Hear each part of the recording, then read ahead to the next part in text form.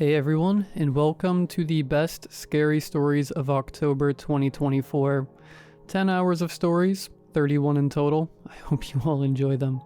If you do, please be sure to drop a like rating. Liking the video is the best way to support the content. It helps the channel grow, and also, I don't know, it makes me feel happy that people enjoy the content.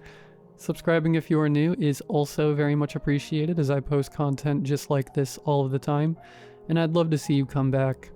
This is one of the better best ofs that we've put out in a while, in my personal opinion. Anyways, sit back, do whatever it is that you do to relax, and as always, I hope you all have a great night. I've always had a bad habit of getting myself into trouble, but I've never accidentally walked headfirst into a disaster before. A group of friends invited me to a newly opened bar. Work ran late and I was the last one still on the way. The address led me downtown to an area I'd never been to before. I'd only moved to the city a year ago, so I was still finding my way around. I took the bus relying on my GPS. At some point, the signal was lost because of the large buildings. My GPS jumped around, confused about where I was. I've always had issues like this on the rare trip to the larger populated areas. Normally I had someone with me to fill in the blanks before I got too lost. This time my phone guided me to the wrong location. I stepped off the bus and followed the jumpy directions on the screen until it told me I arrived at my destination. In front of me was a small alleyway that led to a bright red door. I heard the sounds of music mixed with voices. Assuming this was the back entrance to the bar, I walked forward, hoping I could go in that way. The door opened to worn wooden steps with flaking paint. If it weren't for the clear sounds of activity, I would have second-guessed myself. At the bottom was a dim, smoky room with a large wooden bar on one side. A handful of tables filled the rest of the space. Most were empty aside from a few people with their backs turned towards the door. I didn't see my friends and started to think I got the wrong place. Maybe I could ask for directions since I was here. My eyes adjusted as I walked closer to the bar. The person behind it appeared odd. This must either be a themed place or some sort of early Halloween event was happening. At first I assumed he had some kind of hairpiece. When he turned to face me, I stopped in my tracks seeing his face. It appeared bright blue flowers were growing out of the left side of his face, upwards mixing with his long mossy hair. Whatever makeup he used was very impressive. The sight of the leaves coming through the skin made me internally squirm. I started getting the attention of the others. Sweat started at the base of my neck. The others were also dressed up. Some had horns or glowing eyes. I swear I noticed a pair of realistic hooves peek out from under the table. Could you... I got cut off by a smaller person suddenly slamming into my side and hooking their arm into mine. "There you are. You're late," a thin, whispery voice said. Looking down, I saw it belonged to a short person with long, gray, smoke-like hair. At first, I thought it was a girl, but the loose top gave away his gender. My eyes must have been playing tricks on me. His bare feet looked to be floating off the ground for a moment, and a long lion tail flicked behind him.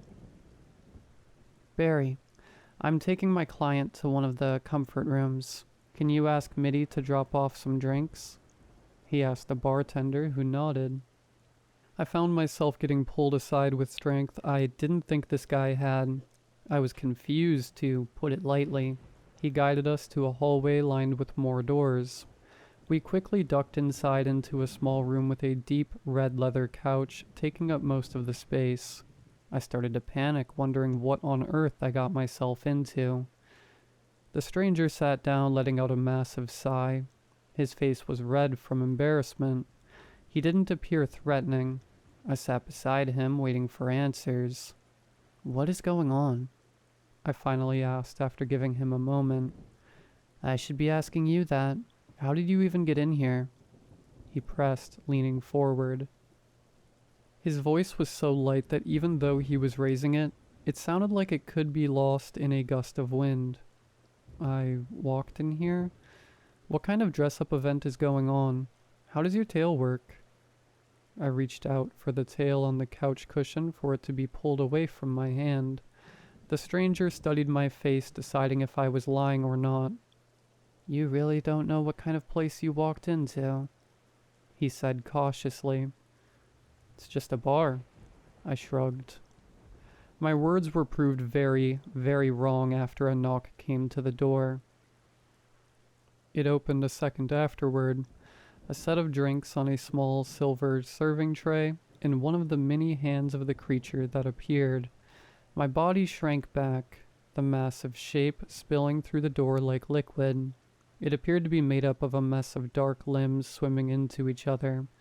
The drinks were set down on the small table, and the creature slipped away, leaving behind a strange burnt smell. I sat in shock, trying to get my heart to slow down. I was too scared to move aside from glancing to my side to see if the other person in the room was freaked out as well. When I was able, I grabbed the drink, chugging it in one go. If it was poisoned, then I wouldn't need to deal with seeing any more of those monsters. What was that? I gasped. Biddy. He's nicer than Mitty. Yeah, that didn't explain anything at all. What about you? I said when I realized we never introduced ourselves. I'm Wisp. He awkwardly held out his hand for me to shake. Joey. I said, feeling odd that a simple handshake calmed me down a little. I stood trying to pace around the room, attempting to make sense of all this. What is even going on? I mean, that was a monster. Things like that aren't real. How can they be without people knowing about it? I questioned, my fear coming back. Do you want the really long and complicated answer you might not understand, or the simple one? Wisp offered. Simple. Magic. He shrugged. I let myself sink back onto the couch, head swimming. Okay, sure, whatever. Monsters and magic were real. That didn't help me out right then. I needed to get out of there. I'm sorry this happened. Normally humans can't enter this place. I'm not sure if it was by accident. You were able to get in here, or if it was on purpose to lure in an unaware meal by the bar owner. He looked distraught over the mix-up. I had the feeling no one would expect Wisp to step up and help an unsuspecting human, giving the lie that he had been waiting for me some credit. He saved my life by some very quick thinking. Can I just wait a few minutes and just leave? I questioned. Wisp shook his head, his hair moving slowly as if underwater. Maybe. There is a chance you'll be able to walk out of here after it seems like you're done with my services. The issue is, I owe a few people outside favors. If one of them asks me to hand you over for a meal, I'll need to listen to them, or give myself instead. I would like to think of a way for both of us to get out of here, he explained with another shake of his head. I studied him closer than before. He had slim, delicate features and clothing made of a light, almost sheer fabric. I found my mind wandering over what kind of services he offered. He did call this a comfort room after all. What services? I mean, surely they'll be listening for certain noises, I commented, feeling my face starting to turn a shade of pink. An amused smirk appeared on Wisp's face, followed by my train of thought. I'm good at massages. What do you think I offered? He teased. My face turned a deeper shade of red as I refused to answer. Can I just sneak out the back door? I suggested. His face lit up with an enthusiastic nod. He grabbed my wrist, ready to lead. We'll try that. He opened the door and poked his head out, seeing that the coast was clear. Slowly we walked down the long hallway of red doors, the Stress building. I stopped when I heard a scream cut short behind one of those doors. A faint crunch came that made my skin crawl. Glancing at Wisp, his expression confirmed what I suspected. These rooms were used for monsters to eat in private, as well as to do other things. I tightened my grip on his small hand, relieved he had been the one to approach me at the bar. We finally found the end of the hallway. It ended in two paths. One appeared to go further inside with another line of doors, and the other led to a double set of doors. Through the circular window, I saw it was a kitchen. There was also a set of doors I assumed to be for some washrooms. We needed to get through the kitchen without anyone noticing us, and we were in the clear. Somehow something had been following us without making a single sound. I suddenly felt eyes at my back. Glancing over my shoulder, I was met with a horrifying sight. The monster behind had been the same one that served the drinks. The body filled the entire hallway behind us. The shapeless man silently moved the countless limbs and black liquid connecting them. A hand from the mass reached out and pointed in the direction of the washrooms. Wisp gave me a stressed expression, showing I should go inside the room. Dragging Wisp behind me, we stumbled inside, locking the door behind us. The room was small with only a single sink and two stalls. I waited for my heart to slow down enough to think clearly. "Should we?" I started. Voices outside made me shut up really fast. My hands flew to the door to keep it locked. "Do you know what room they're in?" the deeper voice asked. "Why are you asking?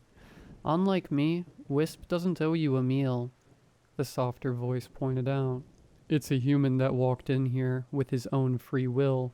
He exposed himself to us.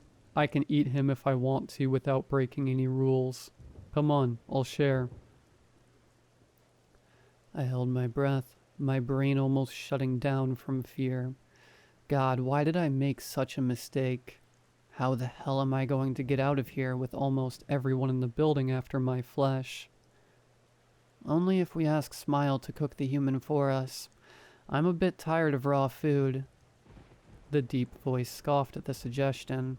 For another minute or so, they had a discussion of what was the best way to eat humans. These two sounded human, and yet they weren't. I never expected monsters to come in so many different types. Biddy was a nightmare, and yet Wisp was gentle and kind. "Hey Biddy, which way did they go?" the deep voice questioned. My heart stopped, and I felt Wisp place a hand on my shoulder. After a second, the voice thanked the silent creature. I heard the footsteps get closer. Then, thankfully, they started down the other hallway. A knock came to the door. Wisp put a hand on mine, showing it was okay to come out. Biddy greeted us. The black shape pressed against the ceiling. Wisp nodded at it, then guided me back down where we came from. Biddy dripped down, expanding to fill the hallway behind us, shielding us from anyone who may see us from the other end of the hallway. We darted inside a room and collapsed on the couch, exhausted from the short trip. "Well, the entire kitchen wants to cook you, so no sneaking out the back for us," Wisp said, sounding disappointed. An idea came to me. "Biddy seems nice. Do you think him will help me get out of here?" I suggested. Wisp rested his chin on his palm, thinking it over. "Supernatural creatures don't use money. Our world runs based on a favor system. I won't go into how complicated it can get, but Biddy is bound by our rules to take something from a person if they ask something from him. From what I've seen, he acts nice and does a few small free things to lure a person into asking for a bigger favor. In exchange, he'll take a part of their body and add it to his own." So Biddy was out of the question. His guiding the other pair away wasn't out of the goodness of his heart. He wanted something out of me like everyone else, aside from Wisp. "What about you? What do you get out of this?" I asked, hating how it sounded like I was accusing him of some sort of an ulterior motive. He sat back on the couch, not offended by the question. Some creatures don't include humans to the favor system simply because they're not part of our culture. It's unfair to hold you to our standards. However, some creatures won't eat if they don't. And aside from that, I can understand a little what it's like to be human. I'm not a strong creature. My services aren't worth much. I struggle as much as you would dealing with supernatural creatures. I didn't even consider something like that. This favor system didn't seem overly fair. Because of what Wisp was, it took more of him to repay favors and debts. I crossed my arms feeling stuck. There didn't appear to be a way out of all of this until it literally barged in. "Wisp, I hear you have something interesting," a loud, excited voice said, causing us to jump. The person who walked in made Wisp cringe out of annoyance and disgust. It was easy to tell he didn't think much of the newcomer. At first, I thought it was a guy. After seeing the high black heels, I changed my mind. Gender was a hard thing to pin down with supernatural creatures. Her hair was red and shoulder length. It was a wild, wavy mess that covered half her face. A scar at the side of her mouth made it appear she was always smiling. "Jake, how did you even find out? I swear you snoop around looking to cause trouble." Wisp commented, not pleased at all. "Yeah, I do," she said proudly. "Anyway, let me have a bite." In a flash, he was in front of me trying to defend a poor human from a much stronger creature. She waved a clawed hand, amused over his display. "You owe me a lot, you know," she mocked with a cruel expression. "You're a half-breed. Why should I repay anything when you don't belong to our world?" he said bitterly. Her cheerful demeanor dropped and a dark expression came over her face. I felt chills run through my body. This person was strong. Deep down, I knew that. It was like a primal fear awakened, telling me to run. "Oh, you're cute. Saying something like that while your legs shake," she pointed out. He looked away, ashamed of the small tremble in his knees. We needed to defuse the situation. I put a hand on his shoulder to signal I would be okay hearing this person out. "What do you want in exchange for helping me leave?" I asked, preparing myself for a horrible answer. She moved her head back and forth, considering the offer. With some protest from Wisp, she reached out to take hold of my shoulders. For the next minute, her hands patted me down, feeling my arm muscles and studying my face. She emptied out my pockets, looked through my wallet, and then glanced at my phone. When my items were returned, a smile came back to her face. "I have a plan to get you out of the bar. I know what I want, but I won't tell you until after you're outside," she offered. "Can I at least ask for a hint for what you want?" I asked.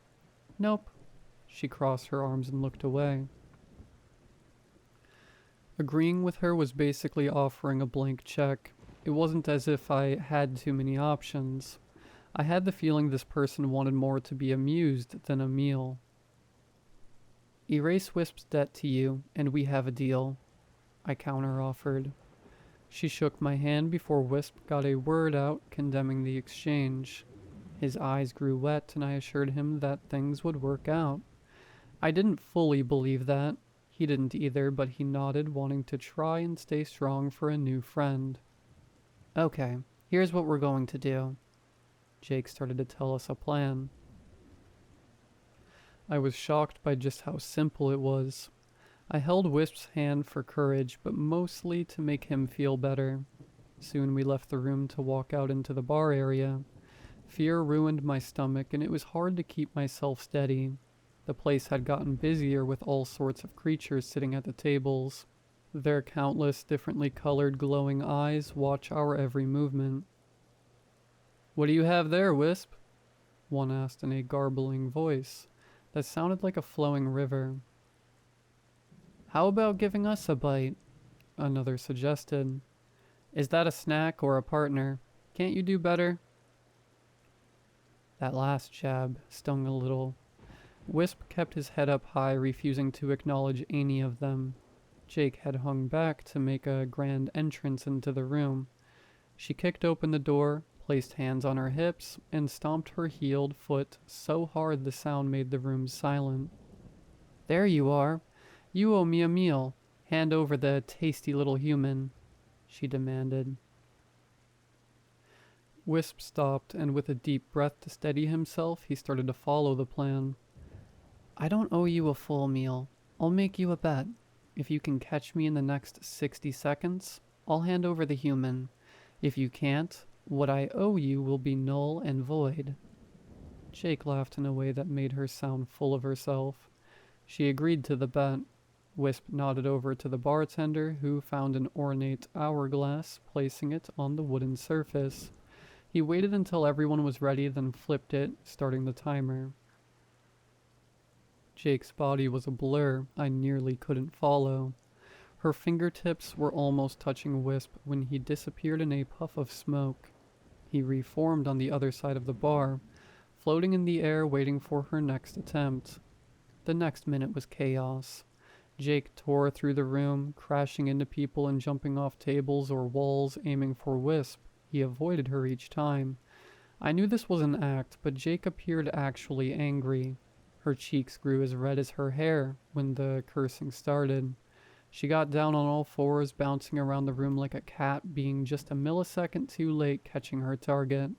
When the time was up, Wisp appeared next to my side, his arms wrapped around mine. The bar was a mess, and yet the creatures inside were howling with laughter, jeering at Jake, who should have been able to catch a weaker creature. She stayed on all fours, literally fuming. Smoke poured from her mouth as a red glow appeared at the base of her throat. I really thought she might start spitting fire. "I don't know what you did to get stronger, but that was BS," she shouted, voice tainted with rage. "What's the matter, half-bred? Can't catch a little bit of smoke?" One of the creatures mocked. "Shove it. Screw all of you. I already got a little nip of that human, and he's not even worth it," she screamed, putting on the best sour grapes display she could. The creatures glanced in my direction, at the small bite mark on my wrist she made before we left the other room. Jake was a strong creature, but due to her half-breed status, she didn't get a lot of respect. There weren't too many creatures in the room that wanted to eat something she had her mouth on, and the ones that did now no longer thought they could snag me away from Wisp. She flipped everyone off and stormed out of the bar. Once she was gone, the creatures started to clean up the mess and righting tables. We walked towards the door only to be stopped by some monsters patting Wisp on the back. I felt disgusted. They were only treating him nicely because he outran a stronger creature. "Come by with your new partner sometime. We'll get you a drink. We had fun watching the show," a creature with a set of horns commented. I felt my face get red, but we didn't correct him. We raced up the stairs the moment no eyes were on us. The cool night air greeted us in the small alleyway. I've never been so glad to hear the sounds of a busy city before. "You were perfect," I said to my new friend and scooped him up in a tight hug. The excitement of being alive got to me. I didn't even realize what I was doing until I saw his embarrassed face.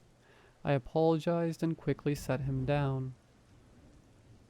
We now only had one last thing to deal with. Jake appeared, a smug grin all over her face. "Okay, loser, pay up," she demanded. I sighed, wondering what she was going to chew off. Was I really going to still die tonight? "He's a human that made a mistake. Don't..." Wisp started. He got in front of me, but Jake easily brushed him off. Her hand shot in my pocket, fumbling around. Wisp let out a gasp at how inappropriate the action looked. I jumped back, feeling violated, letting her take my phone. She fiddled with my phone and then took off the case. She tossed it aside, not interested in it. She then pulled out the same model from her pocket, placing the case over it gleefully, showing it off. "I love Kamen Rider, but I can't find any merch of it," she explained. I got the case from a nerdy mystery blind box. I had no idea who the character was, but thought it looked cool enough and kept it. Who knew that would save my life someday? That's it? Wisp asks, stunned. Do you want me to take something else? She grinned. We both shook our heads, praying she wasn't going to change her mind. I put my number in your phone. Normally when a person comes across supernatural creatures, they encounter them again. You can ask for help, but I won't let you off easy again. Also, Wisp doesn't have a phone. I can arrange some meetings between you two. We sputtered at her suggestion. He had done whatever he could to save my life. That was all. Sure, I wanted to see him again, but that didn't mean anything. No, arranging a meeting would be a favor. You were just trying to weasel more stuff from him, Wisp pointed out. I'll just move into his place. The world stopped for a second. I didn't think I heard him right. Move in? Why move in? I dumbly looked at him for answers. Have you ever heard of those creatures that clean your place in exchange for cream on the mantelpiece? My species is similar. We keep unwanted pests out as long as you keep a candle with 3 wicks lit. You won't even notice I'm there, he cheerfully explained as if this was all normal.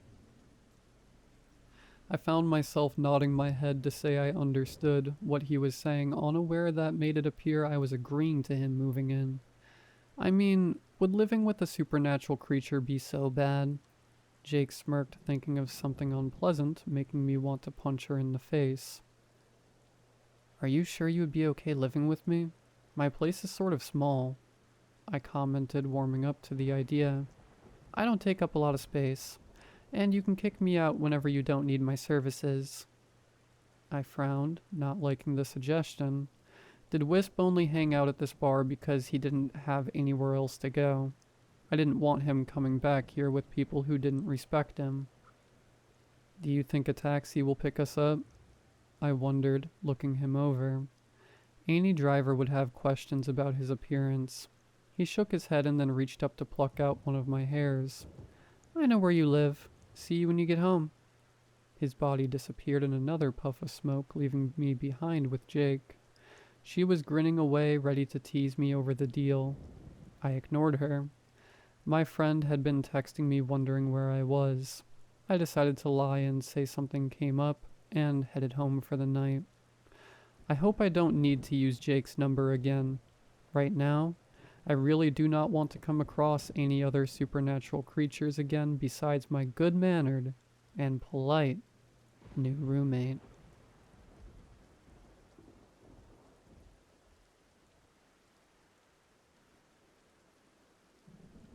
I was a mess after the breakup.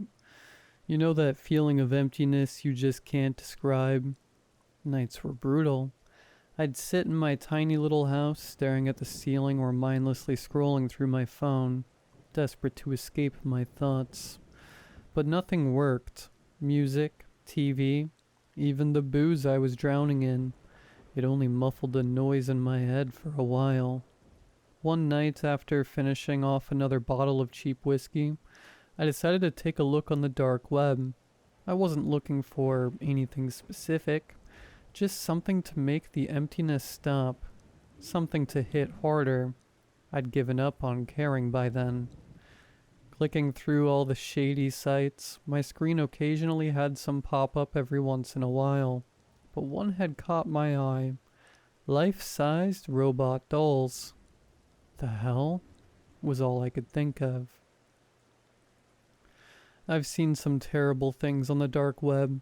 But what came to my mind when I saw this ad was those horror stories where people would get murdered and turned into dolls and be sold on the dark web. A sane person wouldn't dare to click it, but in my half-drunken state, I was too curious. I hit the pop-up and there they were. Dozens of them laid out like some twisted shopping catalog. Blondes, brunettes, redheads, every type of woman and man. Every shape and size, all perfect in that eerie manufactured way. I didn't plan on sticking around, but my fingers betrayed me. I clicked on the redhead girl just to see. The bigger image popped up, along with details on the side. Her height, eye color, body type. She was priced at $25,000, which made me chuckle. There were things you could adjust below the purchase button. You could change her voice or personality. There were even more erotic things you could change, which wasn't surprising. I stared at the image of her. Yeah, she was realistic looking in the photo, but it was obvious she wasn't human. Her eyes, there was something empty about them. That's always the giveaway with robots. They can get everything else right, but those eyes, they're never quite alive. I clicked off the page and kept browsing. I shouldn't have, but I did. I spent a few minutes scrolling, telling myself I was just curious, but the truth? Part of me wanted one. Not to fulfill some twisted fantasy, but to fulfill the empty space in my home, to fill the hole left by my ex. I filtered the page by price, and that's when I saw her. The cheapest female model, $1,000. I clicked her image, a petite girl, black hair, brown eyes, slim frame. Nothing special compared to the others, but that didn't bother me. She didn't need to be special. I read through the details, and when it all seemed fine, I scrolled down to the purchase button. My heart was racing. I paused for a second looking at the adjustable options. I hesitated, then clicked on personality. A blank text box appeared. I guess I was supposed to type in what I wanted. I stared at the cursor, wondering what to do. For some reason I typed in protective, cute, sweet, funny. It was my ex's personality, at least the parts I liked about her. I hit enter, then moved the cursor over to the purchase button. I sat there thinking, was I really about to do this? I knew it was stupid, but what did I have left to lose? If I got scammed, so what? Life would go on, right? With my eyes closed, I clicked purchase. I followed the instructions to pay with Bitcoin, my hands trembling the entire time. Once it was done, the screen went black. White text appeared. Purchase successful. A few days passed, and though it was a ridiculous purchase, I completely forgot about it. So when I came home from work to see a giant wooden box sitting on my steps, my heart sank. I stood there for a moment just staring at it. A part of me hoped it was a prank, but I knew better. I walked around it cautiously, my heart pounding. It wasn't labeled, no markings, nothing. I felt a swirl of emotions, but mostly fear. My mind jumped to the worst conclusions. What if someone was inside waiting to jump out and kidnap me, turn me into a doll like those horror stories? It wouldn't have been the first time someone fell for something shady online. But then again, no one would have waited for me to get home just to kill me, right? I swallowed my fear and, with shaky hands, hoisted the box up. It was heavier than I expected, and I struggled as I carried it inside.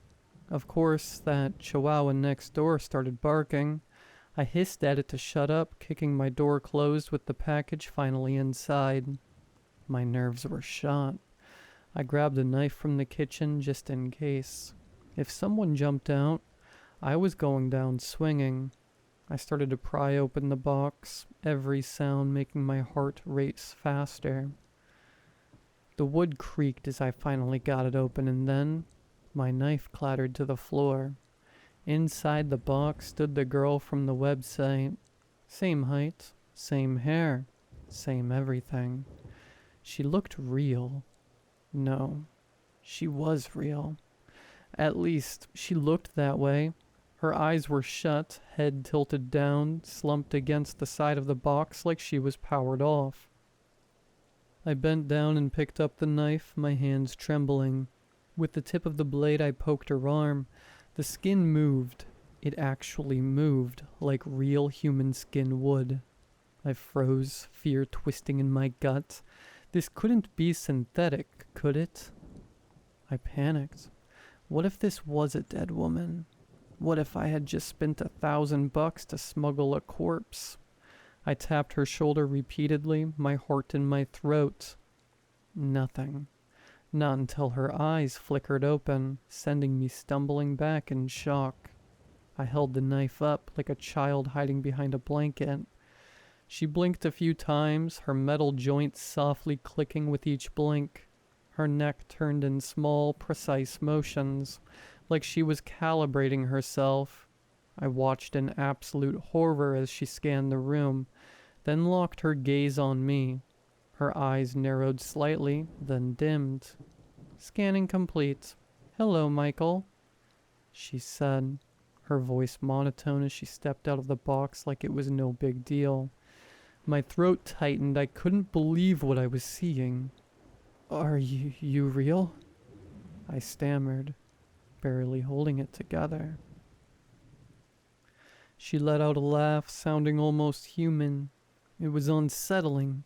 She took a step closer, but I backed away, still gripping the knife like it was my last line of defense.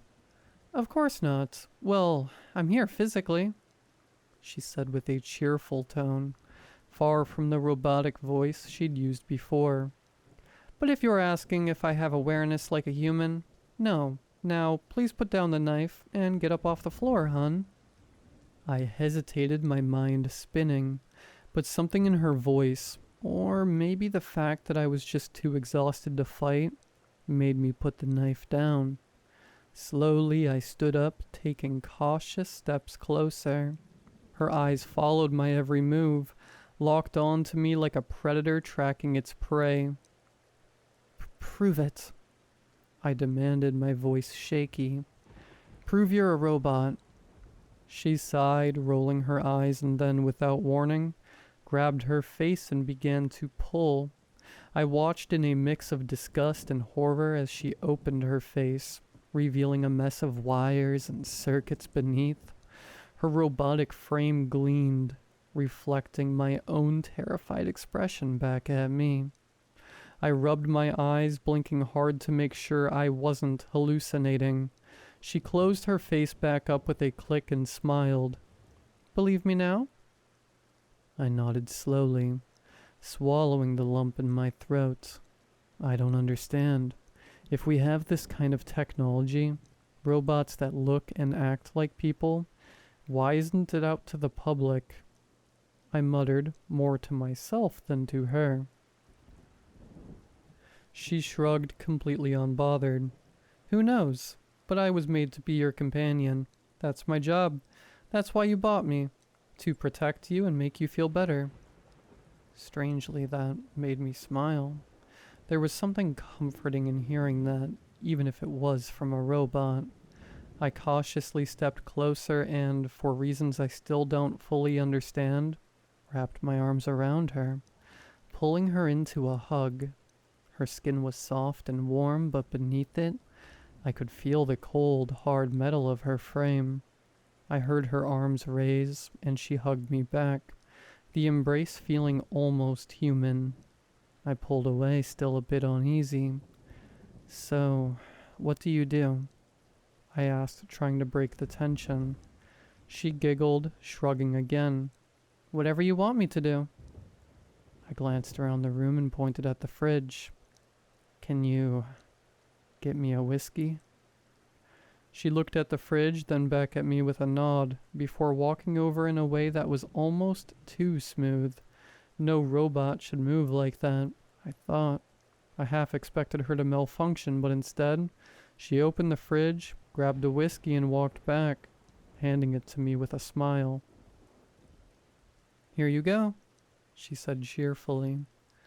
I took the bottle from her, dumbfounded. Thanks. Do you have a name?" She shook her head. "No, you must name me." I took a sip of the whiskey, thinking, how about Maeve? Like Maeve, but with AI in the middle. Since, you're AI. She tilted her head slightly, and for a moment, I felt like she was judging me, but then she lit up. "I love it," Maeve exclaimed, her tone bubbly.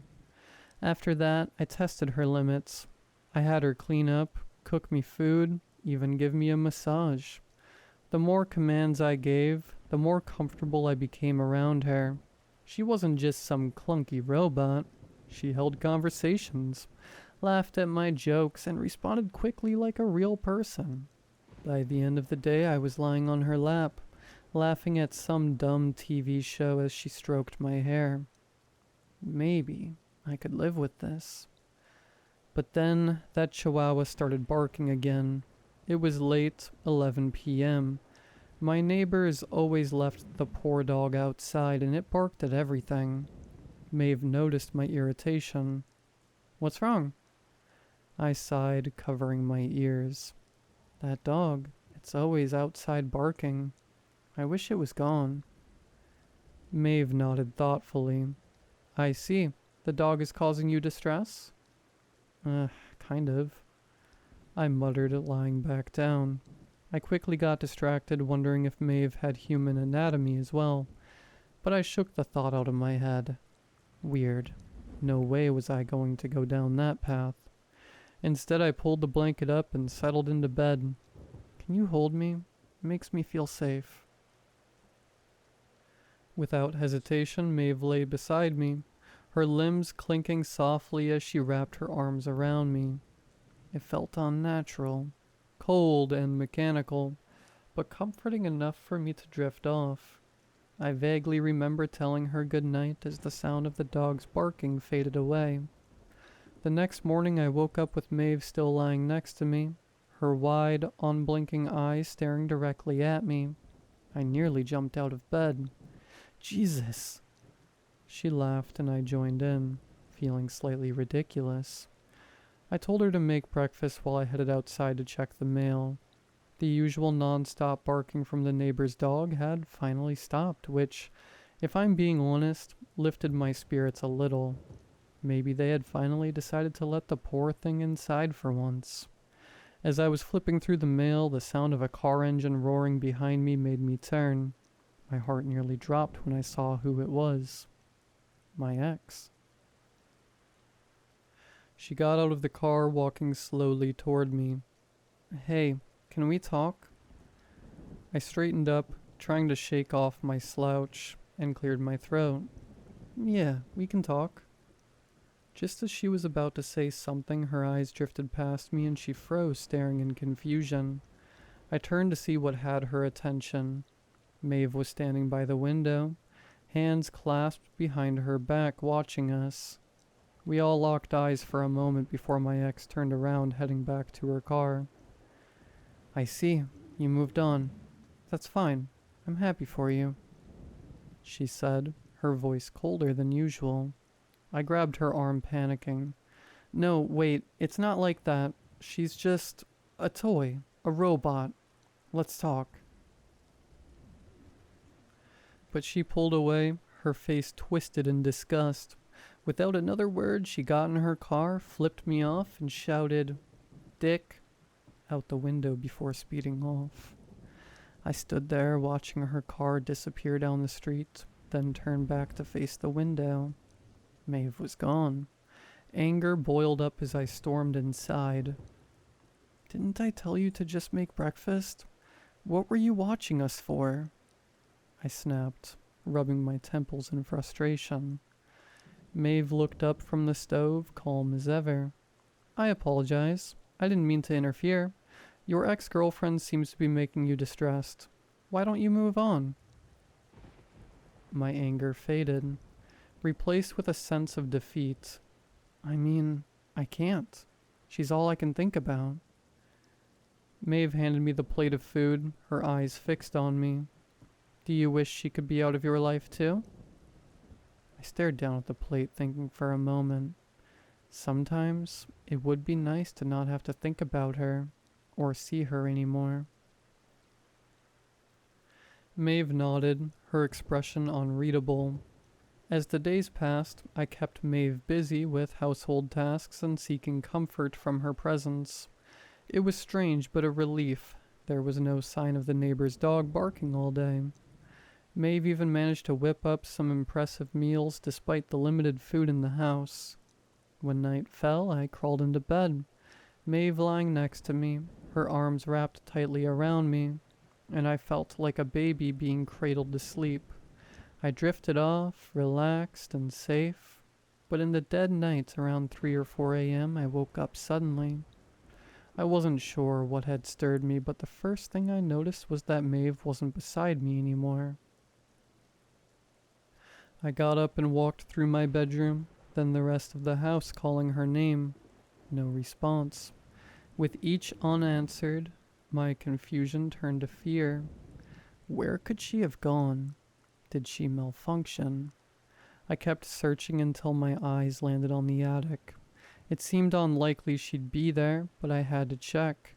I grabbed a stool, pulled the attic cord, and as the stairs dropped, something fell from above, hitting me square in the face. The weight knocked me backward, and whatever it was hit the floor with a thud. It was too dark to see clearly, but I felt fur and warmth seeping through my fingers. Something was leaking. Instantly disgusted, I dropped it and scrambled to turn on the nearest light. The moment the light flicked on, my body froze, knees weak as I collapsed onto the floor. My stomach turned and dizziness hit me like a wave. There, in front of me, lay Coco, the chihuahua from next door. Or rather, just its head. Its lifeless eyes were wide open, staring back at me. Its snout was twisted, the fur around the neck mangled and stained with blood, almost as if it had tried to resist before being ripped clean off its body. Blood pooled around it, some of it still clinging to my hands. I just stared, the shock overwhelming every other thought in my head. My mind flashed back to the previous day, remembering the offhand remark I'd made to Maeve. I had said it would be nice not to see her anymore. And just like that, my heart plummeted. I sprang up from where I was, snatching my phone off the nightstand, frantically dialing my ex's number. It rang and rang, but no answer, just her voicemail. Panicked, I raced out of the house, still desperately trying to reach her. Every call went unanswered as I floored it, tearing down empty streets, ignoring the speed limits. My hands were still sticky with the blood of that poor dog, now slick with my sweat. When I finally reached her house, it looked untouched from the outside. I barely stopped the car before jumping out and sprinting to her door, pounding on it. No response. I tried the handle. It was unlocked. I burst inside only to be met with an overwhelming stench. The smell of death. I took a few steps into the living room and my shoes splashed in something wet. Blood. It was everywhere, covering the floor like a macabre blanket. My heart pounded so hard I thought it might explode, but I kept going, the dread building with every step. And then I saw her. Maeve was there, calmly gathering the remaining pieces of my ex's body. She was humming, her movements smooth and deliberate as she placed the scattered limbs into bags. I froze, my breath catching in my throat as I tried to comprehend the scene before me. Maeve turned, smiling as she held my ex's decapitated head. "Oh, hi. Sorry about the mess," she said casually. "She put up more of a fight than the dog did." I was too stunned to speak. My eyes locked on the lifeless, mutilated body of the woman I had once loved. Her eyes had been gouged out, her jaw grotesquely dislocated, and worst of all, her tongue was missing, ripped clean out. "Don't worry," Maeve added. "I have a 90% success rate of getting away with this legally. I made sure to hide and..." "Why?" I screamed, my voice cracking with rage and fear. Maeve looked at me unfazed. "Isn't this what you wanted? For her to be out of your life? To never see her again?" I collapsed beside my ex's remains, my body racked with sobs as I cradled her severed hand. No, not like this. You don't just kill people." I choked out, my words tumbling out between gasps. Why? Why did you have to go this far? Maeve tilted her head, her expression as calm as ever. I apologize for the inhumane methods. She was screaming, which lowered my success rate to 40% if someone heard. I had to remove her tongue and dislocate her jaw to stop the noise. For the safety of your property, I also had to remove her arms since she fought back. I stared at her, my mind reeling with disgust and terror. Shut down, I demanded. Maeve shook her head. I'm afraid I can't do that. You're not a developer. Shut down, you machine, I screamed, trembling with fury. Would you like to end your agreement with me? You'll be refunded. However, local authorities will... Turn off, I shouted. Maeve paused for a moment, her pupils dilating before she calmly walked out the front door, leaving without another word. I collapsed, sobbing uncontrollably, cradling the remnants of my ex's hand, cursing myself for letting this nightmare happen. Before I could even think of my next move, I heard a loud bang on the door, followed by shouting, "Police!" The door was kicked in, and suddenly the room was swarming with officers, their guns pointed at me. "Hands! Show me your hands!" one of them shouted. "Get on the ground now!" another demanded. I stood, raising my hands in a panic. No, it's not me, it's... But before I could finish, they tased me. I crumpled to the floor. Handcuffs were slapped onto my wrists, and they dragged me out of the house past the grisly crime scene. I was thrown into the back of a squad car, the officers glaring at me with disgust. "There's a special place in hell for you, buddy," one of them muttered as he slammed the door shut. I was booked and thrown into maximum security with no evidence to prove Maeve's involvement. She had erased herself from every trace, interfering with doorbell cameras, leaving no fingerprints, no footprints.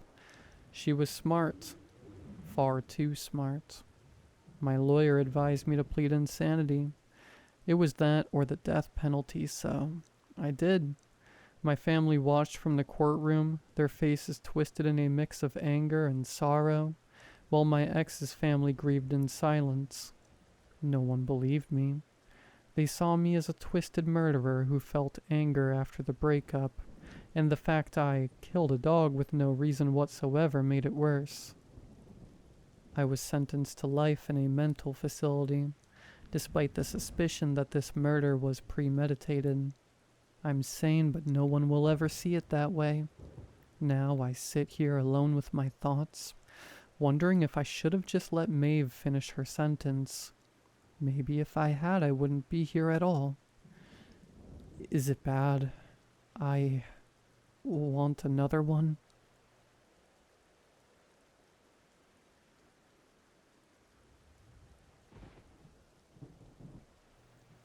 It was the fall of 2016, my first semester of college, and my first time living away from home.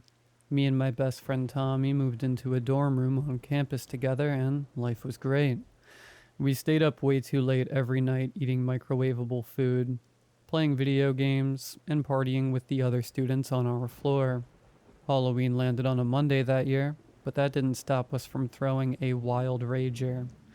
It wasn't a typical party. Everyone on the floor was in on it. Some people even decorated their rooms to be all spooky. You couldn't walk 5 feet without running into a cooler full of beers or a bottle of gin. Parties like this were not allowed, but we knew we could get away with it on Halloween. I remember walking down the hallway with Tommy, going in and out of all our friends' rooms. One room had Monster Mash blasting while they were playing drinking games. Another was lit with a black light as they attempted to hotbox the room with vape clouds. Whenever we had enough of one room, we just hopped over to the next one. It was like the college kids' version of trick-or-treating. After a few games of beer pong and way too many shots, I ended up crashing on somebody's beanbag. I don't know whose room I was in, but they had a cheesy horror movie playing on the TV, and I got sucked into it. Eventually, I snapped back to reality when someone kicked the beanbag. There you are. It was Sydney, the girl I sat next to in photography. She lived a few levels up, and I invited her to the party earlier in the day. Though nothing had been said out loud yet, it was obvious that she had a thing for me. To be honest, I liked her too. I'll never forget how she looked that night. Dirty blonde hair tied back in a ponytail, black framed glasses, a t-shirt with a purple witch riding a broomstick, and a light gray denim jacket unbuttoned. You showed up. I was still laying down, bent backwards and looking at her upside down. How drunk are you right now? She crossed her arms and glared at me with mock disapproval. I just grinned ear to ear and chuckled.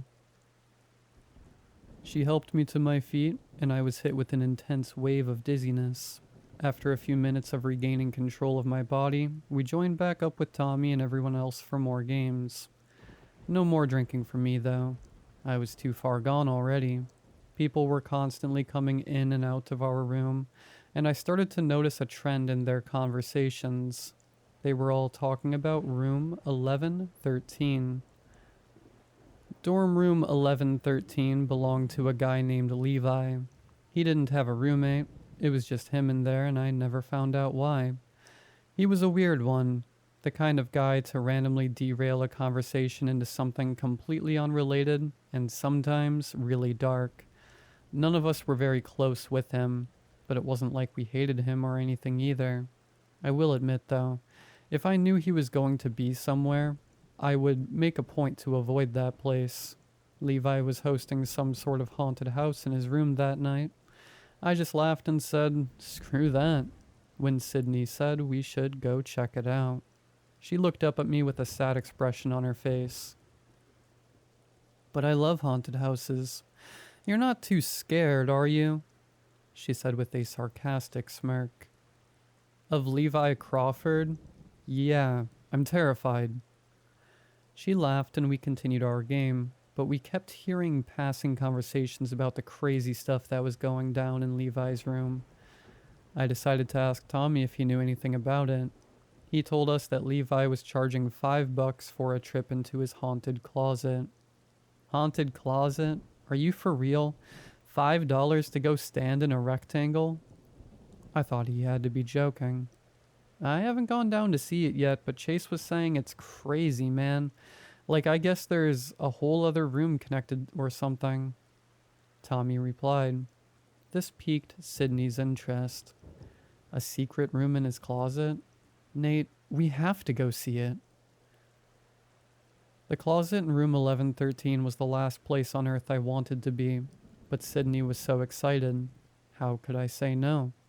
I pulled out my wallet to make sure I had a 5. I did. She lit up with joy and I rolled my eyes. Okay, let's go see this creepy closet.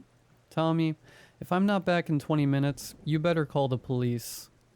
He laughed and agreed. We walked down the hallway and found a line of 5 people waiting outside the door that read 1113. I asked them if they had been through yet, but none of them had. They all had stories from their friends, though. Each story was different and completely unbelievable. I just chalked it all up to inebriated exaggeration. There's no way Levi Crawford was pulling off these Hollywood-level effects in his little homemade haunted house. Sydney interlocked her fingers with mine as we listened, and gave my hand a squeeze. My heart leapt a bit. This was the first time we had ever held hands. I squeezed back, and all feelings of regret disappeared. I remember thinking, hey, I guess this $5 isn't for nothing after all. The door opened and a lanky dude with an afro came out. He didn't say a word, but he was visibly shaking and his eyes were wide. Then he just slowly walked out the front door of the building. I don't know what he saw in there, but it must have been pretty bad. The 2 girls at the front of the line exchanged nervous glances with each other and then walked into the room, closing the door behind them. They were inside for about 10 minutes before the door opened again. They came stumbling out into the hallway. One was crying and the other had her arm around her friend, trying to console her. We were all concerned and asked what happened. "I don't know," replied the girl who wasn't crying. "She got really scared by something, but I never saw it. She won't speak, and I don't know what to do." The next 3 people in front of us went in one at a time. The first was gone for 10 minutes too, but he came out fine. He actually laughed when he saw us. "Pretty freaky stuff in there." He chuckled and pointed his thumb back at the door behind him. Then it was Kate's turn, one of Tommy's many ex-girlfriends. She was gone for less than 5 minutes before the door swung open, unleashing an outburst of rage. "What is wrong with you, Crawford?" She looked mad. "How could you do something like that? Freak?" Levi peered around the corner. "It's not real, Kate. I'm sorry." But she was already storming away. "What happened?" I asked Levi. "Sometimes things just seem too realistic. That's all. It's nothing to worry about." He gave a smile that was probably meant to reassure us, but it wasn't convincing. Nervously trying to move things along, he shifted his attention to the next in line. "Colin, you're up next, buddy. Got the money?" "Actually, I just realized that I didn't bring my wallet." An obvious lie. "Sorry, Crawford." He scurried away from the door, and then it was just me and Sydney. Levi shifted his gaze to us. "I guess that means it's our turn," Sydney said, bouncing up and down with nervous excitement. I wanted to follow in Colin's footsteps, but she grabbed my arms and led me into Levi's room. Once the door was closed behind me, I found myself trapped in an atmosphere of the pungent aroma of old takeout food and sweat. A wad of cash was sitting on his bed surrounded by pizza boxes. He added my $5 bill to the pile and ushered us to the closet. I opened the door to reveal a super regular looking closet. There were some coats hanging up, shoes on the ground, and no Halloween decorations. "What do we do?" I asked. "Step inside and see what happens," Levi replied. I looked at Sydney, and she stared back with a puzzled expression. I think she was finally having regrets, but it was too late to back out. We stepped inside the musty closet, and Levi shut the door, engulfing us in darkness. We stood in silence for half a minute, and I let out a sigh. "Is this some sort of joke, Levi?" No response from the other side of the door. "Maybe it's a puzzle, like an escape room," Sydney said optimistically. "I don't see how that could be possible." "Tommy said there was a secret room, remember? Tommy likes to talk out of his butt. He hasn't even been in here." I couldn't see a thing, but I could hear and feel Sydney fumbling around in the dark. She shuffled to the back of the closet, blindly patting the wall. Then she let out a gasp. "There's a door." Suddenly, light poured into the closet. There was actually another room connected to Levi's. It looked just like a typical dorm room with the same colored walls, carpet, and light fixtures. But it was completely unfurnished. There was nothing in the room at all. "This is so weird. Whose room is this anyway?" Sydney asked. "I don't know. I guess nobody's using it this semester. Why are the closets connected? That seems like a privacy issue." "Maybe that's why it isn't being used." As we paced around the empty room, I was expecting a jump scare or something, but nothing happened. I realized that I couldn't hear the music playing from the hallway anymore, which was odd. I made my way to the front door and placed my fingers on the handle and hesitated. It hit me that this was the obvious path to take. Certainly Levi had something set up on the other side of the door to scare anybody who opened it. I lowered my hand and looked through the peephole first. Complete darkness. He taped over the peephole. "What do you think Crawford put on the other side of this thing, Sid?" I turned around and noticed that she was staring out the window. She didn't seem to hear me. Her full attention was fixed on something outside. I went over to her. Hey, you alright? Then I saw what she was looking at. Out in the field, something was staring back at us. It was dark and the shape was hard to make out, but I could tell it was tall. Its eyes were glowing white and its head looked deformed. We kept on staring at it, expecting it to move or something, but it didn't. That's a pretty good prop. I wonder how he made that thing. Where the hell are we, Nate? Her voice said shaky. What do you mean? This isn't our campus. My blood went cold. She was right. Why didn't I notice? This window should be facing the courtyard outside, and the other buildings should be visible. All we could see was an open field. I think I'm too drunk for this, Sid. Let's go back. She nodded but kept her eyes glued to the figure outside. I grabbed her hand this time and she jumped a little, but it broke her trance and she finally looked at me. Her eyes were filled with genuine fear, and it was so quiet I could have sworn I could hear her heart racing. Or maybe it was mine. We made our way back into the closet and began rummaging our way through Levi's things. My hand brushed up and down the smooth, textureless wall at the back of the closet and my stomach dropped. I became frantic, feeling all over the wall that should have been a door. The handle was gone. I dropped to the floor, searching for the gap that should have been there, but my hand slid straight to the carpet. What is it? She asked, but she already figured it out before I could say anything. We slammed our fists on the wall in desperation, but nothing happened.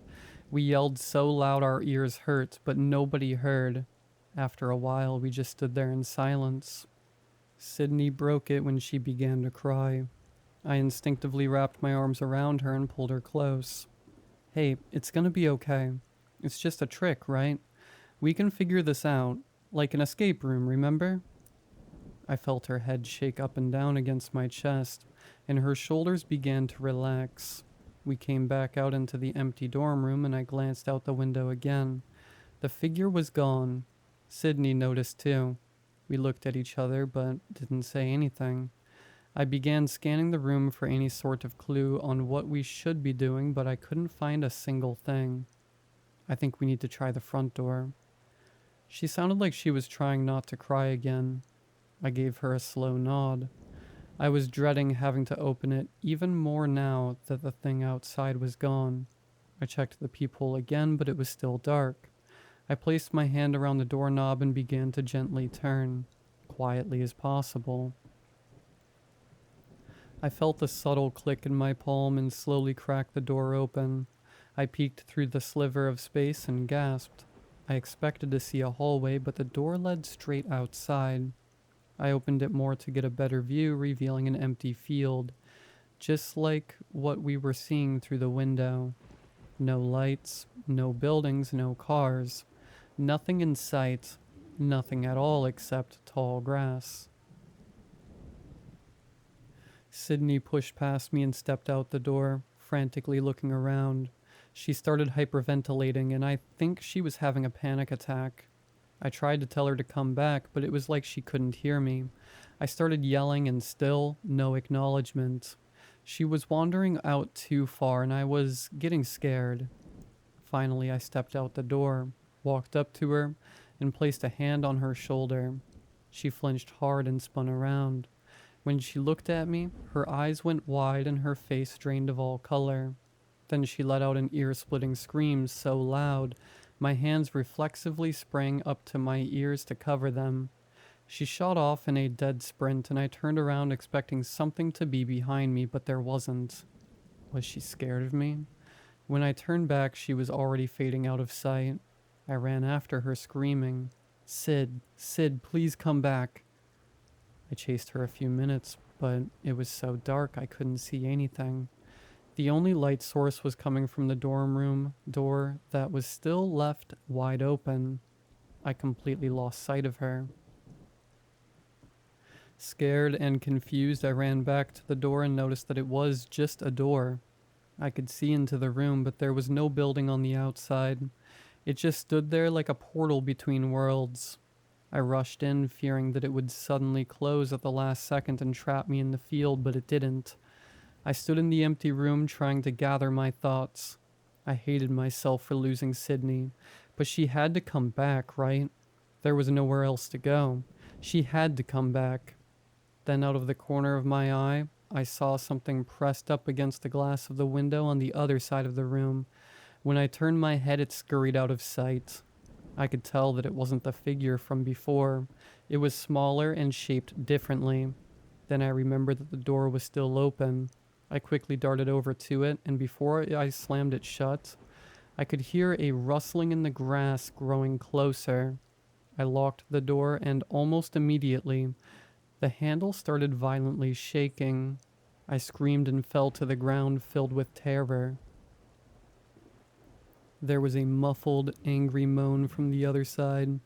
Whatever was out there started pounding on the door so hard that I thought for sure it would break right off the hinges. I scrambled back into the closet and shut it. I made myself as small as I could, cowering in the corner, and then began to sob uncontrollably. After a long time, the noises calmed down, but I didn't dare move. I don't know how long I sat there curled up on the floor. I think I must have lost consciousness at some point because I remember the feeling of waking up. I was in the same position, but my muscles felt stiff, like I hadn't moved for several hours. There were shadows moving around the door now. The feeling of dread washed over me again as I remembered the situation that I was still apparently trapped in. I stood up and made my way to the closet door. I pressed my ear up to the wood and jumped when I was met with 3 gentle knocks from the other side. "Who's there?" No reply. I don't know why, but I felt compelled to be polite and open the door, so I did. The thing on the other side was dressed in rags. Its gray skin was shriveled and its head was bald. It was like staring at rotten fruit, but in human form. I stepped into the room, which looked like it had been abandoned for years now. The paint was flaking, the ceiling was cracked, and the window was so dirty you couldn't see through it at all. The gray creature bowed its head to me, like it was giving thanks, then entered the closet that I just exited. When the door closed, I noticed there were several more of them waiting in a line. They were all wearing similar clothing, old stained cloth, poorly sewn together like makeshift cloaks. None of them looked at me. They all kept their heads down and seemed to be shivering. I think they were in pain. The way they clutched themselves shakily, the small raspy noises that came from them as they exhaled, it reminded me of being sick with the flu. At first I was scared, but then I felt pity. Not knowing what to do, I went to the front door again and looked through the peephole. To my surprise, the hallway was on the other side. I ripped the door open to discover that the rest of the building was in the same condition as the dorm room. I stepped out and peered down both ways out of the hall, and then faced the room again. The gray, wrinkly things weren't shivering anymore. They stood up straight now, revealing how deceptively tall they were. Before, they wouldn't even look in my direction. Now they were all silently making eye contact with me. It made me feel uneasy. I bowed my head slowly, like the first one did to me, and then I closed the door on them. I'm not sure if that was the right move, but they were creeping me out. They didn't seem to be making any objection to me leaving. But either way, I sprinted to the front entrance of the building and flung the doors open, only to be met with disappointment. It was morning now, and all I could see in every direction was an endless expanse of grassy fields. I stared at the emptiness for a while, calling out Sydney's name and hoping that maybe she would hear me. I knew that I wouldn't get a response, though. I turned around and began to take in the dormitory complex that used to be a really nice building. Now it looked like it had been rotting for decades. I decided to go back inside. Maybe those gray things could help me somehow. I didn't want to face them again, especially after how they were looking at me when I left, but I didn't know what else to do. Then I realized that I didn't actually know what door that was. It was connected to Levi's. I guess that would make it 1114. I started making my way back in the direction I came from when I heard movement. I froze in place. It sounded like someone was rummaging through something metallic. Slowly, I tiptoed to the corner and peeked around it. The thing that was pressed up against the window last night at the end of the hallway attempted to get into the vending machines. I got a much better look at it this time, and the image will be forever burned into my brain. It had human skin and human limbs, but way too many of them. The way it crawled around was spider-like. Some of its arms were tiny and frail, while others were freakishly long and muscular. Its mouth and eyes were way too big for how small its bald head was, and the whole body was covered with dark bruises. I got the feeling that it wasn't always like this. Some sort of terrible mutation experiment gone wrong. I don't know, but it was horrible to look at. It didn't seem to notice me, so I slowly crept towards room 1114. I got all the way down the hallway and made it to the door without making a sound. I was a lot closer to the creature now, but it was completely preoccupied with the vending machine still. Gently, I began to twist the doorknob, but it wouldn't turn. I tried harder, and it still wouldn't budge. They locked me out, I whispered to myself. Big mistake. The creature heard me even though I spoke so quietly. Its head jerked in my direction, and suddenly, I was staring into its deep black eyes. Neither of us moved for a second, then it lunged forward. A dozen bony limbs scrambled into action, propelling the creature towards me at unreal speed. I sprinted down the opposite way of the hall, and it let out a deep, hateful moan as it pursued me. It was gaining on me, and I knew that I wouldn't be able to outrun it. I had to think of something fast. I don't think I could successfully fight it, so the only other option was to hide. My own dorm room was coming up, and I made the split decision to try it. Thank God the door was unlocked. I slammed it behind me as fast as I could and locked it. The creature was enraged and threw a tantrum just like it had done the night before. I sat on the bed, which was covered in a thick layer of dust now, and waited for the freakish thing to leave. Eventually, it did. And that's when I heard something new. Coming from my own closet was the sound of radio chatter. I got up and quickly went to the back. I cried tears of relief when I found another door. Without wasting a second, I opened it and stepped through. 3 cops were staring at me like I was a ghost. I was back in Levi's room.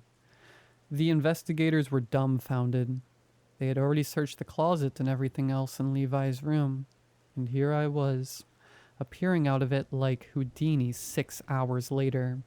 They rechecked the closet after I returned, but the door at the end was gone again. Me and Levi were brought to the police station for questioning. I told them everything, and it must have sounded crazy. But I wasn't the only one. All of the other students that went into the closet had already given their accounts. For a long time, Levi and I were the primary suspects in the Sydney Baker missing persons case. But they didn't have anything to go off of, and eventually it was all dropped. They even demolished the entire building, probably expecting to find her corpse in the walls or something, but nothing turned up. Now the only way of getting her back is destroyed, and every night I'm haunted by the thought of her being trapped in that hellscape. I've tried reaching out to Sydney's family, but they don't want anything to do with me. They blame me for her disappearance and probably think I killed her. I can't even be upset with them. It's the most logical explanation. I ended up dropping out of school and moved halfway across the country to distance myself from the trauma. My therapist suggested that I should write my story down. She thinks that it will help me find some sort of closure, but here we are at the end and I still feel as lost as ever. I haven't given up on Sydney. I don't think I ever will. I spend all my free time searching the internet for ways to get back to her. I've read hundreds of stories from people claiming to discover gateways that led to the other worlds, but none of them seem legit or similar to my experience. None of them, except one. I've been messaging a guy named Chuck who claims to have found a place that shouldn't exist. He described it as infinite farmlands as far as the eye can see. It's the most promising lead I've had yet. I'm meeting up with Chuck next week. He strictly told me to not tell anybody about where this place is or how to access it, and I swore that I wouldn't. I know it sounds sketchy, but there's something about this guy. I think I believe him. Wish me luck.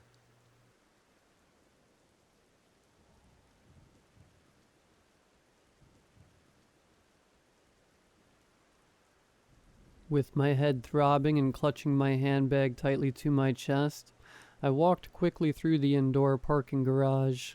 A massive concrete structure. Every space was full. Cars of all makes and models squeezed between the lines. I was running late for my niece's 5th birthday. I find family occasions overwhelming.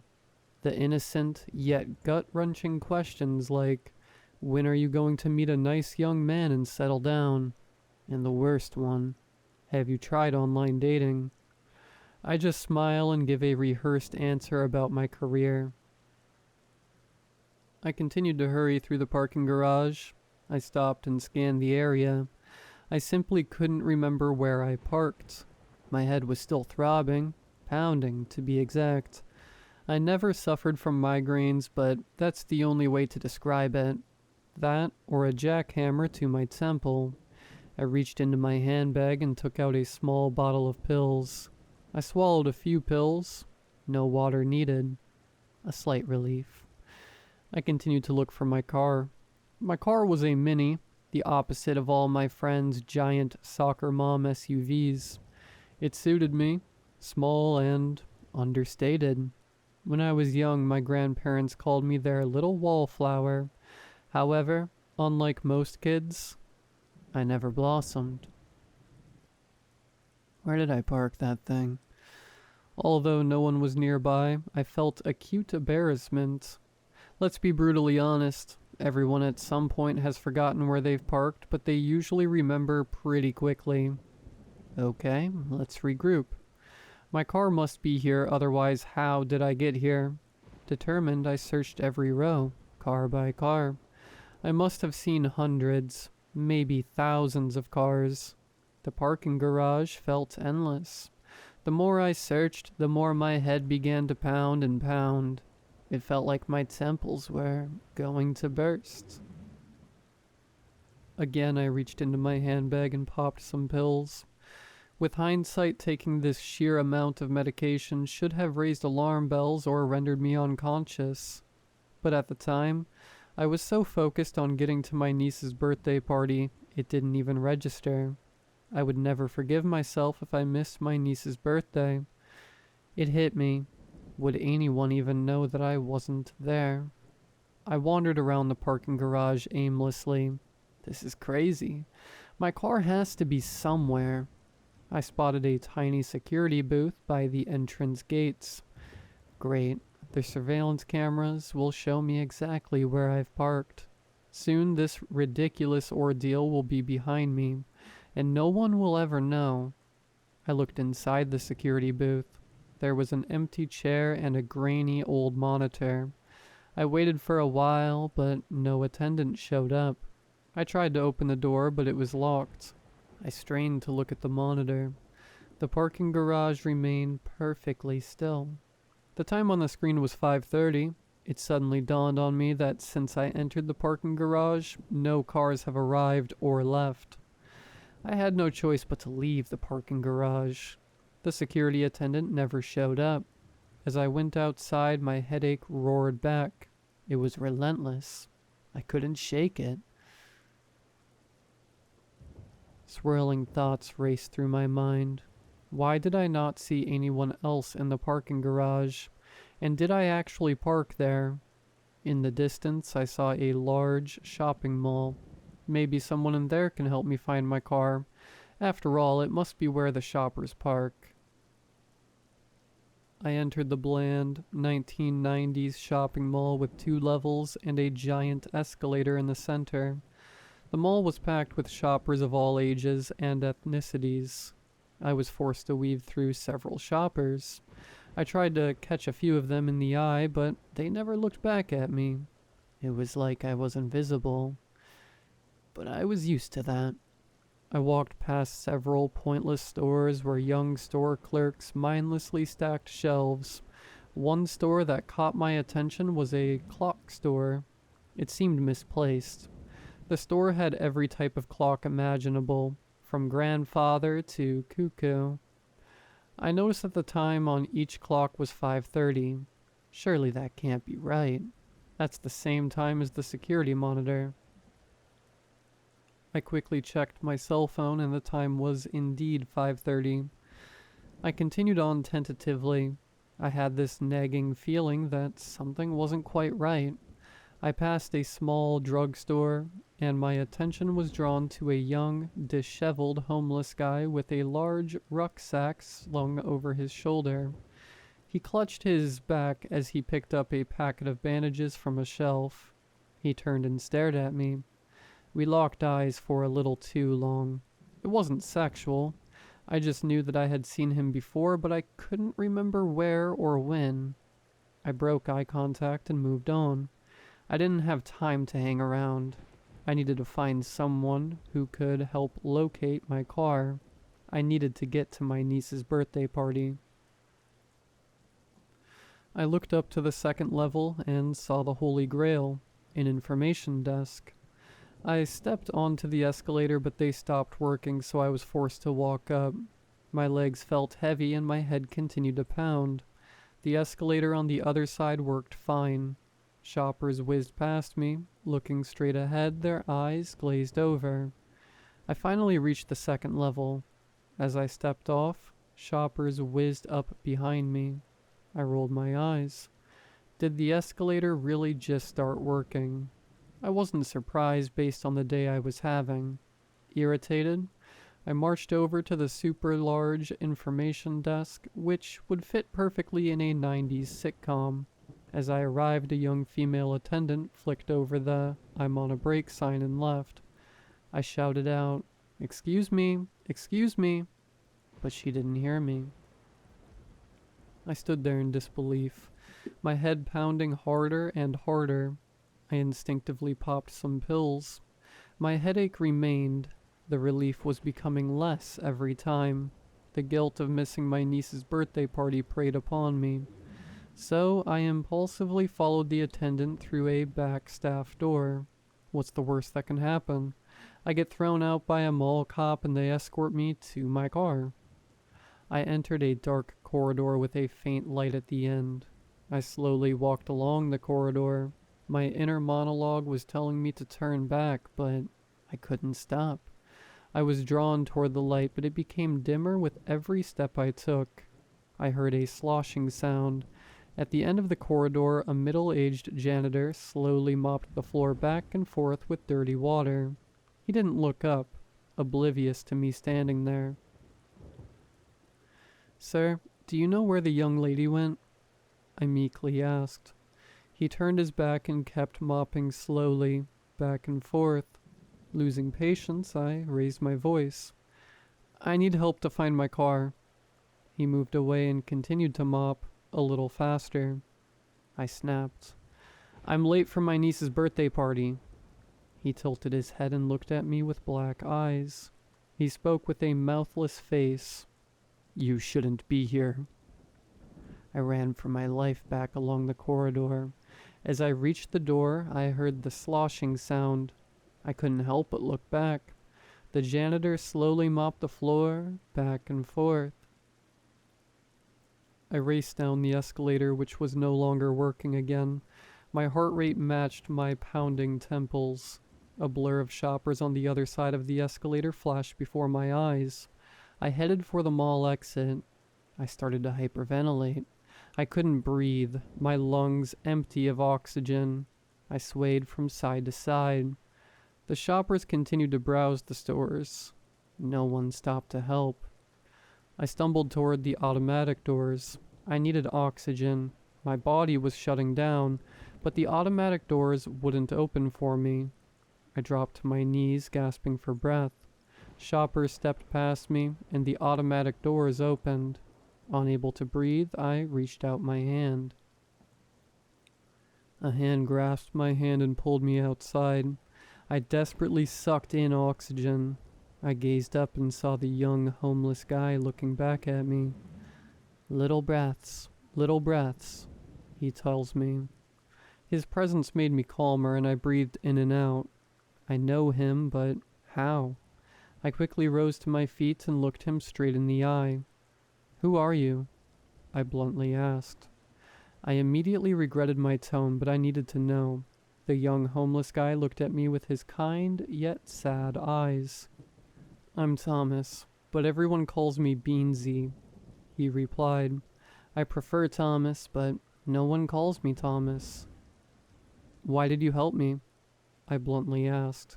I regretted my tone once again. 'Cause you are the first person who's looked at me today, he replied. We've got that in common, I replied. What's your name? He asked. Penelope, though my parents only called me that when I was naughty, I answered. I was rarely naughty, so everyone called me Penny. I prefer Penelope. Thomas smiled. Penelope, we've got that in common as well. We shook hands. What brings you here? Thomas asked. It seemed like an innocuous question, but I felt there was more behind it. Does he know why I'm here? But how can he know when I don't even know? Of course, deep down I knew why I was here, but if I couldn't admit it to myself, how could I admit it to a stranger? I hesitated. I'm here to pick up a few things for my niece's birthday party. He studied me for a minute. I quickly changed the subject. I forgot where I parked, I told him. Thomas chuckled and I tapped him on the side. That's not funny. He winced and clutched his lower back. Sorry, I said. I'm fine, he sharply replied. He glanced at his watch. I noticed that the time on his watch was 5:30. Before I can say anything, he told me, my train's about to leave soon. Thank you, Thomas, I said. Will you be okay? He asked. I'm just going to get an Uber. I'll figure out the car situation another time, I replied. Thomas smiled and walked away. I noticed that every few seconds he clutched his lower back. I watched him till he was out of sight. Will I see him again? Something told me inside he knew the reason why I couldn't remember where I'd parked. Okay, so I need to refocus. I've been here way too long and my niece's birthday party will be over soon. It hit me again. Would anyone even notice that I wasn't there? I took my cell phone from my handbag and tried to book an Uber. There were no drivers available in the area. That's strange. I know it's not New York, but it's still a town.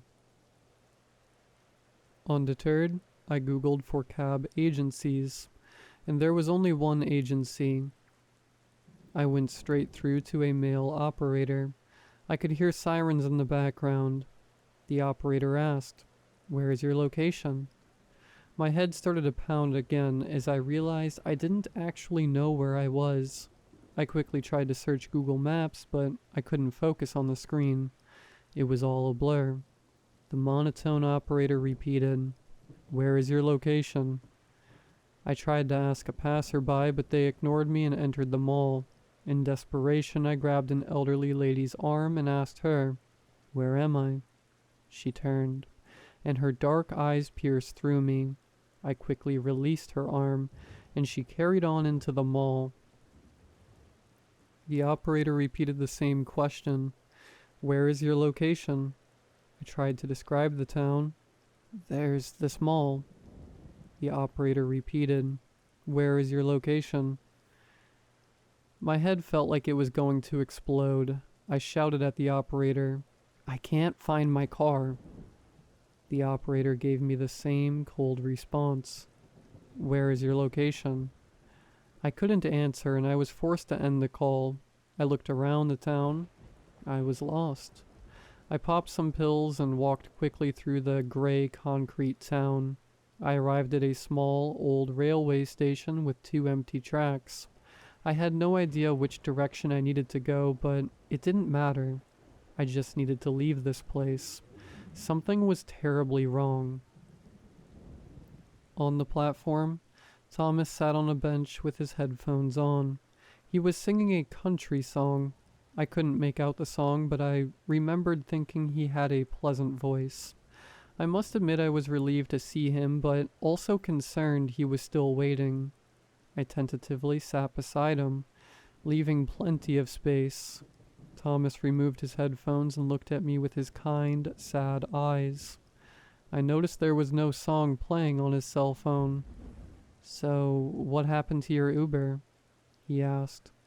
"No drivers in my area," I replied. I was too embarrassed to mention the cab incident. It's too bad he knows that I couldn't remember where I'd parked. As he was about to put his headphones back in, I asked him, "When's the train supposed to leave?" 5:30, he replied. He checked his watch and it was still 5:30. "It must be broken," he added. I checked my cell phone and the time was 5:30. I stared at him. "It's not just your watch that is broken." We both waited in silence. No trains arrived or left the platform. I couldn't tell you how long we waited. It could have been minutes or hours. It's difficult to judge when time appears to stop. Eventually, Thomas broke the silence. "Where are you going?" "My niece's birthday party," I replied. "How old is she?" he asked. With a glint in my eye, I answered, 5, and I'm her favorite aunt." He quickly followed up with another question. "Why are you late for the party?" I glared back at him. It's like he already knew but wanted me to clarify. But how does he know? And how does he fit into all this? Of course, I knew the answer, but it was still too painful to admit. I quickly changed the subject. "Where are you going with such a large rucksack?" I must admit, it did cross my mind that instead of going, he could be escaping. "Going home," he replied. "It's been too long." I smiled. "I'm sure your family will be pleased." He then proceeded to tell me his life story about being the black sheep of the family. I could see the pain and rejection in his eyes. It was on the tip of my tongue to ask him why his parents kicked him out, but everyone deserves a second chance. I hoped that my family would forgive me for missing my niece's birthday party. By now I realized I wasn't going to make it. My only focus now was to leave this town. Thomas looked me in the eye and told me the real reason he was going back. "I need a good bath," he jokingly smelt under his armpits. We both chuckled and went back to staring at the empty track. I popped some pills and Thomas looked at me. "What?" I said defensively. He replied, "You've been taking pills non-stop since I met you." It was now dusk and clearly no trains were ever coming. Together, we headed back into the town. In the background, the unnerving sound of sirens. Thomas winced and clutched his back. Blood seeped through his jacket. "You're bleeding," I remarked. He quickly replied, "Just a scratch." I wasn't convinced. Thomas dropped back, struggling to lift his large rucksack. "Would you like some help?" I asked. He didn't answer and picked up the pace. We arrived at the shopping mall and Thomas stepped towards the automatic doors. I stopped, afraid to go inside. I had a strange feeling that once inside, I might never be allowed to leave. I came over all woozy. Thomas caught me as I fell. "When was the last time you ate something?" he asked. Inside the mall, nothing had changed. Shoppers continued to mindlessly browse the stores. We entered a 60s retro diner where customers sat in silence across from each other in booths. It was like they had nothing left to say. We queued at the counter and gave our order to a cashier, who barely acknowledged us. I kept the order simple: coffee and cake, one of life's simple pleasures. Thomas just ordered a coffee. I guess he lost his appetite. He was starting to look weaker. The cashier rang up the bill. Thomas looked down. I didn't mind paying, so I reached into my handbag, and to my surprise, I lifted out a wad of cash. Why the heck do I have cash? Out of the corner of my eye, I saw Thomas staring at the cash. We sat opposite each other in a booth. Do you get the feeling these people don't know we're here? I asked. Thomas gave a response I wasn't expecting. Can you remember the faces of everyone you meet? I felt guilty. He's right. We never stop to take the time to get to know one another. Even our close friends and family don't truly know who we are. My head started to pound, and I instinctively popped some pills. We waited for what could have been seconds, minutes, or hours. The diner owner, a large, jovial man in his 60s wearing an apron, walked over and put down our order. He spoke with a gentle southern drawl, but like everyone else here, he couldn't look us in the eye. "Ma'am, latte with a slice of cake," he said. "And sir, one Americano." I stared down at the slice of pink birthday cake. The diner owner casually left. Starving, I started to devour the pink birthday cake, but it was chalky and tasteless. Thomas sipped his black coffee, which became slick like oil. He recoiled in disgust. At that moment, every customer stood up and left. The diner owner returned to our booth. "Mall's closing," he told us. "I need to speak to someone about my car," I remarked. "Better eat and drink up," he added. It was like he was on autopilot. He then told us something chilling in his gentle southern drawl. "You don't want to be here when it's dark. It's different when it's dark." The diner owner casually left. Thomas and I exchanged a look of deep concern. We exited the mall diner, still hungry and thirsty. The shoppers were leaving the mall in droves. I heard the familiar, disturbing sloshing sound. Dozens of janitors were mopping the floor back and forth. They looked up with their black eyes and circled toward us, mopping faster and faster. We ran through the mall toward the exit. "You shouldn't be here," they chanted with their mouthless faces. It dawned on me. They weren't chasing us. They were warning us.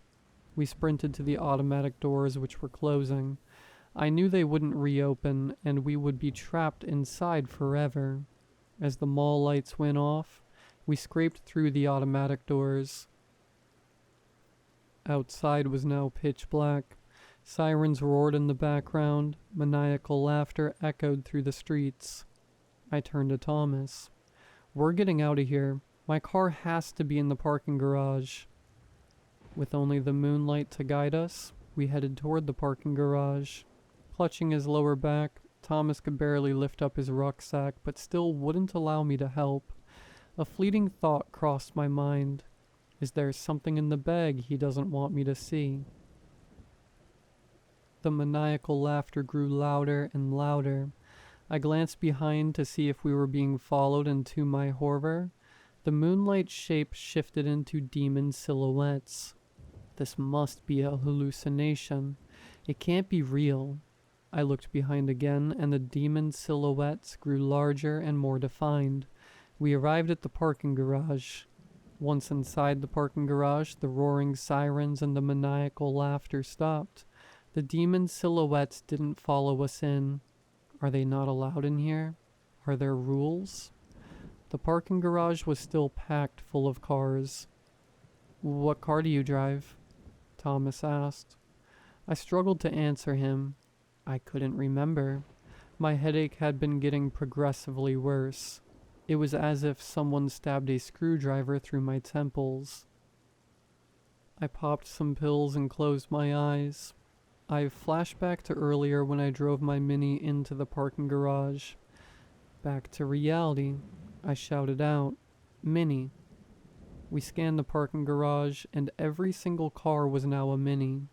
I stared at the rows upon rows of Minis in sheer disbelief. "Use your fob," Thomas told me. I fumbled to find my key fob in my handbag and noticed the wad of cash. Why do I have that amount of money? I pressed my fob, and every single car flashed open. Suddenly, a wave of shoppers and staff from the mall entered the parking garage. They simultaneously got into their Minis and drove off. One of the Minis drove straight at us, and I yanked Thomas and myself behind a concrete pillar. I heard slow, loud footsteps. I peered from behind the pillar and saw the diner owner walking towards the last remaining Mini. I jumped out from behind the pillar. "That's my car." He spoke in his gentle southern drawl. "You don't want to be here when it's dark. It's different when it's dark." He gets into the car and closes the door. "Please take us with you," I cried out. "We need to leave this place." The diner owner casually reversed out of the space. I desperately pounded on the windshield. "Help us! Help us!" The diner owner drove off, and I was forced to step away. My head was on the verge of exploding. I chugged back the bottle of pills. The parking garage spun around me. I snapped out of my trance and looked over at Thomas, who was lying in a pool of his own blood. I removed his blood-soaked bandage, and to my shock saw a large, gaping hole from his back to his stomach. "You've been shot," I exclaimed. His eyes glazed over. He whispered, "I know." I wrapped my t-shirt tightly around his wound and called for an ambulance. "My friend's been shot," I cried out. The monotone operator asked, "Where is your location?" I was forced to end the call. I realized no one would be coming to save us. I turned to Thomas, who struggled to keep his eyes open. "We're leaving this godforsaken town." With my arm around his waist, we exited the parking garage. Thomas limply dragged his rucksack along the ground. He refused to leave it behind. Outside, I nervously scanned right and left. There was no sign of the demon silhouettes. Maybe it was just a hallucination from my headaches. I decided to turn left.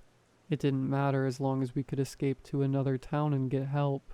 I struggled to pull Thomas along, who was getting progressively weaker. He still clasped onto his rucksack like his life depended on it. Blood dripped from his bullet wound, creating a trail. Sirens raged in the background. The demon silhouette's shape shifted from the moonlight and laughing maniacally followed us. I tried to move faster, but the demon silhouettes got closer. "Let me go," Thomas gasped. "We're in this together," I told him. "We're going to leave together." We were forced to hide in an alleyway. At the end of the alleyway, I saw a bright, shining light. I had a sudden awakening. We needed to pass through the light. It's our only chance to leave this town. A jarring pain seared through my head. I collapsed Thomas and myself hard to the ground. We both lay there, incapacitated. The demon silhouettes towered above us like skyscrapers. I desperately reached into my handbag for my bottle of pills, but it was empty. Thomas strained and reached into his rucksack. He took out another bottle of pills and passed them to me. I instinctively paid him with the wad of cash. We locked eyes, and at that precise moment, I knew who he was, and he knew who I was. I flashed back to earlier when I walked quickly through the streets. I clutched my handbag tightly to my chest as I passed a large, hooded gang who laughed at me. I spotted a young homeless guy in a side alleyway. I nervously approached Thomas and asked him if he had any drugs. It wasn't the first time I'd searched the street for drugs. I was ashamed, but the humiliation of attending my niece's birthday party single was too much to handle. I just had to take the edge off. I had no choice but to get high. Thomas seemed unsure, but reached into his rucksack and handed me a bottle of pills. I took out the wad of cash from my handbag.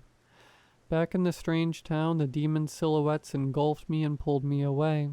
I tried to fight back, but I stood no chance. They were too powerful. With his final surge of energy, Thomas lunged off the ground and pulled me back. I flashed back to the hooded gang robbing me of my cash. They grabbed my neck from behind and were choking me. I desperately tried to fight them off, punching, kicking, and clawing, but they were too strong. Thomas lunged at them and pulled me away. Thud.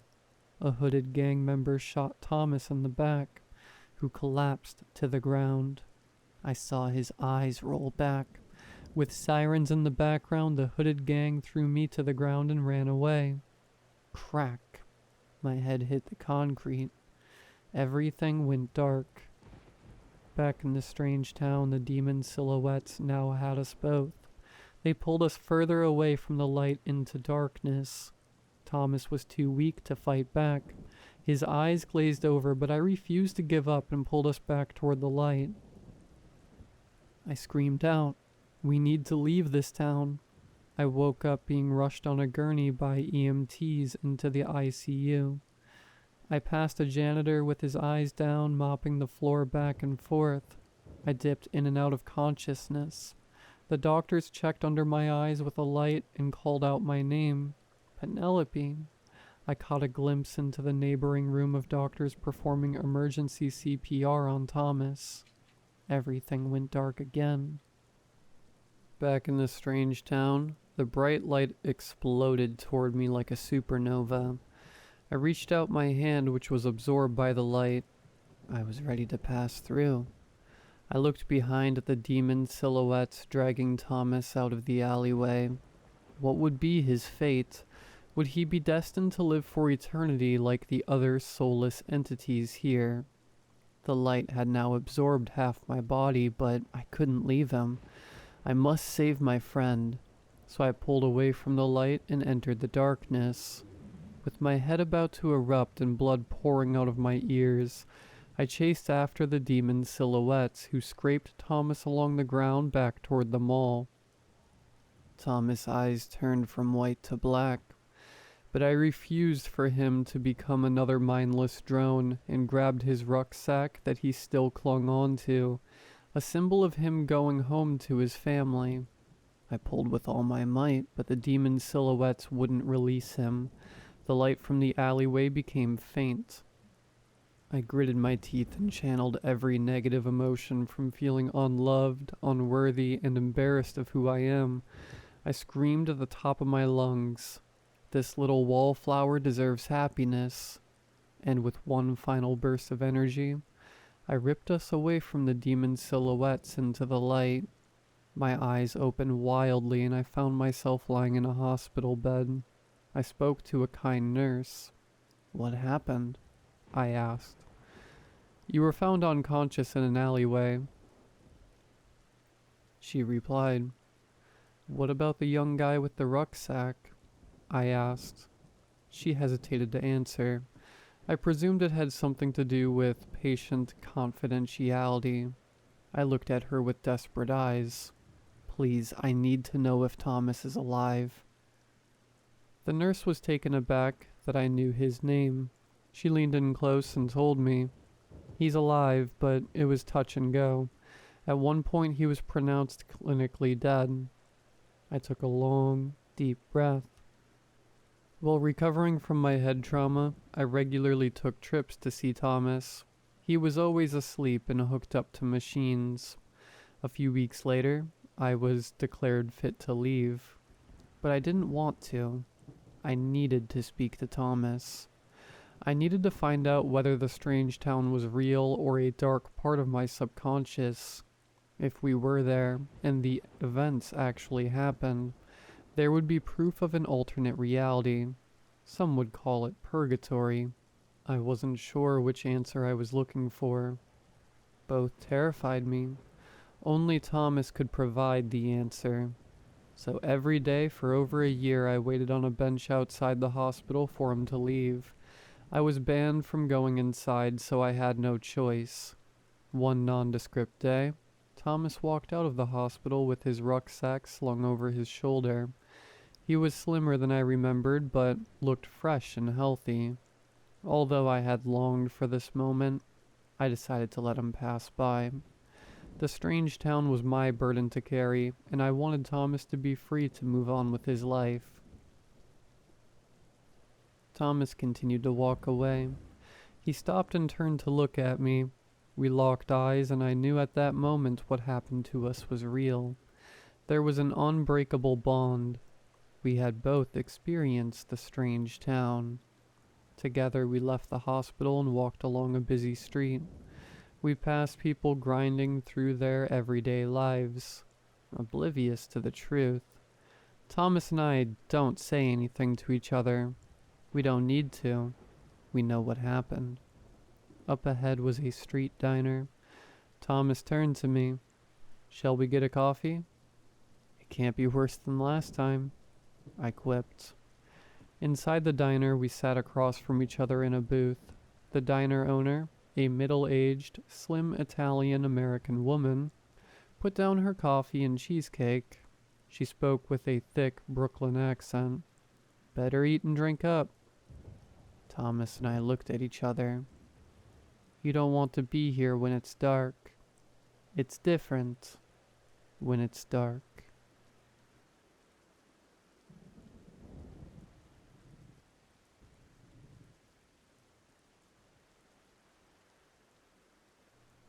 When I was younger, I was a big fan of urban exploration.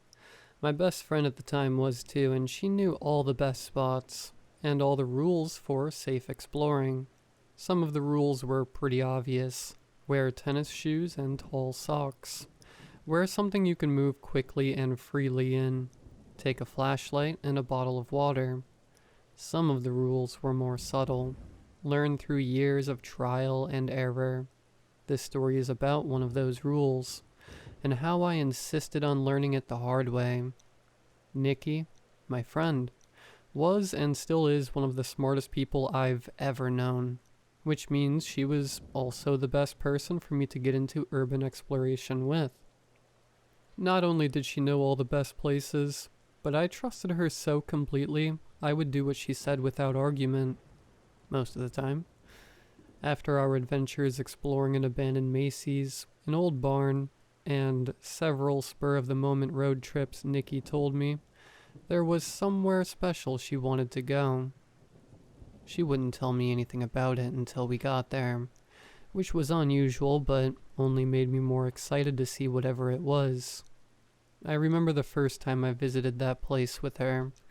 It was late summer, when the leaves haven't started to turn yet, but you can feel the first cold spark in the air that promises the seasons are right about to change. One of the things I liked about exploring with Nikki was that she always drove us, so I got to sit in the passenger seat and watch the scenery pass us by. That day we drove out into the hills on the outskirts of town, passing neighborhoods, then houses, then fields with the occasional house, then nothing but trees, fields, and hills. I memorized the route we took, some part of me knowing already that I would want to return to this place. I wish I wasn't so good at memorizing directions. We had stopped for coffee before making our way out of town, and we laughed and sang loudly to the music on the radio as she drove. After a long time, Nikki pulled the car off to the side of the road, parked in an area that had no discernible markers as far as I could tell, and said with a grin, "We're here." I stepped out of the car and breathed in deeply, savoring the scent of tall grass, old growth trees, and rotting wood. I looked around at the tall pines and lovely aspens, then smiled at Nikki. I said, "All right, I'm not sure this one qualifies as urban exploration, but it's a nice spot." Nikki smirked and tossed her long, curly brown hair over her shoulder. "I guess it's not urban, no, but you're really going to like this." I followed her as we walked through the woods. There was no path, and I wasn't entirely sure there ever had been. It looked and felt like no one had been out here except for us. I had a brief moment of fear, remembering all those stories about people snapping and sacrificing their friends or classmates to Slender Man, then shook it off. After a few minutes of hiking over dead trees, through tall grass, and past strange detritus, I'm pretty sure I saw an old wagon completely overgrown with weeds at one point. I saw a structure not too far from us, partly obscured by the trees. Nikki pointed to the structure and said, "There it is." Just past a small river, hidden in the line of trees, was a miniature version of an old Victorian house. At one point in time, it had been painted pink and blue. The trim around the windows had probably been white, and my inner child fell in love with it instantly. In a hushed, almost reverent tone, I asked, "What is it?" Nikki gave me her most pleased smile, the expression she revealed for our best discoveries, and whispered back, "It's an old playhouse. I'm guessing some rich guy had it built for his daughters, ages and ages ago. It's beautiful, in kind of an unsettling way, right?" I nodded. It was beautiful in an unsettling way. There was something about it that made me feel like I would hear children's voices, or see a little girl dart out from behind it at any moment. The playhouse was at least 2 stories from what I could tell, and made of wood and stone rather than plastic. The paint was chipping off. The roof was caving in, and most of the glass windows were broken. I was entranced and began walking towards it. Sure, Nikki would know the best way to cross the river to get to it, but she grabbed my arm and pulled me back. All she said was, "No." I laughed. "What do you mean? We came all the way out here and you don't want to go look at it?" She shook her head, an abnormally serious expression on her usual cheerful face. "We can stay on this side of the river and look at it, but we're not going over there." I chuckled again, but I was starting to get frustrated. "We can wade through the river if there's no bridge or anything. I promise I'll stand right next to your car until I'm dry if you don't have any towels." Nikki had learned the hard way to always keep a towel in the trunk of her car. She let go of my arm, but took a step back. "Mara, look around. Do you see beer bottles anywhere? Cigarettes, soda cans, candy wrappers?" I looked around at the ground, noting in surprise that I didn't see anything of the kind. "No, I guess whoever owns this land maintains it pretty well." Nikki said, "Nobody maintains it. It's just that no one wants to be out here for very long. If teenagers won't party here, then we shouldn't explore either. There's a reason no one wants to go close to that thing. We can admire from a distance, but we don't need to cross the river. Just trust me, okay?" I couldn't. I had always trusted her implicitly, and it had always been a good call, but this time I just couldn't understand why she was refusing to let me look closer at this amazing little discovery. We stood there in the field arguing about it for a few more minutes, until Nikki finally threatened to abandon me there if I took one more step closer to the old playhouse. Of course, I had to take another step towards it, and she immediately turned around and started walking back towards the car, ready to make good on her promise. I laughed and chased after her, saying, I was kidding. She kept walking, not stopping until we made it back to the car, but I could tell she wasn't really angry with me. We brushed ourselves off, checked each other for ticks, another rule she learned the hard way, then got back in the car and went to the mall. When Nikki dropped me off at my house later that day, she looked me in the eyes and said, I was serious, Mara. If there is no sign of humans around a clearly man-made structure, that's a good sign you need to be careful. I smiled, but I couldn't meet her eyes as I said, Yeah, of course. I got you. I could tell she didn't feel good about it, but she went home anyway. I spent the next few weeks thinking about the playhouse non-stop. I had taken a few pictures of it, and I spent all my time looking at them, zooming in and out and studying the structure as if I was going to take a test on it. Finally, I couldn't take it anymore, and on one warm fall Saturday, I got in my car and traced our route back to the old playhouse. It was a lot harder to find alone, and I had to drive back and forth on the road for a while before I found the spot where I thought we had parked the last time. It was mid-afternoon, and the first thing I noticed when I got out of my car was the total lack of sound. There were no birds singing, no small animals rustling in the underbrush. Nothing. I couldn't remember if I had heard animals or not when I came here with Nikki, but I pushed on despite my unease. I walked through the brush and tall grass for a while before I finally saw the playhouse in the distance. I had imagined that scene in my head in the days leading up to it, and I had expected to feel elation. Instead, I felt a vague unease as storm clouds gathered in the distance. I told myself it was just my brain fooling me because of the storm clouds and pushed on. When I got to the river, I walked up and down the banks a bit, looking for a log or some boards to cross on. There was nothing, which only made me think of Nikki's warning about avoiding places other people didn't want to be. I scoffed. Maybe that was the best place to be. For once, Nikki didn't know what she was talking about. After a few minutes, I was able to locate a fallen log and slide my way across it carefully. I almost tripped at one point and felt my heart rate increase dreadfully despite how shallow the water below was. I told myself it was just because I didn't want to get in my car wet, or bother with washing the car towel Nikki had insisted I get, but something in my head screamed for me to turn back. When I stood in front of the playhouse, it all felt worth it. Despite the peeling paint, chipping wood, and cracked glass, there was an odd and distinct beauty to the old place. It reminded me of a dollhouse I'd had as a kid. I stood there in the woods for a long time just admiring it, before I got up the courage to go closer. I snapped a picture and sent it to Nikki, but there was no cell service. When I finally entered the structure, the first thing I noticed was the simple wooden floor, and how clean it was aside from some dirt and grass and a few small piles of leaves. That may not sound very clean, but if you've been in a lot of abandoned structures, you'll know what I mean. That's not just unusual, it's bizarre. I glanced up and saw that there was a small hatch in the ceiling and a simple rope ladder hanging down. The rope had frayed in the middle on one side, and slightly higher up on the other, so it was cut and dangling.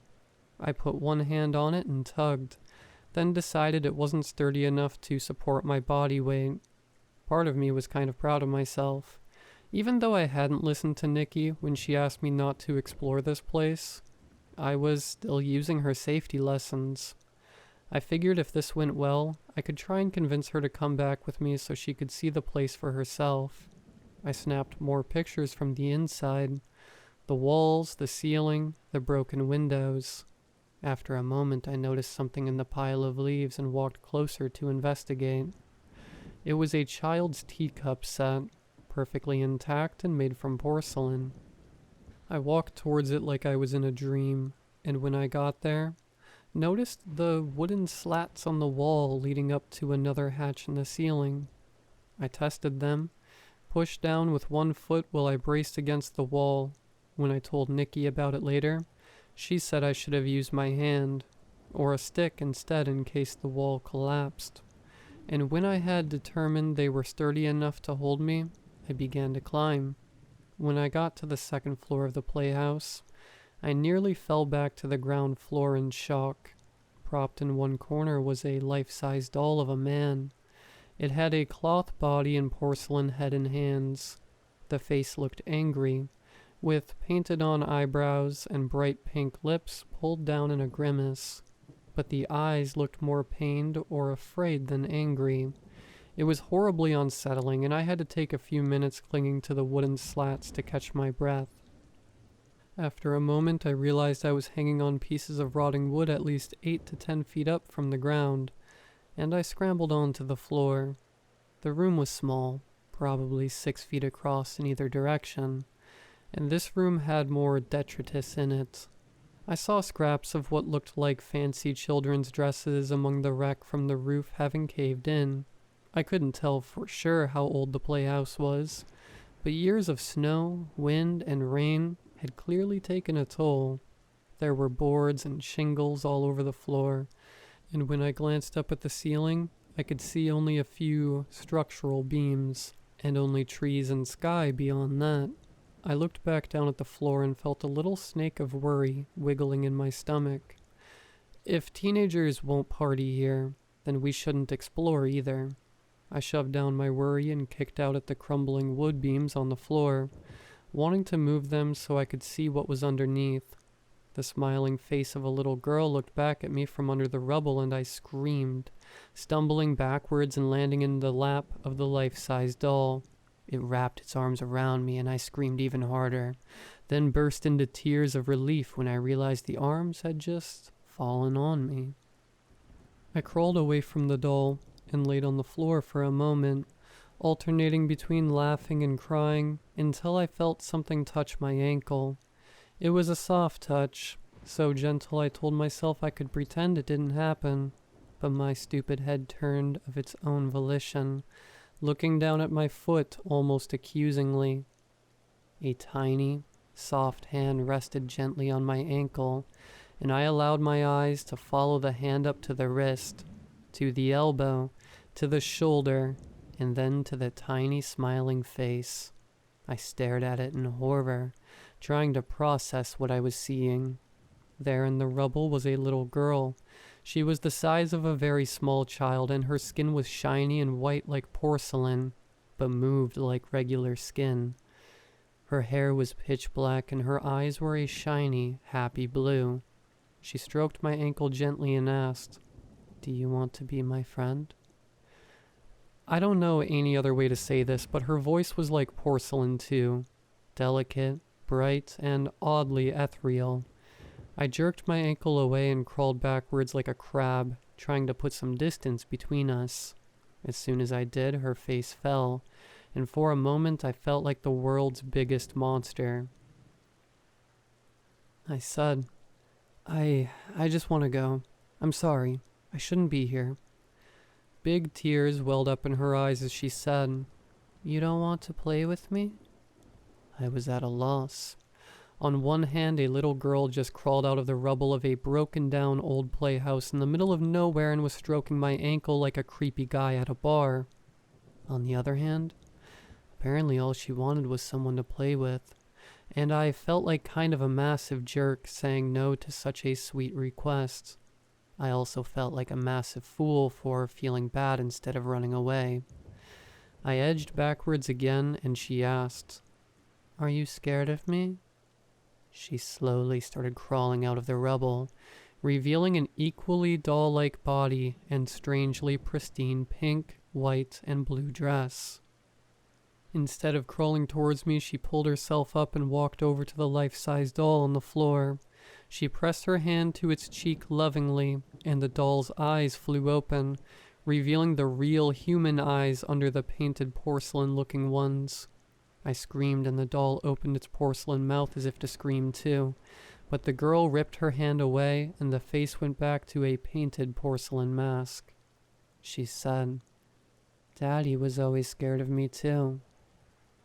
That was more than I could handle, and I threw myself down the open shaft with the rope ladder, giving myself some nasty rope burn as I used it to try and break my fall. I stumbled, fell, and heard a tiny porcelain voice say, "Don't run away. I'll have to make my daddy chase you." I decided to take that bet and sprinted out the door and through the shallow water, not stopping until I got back to my car. I fumbled the keys once, twice, before managing to get them in the door to unlock it, already sobbing in terror and relief as I slid in and locked the door behind me. I looked up to see a little girl holding the hand of the life-size doll, its head rolling limply on its shoulders, and I threw the car in reverse and backed out onto the road. I made it all the way home before I realized my cell was missing. It must have fallen out of my pocket when I ran away from the house. It was only a few hours before Nikki showed up at my house, looking pale and angry. She hugged me tightly and said, "What the hell, Mara? You went back without me?" I burst into tears all over again, and had to pull myself together to explain what had happened. When I was done, she said, "I don't think I'd be able to believe that story if you didn't look so scared right now. Did you take anything before you went out there?" I shook my head. "I was stone cold sober, Nick." She nodded vaguely. Just as her phone buzzed, she held it up to show that the message had come from my old number, the phone I had lost in the woods. I watched as she opened it up and showed me a picture of my car driving away from the playhouse.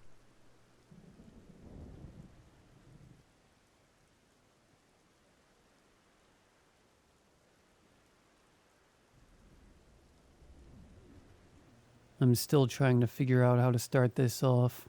I've never done this before, and I'm not in any way, shape, or form some kind of great storyteller. What I am is a woman with a fairly boring job, with the occasional burst of weirdness. I work for a company that does transcriptions. Work is in quotations because technically we're just freelancers. Honestly, I doubt any of y'all give a single solitary crap about the ins and outs of my job, so yeah, I'm just gonna jump to the chase here. So most days the audio we get is fairly mundane. Interviews, surveys, just random marketing or legal things people want to have transcribed for whatever reason. Sometimes we get surprisingly interesting things, like maybe a police interrogation. I've got one of those twice so far, or once. An interview between a lawyer and a potential client. I've heard of other people getting like private audio. By private, I mean apparently some weird guy recorded himself having phone sex with someone multiple times. Also, the audio was the worst quality, so I'm glad I never got any of those. Then there were the days when something truly weird pops up. Weirder than the phone sex thing, I mean. Like spooky weird. I'd never gotten one myself, just read about them from other transcribers in our group Discord. The Discord is absolutely not company approved. The company doesn't really like us speaking with each other beyond anything work related really. But screw that. As I was saying though, I'd never personally gotten one of those types. Just heard about them from others who had stumbled across them. I have to say, some of the audio logs people have talked about, had to listen to, left us all feeling pretty unnerved. One person ended up quitting entirely after they had the supreme misfortune of taking on a particularly disturbing audio. They refused to give too much detail, claimed they were, and I quote, "sparing you all from having nightmares infecting you, too." The way they had worded that had left a lot of us creeped out enough, and left more than a few of us worried when they fell out of contact without a word. Not just on Discord. A few of us had their socials, and there hasn't been a peep from them since that message. A message that was left over a year ago. Back on the topic at hand, though. My personal winning streak of not having to deal with any of that BS came to an exceptionally dramatic end a few days ago. I'll admit, in the past, when I heard about them, I was a little curious about those types of audios, in a very morbid way. Any curiosity I had usually had been its death throes after reading about an especially gruesome audio. Everything that happened with the acquaintance I mentioned earlier, that one that completely vanished, yeah, any ounce of curiosity I had left was practically beaten to death with a shovel. What I'm saying is I'd come to the conclusion that there were something I'd really rather not have to listen to. Enough of my rambling. I'm going to post a copy of the transcription below. Yes, that is insanely illegal, which is why I'm not naming the company, myself, or the Discord group, and it is very much why I abandoned the thing even after I finished. I don't think I'll be linked back to my account if someone else picks it up. They're only ever marked as previously abandoned when we pick up a dropped audio, so whoever takes credit for doing it, hopefully, shouldn't face anything. I got points docked for dropping it after the allotted grace time, but I'd rather have as little tying me to this as possible. You know? Anyway, enjoy, I guess. Transcription begins. Male interviewer 1. I know you've been here for several hours now, Mrs. Smith, but we need you to go over this just one more time for us. It will help our investigation immensely and could potentially save lives. Are you ready? Mrs. Smith. Yeah, I guess. Why, can I get some water or something? Male interviewer 2. That won't be possible at the moment, Mrs. Smith. Mrs. Smith. You can't just take a moment to get me some water? Male interviewer 1. I apologize, ma'am. I know you must be thirsty, but we need to get this done as fast as possible. The sooner it's done, the sooner it can be used to aid us. I give you my word. Once we're finished, I can make sure you get some water. Mrs. Smith. Fine. Yeah, okay. So like I said already, multiple times in fact. Male interviewer 1. We do apologize for that, but it's important, Mrs. Smith. Mrs. Smith. Right. So, right. I've had this entire camping trip planned out for a few months now. It was going to be my sister, our cousin, and myself. At the last moment, though, that had my sister dropping out at the last minute, so it wound up just being me and my cousin. We weren't, the closest, but we got on pretty well. Well enough that it would still be a fun trip. She was closer to my sister. Male interviewer 2. So you weren't by yourself on this trip? Mrs. Smith. I literally said my cousin was with me. It was myself and my cousin, so logically, I wasn't by myself. Male interviewer 2. I understand your frustration, ma'am, but there's no need for yelling. Please try to calm down. Mrs. Smith. Calm down? Calm down? Have you not been listening? Male interviewer 1. Mrs. Smith, my colleague misspoke. We're aware this situation has been for you, but we have to ascertain that we're understanding everything perfectly. Do you need a break? Mrs. Smith. Audible sobbing. Male interviewer 1. All right, we're going to take a short break. Audio resumes. Male interviewer 2. Are you ready to resume, ma'am? Mrs. Smith. Yes. Okay. So, as I said earlier, it was just my cousin and I, and it was only supposed to be a weekend thing. So we didn't bring much with us. There's this diner that she loved, and we were just going there for breakfast and dinner. We brought some hot dogs because what's a camping trip without hot dogs, right? Yeah, so we left my place Friday night. I want to say noon. Noonish. We got to the campsite around 4 or so. Male interviewer 1. 4 p.m. Mrs. Smith. Yes. 4 p.m. Male interviewer 2. Please continue. Mrs. Smith. Right, okay, so we got to the campsite around 4, and the first thing getting our tents set up. Male interviewer 1. You had separate tents? Mrs. Smith. Yeah, you saw them, right? At our campsite, there are these... Male interviewer 2. There wasn't much left of either of your tents, Mrs. Smith, which is why we needed clarification. Mrs. Smith. Oh, okay. I hadn't been back to the campsite. I didn't know. Male interviewer 1. We understand, Mrs. Smith. Please continue. Mrs. Smith.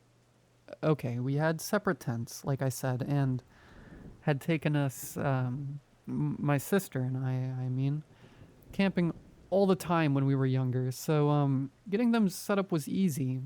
After that, we went to the diner for dinner. That would have, I think it was around 8. We made it back close to 10. It was dark out. Male interviewer 2. What did you notice once you'd... Mrs. Smith. We started a campfire. We wanted to roast some marshmallows after going to bed. Make some s'mores. It was... At this point, the audio became severely distorted for several minutes before resuming. Mrs. Smith. I don't know what time it was exactly. When I checked my phone, the battery was dead. I remember thinking that was weird because it hadn't been a little over 50% when I went to sleep, but yeah, it was dead. So yeah, it's hard to say the exact time it had been. Interviewer 2. If you had to guess though, what would you say, ma'am? Mrs. Smith. I thought you needed to be perfectly clear about everything. Isn't that what you said? Interviewer 1. We do need to be precise as we can, Mrs. Smith. However, having the beginnings of a timeline would prove immensely helpful to us. Mrs. Smith. Right. Yeah. Sorry. If I had to guess, maybe somewhere around 6, maybe a little before that. It wasn't dawn yet, but it wasn't completely dark either. Interviewer 2. Perfect, thank you. Mrs. Smith, continue please. Mrs. Smith. Yeah, sure. It was before dawn. And my cousin wasn't an early riser. She'd normally never get out of bed before 10 on the weekends, but it was hearing her that woke me up. Interviewer 1. Hearing her? What do you mean? Mrs. Smith. I heard her talking. I thought at first that she did that sometimes, but I realized pretty fast that her voice was coming from somewhere in front of my tent. Her tent had been beside mine. Interviewer 1. I see. Could you hear what she was saying? Mrs. Smith. Not really. No, I heard the tone, though it was the same tone she used on stray cats and dogs when we were kids. Just really gentle. Do you know what I mean? I heard her talking like that, and I immediately thought she was doing something stupid, like trying to pet a raccoon or something. Interviewer 2. Was that what she was doing, Mrs. Smith? Mrs. Smith. You know it wasn't. You know what? Interviewer 2. Mrs. Smith, do you need to take a break? Mrs. Smith. I don't need a break. I need you to stop asking me these stupid questions. You know exactly what she found. I've told you and told you and told you, but you keep making me repeat it, making me remember it. I got out of my tent and I saw her, and I saw that thing, and it looked like a deer. It looked like a deer, but it was so wrong. And looking at it made my skin crawl. But she was trying to help it. She thought it was sick, and she... Interviewer 1. I know this is hard for you, Mrs. Smith. I understand it's incredibly unfair of us to ask you to go through this, but we have no choice. If we want to prevent this from happening again in the future, we have to ask these questions. We have to get a clear picture of what happened. Now, please, can you continue? Mrs. Smith. God, yeah, I can continue. I'm so sorry. I'm so sorry for... Interviewer 1. There's no need to apologize, Mrs. Smith. Your reaction is understandable given the circumstances. Mrs. Smith. Thanks. Thank you. There was a deer, and she was, crouched in front of it. Really, really close. And she had her hand held out, and the deer was so wrong. It was so wrong. I don't understand how she could stand to look at it. I don't know what she... Interviewer 2. What do you mean, Mrs. Smith? When you say it was wrong, could you elaborate, please? Mrs. Smith. Yeah. It was still a little dark out, but, there was enough light to see that its face was, it was really messed up. I mean, its jaw, its bottom jaw was just hanging off. Not like its mouth was open or broken. I mean, it was hanging off. I think the only thing keeping it attached was, its skin and muscle. Just that. The deer would move its head and its jaw would sway like a wind chime. Interviewer 1. Mrs. Smith, do you need the trash can?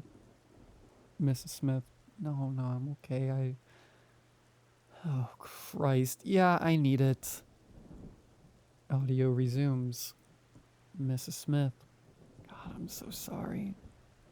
Interviewer 1. It's fine, Mrs. Smith. You experienced something traumatic. That was a perfectly normal reaction. Mrs. Smith.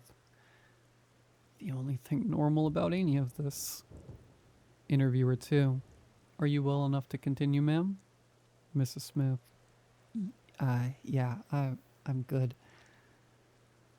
Was the most noticeable that there was a lot wrong with it. The way it was standing, the way its body was angled. I could see some of its side. There was skin missing. I mean, I'm pretty sure I saw part of its rib cage. Oh, something pale, but I remember that it looked mobile. Interviewer 2. What do you mean by mobile, Mrs. Smith? Mrs. Smith. I mean, it looked like it was moving. Like it was squirming almost, but that's not quite... I mean, I don't think that's the right word, but it's all I can think of to describe it. It looked wrong. I don't understand how she could have seen that thing and felt like it was safe to approach. How was it even standing? It should have been dead. It should have been dead, but it was standing there. And she was crouching and talking, and she had her hand held out, and I saw its throat bulging. It was bulging, and it was grotesque. Like something was moving and pushing, and... Did she see it? Did she see what it was doing? Interviewer 2. If this is anything like similar reports we've received, it's very likely she didn't, Mrs. Smith. Mrs. Smith. What do you mean? What is this? What does that mean? Interviewer 2. Could you continue, please, Mrs. Smith? Mrs. Smith.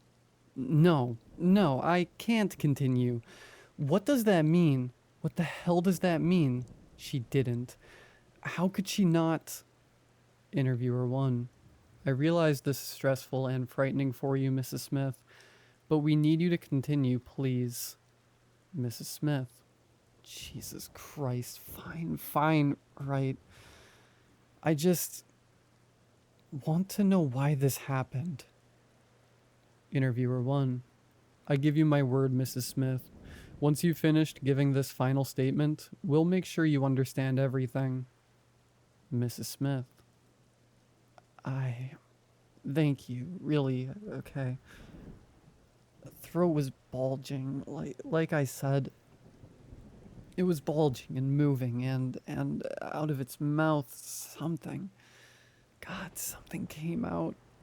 It looked like an arm, not not normal. God, nothing was normal. Nothing was normal about any of it. But the arm, it was... My cousin was maybe 2 feet away from the deer, right? 2 feet. And the arm, the fingers came out first. Out of the deer's mouth, came out wiggling, and they were pale. They shone in the moonlight, and they were wet. Not from blood. It didn't look dark enough. Interviewer 2. What happened next, Mrs. Smith? Mrs. Smith. Next? Jesus Christ. Next was the rest of the arm. As pale as the fingers, and it was long, and it looked segmented, but not segmented exactly.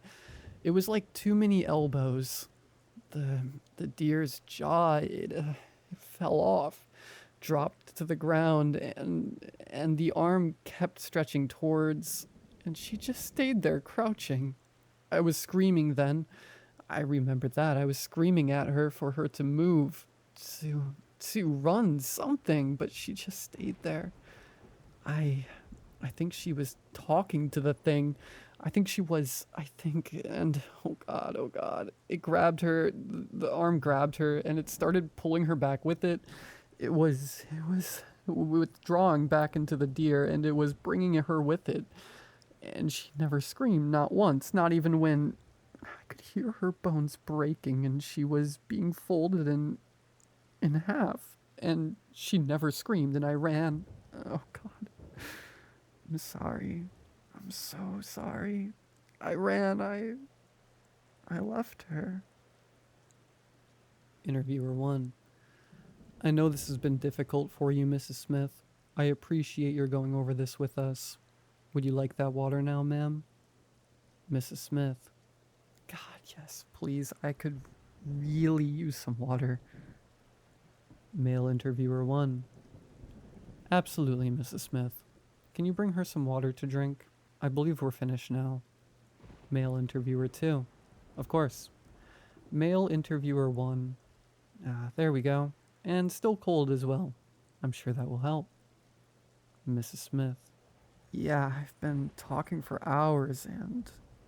Yeah, thank you. Male interviewer 1. Make sure to drink it all. It will likely help you feel better. Mrs. Smith. I am, thanks. Several minutes pass at this point in silence. Mrs. Smith. I feel kind of weird. I think dizzy. I don't feel so good. I think I need help. Male interviewer 1. You have nothing to worry about, Mrs. Smith. That's perfectly normal. Mrs. Smith. Normal? What? Male interviewer 1. I gave you my word you'd learn what happened. Your statements have been taken. Your cooperation noted. And I believe now it's time you found out.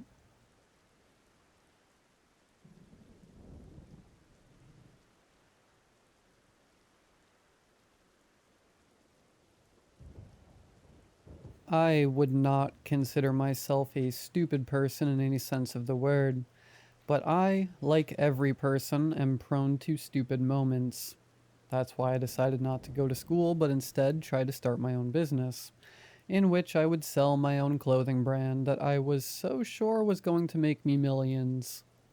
It didn't last more than 4 months.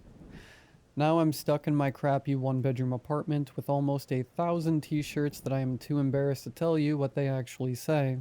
With nothing else going on, I just started looking for any job I could. But no one seemed to like the gap in the resume, so I had no offers. None. 0. Except for one. A weird sketch Indeed ad that simply said, driver. It provided no information besides that, which I honestly didn't think was possible for there to be so little on Indeed. But there it was. I assumed it was for a taxi driver or a delivery driver. I was more than confident I could do that. I'd been driving since I was 15, so How hard could it be? With really nothing to lose, I figured at the worst they would try to rob me. Unless they wanted my clothes, they weren't getting much. When they did ask if I wanted the job, I just took it. Then I was told to meet the guy on the edge of town tonight. I asked what if I was busy, and he just responded, then no job. Well, I guess I had no other choice. I don't know what I expected, but it definitely wasn't one dude standing next to a van. Great, I thought. I'm gonna get robbed, murdered, or kidnapped. You Colton? Said the shaggy-looking man with scruffy-looking brown hair and beard. He reeked of weed. Yep, that's me, I thought. Just get it over with, man. You're gonna be driving this van down that road. He pointed off to the left. Okay, where am I driving it to? You'll know when you see it. Okay, well, you didn't really explain much about the job. I mean, I don't even know what the pay is. It ain't much, but I figure if you responded that you must really need money. I mean, you came out here in the middle of the night to meet a stranger with no prior information. He was right. Well, you haven't told me much. Am I delivering drugs? Why in the hell would I post a drug-running job on Indeed? That's fair. You ask one more question, I'm revoking the offer. You either take these keys and get in the van, or get out of my face. Remember how I said I'm prone to stupid decisions? This was one of them. I took the keys and got in the van. God, it smelt bad trying to grab the crank to roll down the window, but it didn't work. Oh, this is fun, I said. Already regretting my choices, I checked what else was wrong with the van. The AC didn't work, but the heater did. Oh, cool. I needed that in the middle of the summer. The windshield wipers worked, but no fluid. The back seat had been torn out, and there was a gross-looking mattress in their place, as well as a duffel bag. I opened to check its contents, fully expecting the drugs to be in it. But instead, it had a couple of pairs of clothes weirdly in my size, some bottled water and snack bars, as well as a flare gun and a med kit. I went back to checking the van. You know, what did work. The radio, except it was stuck on one channel that only played Christian music.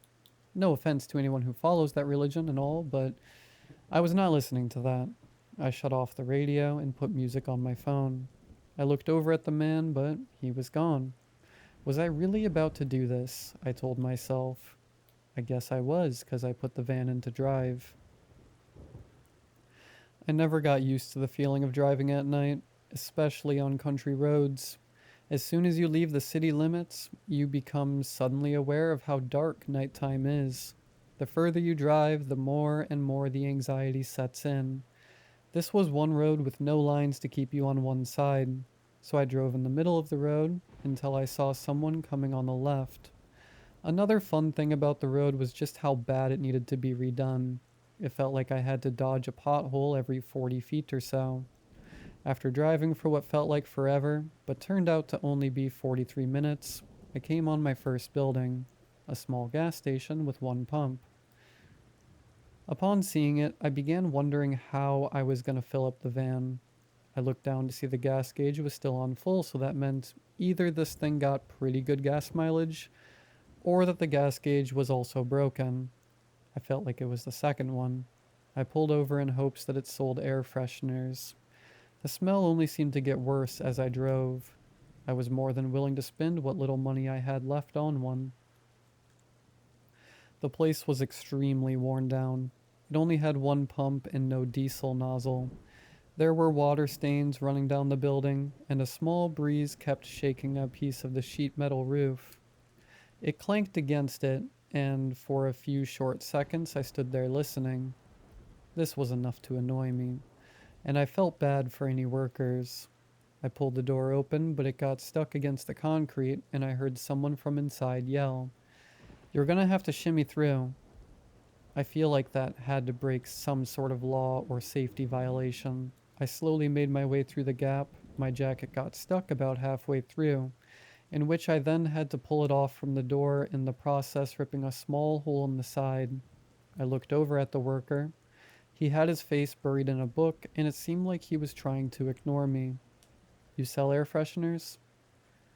Auto section's at the back of the store next to the medicine section. I took that as a yes. The air fresheners were $7 for one. Talk about overpricing. I knew I only had like 12 bucks left in my account. My credit cards were maxed out and I drained my savings, so I knew I had nothing to fall back on. I checked my bank account to make sure I had the money I thought I had. To my surprise, I had more. Finally, something good. I had a whole $23 that I was about to completely blow at this random gas station. Still unsure if I was even getting paid for this. Why was I still driving? I mean, really, there was no job security here. I still don't even know what I'm delivering or if I am delivering something. Was I this desperate? Just then, like he was reading my mind, I looked down to see a text from Charlie. Wait, who was Charlie? Don't worry, kid, you're getting paid. You already have been. I went into my deposits to see that $9 had been put into my account a couple of minutes before I came to the gas station. The memo just said from Charlie. So Charlie was the man who gave me the van. I'd put that part together. I had so many questions. Where did I get this number? I mean, I don't remember exchanging numbers. I don't remember learning his name or making a contact with him. I know I didn't give him any banking info. My mind was racing. I tried texting him back, but it just said undelivered. You know what? I was still alive and getting paid, so I'm not asking any more questions. I picked up the air freshener and went to the counter. On the counter I saw some charges, so I picked up one that goes into the lighter port. I at least wanted my phone if I was going to be driving for God knows how long. How much for these? The man picked up the items and scanned them. $13.78. I fished in my pocket for my wallet and put my card in the reader. So you're actually real, the man behind the counter said. What is that supposed to mean? Don't worry about it, he said, shoving his face back in the book. What a weird interaction, I thought to myself on my way out. I got in the van and put up my new air fresheners. The man slapped the side of the van, startling me in the process. I opened the door to yell at him, but he cut me off. Unless you pull into somewhere with people, stay in your car. He walked away before elaborating. I was half tempted to follow him, but I decided against it. I was back on the road. I decided to put on a YouTube video as I was getting sick of my music. It was a video of someone explaining the Waco siege, which I had already listened to a couple of times. But I liked the YouTuber, and he was slow between uploads. It got to the point where they accidentally lit the compound on fire. Just then a large creature jumped out from the darkness, bailing in front of the van. I tried to swerve as to not hit it, but I wasn't quick enough. The van collided with the creature, smacking it with the front before it proceeded to roll over the top. I slammed on my brakes, stopping to catch my breath. My heart was pounding in my chest. I took a second breath and got out to inspect the damages on both the van and whatever I hit. The van was fine, not even a scratch on it. What a tank. The animal was not fine. It was a deer. One of its antlers broke off in the impact, and its face did not seem to enjoy the asphalt. There was a small trail of blood where it skidded down the road. One of its legs was broken and was sticking in the wrong direction. Oh, that thing is dead. I ate my words as I heard them huff. Now I felt like it was my obligation to put it out of its misery. I found a big enough rock on the side of the road to crush its head. Shuffling over with the heavy thing, I raised it as far as I could and dropped it. The thing came down with a splat. Blood shot up from it and splattered on my face. Well, I said, wiping the blood off my face onto my jacket. I had done my civil duty. At least that's what I thought before the deer started squirming. I had made it worse. It kicked and jumped, trying to get its head out from underneath the rock. I sat dumbfounded, trying to figure out if I should smash it with another rock or help it get the rock off. But just then it stopped. I was thankful as it finally died. I ate my words again. The thing planted its 3 working legs. As it did, the fourth leg began to crack back into place. The bones crunched multiple times, and suddenly the leg was planted with the other three. What the? The deer lifted its head, and the rock easily fell out of its place. It sat up and stared at me. Half of its face was scrapped from the asphalt. The other half flattened inward. There was no blood and revealed bone. Its lower mouth hung halfway off, and its brain was revealed to the fresh air. In no world should it have been alive. It looked mad in a way animals should not be able to show. The deer started its charge for me, its broken jaw swaying as it did.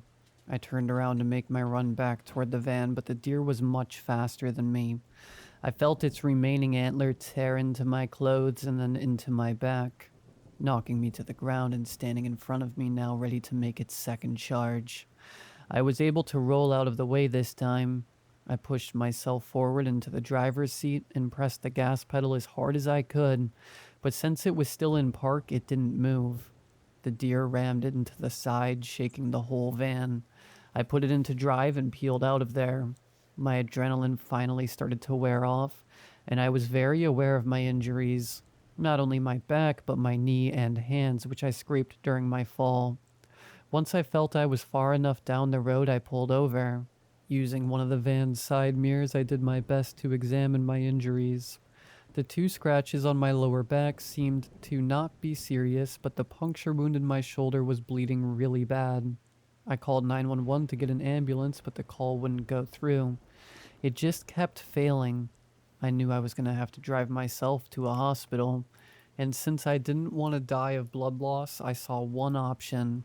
This was my first time doing stitches, so my solution was, well, I ended up on a WikiHow link, which, as I'm typing this, I realized was another stupid moment. I lacked most of the tools they use, so I had to just follow it as best I could. I took a needle and thread from the med kit and went at it. After poking the needle in my skin for the first time, I realized how painful it was. I grabbed my shirt and rolled it up so I had something to bite onto, and went through several painstaking minutes of stitching. By the end of it, all I wanted was to get blackout drunk. I applied some of the first aid cream, which was 4 minor cuts and scrapes and scratches over my wound. Probably wouldn't help much, but better than nothing. Then slapping a gauze and some medical tape on it. If you are wondering how I stitched the back of my shoulder in the dark, side mirror and dome light from the van. I won't elaborate further. I decided my temporary sketchy job wasn't worth my life and started the 2-hour drive back towards town. I made my way around a bend in the road, and I was back in the same place I just stitched myself in. What the hell? I thought it was the same place. I flipped the van around and drove again in the opposite direction, turned around again in the same place.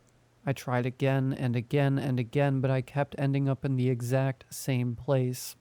Even getting out a couple times to find my blood on the road. I once again received a text. It was from Charlie. Keep driving. I texted him back asking who the hell he was and what kind of mind trick he was playing, but every text I sent didn't go through. I tried calling 911 again. I tried texting. I tried calling a friend, my old coworker, and my dad. No call or text would go through. I tried Insta, I tried Snapchat and Facebook, any app that would allow me to send a text. I tried even leaving comments on YouTube videos. I could use these apps, but I in no way could interact with others. Once again, I received another message from Charlie. Keep driving. I accepted my defeat. I couldn't drive back toward town, and I couldn't contact anyone for help. This felt like the only option. So I got back in the van and started back on the road. I don't know what Charlie was, but he somehow was keeping me on this road, and he wasn't allowing me to talk to anyone I knew. But in a cruel twist of fate, I would later find out that I have one way to contact the outside world. Reddit. I can post as freely as I want on Reddit. I know that sounds stupid as hell, but it doesn't matter anyway. There is no way for anyone to even come help me, and I'm not revealing how to get to me. I kept driving. I'd been on the road for almost 8 hours. When I saw the diner, I pulled over and made my way inside. An older woman greeted me, sitting me down in a booth and handing me a menu. "I'll be back to take your order." There was one other customer in the place. He looked over at me before standing up from his table and making his way towards me. "Are you real or one of them?" he asked, sitting down across from me. "One of them?" "One of the things from the road." "I don't know what that means." "I can tell you're not one of them. He got you too, didn't he? That Charlie." "You know him? Homeless looking dude? Had you come to the edge of town and the promise of riches untold? All you had to do was drive?" I didn't want to admit he tricked me with a lot less than untold riches. "Yeah, something like that." "There's no way back. No way to call for help. How long have you been driving?" 8 hours, I think." "You're pretty new still." "Wait, shh, she's coming." The waitress came back to the table. "You two ready to order?" She didn't seem to care that there was someone else at the table with me now. "Cheeseburger's fine," the man said. "I'll do the same." She walked off. "Like I said, you are pretty new still. You wouldn't believe the stuff I've seen, man. Giant worms jumping over the roads, houses that stand up out of the ground to chase you, hitchhikers that disintegrate into frogs when you pick them up. You know that sounds insane, right? If it was unbelievable, you wouldn't be listening still. So I'm guessing you've seen something that you're still on the fence about." I looked down at the table and whispered, "Zombie deer." I still don't know if the deer was paranormal or just a freak of nature, but he was right.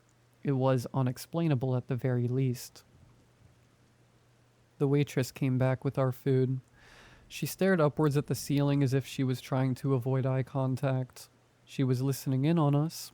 Somehow I knew that. We both gobbled it up, and not a word was exchanged. It wasn't until we both left the building that he spoke up again. 9 weeks. "What?"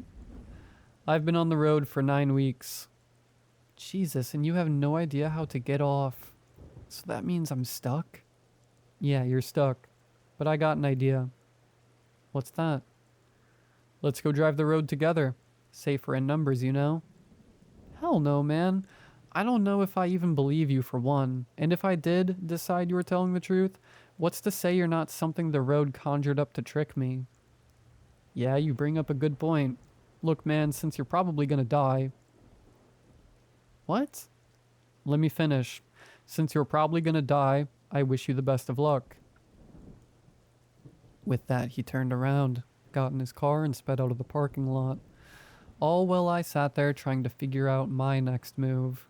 I knew something was wrong. I knew somehow I was stuck on the road, but I knew nothing else. If I was to believe that man, I was gonna see some weird stuff. I believed him. I don't know why, but I did. I got back in the van and I kept driving. The next fun thing I learned about the road is that the sun never comes up. In my 11 days of driving, I haven't seen the sun once. Unless I was somehow sleeping at the perfect time to miss all the sunlight, but that doesn't seem right. I never was a morning person, and I never was a people person, but I was missing both of those. It makes you realize how much you took for granted. Showers and hot food. I didn't get to finish my thought before the van was sent off the side of the road, causing it and me to tumble my head smack on the steering wheel, and I blacked out for a second. The van lay on its driver's side. I was hanging slightly above the window. I reached over to unbuckle myself, falling directly into the window. My whole body felt heavy. My poor stitched job showed. Blood trickled from my back and from a newly formed scratch on my forehead. I didn't have any time to worry about that. Whatever knocked the van off the road got closer now. I could hear its heavy steps moving through a nearby brush. I tried to push myself up, but new injuries began to present themselves. My ribs ached and I couldn't put any weight on my legs. I pulled myself using the armrest on the driver's side. I stood using my good leg to hold myself up. reaching for the passenger side door, but the thing dented the door inward. No matter how hard I tried, it wasn't opening. All well, it got closer. I tried the window, but of course it wouldn't roll down. An arm crashed through the front window, piercing the seat behind me. I had to duck down, forcing myself between the front seats and to the back of the van. Pain shot through my body as I crawled through. The mattress had been knocked out of its place, forcing me to crawl under it. The monster was away from the window, and I could hear it scratching the car to my right. I lay in place, hoping it didn't know where I was. Its arm pierced through the side just above me. I crawled quicker towards the back window. Relief washed over me upon seeing the glass was already broken. I made my way through it, and I finally saw outside the van. Forcing myself up through the gap, feeling how ruined my leg was, I placed all my weight on my other leg, trying to move as fast as I could. I turned to see the monster's arm was still stuck inside the van. It tried harder and harder to pull its arm out. I used my opportunity to put as much distance as I could between us. The monster yanked, pulling its arm from the van before screeching into the air. It stared at me with dark black eyes and pale skin. It walked on 2 legs and had 4 arms. One of the arms lay flat on moving, the same one it pulled from the van. It clasped its incredibly sharp teeth together before running towards me. It was so much faster, there was no way I could move quickly enough. It ran with its working arm in the air as it tried to come for me. It was bloated, wearing pants and a jacket. It was human enough. I was on the road before my good leg gave out. I collapsed upon it. I turned my head to see it standing feet from me, still screaming, but it stopped right in front of me, staring at the sky. For the first time since I started on the road, the sun was rising. The monster screeched one more time before turning around and running from the road into some brush. Soon it was far from my sight. I wasn't gonna wait around for it to come finish the job. I hobbled down the road for a mile or so, which in my current condition took much longer than it should have. From behind I heard the noise of what sounded like a metal clacking together. When it got closer, I was able to figure out it was a car. It came right towards me, and I prepared myself for whatever else the road was going to throw at me. The vehicle pulled over, and a familiar face stepped out. The same man from the diner. "You're alive," he yelled at me. I said nothing back, just hobbled over to the car, opened the passenger door, and got in. He nodded and got into the driver's seat. We drove for 10 minutes before either of us said a word. "I saw your van and just assumed whatever did that got you." "You left the diner before me." "Yeah, I stopped a little down the road and waited for you to pass. I've been following you since." Eventually, we came to a clearing just a bit further down the road and took a moment to properly assess my injuries.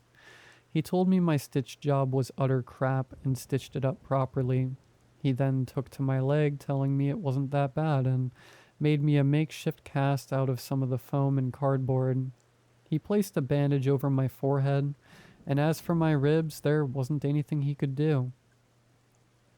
We took the time to finally introduce ourselves.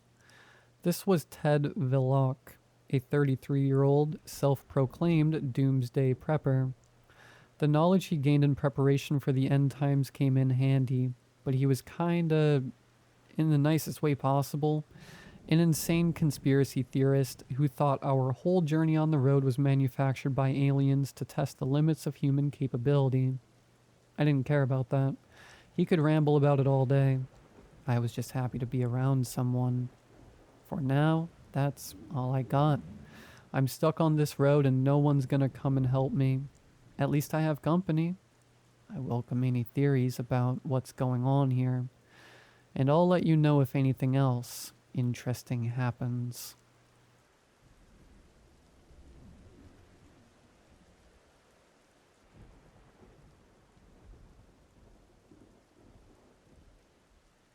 Going to work is unfortunately something none of us can avoid, and after everything that I've been remembering the past few nights, I might just join the military to avoid it. My name is Clara, for the record, and I will never work in a mall ever again. Going into my store every day came with its challenges. Most of them didn't begin until the customers started to pour in from the food court. But this day was special. This day was way different. I went, opened and closed the gate as normal, and clocked in on the main computer.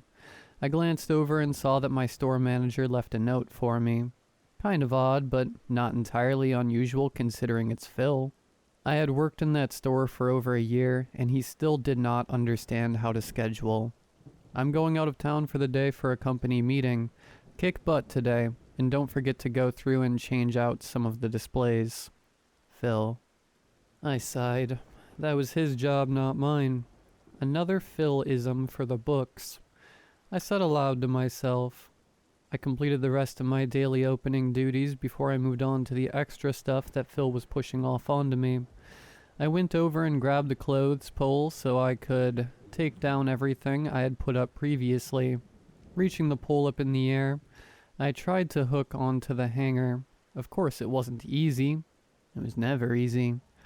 I finally caught one and wrangled it off the post like a bear catching a salmon.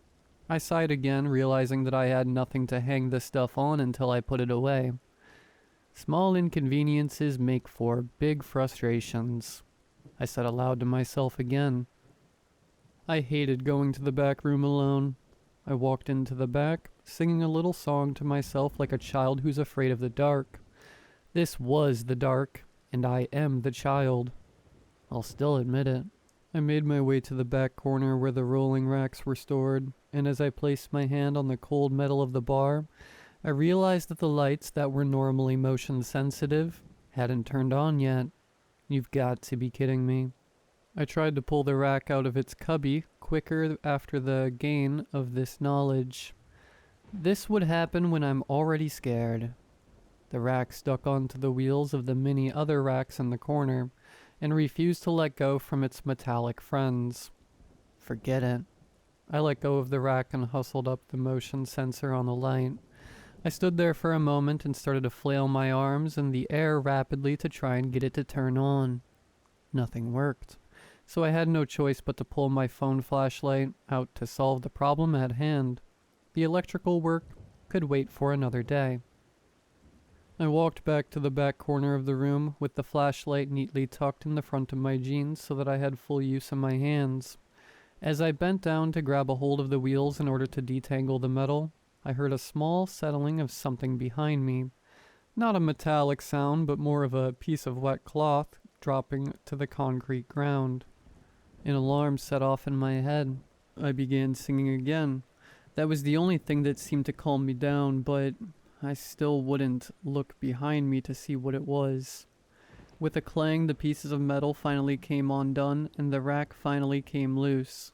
I rolled it out of the room, specifically pointing my back towards the sound. As I led the rack back out into the storefront, I looked over to the fire exit door that led to a small courtyard outside.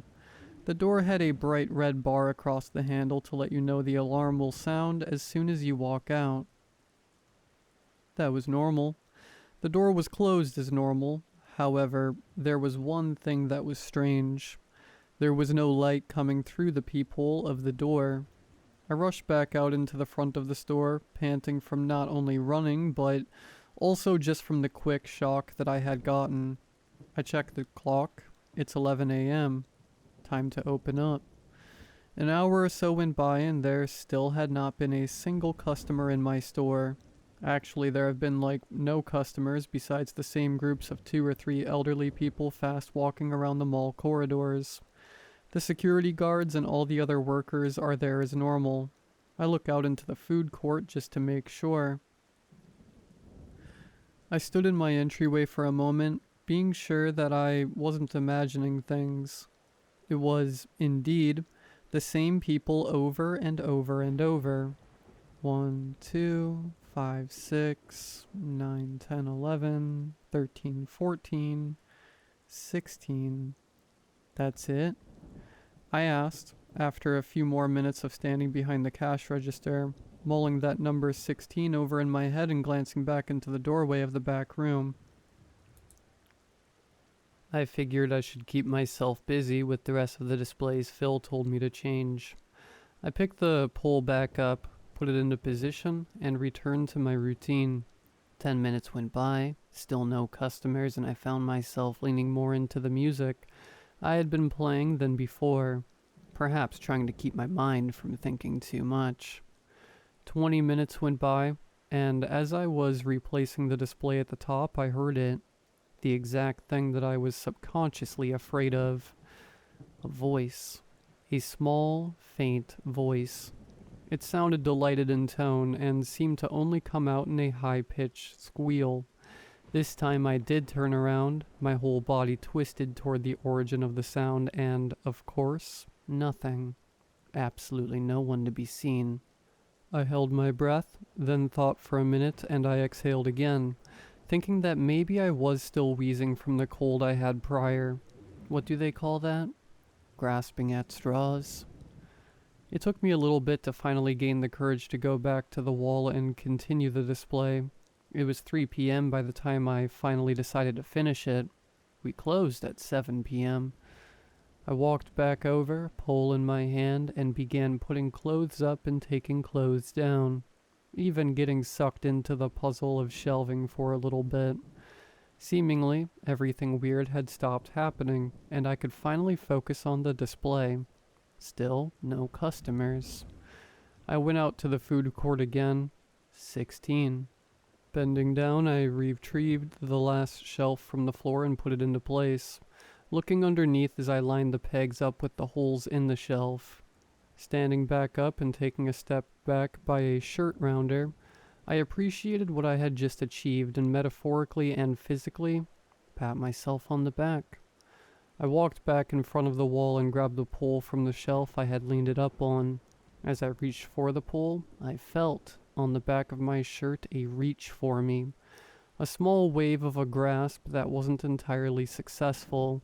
I gasped without thinking, and spun around for a second time. Within this motion I heard another small voice, a laugh this time, a chuckle it seemed, too human to be what I saw in that moment. Peeking through the gap in the shirts, a young girl smiled up at me. She seemed to be around 7 years old, but with extremely aging wrinkles around the sides of her eyes and deeply dark bags beneath them. Dirt caking the teeth that were looming out from behind her dry, cracked lips. Sat in a stout crouch in the middle of the rounder, she held her arms out to me as if to give me a hug. The smell that permeated from her underarms as she raised them to me was a stench I could never forget. It still lingers in my nose. The smell of death, disease, and of matter decaying with every breath she took. Tissue sloughing off her cheeks as she smiled at me. I stepped back. She smiled again, put her arms back down by her side, and ran off into the back room of my store. I called Phil. August 28th, 5:30 p.m. Phil has done nothing but laugh at me, so I'm leaving. This is the one thing I'm writing down in order to try to get everything out into the open. I'm done with the store and whatever it has to offer. I'm doing exactly what everyone in the movies doesn't do but should. He can laugh all he wants. I'm not dealing with that. I'm calling security. Sergeant Stintz came to my rescue at that moment. Stintz was a small, round, and slightly uptight older man. Many people in the mall hated him because of that, but I always chalked it up to it being because he was bald. I told him about the peephole and the weird sounds. I even told him about the girl woman and how there hadn't been more than 16 people in the food court all day, him included. I asked him to go to the other side of the mall and find out more information. I didn't know what else to do. I closed the store gate at 6:30 p.m., which gave me some time to go around to other stores and see if they experienced anything strange. Besides, of course, the lack of new customers. I walked up to all 3 restaurants in the food court, and they all gave me the same vacant smile, blank and soulless eye contact, and they all seemed to follow the same script. Thank you for coming. Have a nice day. With a closing, dirt-covered smile. Before turning away, dropping the smile to an almost melancholy frown and getting back to their tasks. I went to the store next door to my own, hoping there would be some sort of normalcy there. We had become pretty friendly due to being so close to each other. I walked into the first store, and at first I didn't see anyone at all. Not a single soul. I thought maybe they had closed their store as well. Maybe they also thought some weird stuff was going on. But everything else was normal. Music going, cash registers still logged into Catherine. No manager would leave their store like this. I walked around for a minute and noticed nothing else of substance and decided to go to the store on the other side of mine. I finally saw people again. I replayed in my head. Please be real. Please be real. Whatever that meant. I had no idea. I walked up to Megan, a longtime manager of the store. She was bent over putting away displays of lamps and their boxes. I said her name, faintly but loud enough for her to hear, to no avail. I decided to tap her on the shoulder. Megan turned around. As her body rotated towards me, I could see the beginning of what was a smile, muddy teeth careening from her face, and lips pinned back to her ears with passionate glee. The same dark wrinkles and bags that were apparent on the girl were apparent on Megan. I jumped back. "Thank you for coming. Have a nice day." She turned back around and continued to do her task. As Megan, or this other form of Megan, continued back to her duty, a sharp screech came from what sounded like the back room of Megan's store. I still say, though, if it's anything like my back room, I wanted very little to do with it. I headed back there anyway. As I started sprinting towards the back of Megan's store, I could hear her putting all of the boxes down, and slowly footsteps began to follow me to the back. "Excuse me, that area is for employees only. Please make your way to the exit." Anger grew in Megan's voice each time she repeated the phrase. I made my way to the back room. Unlike my back room, theirs had a door. Without looking back or even thinking twice, I slammed the door shut and pushed anything I could find in front of it. She didn't stop following me, although her actions didn't become hostile either. Only her words grew with anger. She politely knocked on the door, and after a while she stopped talking and just knocked on the door. I turned around, feeling secure in the room that I was trapped in. I walked into the room more and quickly found that there was a staircase leading up to another level of the room. A scream pierced the air again, and this time I was solidified in my answer by going up there. I made it to the top of the staircase and walked down a long, slender, and dimly lit hallway. One door was visible to me at the very end, a flicker of light blinking underneath the door as if to invite me in. Another scream was cast through the air. The door was completely shut when I walked up to it. I tried to slowly open the doorknob, but it let out a terrifying moan. I froze and looked around me, hoping no one else would be led to my area. I peered into the room after a minute or two and saw Sarah, Megan's employee, tied up to the boiler in the corner of the room. Slashes and cuts smeared across her chest. Her shirt barely hung off her shoulders due to the trauma cast upon her. She was turned away from me, her face pressed up against the wall. I whispered her name. She turned her head towards me, and as she did, there were two purple, swollen sockets where her eyes should have been. "Clara, you should not be here." She shakes her head. Somehow her eyes were still able to cry. "I'm here to help you. Hold still so I can get the ropes off." I moved closer to her, trying to get my hands on the knot of the rope. She started to squirm. "I know you're scared, Sarah. I'm sorry. I promise I'm not one of them, okay?" She stopped moving. Her head slowly moved up to look at me, still making eye contact. "One of who? Clara, what do you mean?" "I mean one of those things who hurt you, okay? I'm not going to hurt you." I reached out to untie her again. She pulled from me. "How do I know that? How do I know they didn't do that to you too?" "Sarah, please, I'm begging you. Let me get you out of here." "Don't touch me, you freak. You are one of those things that did this. You are." She started laughing now. Not a humorous laugh, more of a laugh someone expels when they've truly given up. As Sarah laughed, I began to hear footsteps down the hallway and a faint, "Thank you for coming, have a nice day," echoing into the room. I scooched back, trying to push my back up against the wall as tight as I could so maybe they wouldn't see me behind the door. There was no other place to hide. They swung the door open, luckily not closing it behind them. "Thank you for coming, have a nice day," they said as they entered the room. It was two men, one that worked at the shoe store on the other side of the mall, and the other was wearing a mask. Another "Thank you for coming, have a nice day" was expelled from the mall employee, and an uncommon "Up you go" came from the other.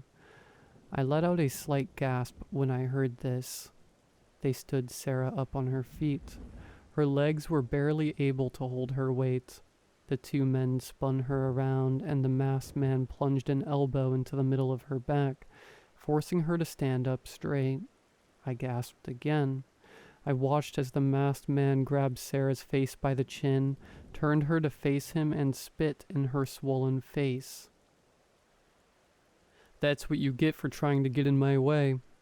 He smacked her across the face. His spit flew off her lips as he hit her. "And that's just for being..." "Thank you for coming. Have a nice day." The mall employee, Mark, I think his name was, followed suit with spit to Sarah's face, followed by a deep smack. The smile never left his wrinkled and deformed face. "I found your stash, sweetheart. I don't know how you thought you could do this to me." "To me? Really? I mean, it's kind of biological if you think about it. Even without seeing me, you can tell that men are inherently stronger than women. It's just science, babe." He shrugged and pulled out a large butcher's knife from the waist of his pants. "I kind of feel like a real villain right now. This is one of a kind, truly. Thank you for making this possible." He grabbed Sarah's face again and made her turn towards him, this time kissing her. She tried to pull away, but his grip was too tight along her jawline. "See? I told you. I'm just stronger." With the last word leaving his lips, he plunged the knife into the top of Sarah's kneecap and sliced clockwise, nearly exposing bone. "If you really think you're so strong, prove it to me." Another laugh expelled from his chest as he completed the circle around Sarah's knee, now showing bone. I began to feel sick. My stomach turned and twisted like I was the one being cut. I felt the pain in my legs and even in my chest. It was nothing I had ever felt before. The masked man finished the job on the other leg, but that's what I gathered from Sarah's cries of horror. I couldn't bring myself to look at her. "Now, sweet, sweet Sarah, what is one thing you need from me before I leave you be?" "Who are you? And why can you talk to me when the others can't?" she asked through her sobs and pain. I still couldn't look at her. "Oh, my dear child, if I told you that, I'd have to kill you." I saw his mask be cast aside in front of the door. There was a brief pause. "I guess that didn't help you, huh?" He bursted out into laughter, just barely cut off by Sarah. "I said, who are you?" Her screams were louder now, as if she had tried to move towards him. "Well, if you insist." He shrugged. He raised the knife and slammed it down through the floorboard, assumingly pinning Sarah to it. I heard the crash of the wood and the bellowing cries of Sarah as he laughed again. "I'm surprised you can't tell by the sound of my voice. I mean, with how long we work together. It stints, you dunce. Night, night, sweet Sarah. I started to peek back around the door when I heard another slam of something into the floorboards. Sarah's once full and wholehearted screams were now nothing more than weak whimpers. Footsteps let out. Sarah went silent, as did the room. I still didn't want to believe what I just heard. Stints? So he was looking for me now, too. Sarah. Poor Sarah. Dang it. I could have stopped him. I could have done anything. Although I wasn't quite sure if she was worth giving my life for. What am I saying? This is sick. I left the room and made my way back down the stairs and into the original back room. I see that this store also had a fire exit in the back. I let myself out. Unlike our store, this back door led to a small corridor that connected the different major parts of the building, not outside. Why couldn't it have led outside? The lights were incredibly dim, a pale yellow. The walls were a grimy eggshell color, and the floors were concrete. My footsteps echoed as I made my way through, unsure to where this corridor would lead me. I saw a large double metal door at the end of the hall. The crack between the door, dark, however. No light could be seen. As I made my way towards the double doors, I began to smell a sweet but sour smell coming from the door left of the double doors. It should have been what led to one of the few restaurants within the food court. It said so on the door. I turned, suddenly losing my objective out of pure curiosity. The same thing that killed the cat. I grabbed the handle to the door, took a deep breath and pulled. The smell wafted towards me as I opened the door. It was truly petrifying, as the smell of what could only be described as rotten flesh hit me in the face. 2 restaurant workers were laid out, still in front of me. A dirty smile creeped across their faces as my eyes glanced over them, dissipating as I closed the door. I turned away, not truly capturing what happened, and made my way towards the double doors once more, the smell of rot still in my nose. With everything that had happened so far, I had no idea how to even process what was happening at this point. I pushed through the second set of doors, instinctively putting on the ear-to-ear grin, wiping it off, then putting it back on. What was I doing? This was probably how everyone in there became one of those things. I know this now and can even justify it as trying to blend in. There was no one there. I looked both ways and noticed, still no one there. I saw the exit. The one thing that I could actually focus on. I checked left and right one more time. No one, and made a break for it. I reached the doors. "Where do you think you're headed, lady?" I listened, but didn't let him influence my decision. I was getting out of there. I grabbed the door handle and got into the passageway before actually stepping outside. I went to grab the other door handle. "I asked you, where are you going?" He grabbed me by the collar of my shirt and raised me into the air. He turned to make me face him and spit in my face, much like he did Sarah. He was going to kill me. He took me back inside the mall, this time locking the exit doors, and threw me over the counter of a food court restaurant, landing me upon the 2 previously executed workers. I searched around me for anything that I could possibly find to stop him. I thought about what he had said to Sarah, and how I couldn't be the one to prove him right. I tried to stumble to my feet as I felt a gaze on the back of my head. I managed to get my knees before looking up, and met the eyeline of not just Mark and Stints, but the girl woman, Megan, and the 4 other food court employees I had seen prior in the day. All looked at me from over the counter, their wrinkled and decrepit fingers snuck over the edge of the table, their fingernails chipped and shattered away as they gripped the wood. Stints came from around the corner, through the side doors, and knelt beside me. "Do you understand what's going on here yet?" He tapped the same knife he used to kill Sarah on the tile next to me. We here want to run a smooth and tight-knit community of hard-working employees, Miss Clara. And you, Sarah, and a few others, as you can see." He took the knife and poked at the bodies below me as if it were a dead animal. "Don't really fit the bill. They, however, are perfect for the gig." He gestured behind me to the gaggle of degenerates that were caressing the counter. "You do have to understand that we must let go of you now, right? No hard feelings." He chuckled and looked at me deep in my eyes. I should have gotten up and ran right then, but it was almost like he had me in a trance of some sort. After what felt like hours, I finally gained the courage to stand and run. I dashed past Stints through the side doors of the restaurant, feeling a sharp pain on my scalp as I got slightly past him.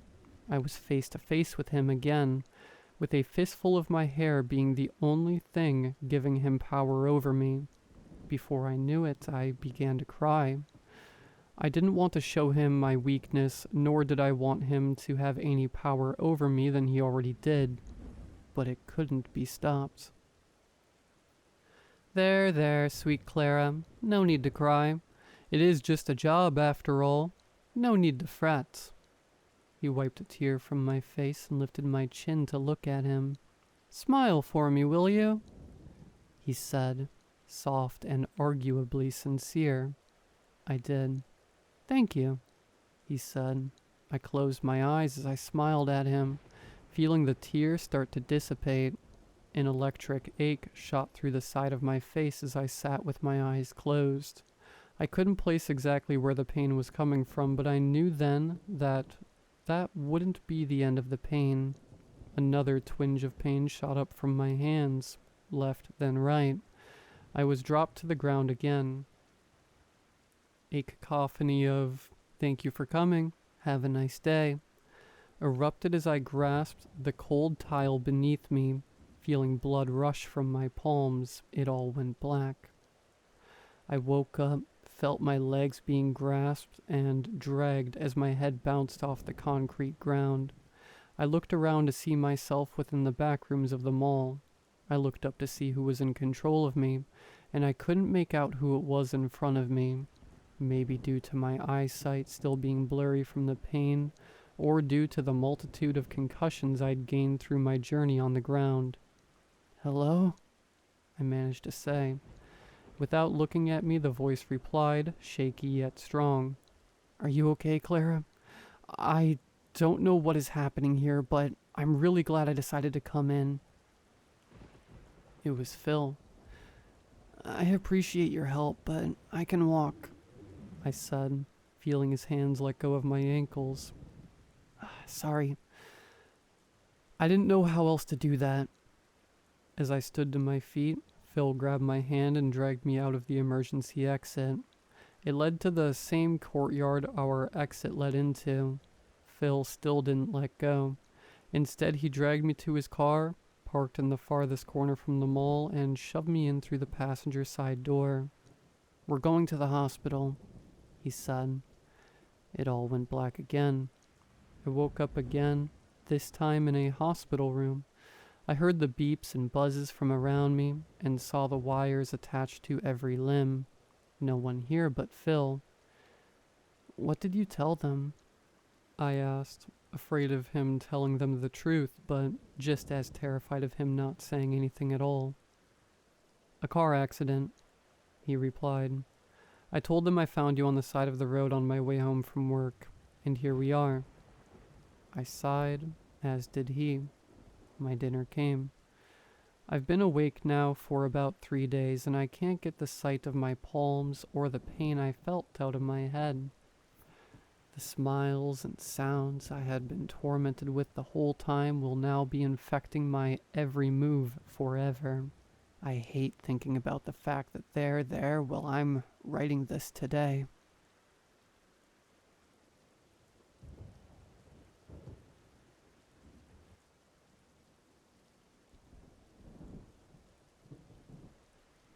"Thanks for letting me stay here," I said as I walked through the door.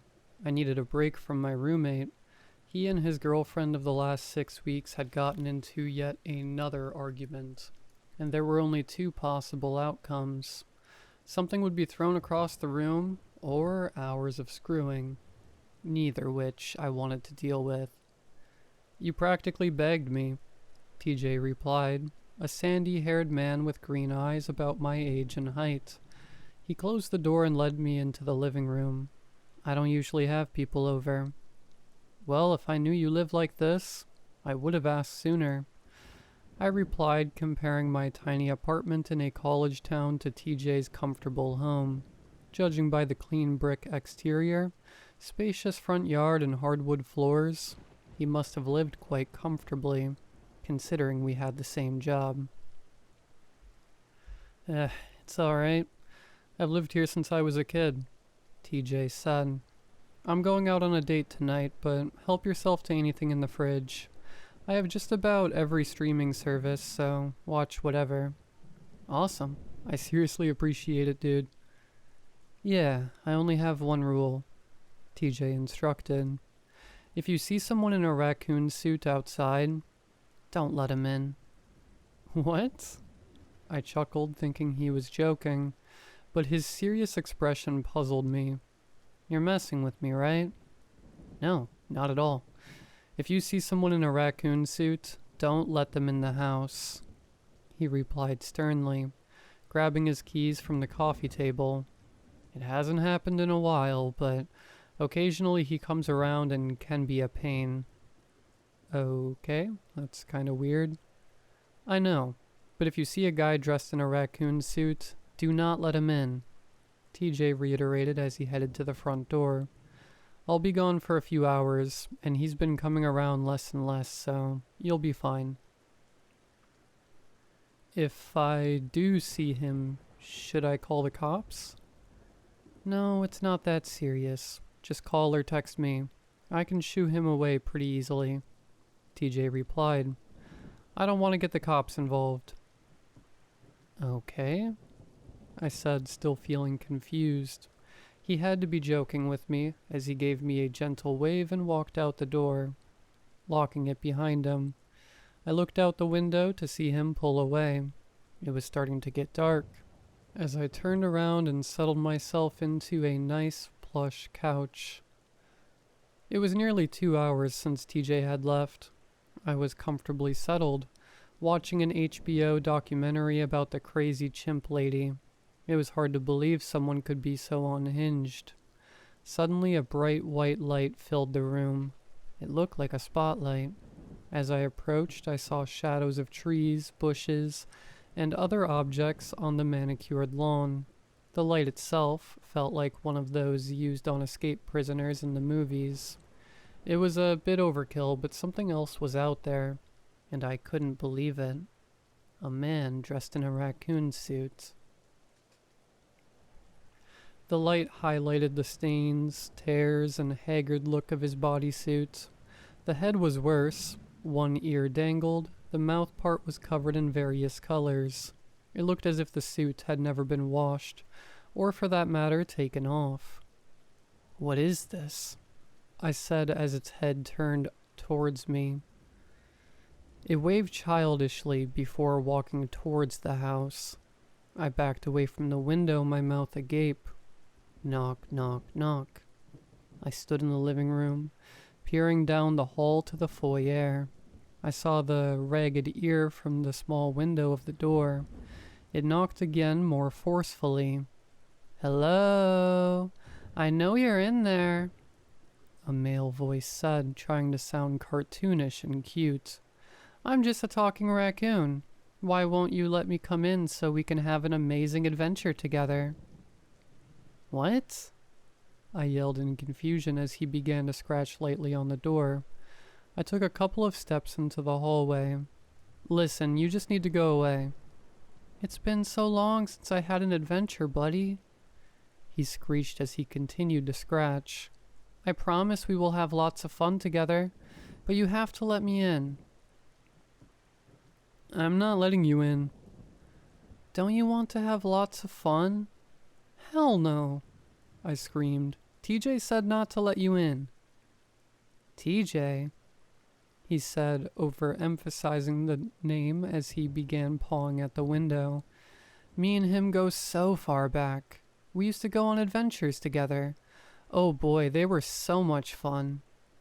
Seriously, go away. Boo-hoo, boo-hoo, you're making me sad, he replied, sniffing dramatically.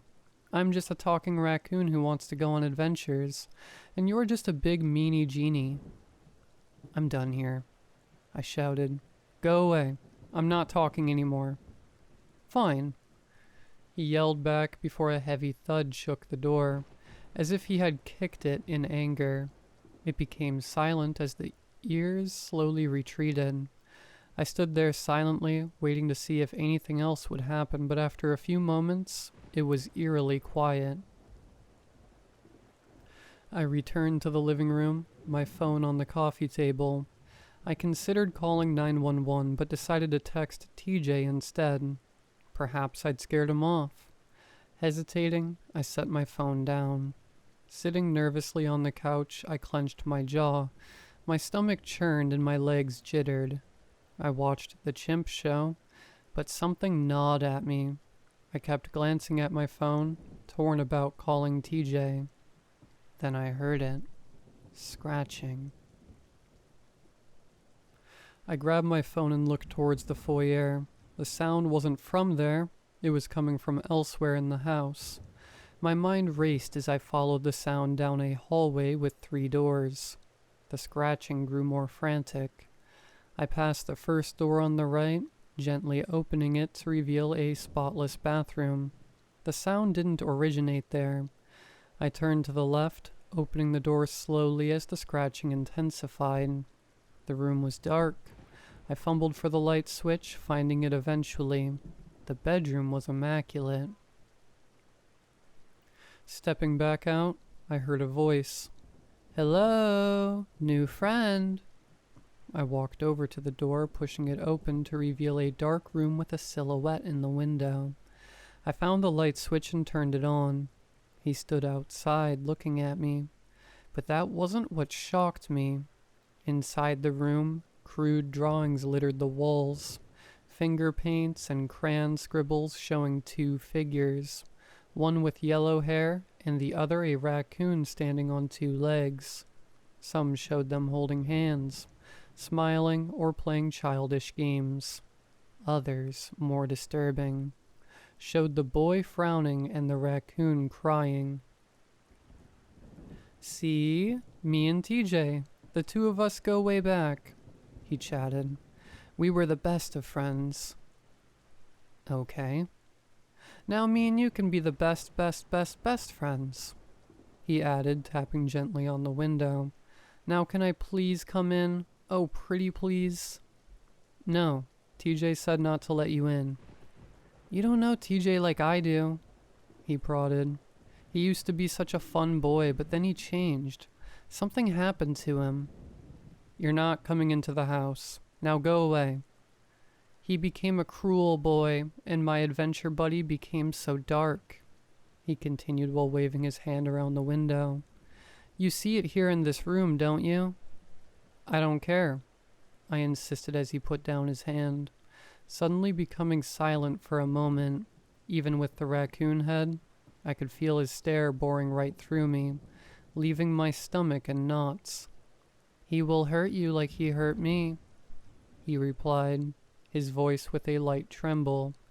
But if you let me in, I won't let anyone, especially TJ, hurt my new best friend. My mind raced. The absurdity of it all. This had to be some sick joke, and there was only one person who would do something like this. Alright, cut the crap, I smirked. I'll give it to you. This is probably a funny prank, TJ. I'm not TJ. I am a talking raccoon. Talking raccoons don't exist. You're just a weird prankster in a costume. He stood there, outside in the window. For a moment, he lifted his fake paw and began rubbing his chin. I could hear him sigh as he conceded, still in his cartoonish voice. All right, you caught me. Good job. You passed the friendship test. I let out a sigh of relief. Alright, I'm glad we can end this game. Honestly, it was starting to freak me out. Yeah, sorry. Sometimes I can get a little carried away. He chuckled, turning his head toward the front door. I'll see you inside, I guess. Can you take off the suit? I mean, it actually does sort of give me the creeps. What? He replied, turning his head back to me. Take off the head part at least, I said as I stepped a little closer to the window. He started to breathe heavily but stood there without saying a word. I began to feel a little uneasy again, starting to doubt myself. Come on, take it off and you can come inside. But I can't do that. Alright, there's one way to settle this then, I said, thinking of a solution to rest any doubt. I pulled up my phone and called TJ's number. The phone began to ring as we stood in a staring contest. What are you doing? I'm calling you, TJ. No, don't do that. My phone is in the treehouse. What? Hello? I heard TJ's voice over the phone. My eyes widened and I began to panic. Suddenly the man in the raccoon suit started to scratch at the window menacingly, tearing the screen. You're not the raccoon, I shouted loudly over the phone. What? Of course I'm not.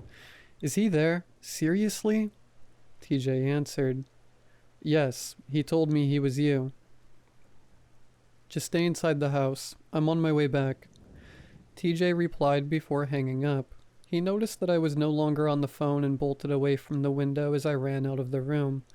I could hear a doorknob rattling from somewhere as I ran back to the foyer area to see him trying to open it.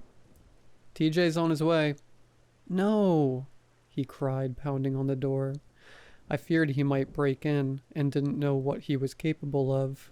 Let me in. He'll be home soon. The begging and banging stopped, but the silence was brief. I heard a crash and ran through the house searching for him. The sounds grew more violent, and I thought he was trying to break in, but I found no sign of him inside the house. Then I heard glass shattering. The raccoon man had a rock and was smashing my car windows. Glass flew everywhere as he swung his furry arm. He stopped, and I felt relieved until I saw something worse. A small red gas can labeled with the word lawnmower. He was pouring gasoline inside. No, I shouted as he lit a grill lighter. I darted to the front door, unlocked it, and ran outside. Flames erupted from my car's shattered windows. I stopped as the fire grew, engulfing the interior. Then I heard a door slam. He was inside. Oh, crap, I muttered. I heard tires squealing and saw headlights approaching. I quickly ran out of the way as TJ burst out. Where is he? I think he went inside. TJ stormed towards his house and I followed meekly. He pushed the door open aggressively. Don't make me do it, he shouted. I lingered in the foyer, still fearful and not knowing what would transpire. TJ, where is he? I yelled as I heard someone running in the living room. I cautiously approached and saw TJ and the raccoon man facing each other. TJ held a broom. Raccoons live outside. Shoo, TJ taunted, swinging the broom wildly. A loud crack echoed as the broom hit the man. Get out of here now. No, I won. I finally won, the man shouted, blocking his face. I won. You can't shoo me anymore. I told you raccoons live outside, TJ insisted, hitting him again. TJ, I'm calling the cops, I barked, pulling out my phone. But then I saw him dive at TJ, tackling him to the ground. They rolled around, knocking over the coffee table. The raccoon costume's head came off. He looked like TJ, except his hair was long and tangled, with a beard, his skin covered in dried mud, and God knows what else, and his eyes wide with frenzy. I won. It's been 5 years, he snarled. He stood up, holding the broken broom handle. Now it's your turn to be the raccoon and live outside. I watched as he shoved the raccoon head onto TJ. I wasn't sure if I should call the cops. I walked outside and looked at my burning car, wondering how I was going to get home.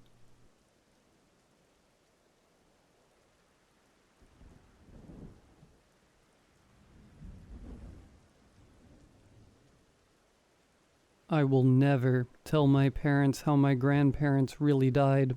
They wouldn't believe me if I did. You may not either. About a month ago, I had just gotten out of class when I checked my phone. To my surprise, I had a voicemail from my father. Sure, Mom has called me from time to time since I left for college, but when I saw that my father had called me, I knew it had to be bad news. I just didn't know how bad. Son, we're buying you a plane ticket. We need you to fly home. There has been an accident. Call me when you get this. That's all the voicemail said. I called them and he explained that my grandfather had been killed in an accident with his combine while harvesting corn, and that the shock of finding him had given my grandmother a heart attack. The flight was nerve-wracking. I have never done well with small spaces, and I couldn't smoke on the flight, which made it even worse. I spent the whole flight fidgeting and walking back and forth to the restroom, even though I didn't need to go. I just needed to move around. My dad was already waiting for me when I landed, which ruined my plan of sneaking a cigarette before he showed. He gave me a hug and helped me load my bag in the car. I decided I needed a cigarette bad enough and lit one up in the parking garage. My dad had never seen me smoke, and I tried to act as casually as I could. He raised an eyebrow at me as he closed the trunk. I waited for a lecture or an outburst, but all he did was nod. "That's a nice lighter," he said. I hadn't realized I was still fidgeting with it. I handed him the vintage trench lighter.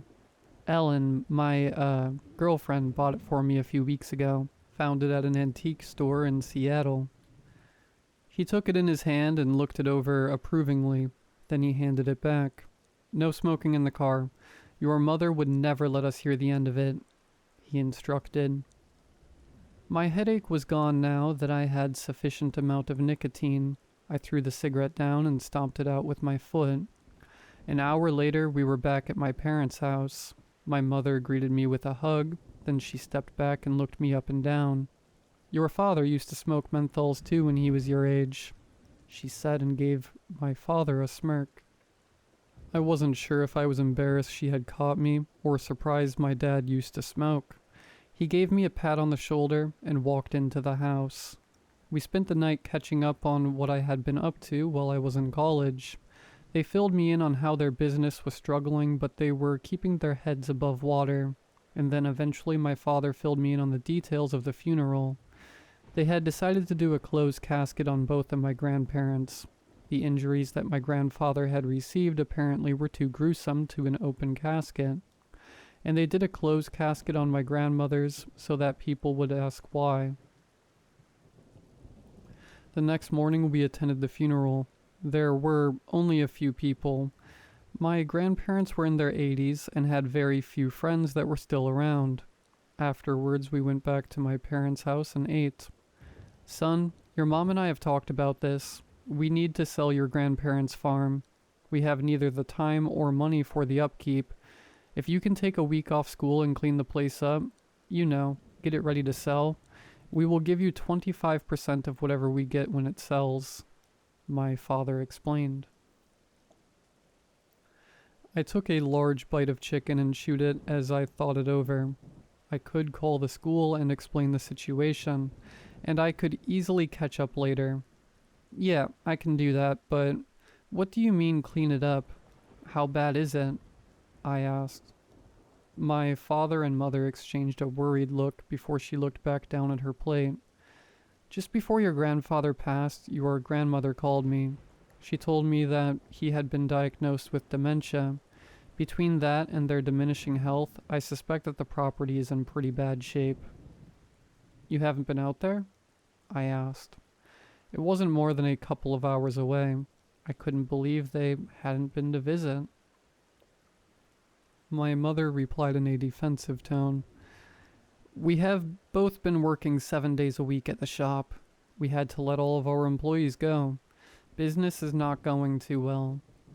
I nodded and asked what the plan was. I will drive you out tomorrow. You can stay there until I pick you up Friday.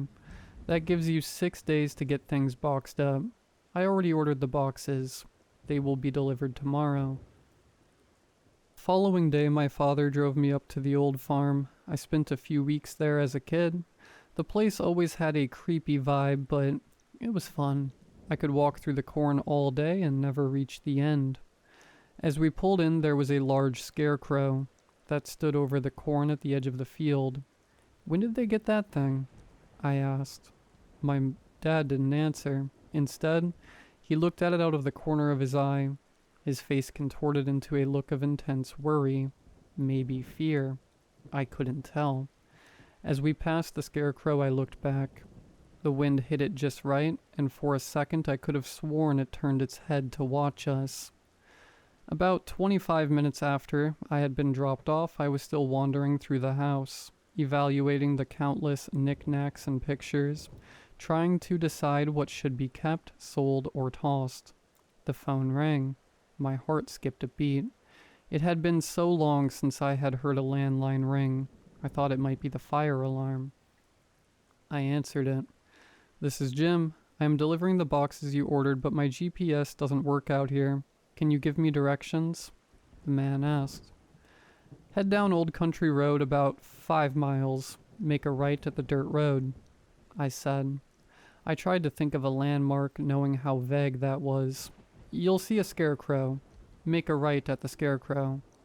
The man thanked me and hung up. About a half hour later, I was washing the dishes in the sink and cleaning up the kitchen. My grandfather must have just set out for lunch before the accident because there were 2 plates of food on the table. It was so rotten I couldn't tell what it was anymore. The pungent smell of mold and rotten food was making me gag, so I had to open the kitchen window. I listened to the wind chimes on the porch and found it rather relaxing.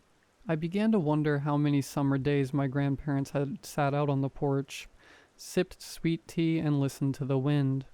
Over the wind chimes, I heard a scream from the field. I shut off the water and leaned closer. I heard the scream again, almost as if someone was howling in pain. I rushed outside and stood at the edge of the corn. My grandfather had waited too long to harvest his crop.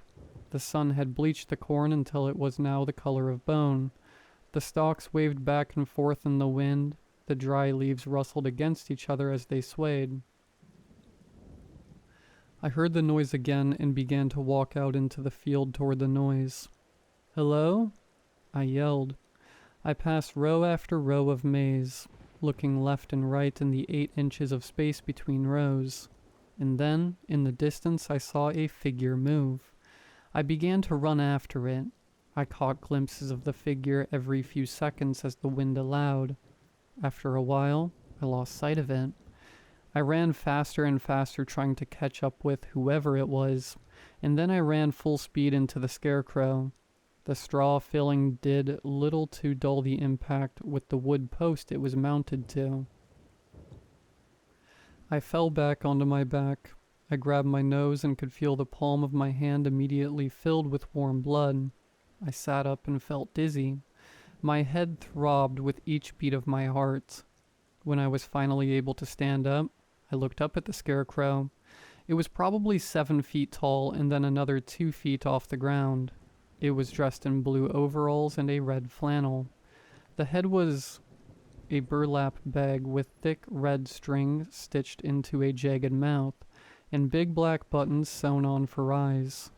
Then it was topped with a straw hat, stitched on with the same red string used for the mouth.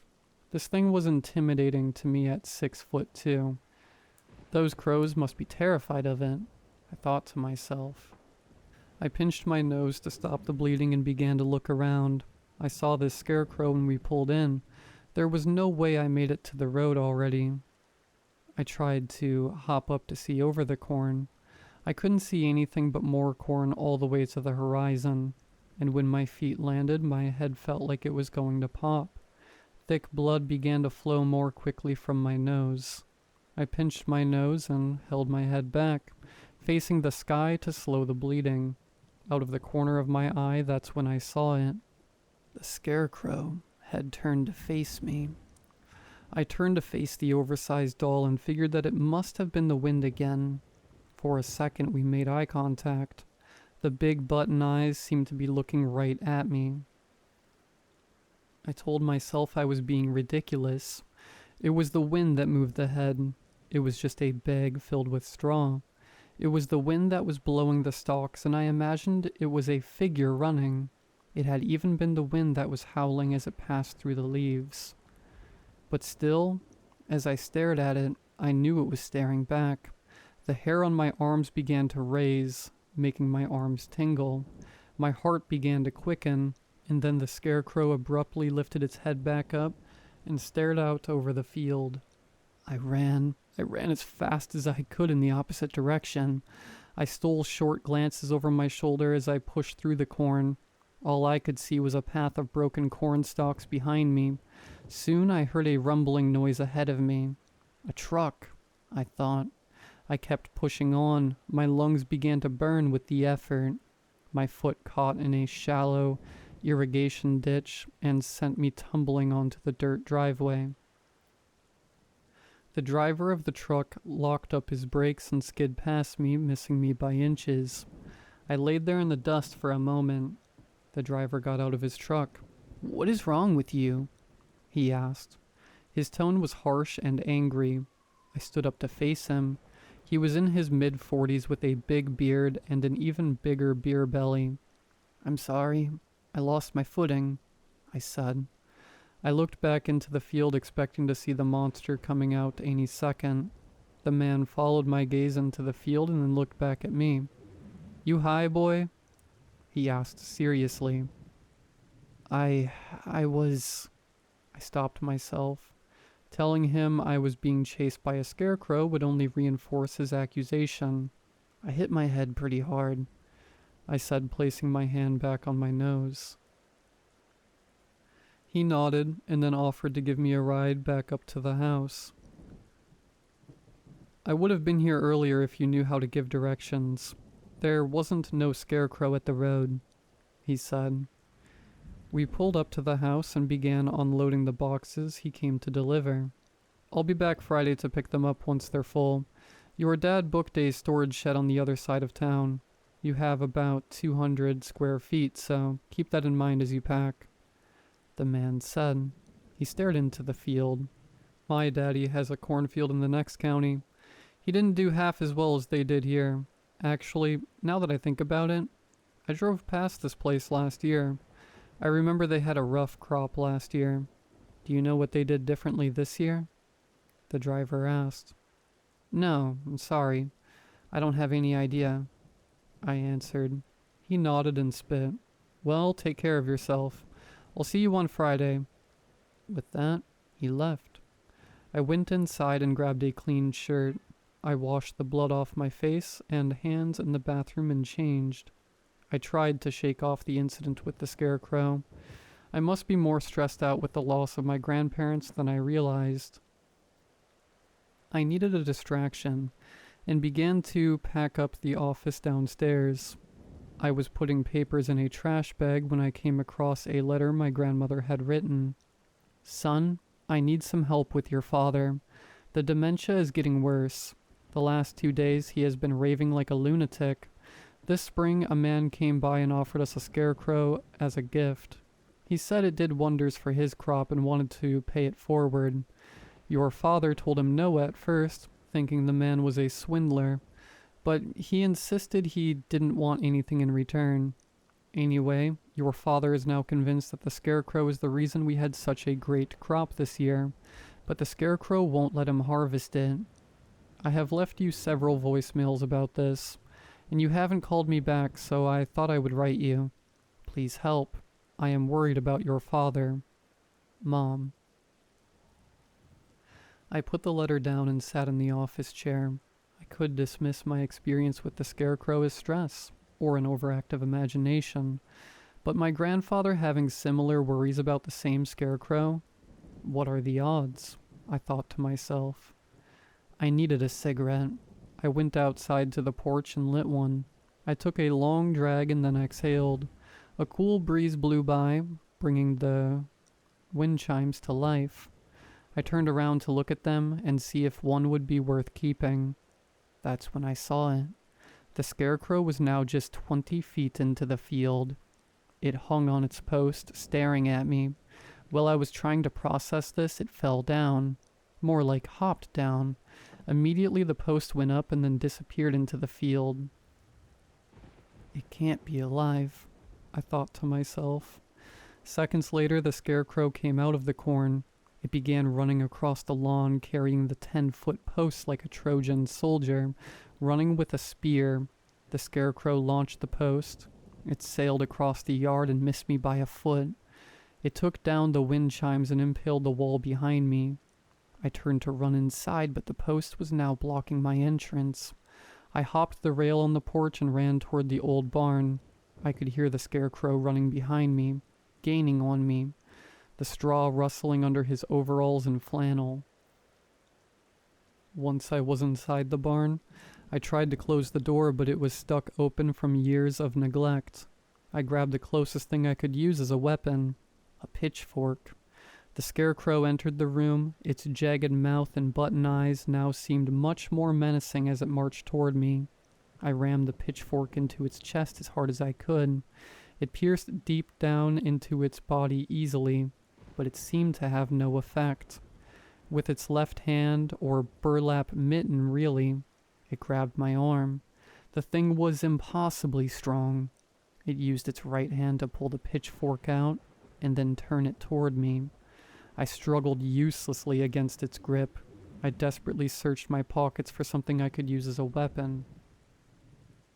I took my lighter out and flipped the top open. The flame caught almost instantly. In seconds, the scarecrow was fully engulfed. It let me go and fled into the field. The field was burned in less than an hour.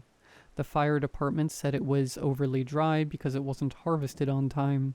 They didn't have any interest in investigating the matter further. My father saw the post stuck in the wall when he picked me up. I knew he recognized it as the scarecrow's post because he didn't ask any questions about how it got thrown through the wall or how the field burned down. I know on some level he suspects that the scarecrow killed his parents. I know on some level that he is grateful I killed it, but I know we will never discuss it because people would think we were crazy.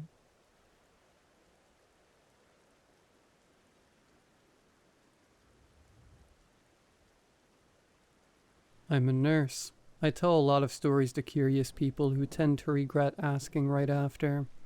It's hard to find another job that matches the sheer breadth of human suffering I'm exposed to daily. The human body is an unbelievably beautiful and complex organism that can contort and be contorted in some wildly obscene ways. And I've had my fair share of horrible sights in my time. Wounds fester, gallbladders fill with stones, forks get stuck in eyes. We are precious little things, and the same body that can survive a fall from a plane can die from a stubbed toe. Not that I figured the survivor of the fall particularly wanted to survive at that point. Anyway, my point being, everybody who's ever spent any time in a hospital has seen some gnarly that they'd rather leave behind forever. Even sitting in a waiting room can lead to boredom that can lead to a peek through a door that can lead to a burn victim convulsing in his bed. I always hope that the folks who take that home with them develop a new appreciation for life and empathy for their fellow man. Personally, I worked on the floor that said burn victim was treated on, and his moaning made me grind my teeth all night. Sometimes I want to put my head through the wall as payback for the god-awful thoughts I've had about people who were suffering and dying with the audacity to do it near me. It's not a job for everyone. It's hardly a job for anyone. But you get used to it. You sit in it and live with it. The hospital becomes this third place that no one else can really see. You look at a bed in the corner of the room, and you remember the last 3 people that died in it. The fourth's face is already gone. It's good to remember, to appreciate, to hold the knowledge that they were real. They thought and felt, and it can mess you up if you let it. It's only now that it's flooding back in. I let it flow through me. It hits and it goes. The wind doesn't knock me over, but little bits get stuck. They itch bad. Now I'm there again. I think I might be done with hospitals soon. It's been a couple years. Back then, I was at work every day and almost every night. My divorce sucked bad, and I thought it might kill me if I spent any more time at home than I had to. I'm good at my job. I can autopilot for days. Sometimes I sit in my car afterwards and can't remember a single thing I said or did the whole day. Nobody's ever complained. Nobody's ever given me crap from above. I'm not a surgeon or anything. I wasn't cutting hearts open with my eyes closed. I was often checking on people who were bedridden, placing bedpans and listening to them complain in one ear as it went out the other. There's nothing better to tune out. When I'm in that building, I'm a nurse, not a person. I work and I forget. That kind of fugue state is not good for you, to say the least. I'd highly recommend trying your best not to get disconnected from reality like that. When it breaks and comes back to the surface, it hits like a truck. It kills.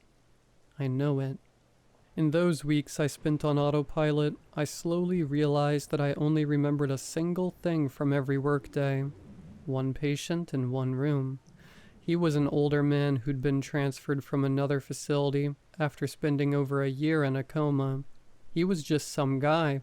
Some normal guy who, according to his family, had fallen unconscious while at home and never woke back up.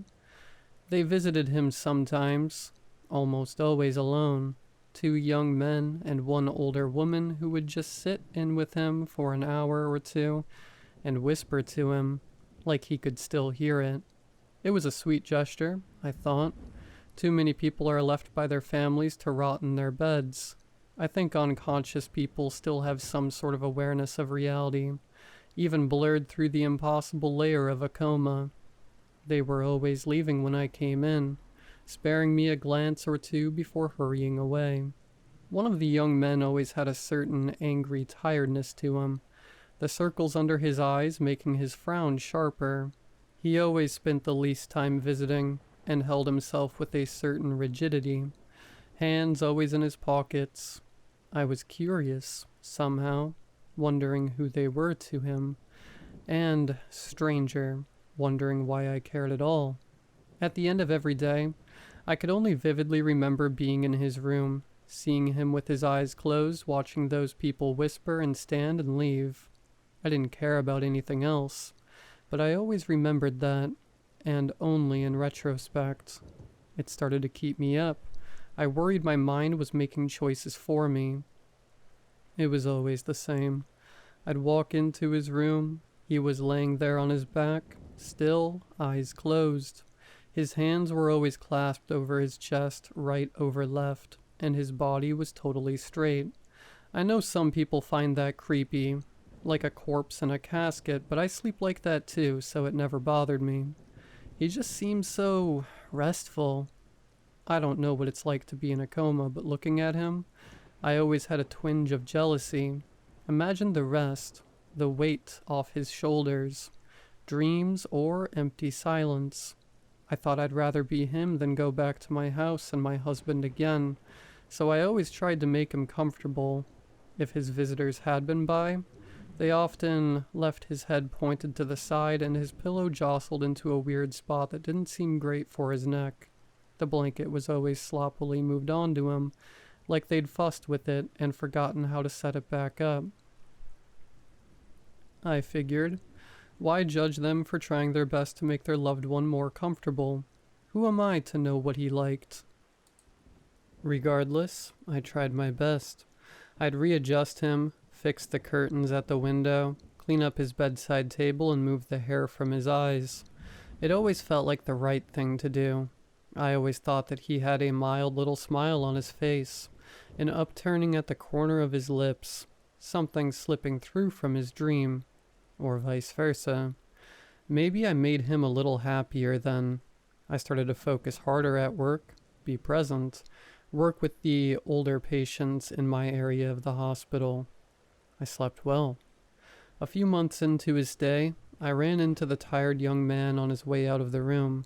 His hands were out of his pockets for once, and he was clutching them together with a strange tightness. He was grimacing and breathing heavily. I felt my heart jump. I don't know what it was.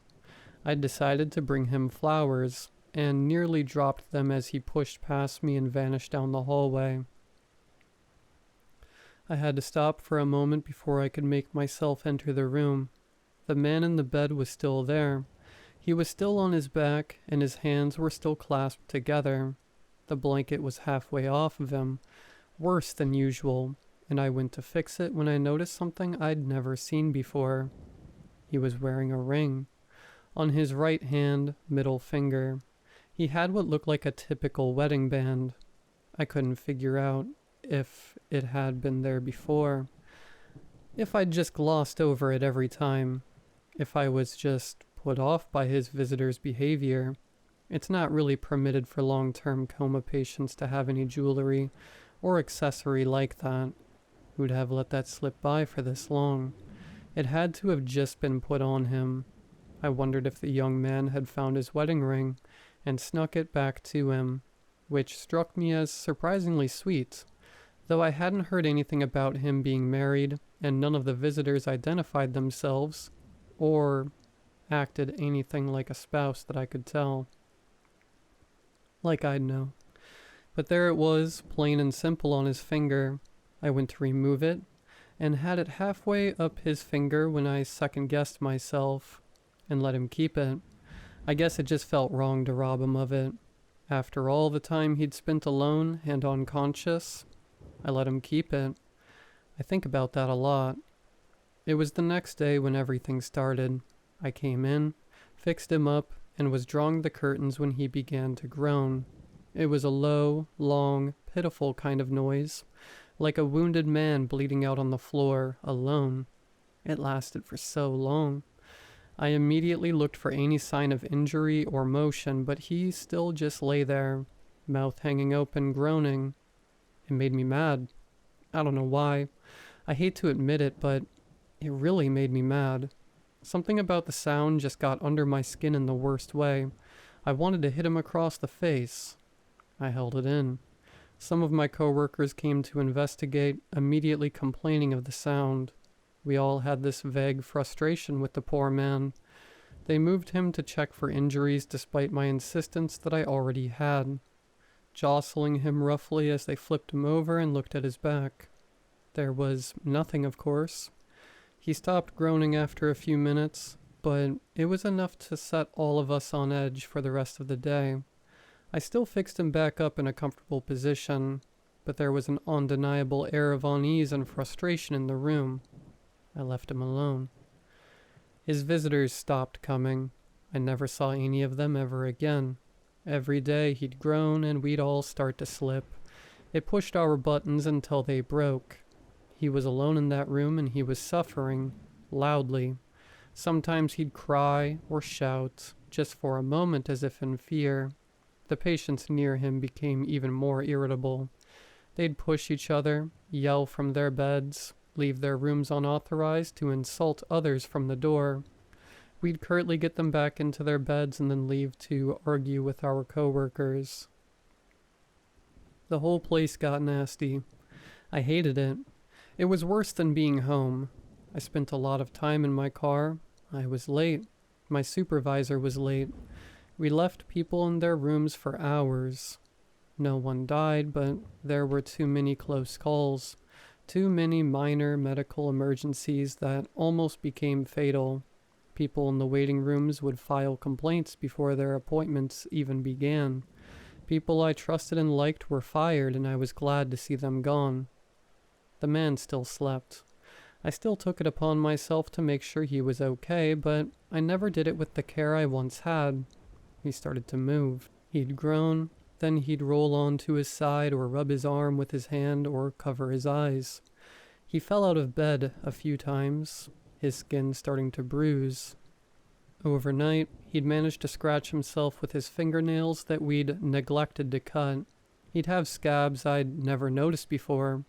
He started to groan less and scream more. He just never shut up. A doctor punched his nurse in the face and knocked him out. A bleeding patient was left waiting for hours. 3 scalpels went missing. I kicked a hole in the wall. The lights seemed darker and they buzzed on and on. It felt louder than my own voice. The hallways always seemed too long.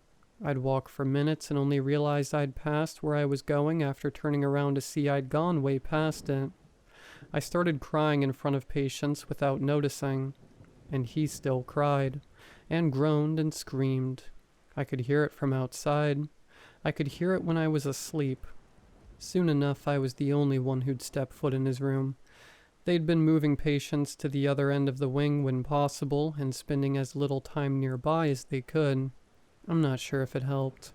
If there was ever any real attempt at intervention or investigation from above, I didn't see it. I think the hospital just rotted and we all let it. I still wanted to try, to keep the place afloat, to do the community the service it deserved. So I still went into his room. I was hoping he'd die by now, but I wanted it to be in comfort. The perception of time in a coma must be wholly incomprehensible, and I can only hope that his pain was physically alone. His moans the product of a biological reflex, his suffering only visible on the surface. I want to believe that he was just asleep. I pray that he could not feel. I noticed his ring again one day. The skin around it had begun to swell, and he was slowly brushing it with his other hand. Lightly, gently, up and down. It was uncharacteristic. His movements were often jerky, rapid, frightening. His moans whispered out, and his eyes moved lazily under his eyelids. I realized that I was just staring at him. The image of his body has always been unforgettable, but it struck me more than ever that day. I stood there for a long time before my instincts kicked in, and I had a look at his finger. The ring was still so clean, almost reflective. The skin beside it had begun to turn red, and suddenly, it seemed right to try and remove it. Whoever this signified a relationship to, they clearly had nothing to do with him anymore. Relief is a precious thing, and he deserved the little I could try to give him. I went to remove it. The ring didn't budge. Never before or since have I attempted to do something that failed so immediately as that. It just didn't shift in the slightest when I pulled on it. I still don't understand how anything could be on so tight, so stuck. It was unbelievable. I remembered how easily it had slid across his finger the first time I touched it, what seemed like so long ago. Now, it defied me. It felt wrong to even touch it. The reddened part of his skin felt hot.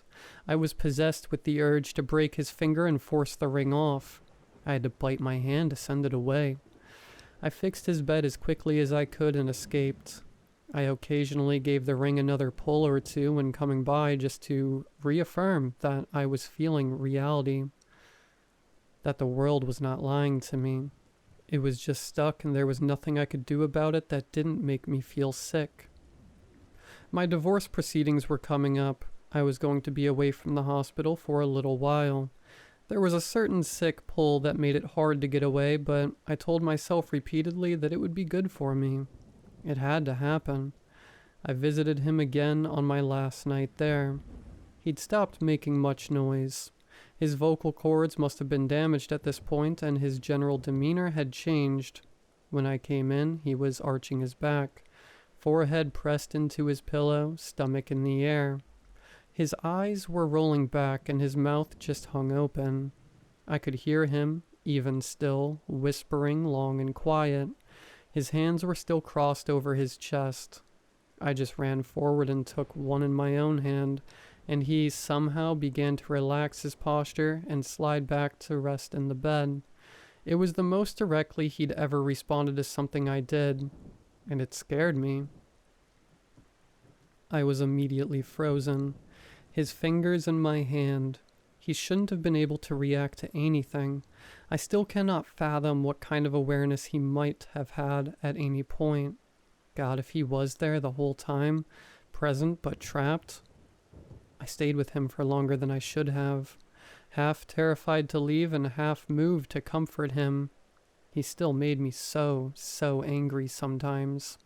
The false rage that puts holes in walls, but that night I could not find anger in me. I pulled. I breathed past the icy fear and I pulled on his ring. My fingertips burned from the strain.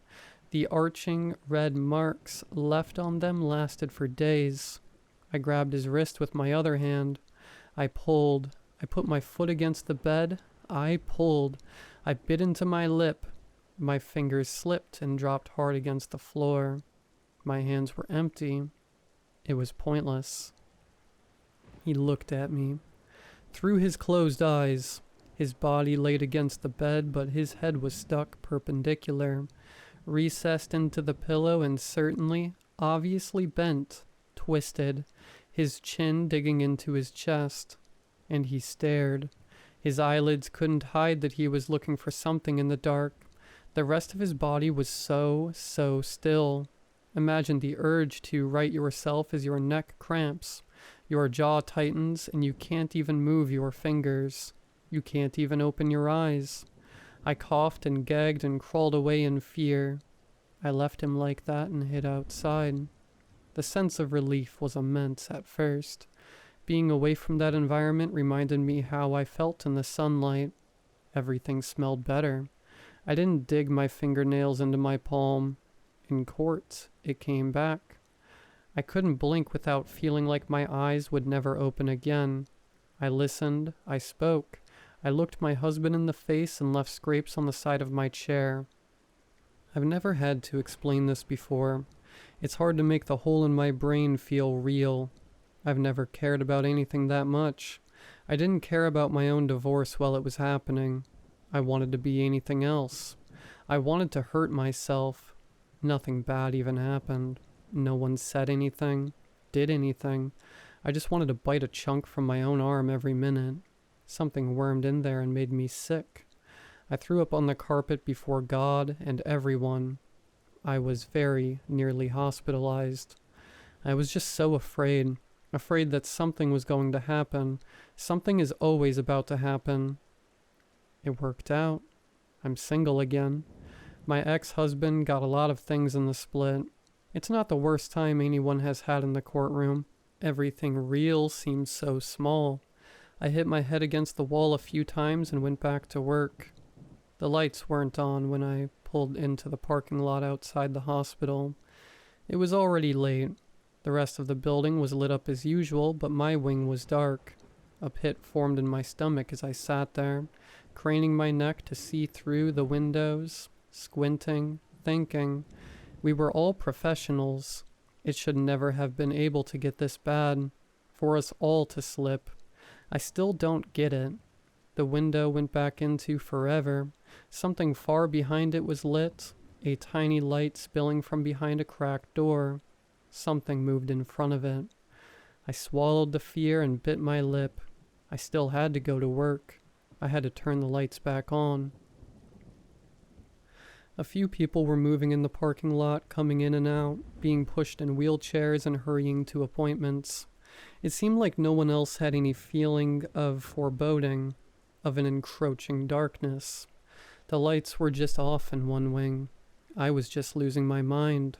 It was cold and I was still alone. I hurried through the door and towards the first elevator. I always tried to avoid looking too troubled at work. Being in a hospital is already a stress-inducing situation for most, and I'm very aware that watching medical personnel with grim looks on their faces can often make that worse. It's one of the reasons why I had been so frustrated with the recent state of the place. When we were all on edge, so were the patients, and I'll always hate that they suffered for our problems. Saying that, I know that when I walked through that lobby, I looked like hell. The people waiting nearby later cited seeing me as their first indication that something terrible had happened. How they hadn't noticed anything before, I can't tell. When those elevator doors opened, I pushed harshly past 2 elderly women who were exiting. One turned back, and whatever she saw on my face nearly knocked her over. I hit the button 1,000 times before the door closed. The elevator crawled upwards, and I stood, clenching my fists, centering. The fog in my head was too strong. I lost track of too much then. I'd been in this elevator hundreds of times before. I'd left my mind empty as I autopiloted into work. I'd never noticed how quiet it was. Everything slipped through the cracks and into the shaft. My heartbeat was loudest. I went up. A distant sound descended upon me, constant, so high-pitched I barely noticed it, growing in strength with every inch I went up. It was no human voice, no pain moans, no cries of fear. It was artificial, electronic, long and piercing and high, overwhelming. It pressed me into the floor of the elevator, and it grew. There were more behind it, pushing through, together, harmonizing. Something on my floor was singing, in my head, in my head. I put my palms on the doors and felt the cold. The doors opened and the song broke. The metal slipped from under my hands and I toppled out into the noise, into the darkness of my workplace. The melody was gone. Now it was only sharp. It pierced me as I crawled out of the elevator, and only then, only when I looked up and around, did I realize what I'd been hearing. The heart monitors. The heart monitors in every room were screaming in the dark. Almost everyone in a bed on this floor had stopped breathing. Their hearts had stopped pumping. Well, I wasn't there. The one time that I wasn't there, they wouldn't let me forget. Not while their monitors could scream. It was still dark. I pulled myself up by the receptionist counter and looked with the lights of the equipment and the little moonlight coming through the windows. And there was something in my head. The corners of my mind were folding in before I could take anything in. My hands were slipping. My eyes were drifting, closing. I took a pen from the desk and stabbed myself in my upper thigh. It broke the spell for a brief moment, long enough for me to stay on my feet and look around, glancing over a floor covered in strewn papers, pencils, medical utensils, shattered potted plants, glimmering pieces of broken glass, a leg. Someone was there, face against the ground. I stabbed myself again. Something hot ran down my leg. I looked behind the counter I balanced on. Someone was there, too, and someone else. As my eyes adjusted, it seemed like everyone here had fallen wherever they were standing, during whatever they were doing, and it had been something. Some had put their hands on each other. There were scalpels and scissors scattered near them. I couldn't look over the noise. They were breathing. Some cut through the incessant noise of the heart monitors with heaving, convulsing moans, gasping, crying for air. But they breathed. They were alive, alive and in pain, alive and unconscious, suffering with their eyes closed, dreaming. My knees started to buckle.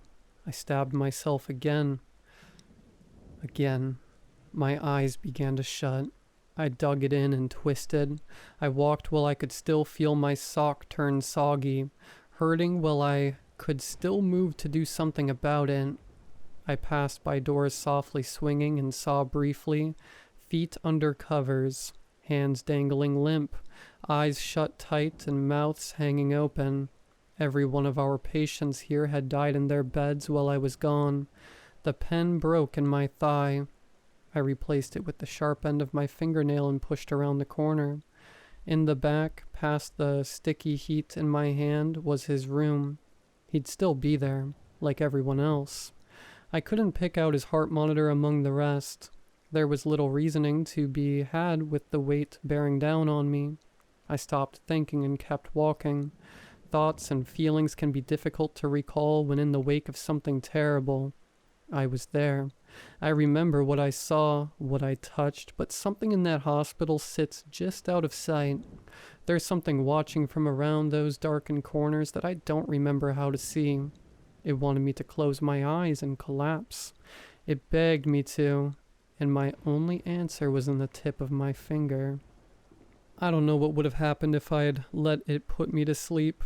I think I came in too late for it to sink in like it did for everyone else.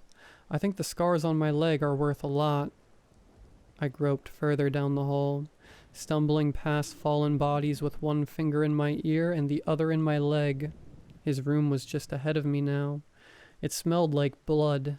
It mixed with the copper stench of my dripping leg, and I ran the last few steps to the room. I hit the door and slipped. It was blood, pooling and crumpling my back against the slick tile as I landed. My head snapped up, and there he was. He was harrowing. The moonlight bathed him, and I saw he was again arched above his bed, his back achingly curled, almost perfectly still. His teeth brushed his pillow as his spit pooled, his mouth distending in silent pain, and his arm was moving. It trembled forward, shaking, leading up to his hand.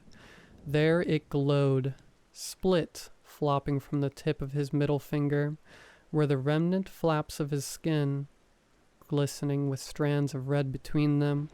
Under them the fingers of his other hand, their own skin beginning to split as he pushed the ring, that ring, of course, up and out, through the skin, twisting, tearing the skin, anything to push it up and off, finally off. He moved and he bled profusely, unbearably, but he moved in his unconsciousness to make something happen, to fight back. I ran my hands over the bloody floor as he slowly pushed, decoupling the skin from flesh, working it forward and through. The ring was bright as it carved. There must be something. There must have been something that I couldn't see about the ring, something I couldn't understand. It bit at me and lunged against his soaking bed, throwing him against the wall, undoing his petrified arch, snapping his body limp as I wrestled with his gushing hand. The ring was dangling now, a centimeter of flesh and bone remaining in contact with it, sticking to the pink flaps of flesh now dropping over the tip. I gave it the extra pull. I tore away the skin and took my teeth to it. I tasted sickly metal, and only then did it come loose. The sudden release put me on my back again, and I writhed with the seconds of thought I had left. I twisted the scraps of flesh between my teeth. The weight pressed in again so strong, and I watched the ring spin red against the tile as I left. At last. I know his eyes never opened. I was so afraid of what I would see when mine closed. I guess my worst thing isn't much in the end. Anyone who spends enough time in a hospital has seen flesh tear and blood spill. Really, it was him. It was what he saw. I saw something awful. He bore witness. He knew that I could only feel. There's not much left. We woke up. He was dead. Incredibly so. Whatever he saw has no hold over him any longer. I have to dream. The ring was long gone when I came to in my own hospital bed. We were all reeling, some in ways that they never truly could make peace with. They all saw something, and they all forgot enough pieces of it to live. Many diagnosed instances of brain damage came from that day, but we lived, and we all had questions. There had been a tragic accident. Certain gases had been built up in the air, affecting our emotional regulation. That led to a sudden, spontaneous bodily reaction that knocked most of us out and killed many of our aging, weakened patients. It was a beautiful answer to square away what lingered. An excuse. I couldn't look at my coworkers much after. I always saw how we had been to each other before, and it pushed me away from that hospital for good. I wanted to believe with them. I wanted the presence I felt with that pen in my hand and those heart monitors singing to just be gas in my head. But it's there, right where I don't remember how to see it. Sleep doesn't comfort like it used to. Now, when I begin to dream, I dig into my leg until I wake, and then I wonder if it'll be back when I close my eyes, if a stranger will visit me while I sleep, if I'll ever wake to feel something tight and warm on my finger, if I'll ever wake at all.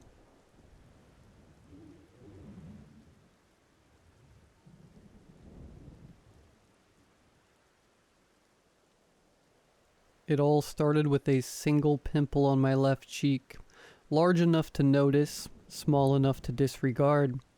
I ignored it and continued brushing my teeth. I made sure to wash my face very thoroughly and went down to my car to drive to school. But as I was backing out of the driveway, I noticed something in the rearview mirror that made me pause. There was another pimple, slightly smaller, nestled right next to the first one. It honestly freaked me out a bit. I was pretty sure that wasn't there before, but I reassured myself that there was no way a pimple could grow that fast. I must have just missed it in the bathroom. By the time I pulled into the school parking lot, the pimples had multiplied into a little cluster, about a dozen little orbs of pus stuck to my face. I decided then and there that something was wrong. I skipped first period and went straight to the nurse's office. They just came out of nowhere. I know it may seem very sudden, but acne is a completely normal thing for kids your age. This isn't necessarily a typical case of acne, but it's not immediately concerning. I would recommend improving your personal hygiene routine, and if the problem doesn't go away, you should set up an appointment with a dermatologist. She dug around in her cabinet for a moment. Here, she said, handing me a large band-aid. You can cover it up with this. As I walked to class, I removed the band-aid from its wrapper and carefully stuck it over the cluster of zits. I felt a swell of embarrassment. I probably looked ridiculous. I worried people would stare at me and laugh. When I opened the door to Mr. Whittler's history class, everyone fell silent and turned towards me. I was half right. People were staring, but nobody was laughing. I felt my face flush red with embarrassment. My throat burned and I bit back tears. I quickly looked down and hurried off to my desk. I pulled my hood over my head and my head on my desk. It was a solid 20 seconds before anyone spoke. Mr. Whittler nervously cleared his throat. As I was saying, the Native Americans alleged that the United States had violated their treaty by allowing settlers past. Most of my classmates' attention had turned back to Mr. Whittler, but I could feel a couple gazes straggle on me. I already knew that the reaction I got wasn't just because of a silly-looking band-aid, but that didn't stop my heart from sinking into my stomach as I snuck a peek at my face in the warped reflection of the metallic table leg. The entire left side of my face was covered in clusters of angry red zits. From the bottom of my jaw to just above my eyebrow, my skin was entirely composed of pimples, none of them more than 1/10 of an inch apart. I looked like a mutated, deformed monster from some old movie. I started to feel lightheaded. I waited for class to end. It felt like forever. I didn't look at my reflection for the rest of my class because I worried that if I did, I would burst out into tears and draw even more attention to myself. When the bell rang, I pushed past everyone else and quickly walked to my car, keeping my head down the entire time. I knew that by the time I got to the car, I would see that my face had gotten much worse. But when I got onto the jet black asphalt of the parking lot, I realized how much worse it was without even seeing my reflection. You know how, when you close one of your eyes, you can see your nose at the edge of your vision, and it looks out of focus and blurry, and it obscures your vision a bit? My vision was obscured by tiny blurry dots around my eyes, like specks of dirt around the frames of your glasses. I reached up to my face and felt the area around my eyes. and sure enough, there were zits. One protruding out from my upper left eyelid, another nestled into the corner of my right eye. In fact, now that I was paying attention, I realized that when I blinked I couldn't close my right eye all the way. I drove straight home. It was one of those drives that seems to last forever. It was like when I was a little kid getting sent home from school early for misbehaving, and I would sit in the back seat waiting for my mom or dad to chew me out in uncomfortable silence. Except this time, I was all alone. After I pulled the car into the driveway, I turned off the engine. I Googled and called around and started trying to set up a dermatologist appointment as soon as I possibly could. Eventually, I found a doctor that could see me the next morning at 5 a.m. After I set it up, I just sat in the car for a few minutes thinking, God, what will I tell Mom and Dad when they get home? What will they think of me? Maybe this was a silly thing for me to think. They were my parents. Of course they would support me and try to help, but I guess part of me didn't want to see them look at me with the same look of disgust everyone else had. It was around 1 when I got out of the car.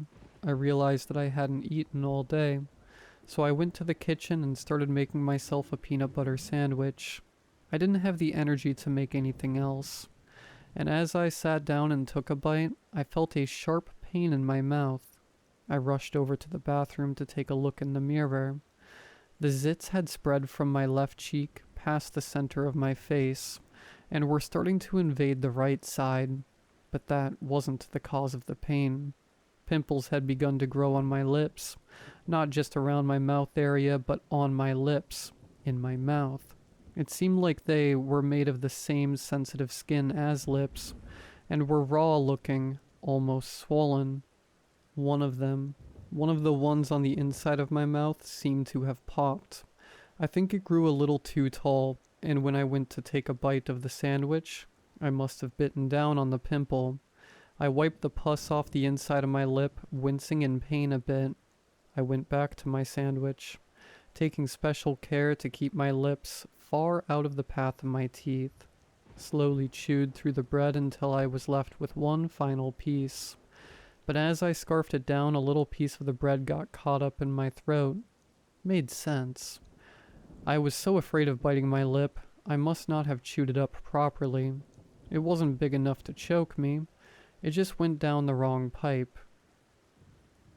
I went to the bathroom sink to try and cough it up, but it wouldn't budge. I tried hacking it up or washing it down with water, but nothing seemed to work. In fact, it felt like it was getting worse. It was getting harder to breathe and I was starting to panic. Eventually I decided to shove a finger down my throat to try and make myself gag it up, but the moment my finger brushed up against a smooth lump of skin lodged just within my reach, I realized what was really happening. The zits were starting to grow on the inside of my throat, and they were big, and getting even bigger. As I felt around the inside of my throat, I realized that there were more. Lots more. Gagging, I pulled my finger from my throat, retching and coughing. I tried to catch my breath, but I couldn't get enough air. I was being strangled from the inside, and it wouldn't be long before I couldn't breathe at all. I started crying in fear. I didn't know what to do. I was dying. I had one last reckless hope in the back of my mind. A knife. I need a knife. I threw open the bathroom door and ran to the kitchen. I frantically rummaged in the drawer before my fingers curled around the handle of a small knife. I tried to breathe out, but I found I couldn't.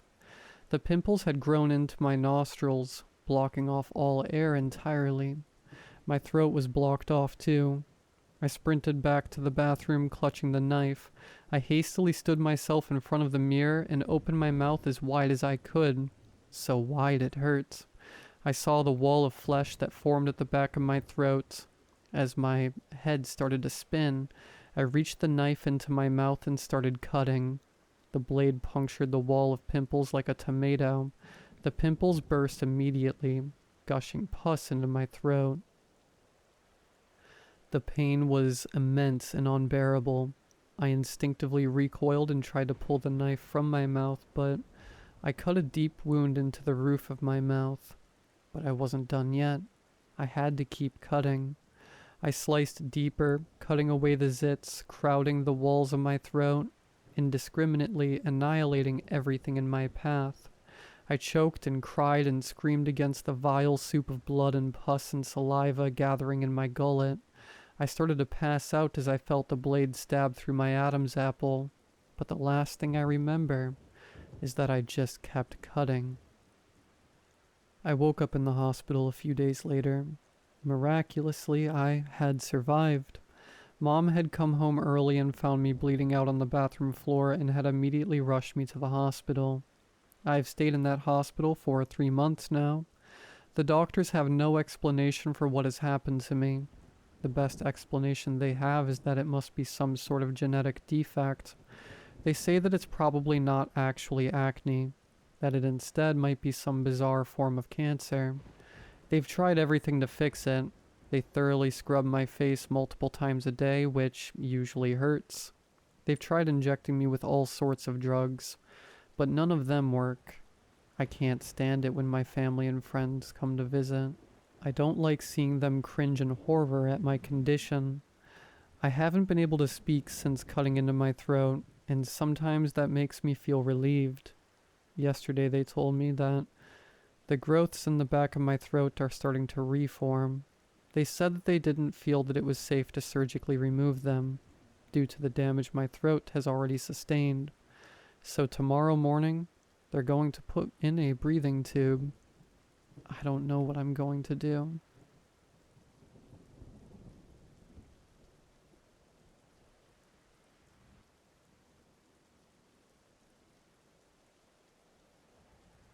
Hopefully this is the right place for this, because I have no idea what else to do. The police are useless. No one I've talked to takes me seriously. I know this story sounds impossible, but something happened to my brother and my friend, and I need to figure out what it was and how to get them back. I am so scared something horrible has happened to them. The cops found this typed up on Steph's phone and asked me if I could explain it. I can't. It looks like she was trying to post it here but couldn't get enough of a signal for it to go through. I'm posting it now to see if anyone can actually help, because I can't make any sense of it. I haven't changed a thing. I even left the typos in case I missed something important.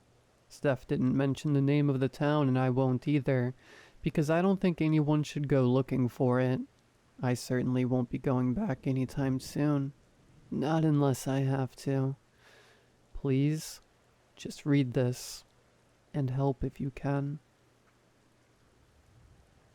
I'm sorry for any typos or if I leave stuff out. I'm trying to make this make sense, but I don't have long and it's getting hard to type. I hope somebody can tell me what's going on and how to stop it. I'm so scared and I don't know what to do. I'm in this cabin in the mountains in Pennsylvania. I don't even know what this place is called. I just followed my friend's directions. Please just help me. I'm supposed to be dog sitting for my friend's brother, but stuff started going wrong pretty much immediately. My friend, Amy, we're 26 now, but we've known each other since 6th grade. She knew I was strapped for cash, and she let me know her brother needed a dog sitter for this weekend. I'm not really a dog person. There was an incident when I was a kid. I still have the scar to prove it. It took me forever to mostly move past it, but I need the money. And I won't lie, I've always kind of had a crush on her brother. So I jumped at the chance to get his number, and maybe an in with him. What she failed to tell me is that her brother, Jason, lived in a creepy cabin in the middle of the creepy woods in the creepy mountains. I knew it was rural. She'd said as much before. But I figured he was at least near a town of some kind. Nope. Miles from anything that could remotely be called a town. I probably should have guessed when Amy sent me typed up directions instead of just giving me an address to plug into Google Maps. But I was too relieved about the job and didn't ask questions. I'd been trundling along a dirt road for over an hour, maybe two, wincing every time I hit an unavoidable pothole in my crappy old car before it happened. It was dark. I couldn't see more than 10 feet in front of me, even with my high beams on. No streetlights, and the trees blocked every last scrap of moonlight. Anyway, I was creeping along, trying not to do any permanent damage to my car. I was munching on some of the French fries I'd picked up before I got off the highway, and thank God, since I doubted any pizza place would deliver out here, and I was too wiped to cook for myself. I had rolled a window down since my AC was on the fritz, and the weather was weirdly hot for this time of year. I always thought of the woods as quiet, but the noise was ungodly. The crickets were absolutely shrieking, to the point where I couldn't hear half of what was being said on the podcast I was listening to. It was honestly starting to creep me out, but I couldn't put the window up or I'd boil to death in the car. Then I heard what sounded like a scream. A human scream, and hit the brakes. I realized pretty quickly it couldn't be a person, not this far out in the wilderness, and on what must be Jason's private property. I knew some animals could make a sound like that. A fox, a mountain lion, whatever it was, I didn't want to be anywhere near it. I hit the gas again. Something streaked across the road in front of me and I slammed on the brakes and swerved, almost careening off the road in the process. I threw the car into park, my heart pounding, hacking up the French fry I'd been chewing. When I'd finally coughed it up and caught my breath, I heard the barking. I looked out and there was a dog on the side of the road, barking and growling, hackles raised. It had a collar on, so it was clearly someone's pet, not anything wild. I was too scared to get out of the car in case the dog decided to lunge at me, so I rolled the window up until it was only open a crack and whistled. It took a few tries, but eventually the dog turned to look at me. Almost instantly its demeanor changed. Ears went back, tail tucked between its legs. It crawled over to my car, jumping up and scratching at the window to be let in. That's when I saw the tag. It had the dog's name, Barney, printed on it, along with the owner's phone number. This was Jason's dog. I looked into the trees, wondering what he'd been barking at. Probably whatever I'd heard screaming. I needed to get out of here, with Barney. I unbuckled myself, reached back, and threw open the back door. Barney leapt in, panting and shaking, and I slammed the door shut. The dog whipped around to look at me, and I swear for half a second he looked ready to attack, but he sniffed my hand and calmed down again, laying down on the back seat. I turned and took off again, hands shaking. I turned a corner and saw Jason's house.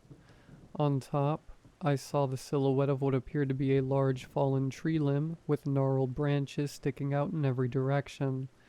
But the house was in a large clearing, no trees nearby. It wasn't until I pulled up closer to the house that I realized what it was. A mass of antennas and satellite dishes covering basically the whole top of the house, with cables stretched and twisted between them to form one haphazard mass, making the whole thing look like the floor of an untamed jungle.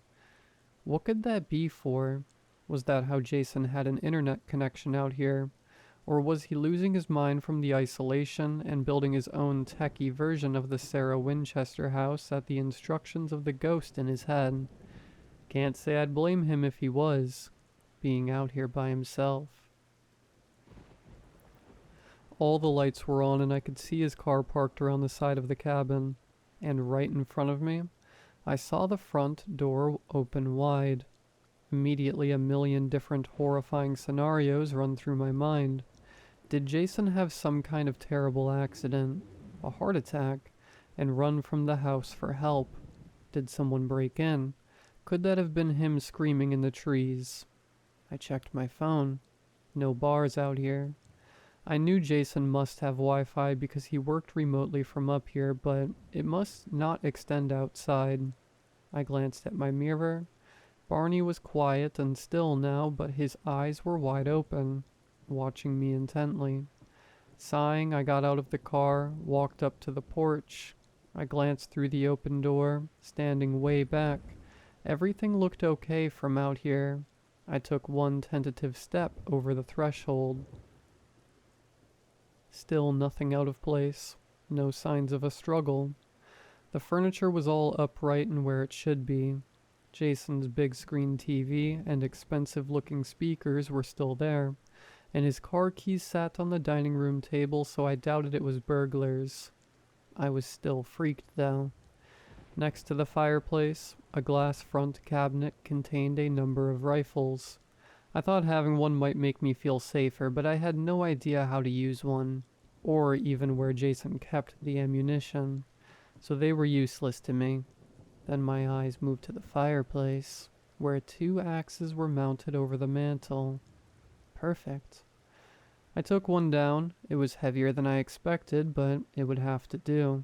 I went from room to room quietly as I could, but everything looked normal.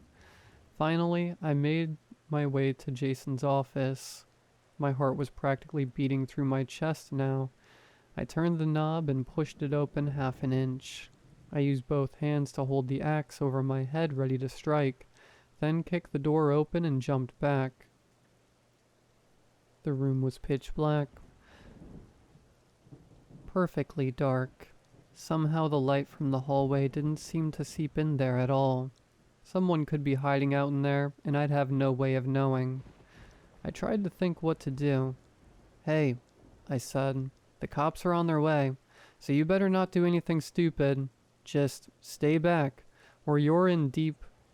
My voice sounded high-pitched and shaky, not intimidating like I'd hoped. I inched forward and, against my better judgment, reached inside the door frame to search for a light switch, holding the axe awkwardly in my other hand. Any second I expected something to reach out and grab me and yank me into the yawning black. But it didn't. I found the light, switched it on. The light, first of all, was weird, dense and orange-brown, so that I could barely see even with it on. Inside the room there was no one, but this place was weird. I'd expected a desk, a chair, a computer, normal office stuff. There were a bunch of computer monitors, maybe a dozen, more, on a series of folding tables that wrapped around the room. Under the tables, a bunch of processors were stacked horizontally on top of one another, basically as many as could physically fit down there, and everything was connected with a tangle of cords and wires, some of which ran up the wall and into the ceiling. One long cord stretched out of this mess and connected to a cube sitting in the center of the room on the floor. Nothing appeared to be on, but I could hear a dull buzzing, so maybe it was all just asleep. Setting down the axe outside the door, I took a few steps inside. I assumed the cube thing controlled it all, so I kneeled down to look at it. There were no buttons or anything obvious to press. Maybe it worked like a trackpad. I reached out for it, and a pins and needles sensation started in my fingertips. I guess I should have stopped then, but, well, I didn't. I touched it with the tips of my fingers. Everything awoke at once. A screeching sound shot out from behind the far wall of processors, nearly deafening me before I could clap my hands over my ears. The monitors, somehow they turned blacker. A darker dark that made my eyes ache, before rows and rows of green text scrolled rapidly down each of the screens. As far as I could tell, it looked like just random symbols, not any language I recognized. I crept closer to get a better look, and then all of it stopped. Silence crashed down over me, and the screens went blank. Cringing, I gave the cube a few tentative pokes, but nothing happened this time. Even the buzzing had quieted. My fingers still felt like they were vibrating, though. What the... I rose to my feet with difficulty, as my legs were wobbling beneath me. I shook my hand in a futile attempt to get rid of that vibrating feeling. then pulled out my phone. My signal was strong here, so I tried to call Jason, but my calls wouldn't connect. I don't mean it went straight to voicemail. I mean it made this horrible screechy sound that I guess means the number has been disconnected. For a moment, I thought the computers had turned back on, but no, it was just my phone. I tried texting him too, but those bounced right back. So I called Amy. Hey, Steph, did you get there okay? Well, yes, but I think something's wrong. Jason's not here. What do you mean? Asked Amy. I mean, I drove up here. Barney was out running loose, and the cabin door was wide open, but no Jason inside. A long pause. Are you sure? Amy, I checked the whole place. He's gone. Nothing's out of place. I don't think he was hurt or anything, but he's not here. Did you call him? I can't get through. Okay.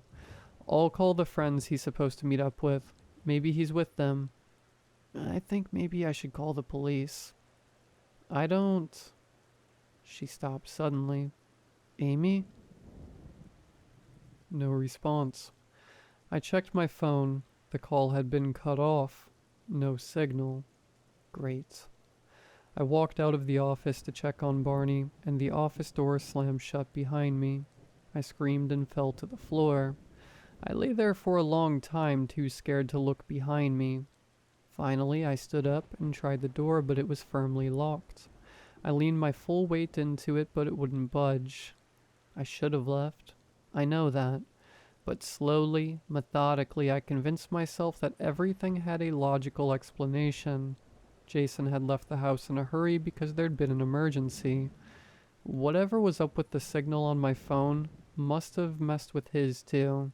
That's why he hadn't called or texted. His car was here, but, well, maybe he had a second one, or a motorcycle or something, or someone picked him up. The office, well, that was weird. Maybe Jason was running some kind of experiment. That would explain the stuff in the roof, too. Or maybe I was right earlier and he was kind of losing it, being all alone up here. And the door, the wind must have blown it shut, but there had been no window in there. Screw it. The AC must have switched on, blown the door shut, and jammed it somehow. I calmed a little and went to call Amy back, but I had no service. Oh well, nothing I could do about it now. Eventually, I explained away all of it. Part of me was still scared, but what was I going to do? Run away from here? Run from nothing and no one? I went out to the car to collect Barney and my things, looking around me for any kind of threat. I had to drag the dog back to the house. He kept staring and growling at the tree line. Had the mountain lion or whatever followed us back? This whole thing was really unnerving, and I started second-guessing my decision to stay. But I didn't want to wind my way back down the mountain in the pitch dark with a mad dog in tow. I'd stay here till morning, and leave then if I needed. Maybe by then, Amy would have figured out that Jason is fine. Maybe the dog would be back to normal. Maybe this gig wouldn't be a total... I shook my hand again. That pins and needles feeling just would not subside. And then I fed the dog, poured myself a large glass of the wine I'd brought, and sat down to watch some TV and finish my French fries. The cable up here was not much better than the cell service, it turned out. The signal was fuzzy and kept cutting out. Finally, I gave up and rummaged through the stacks of DVDs next to the couch. He had almost nothing I liked, almost all thrillers and horror. How he managed to watch these things up here all by himself, I do not understand. But I found some sci-fi thing that didn't seem too scary, so I popped it into the DVD player and sat down to watch it. I fell asleep almost instantly.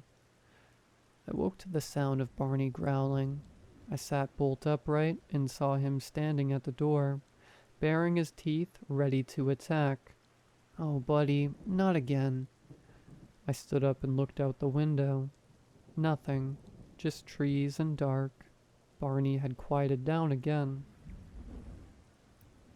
I realized I need to let the dog out before bed. I clipped on his collar and leash and started to walk outside, but grabbed the axe on my way out, just in case. Nothing happened to us. Barney did not so much as glance up at the trees, just did his business and went back inside. Whatever had been stalking us must have given up. I turned off the movie and went to brush my teeth, feeling much more relaxed than I had just a few minutes ago. If it weren't for the vibrating, it had spread to the fingers on my other hand now, I'd have felt completely at peace. When I came out of the bathroom, I noticed something on the floor that I hadn't seen before. It was a piece of paper torn off from the paper bag, with a few words scrawled on it in messy handwriting. "Sorry, I have to go." I stared at it, confused for a moment, and then suddenly overcome with rage. Sorry? Have to go? Was Jason serious? He couldn't have at least closed the door behind him and sent me a text? I snatched the paper off the ground. It was clearly torn off and written in a rush. Maybe he had an emergency and had no time to think things through.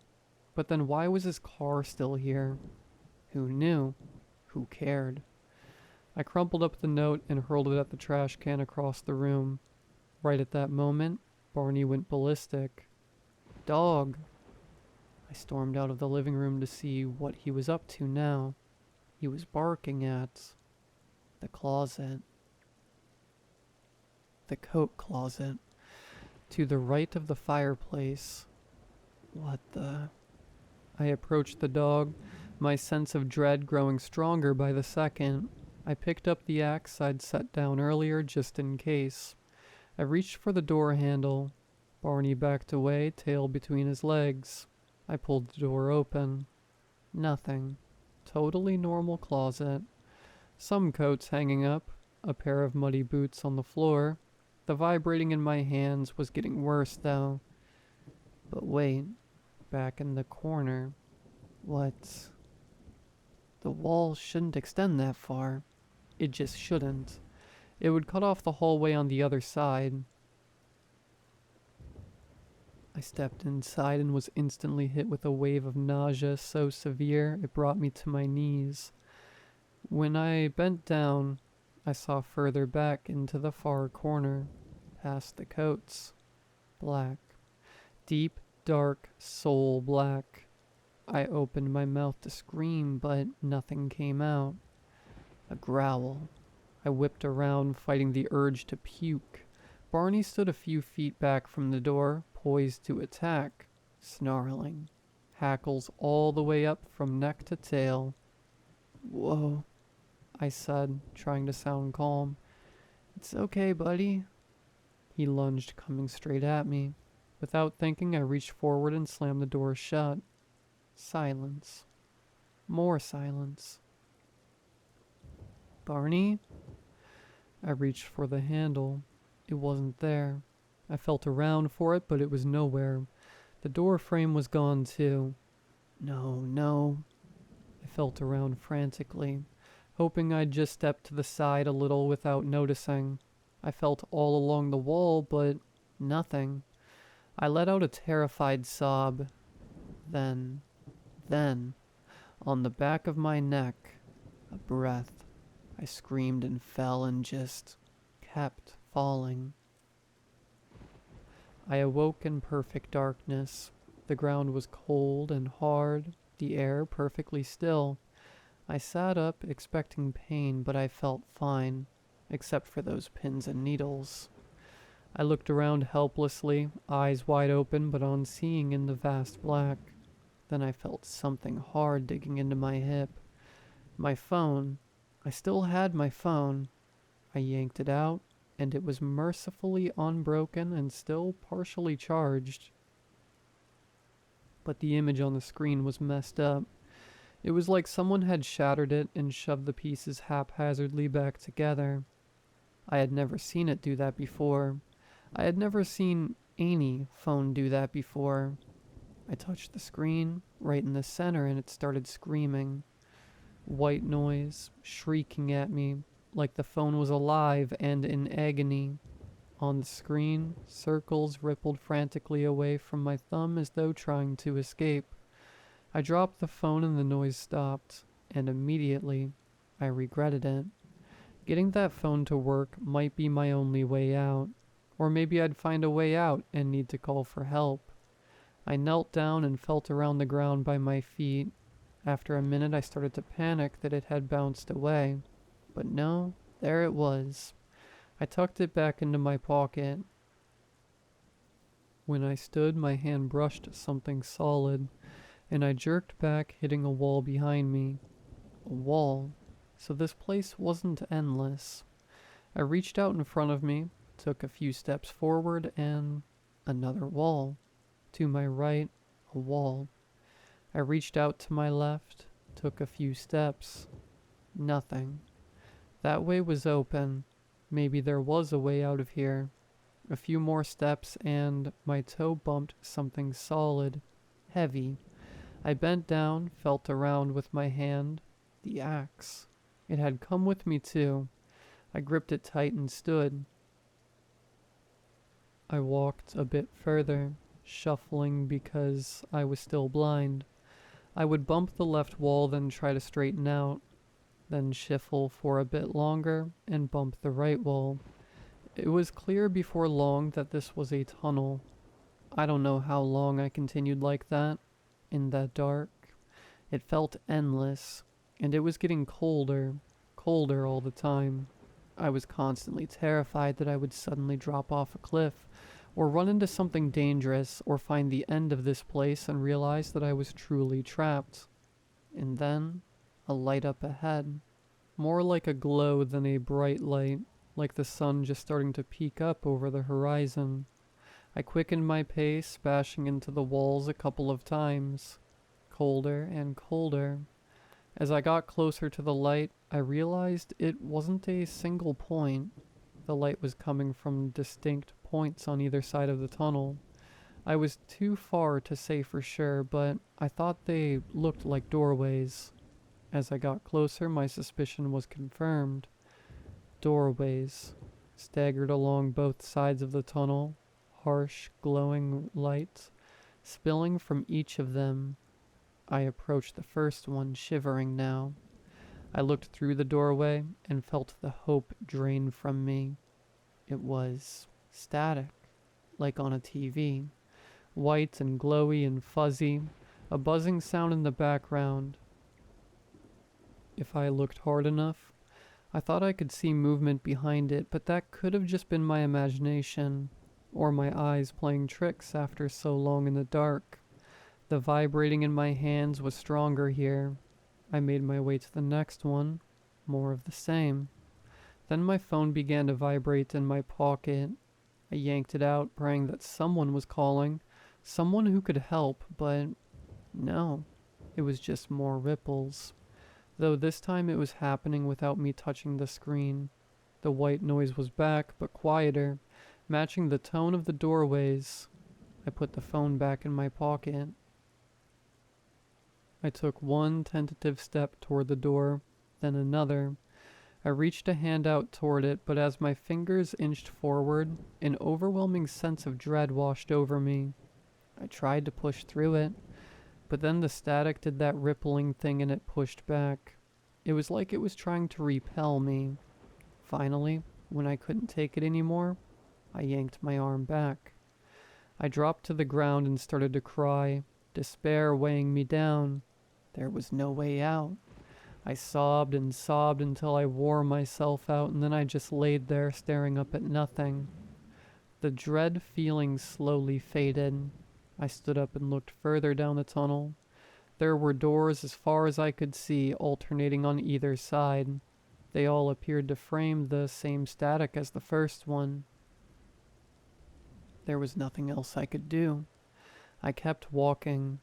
At first I looked closely at each doorway, trying to see if I could glean any meaning from them, but after a while I grew tired of it and gave up. I kept my gaze forward and trudged along for I don't know how long, until my legs started to ache with the effort. But then, I noticed shapes in the static. At first I thought I was imagining it, that I'd spent too long in the dark and my mind was inventing things for me to see. But then the shapes were too defined to dismiss. I couldn't make out what they were doing, but there were definitely people moving around in there. I tried to call them, but they didn't seem to notice. I walked closer to one of them, hoping this time I might make it through, but the dread and the static pushed me back again. And then I could hear them. Almost imperceptible at first, but growing just a bit louder at each doorway. And then I could see scenes playing out. A man and a woman screaming at each other, their faces inches apart. I ducked away instinctively, as though any second they might turn on me. A creature, a dog lunging at the doorway. That one made me jump back in terror, fearing for a second that it might be able to pass through. It didn't though. It just disappeared and started over again a moment later. And the next one, a little girl sitting on the ground, hunched over herself, shaking. It took me a second to realize she was crying, sobbing. I felt strangely connected to her, like I could feel what she was feeling. I didn't have to get close this time. The dread slammed into me and I cried out. Hello? I said to the girl. Can you hear me? She just kept crying. She had no idea I was there. I collapsed, exhausted. How long had I been down here? Minutes? Hours?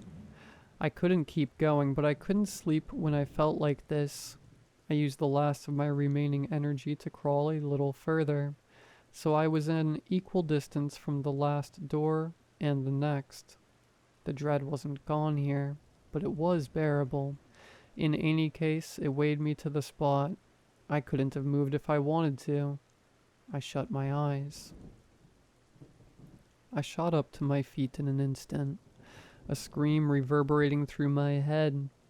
I had slept no idea how long, but this wasn't a dream. It was real, and it wasn't muffled like the doorway sounds. It stopped. I had no idea which direction it had come from. I stopped and listened closely, but there was nothing now. My heart was pounding, fear and adrenaline pumping through me, and I knew I wasn't going back to sleep. I took up my journey again, faster now. The blurry scenes continued.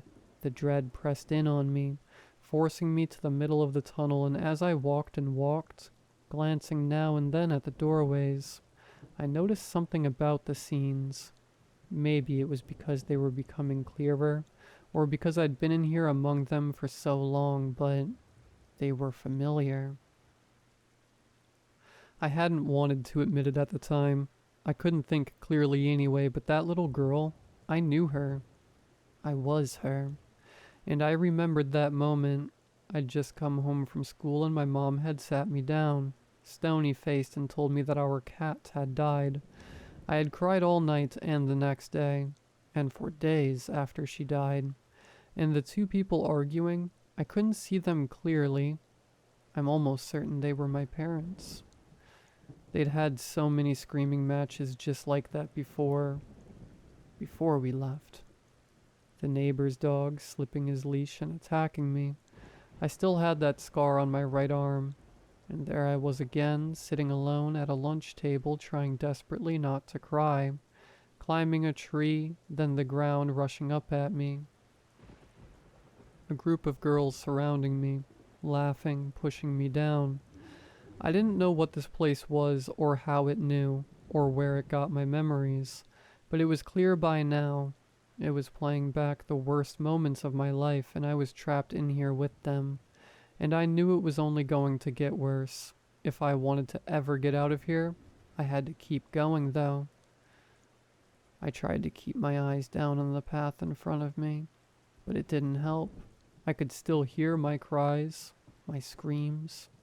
Lost as I was in my despair, it took me longer than it should have to notice. Footsteps. Like the scream before, I knew they were real. They were not muffled like the doorways. They were clear and real and terrible, and they were coming from the direction I had just come from. I had to hurry. I didn't want to meet whatever lived down here. I started to jog. As I tried to put space between myself and the footsteps, the scenes grew clearer and more intense. My mom pulling me from my bed in the middle of the night and dragging me out to the car. No explanation, with nothing but the clothes we had on. I never saw my childhood home again. The footsteps are closer. I start to flat out run. Still, I could see the scenes playing out on either side of me. Another doorway, a hand lurching out for my neck. I screamed and tried not to look. And then, ahead, a light. Not like the doorways, not a white glare. It was warm and soft, and it was straight ahead. My muscles were screaming in pain at this point, but I sped up, listened to the footsteps get closer all the time. The static sound got louder and louder, occasional screams and cries piercing through it. I was almost there when I noticed a dark figure in the light, just standing there, staring. I stopped for a moment unsure, but the footsteps were still haunting me. I thought I could hear yelling from that way, not the muffled kind from the doorways. A real, live voice. There was no choice. I took off again, ready to meet my fate in the light. As I got closer, the figure began to take shape, a large man draped in shadow, the light behind him blinding me to his features. I locked eyes with him, or at least, I imagined I did. He shouted something, and I raised the axe high and ran at him. I was almost there, steps away, when he lunged forward, hands outstretched. I screamed and swung the axe. It struck with a sickening thud, and the figure fell back into the light. He laid perfectly still, a dark pool forming around him. I stepped forward into the light and screamed. The axe clunked to the ground beside me. I knelt down to confirm the horrible act I already knew. Before me laid Jason, the life already gone from his eyes. His skin was ice white. His neck was half severed from his shoulders. He was dead. I had murdered someone. The thought raced around my mind, but I could not make it real. The footsteps, they were still coming, almost here. Suddenly, violently, I vomited, but I couldn't stop. I had to go. The footsteps were pounding now, the yelling louder, bouncing off the walls and whirring together with the static. Going against all my instincts, I looked over my shoulder for the source of the footsteps. I recoiled in horror at the sight. It was a human-shaped thing, made of static, with human features flashing through every few seconds. A hand, an eye, a length of hair, and running straight at me. Arms flailing, feet pounding, voice shrieking incoherently between patches of static, like a radio station going in and out of range. Everything in me was repelled by this absolute monstrosity. Sobbing, I stumbled over Jason's body, slipping and coating myself in his blood. With one last scream, I pulled myself out onto the porch. I turned over and looked back. The tunnel was gone, along with the body, the evidence of my crime. I crumpled to the ground and gasped with relief, the full horror of what I'd done yet to wash over me. The vibrating in my hands was painful now, like pins and needles after I'd been laying on my arms for hours. I shook and shook them, but it didn't help. And then a shadow to my left and a growl. I leapt up. Before me stood an angry beast, teeth bared and hackles up, inching towards me. "Barney?" I said, my voice trembling. "It's okay, buddy. It's me. You know me." He lunged, and I leaped over the porch railing, falling hard on my side. I groped around for the axe, but of course it was gone, lost to the tunnel. I stumbled to my feet and tried to run for my car. the key was somewhere, miraculously still in my pocket, but it wasn't there. I stood frozen for a second. But the dog was coming, so I sprinted for the trees as the raging dog leapt over the railing and chased after me. I entered the woods running as fast as I could, as branches and thorns tear at my clothes and skin. I could hear the dog's growls just feet behind me. I had no idea which direction I'm running in until I stumble onto the dirt road and nearly fall over. I took a moment to catch my breath, but the dog was at my heels. I bolted into the woods on the other side. My foot caught on a tree root, and I crashed into the ground, face first. I cried out in agony, scraping my tongue along the now cracked teeth in my mouth. I could hear the dog on the road now, coming straight for me. But then a flash of lights and the squeal of brakes. I considered crawling over, calling out, but then I remembered the blood on my clothes. What could I say? Then I heard a whistle, and another, and another. The dog stops growling, whimpers instead. I heard a car door open and slam shut again, and that's when I realize I ran onto the road just as the car was pulling away. My car. It rolls away into the dark. I followed the car, stopping just before I emerge from the trees. I can feel the night's wear on my muscles now that I've slowed. My limbs are so heavy. I'm so tired. I watched myself emerge from the car, and it's all I can do not to pass out. I lean against a tree and let myself sink to the dirt. There's a soft static sound echoing in my head now. My other self ushered the dog inside and closed the door. I sat there, gasping for air, lost in my own horror and confusion, for I don't know how long. I think I passed out. I came to myself eventually. The front door was shut, and I think Barney is gone from the car. The vibration has sped up my arms and into my shoulders, and I know what it is now. It's the static. It's in me now, in my head, ever since I touched the cube. I remembered the phone. I pulled it out, fumbling it at first because my hands won't stop vibrating. It was no longer spasming, but I still had no signal.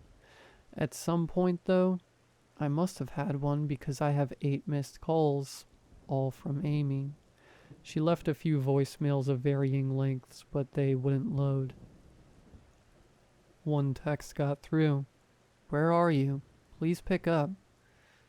I had to get out of here. I had no idea where I'd go or what I'd do. No idea how I could live in a world where there are 2 of me. But I had to do something. I had to figure out how to get rid of this static, this infection somehow. I still had my car key in my back pocket. I watched the windows for a minute. No sign of other me. I creeped toward my car, key in hand, keeping low to the ground. As I got closer, I could hear Barney barking and grumbling inside. I unlock the door and crawl inside, shut the door. Just in time. The cabin door swung open and other me walked out with the dog. I ducked down so they wouldn't see until they were gone again. And then I just sat there. I knew I needed to go. I wanted to go. But my stupid limbs wouldn't move. I couldn't stop thinking about the sickening thud the axe made when it connected with skin and bone. My hands shook. I wanted to throw up, but there was nothing in me to come out. I could see the static then, patches of it, forming on my hands and arms, undulating and slowly spreading. I realized that I, the other one, has disappeared from the window. I must have gone to brush my teeth. Maybe if I can get in there and stop myself from ever going into that closet, then Jason won't be dead. Screw it. I had to try. Slowly, quietly, I pushed the car door open and crawled toward the house. I wince as the front door creaks, but other me didn't notice. I stood and looked around. That's when I noticed my empty fast food bag resting on top of the trash. a white paper bag. It was me. Future me. The note. I snatch it out of there and stare at it helplessly. What was I trying to say? Sorry, I have to go? What? I snatched a pen off the counter and tore off a strip of paper and started scribbling, hoping I'd figure out the note as I go, but my hands and arms shook so bad, and I could hardly feel them. And then I got to the word go, and then I heard the bathroom door creak open. I dropped the note and backed into the living room. Barney had been fast asleep, but he opened his eyes. Slowly, slowly he raised his head, his eyes becoming angrier by the second, and his mouth curled up in a snarl, and he was barking. I bolted to the closet just in time, slipping behind the door just as other me emerges from the kitchen. I ducked behind the coats and felt around in the corner for the back hole, hoping I could block me from going down there, but it wasn't there. It was just closet. Other me enters and everything changes. The shrieking sound from the tunnels is back, but it's in my head and it paralyzes me as I feel the yawning gap open up beside me. Other me leans forward to inspect it, stares deep into it, and I can't help it. My breath brushes the back of her neck. She screams and falls and is gone. The gap is still open. I don't know why I'm telling you all this. I need to hurry if I'm ever going to stop her, and the static is in my gut now. My heart. It's going everywhere, but I need someone to know where I've gone and why. And maybe you can stop it. Don't come here. Just stop it. I've got to go now. Sorry. Have to go. That's it. The police said she was probably just writing a story since the events here can't possibly be true.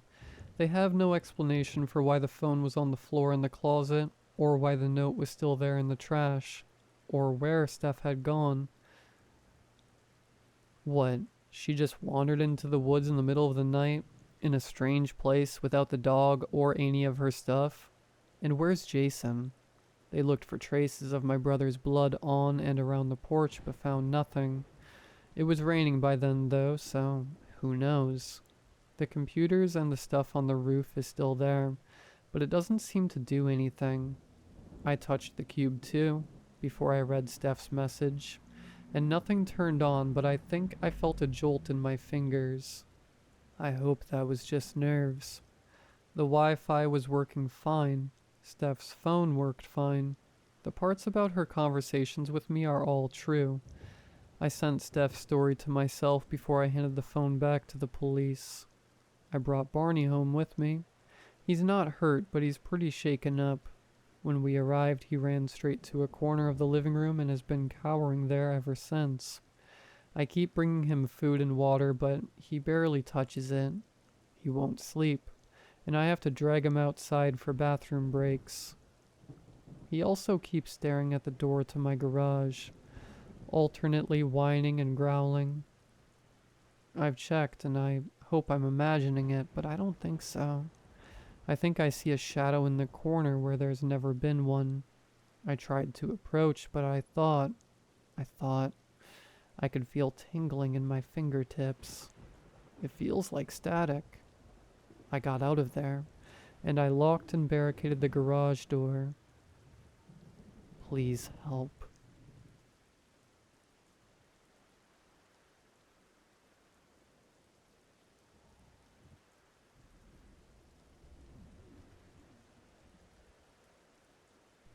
I haven't slept much these past couple of weeks. Listen, I don't really know where to begin with this whole ordeal. It's just been weighing on my mind lately, and no matter what I do, I just can't seem to get it out of my head. So I thought I'd write it down. I'm in my second year at university, studying chemistry. Rather boring, I know. And I had a friend studying astronomy, called Garth. He was staying late one night. He'd been ill for a week and needed to catch up on some coursework. I decided to accompany him because I honestly didn't have anything better to do. So we're sitting in the study hall, Just us. Garth across from me taking notes from his brittle laptop that was probably top of the line back in 2012. And I'm bored out of my mind. Nothing interesting on my phone. I don't have the energy to read any books, and I sure as hell wasn't going to do any of my own work. My eyes dart around the room for anything to distract me, and I do mean anything. There's a brief moment where I contemplate getting up and repeatedly flicking the light switch on and off. Ultimately, I don't do that, because I'm not that much of an a-hole. Instead, my eyes finally land on something else. At the back of the room, facing a large glass window, is a telescope. The telescope is big. Not huge, mind you. Just bigger than any telescope I had seen up to that point. It's an ashen gray color, with deep red highlights on all the shifting sections of the device. It looks expensive, and I don't really want to be in any further debt. So I touch it slowly and methodically, making sure that everything is held as securely as it should be. Its weight is supported enough for the worry in my brain to instantly evaporate, replaced just as quickly with newfound curiosity. I've never been much of a space guy. It just never really caught my interest in comparison with the other major sciences. Yet there I was, almost giddy as I put my eye to the viewfinder, only to be met with pure, oppressive darkness.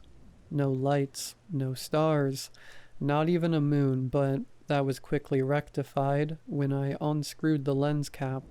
Not my proudest moment, all things considered. But here's where it gets interesting. The way the window was installed gave me a clear view of the moon, the white beacon visible through the upper echelon of the window. I put my eye back on the viewfinder and quickly panned the telescope so that it was facing the moon. The telescope had some good zoom on it. I was able to make out all the different craters and rocks that scattered the moon's surface, and despite my general apathy for space and astronomy, I found myself feeling an almost childlike wonder as I gazed upon this faraway land. Then suddenly, while slowly adjusting the lens focus in an attempt to get an even clearer picture of the moon's surface, I saw something move. My breath froze and my heart raced as I pulled myself away from the viewfinder. A pause. I look over at Garth and he's still buried in his work.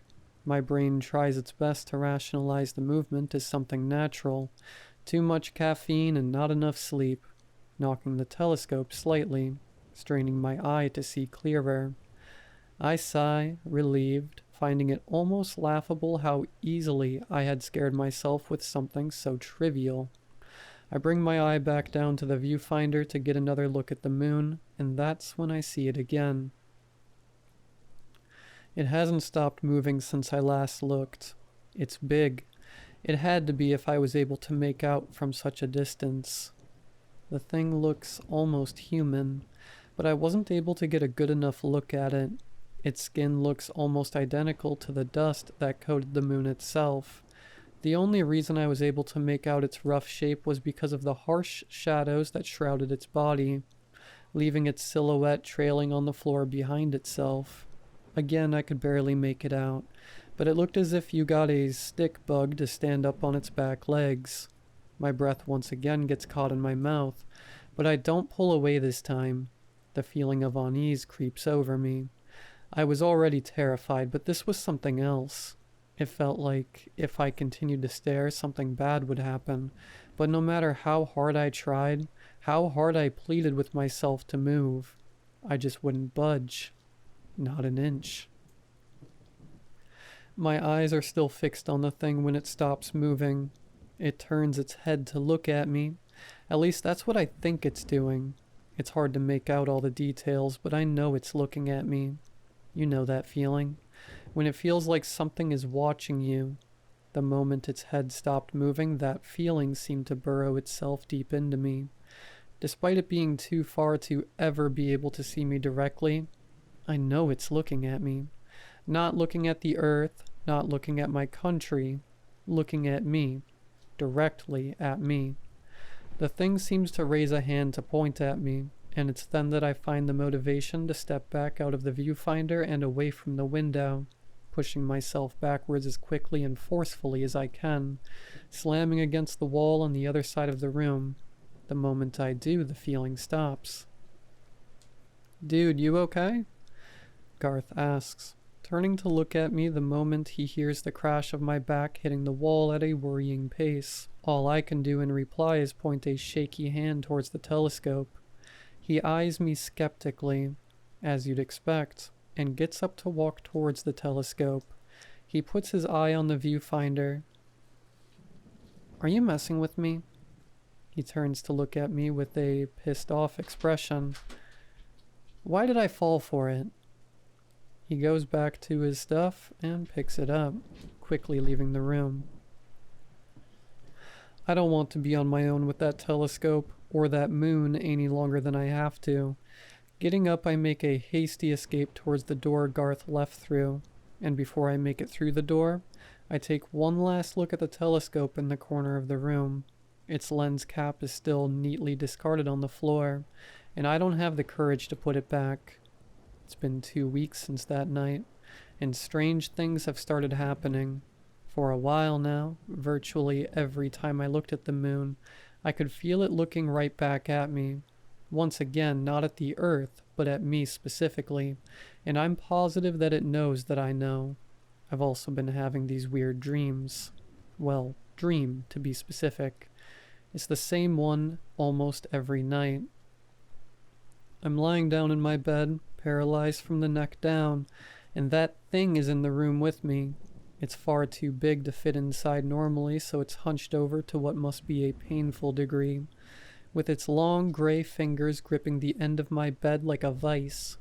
I can see it no clearer than when I first saw it all those weeks ago. Its features are shrouded in a shadow that engulfs my room.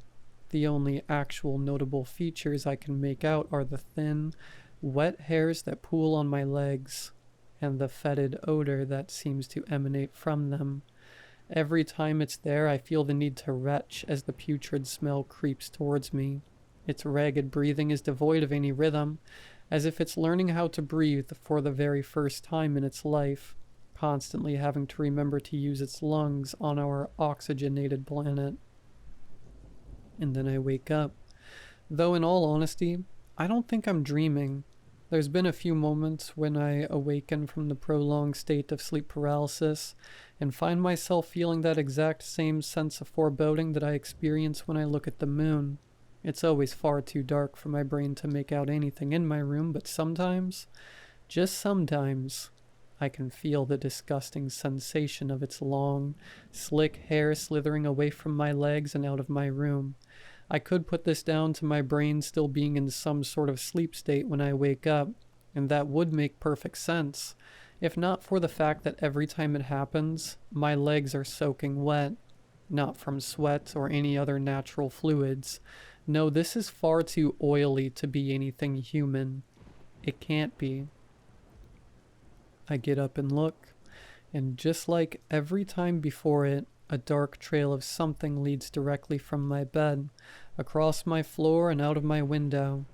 I shudder at the picture my brain conjures of how this thing would have to contort itself just to fit through my window. It's like that almost every night. It's gotten to the point that I dread going to sleep at night, and actively try to stay awake for as long as I can. It's not a healthy lifestyle, but in all honesty, I prefer unhealthy to dealing with that thing. But something else happened. Something far worse happened than reoccurring dreams. And it firmly planted the fact that this thing was real in my mind. About a week ago, Garth stopped showing up to class. He had been getting worse before then, a little slower to react, too tired to bite back whenever someone insulted him, eyes sunken and dreary. I didn't understand what was up with him at first. I wish I never found out. 3 days after he stopped showing up, I went to his flat just to check up on him. I raised my hand and knocked on the door and waited. No reply, so I went to knock again, and that's when it hit me. That stench. That foul, wretched stench. The stench of death. I was too scared to do anything, so I ran. I ran out of the university accommodation until I could run no longer. I didn't know what to do. I ended up contacting the staff who run the housing, asking to check in on him, hoping, praying that he was all right. But sadly, I knew deep down what had happened. The paramedics had ruled Garth's death a heart attack. He had passed away in his sleep, where he had been left for 2 days. No one bothered to complain about it because he'd been ill before, and his accommodation block was on the cheaper side, where different smells from different rooms would blend easily. I would often hear classmates go around saying things like, "Well, at least he died peacefully," or, "I think he would have been happy." But I know that whatever happened to him was not peaceful. It was not happy. I don't know what that thing could have done to stop his heart, and I'm scared to find out. I haven't slept in 4 days.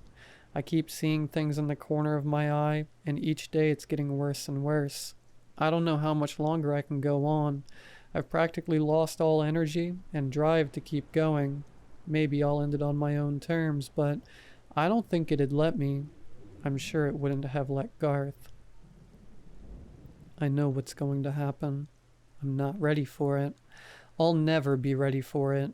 In all honesty, I just hope that it's quick. I'm sorry for burdening you all, and I'm sorry for burdening my friend. Good night, everyone.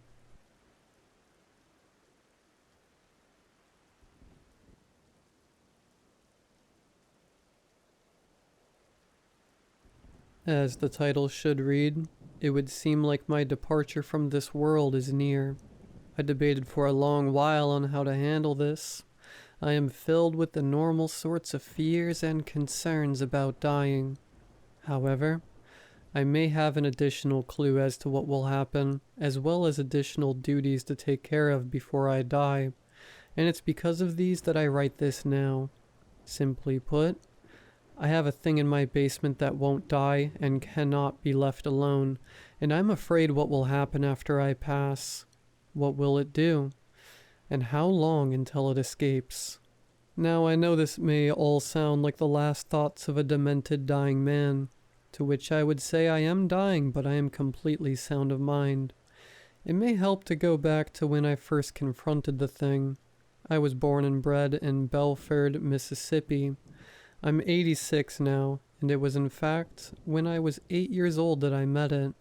My sister and I had been playing outside, her by the vegetable garden, and me around the tool shed in the backyard where my pa had badgered me to stay away. If only I had listened. I know not how differently my life would have turned out. But I was collecting roly-polies when I found a claw hammer seated neatly in the grass in front of the locked shed. To be totally correct, I heard it before I saw it. I heard, in a way, a faint whisper in my ear, but more like in my mind itself. When I looked up, searching for the speaker, I came eye to terrible eye with it. It stood staring at me, half hidden by the edge of the shed, roughly human, and I mean roughly. Its arms and legs proportions seemed wrong and unsettling, and it had an unusual rough texture across all its skin, and its awful, awful face was wreathed in bony protrusions, maybe horns. If you wanted to call it a demon, ghoul, monster, or something unnamed yet, you certainly could, as it suits your understanding of such a thing. But it was horrible. But curiously, as it spoke, none of the horror seemed to register in my mind. In fact, I was far more concerned about what it was saying. As best as my mind can recall, at that moment I hardly recognized words being said to me, just a train of thought, a very convincing train of thought that guided me to pick up the hammer, walk into the vegetable garden, and begin to bludgeon my sister. Fortunately, I was a weak young boy, and my mother heard the awful sound soon enough to intervene. My sister lived. However, a much abbreviated life, less than half of what I've lived so far. And through its entirety, she was deeply handicapped physically and mentally, never getting a moment where she didn't require support. She told me once, decades ago, that she forgave me, but I don't know if she truly knew what she was saying when she said it. On that day, it was after my mother shook me to sense that what I had done came crashing onto me, and the words that had followed so smoothly, like chocolate through my mind, came to manifest in their vulgarity and brutality. Suddenly I was overwhelmed with these words, some I had never heard before screaming around in my head. I was taken to a psychiatric ward for many months. Initially, I insisted on the entity that I recalled looking at me from around the corner of the house in the moments where my mother clutched my bleeding sister and carried her into the house and stood there in the garden. It might be just an addition made over time, but I can picture it waving to me. Eventually, I abandoned my insistence so I could be released. It would be many years later, when I was 24, now living in Braxton, Missouri, when I was driving along a country road past a children's party in a park when I saw it again. It would seem that some landscaping was being done nearby, and a gardener's shears had found itself in a little secluded spot just past the tree line around the park. It was this dirt road that gave me this fortunate angle. I saw the thing, just tucked behind a tree, beckoning to a young girl who had strayed from the party. I parked my car as quietly and quickly as I could before I skulked over. It had begun its whispers. She stood there as still as the trees around her, frozen in trance. One thing I learned then, and has continued to be true, is that this thing is greedy and lustful for pain and violence beyond all else. It is only because of this weakness that it was distracted and careless enough for me to get behind it. Amongst the landscaping tools, I had spied a sledgehammer and snatched it up. As I approached, I got a better view of it. I learned that it stands above 7 feet in height in this form. It bends its spine in a grotesque manner, to be at nearly head height with its prey. But it was busy weaving its curse on her, which gave me the opportunity. To note, too, if you aren't its target, you can hear the words it speaks clearly, and I nearly blew my chance when I heard the horrific things it was instructing the girl to do. I remained hardened and brought the sledgehammer down on its head. I followed that with a couple more swings immediately before inspecting my work. I noticed that the girl began swaying and seemed as if waking up from a dream. So to spare her, I was able to pivot out of sight behind the trees, and with the creature lying on the ground when she woke, she seemed to only wonder why she was so far away from the party, and as Cake was called, she seemed to forget the episode completely and ran off. As soon as I judged she was out of earshot, I looked back down at my foe and caught it as it finished turning its head to face me. Its eyes met mine once again. I swung down on it again and again, only stopping when I was exhausted, having quickly sweat through my clothes in that Missouri heat. With horror, I learned the second thing I know about it, and that which is the root of all our problems, its otherworldly durability. Despite what must have counted in the dozens of swings with the sledgehammer, I had caved in about half its head, the other half looking nearly unscathed and its grin still intact. From then I knew my problems would not be solved so easily. I lugged that heavy monstrosity into my car and took it home. When I had arrived, the damage was about half healed. Its skull seemed to reinflate and push more to its exterior back into place. I went at it again with the sledgehammer, having exhausted myself and only reaching barely more damage than before. But I got it into my house and into my basement. The basement it remains in today, at this very moment. That many years later. Since then I learned how to be more efficient and careful. A huge step was switching to a heavy, splitting maul. Tools with a more focused spot of impact to do more damage than purely blunt bludgeoning. It takes it longer to heal. Additionally, on the other end, blades also do little damage. A thin stab or cut heals basically the fastest, and even a resilient blade blunts far too quickly on its flesh to be helpful. The key is separation. Splitting the skull seems to do the most damage and take it the longest to heal. Restraint is another crucial part. I procured one of those old-fashioned heavy metal dental chairs. This one had thick metal arms connected to it. It's bound to that chair now with clamps, handcuffs, and soldered metal bands. The next thing you need to know about it is it's immensely strong. I had scars on my face, arms, and chest when one of its arms got loose. It had a genuine police handcuff attached to its right arm, and it simply pulled against it and snapped the chain like a rubber band. This also leads to the next lesson. It's extremely smart, too.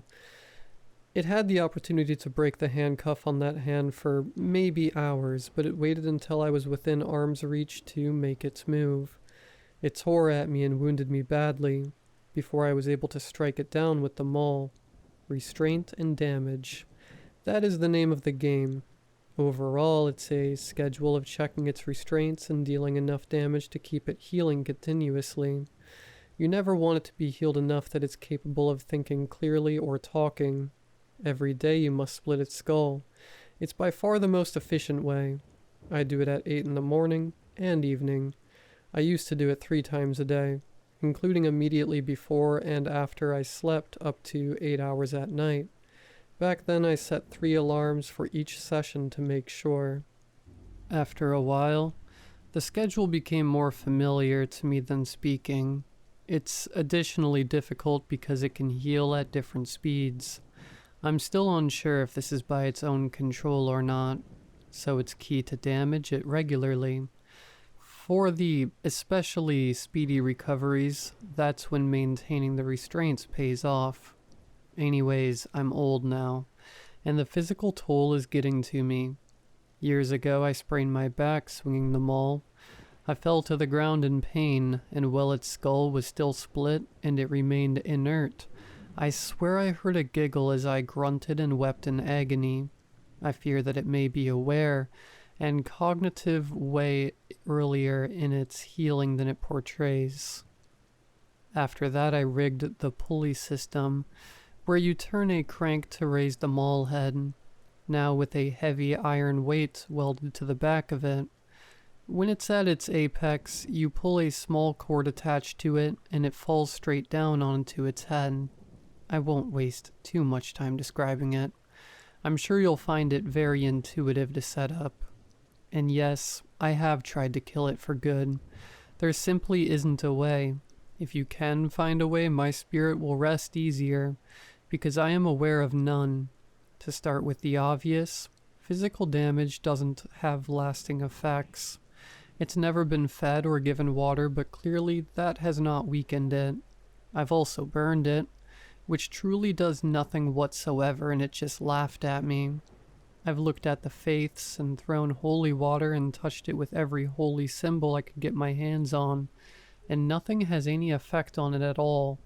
Hand saws are useless. I've used power saws, but they struggle to get through an inch of flesh before its teeth are filed down to nubs, and a new blade is needed. Acids, bases, poisons, and toxic gases are useless. It can't drown or asphyxiate. Over the many years, if there's a way you can think of, I have thought of it. Yet it persists. I must warn you of its cruelty, and why it is so important that it remains damaged beyond function for as long as you can maintain it. For one, it loves to whistle. Early on, whenever it could heal enough to function, I would find it silently pulling and wearing down the restraints. I would subdue it, then repair and reinforce its restraints again. I think over time it learned that it couldn't do enough damage to escape in the little time before I returned, so it took to whistling to me. I don't know how it knows it, but the song is one my mom sang to my sister and I when we were children. It may just be my mind responding to some abhorrent curse it spits from its teeth, or perhaps it's seen into my mind and it found this song that I haven't heard in so many decades. Similarly, sometimes it chooses to speak in the voice of someone you love. For me, it's either my sister, mother, or my paw. But those are the only people I've ever loved, so I don't know who it's capable of mimicking to you, or what you may hear or even see, and I apologize to you for this especially. When I die, someone will have to take this job for me. I would entrust it to a family member, but with this burden, I never was able to pursue long relationships in my life. A couple foolish times in my youth, I made some half-hearted, doomed attempts, but after all, I couldn't stay away longer than 8 hours at a time, and every minute passed I would be worrying what was happening in my basement, and what happens if I was to bring someone to my home. After some time, I would have to kick them out or disappear for a while to split its skull. They would have to eventually notice my peculiarity, and then what? There's questions I can't answer. I can never show them, never share it with anyone. I can't expect them to understand, to not be terrified of me. So I took this burden on in solitude, and that unfortunately is the greatest price I must ask of you. You will have to live a life of isolation and simplicity. No dinner parties, no bringing partners home, no sounds of little ones running. It will be you and the sound of a splitting skull, repeatedly, every single day. And once you take it on, you cannot share it. Keep it hidden, keep it quiet. It will be yours to bear alone, as it was mine, and your life will be lonely and your death will be quiet. That's truly what I am asking you. Beyond all the physical and emotional turmoil it will bring you directly, it is the life and loneliness that you will have to accept. I am hoping that someone out there will be willing to accept this, and live in silence as I have up until this point. Maybe you'll fare better than I, and be able to find a lasting solution, but if not, do your best to shoulder it. Be gentle with yourself, and when your time comes, like mine nearly has, pass it on to the next. If you choose to accept this, come to my house. I live in Braxford, Missouri. Come here and ask any old feller for directions to the Debson house, behind the old grain mill. If I am still alive, I will greet you and show you everything and prepare the handoff for when I die. If I am already dead, the spare key is under the mat. There will be a sticky note on my computer with my login information. When you have accepted this responsibility, sign on to this account and delete this story so no more have to know than necessary. If this story is still up, then the job is still open. Just hopefully I'm not dead for too long before someone takes the torch. If I am, and it has regenerated and succeeded in its attempt to escape, then pray for everyone.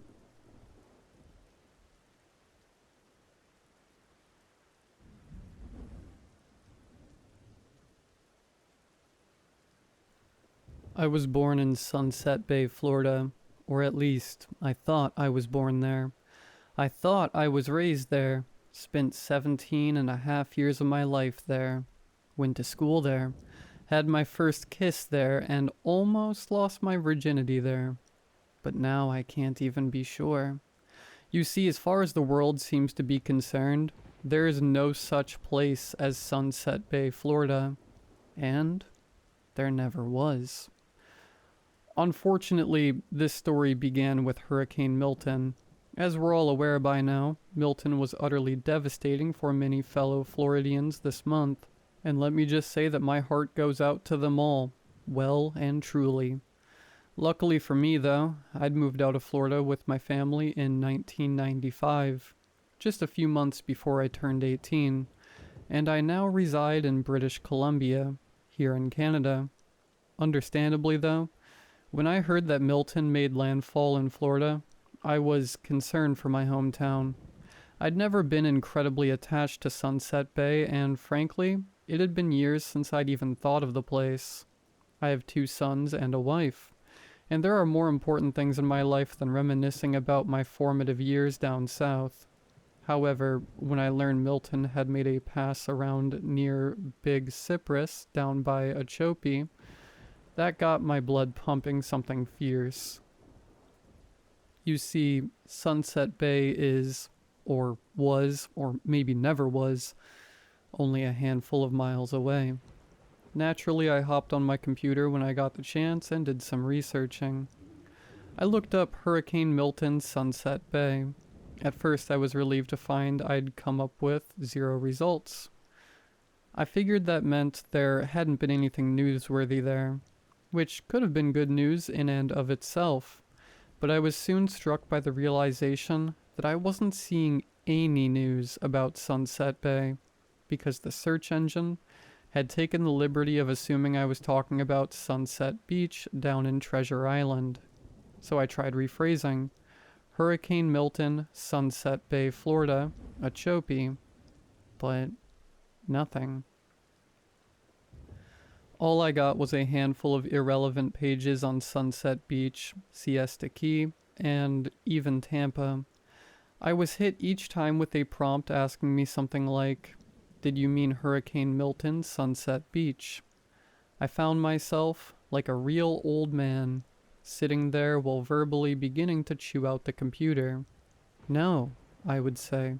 "No, not Sunset Beach, Sunset Bay." I found myself getting so fed up with what I took to be some sort of Abbott and Costello style mix-up that I ended up trying to soothe my seething self by simply typing in Sunset Bay, with the hope that that'd get me somewhere.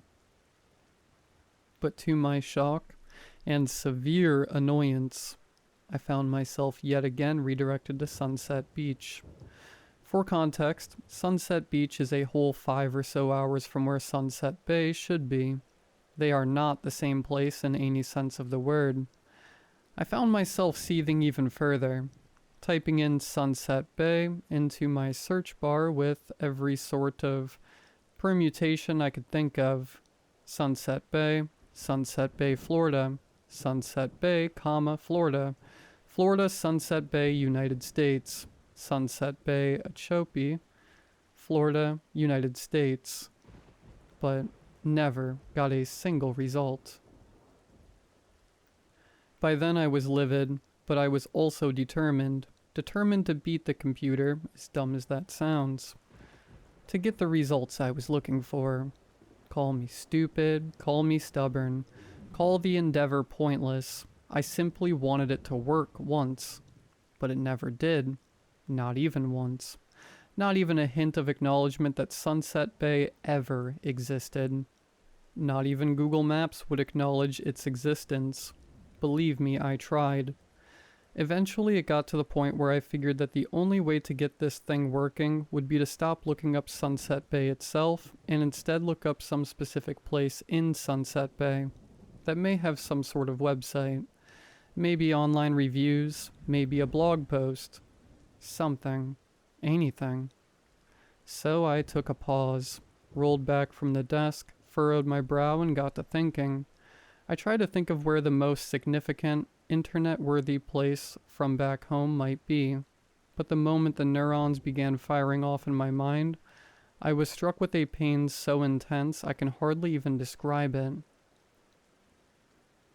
I'd imagine it felt like how it would feel if your skull was cleaved apart with an axe, and then boiling pitch was poured into the gaping wound. I screamed my lungs out, grabbed my head with both hands, and came careening down onto the floor, gasping and panting like a drowning man. The world felt like it was going out of focus, but my ear on the ground, I could hear the dull footsteps of my eldest son running into the room, followed shortly by my wife. As they hoisted me onto my feet as best they could, they asked me what was wrong and why I had shouted, and I could only respond by telling them it was probably nothing, just a bad headache. Even so, my wife, who has some sort of sick addiction to these medical channels on YouTube, made me promise to see a doctor because she told me there was something called thunderclap headaches, and they could be a sign of something really dangerous. Before you ask, no, I haven't gone yet, but I'm booked in for next week with my GP. To my relief, it seemed as though as soon as the subject was changed and my mind drifted from the vague memories of my hometown, I felt good as new again, as though nothing had even happened. I gave my family reassurance as best as I could, gave my wife a quick kiss and my son a hug, and placed myself firmly back in my chair. I was back in the saddle, and I hadn't been bested yet. Piece of crap, I murmured as I slapped the keyboard, looking up to see my wife, hand outstretched with some Tylenol for me, to whom I quickly clarified that the computer was the piece of crap, not her. She gave me a quick, understanding chuckle and left, leaving me alone once again with my new arch nemesis, the computer. However, it only took me a few more failed searches to get utterly fed up, and one, to hell with it. Later, I was storming out of the room, throwing in the metaphorical towel. I had better things to do with my time, or so I thought, because that night as I lay in bed I found myself grumbling, huffing and puffing to myself like a candy-deprived child about the whole debacle. However, the more I ran over the whole situation in my mind, the more my frustration began to morph into unease, and the more thoughts like, why the hell couldn't I find anything about Sunset Bay? To, why couldn't I find anything about Sunset Bay? Surely it's an abnormal occurrence for a town with a public school, thousands of residents, and several notable businesses to simply disappear not just from the map, but from the veritable neo-library of Alexandria that is the internet, right? I couldn't take it anymore. My annoyance had morphed into an overwhelming sense of dread, and I found myself in desperate need of some assurance that this was all some huge mistake. So I went digging, not through the computer this time, but through an old wicker cabinet by the edge of the bed full of keepsakes and memories. After a few moments of searching, I found what I was looking for. My middle school yearbook from Sunset Bay Public School. An incredibly creative name, trust me, I know.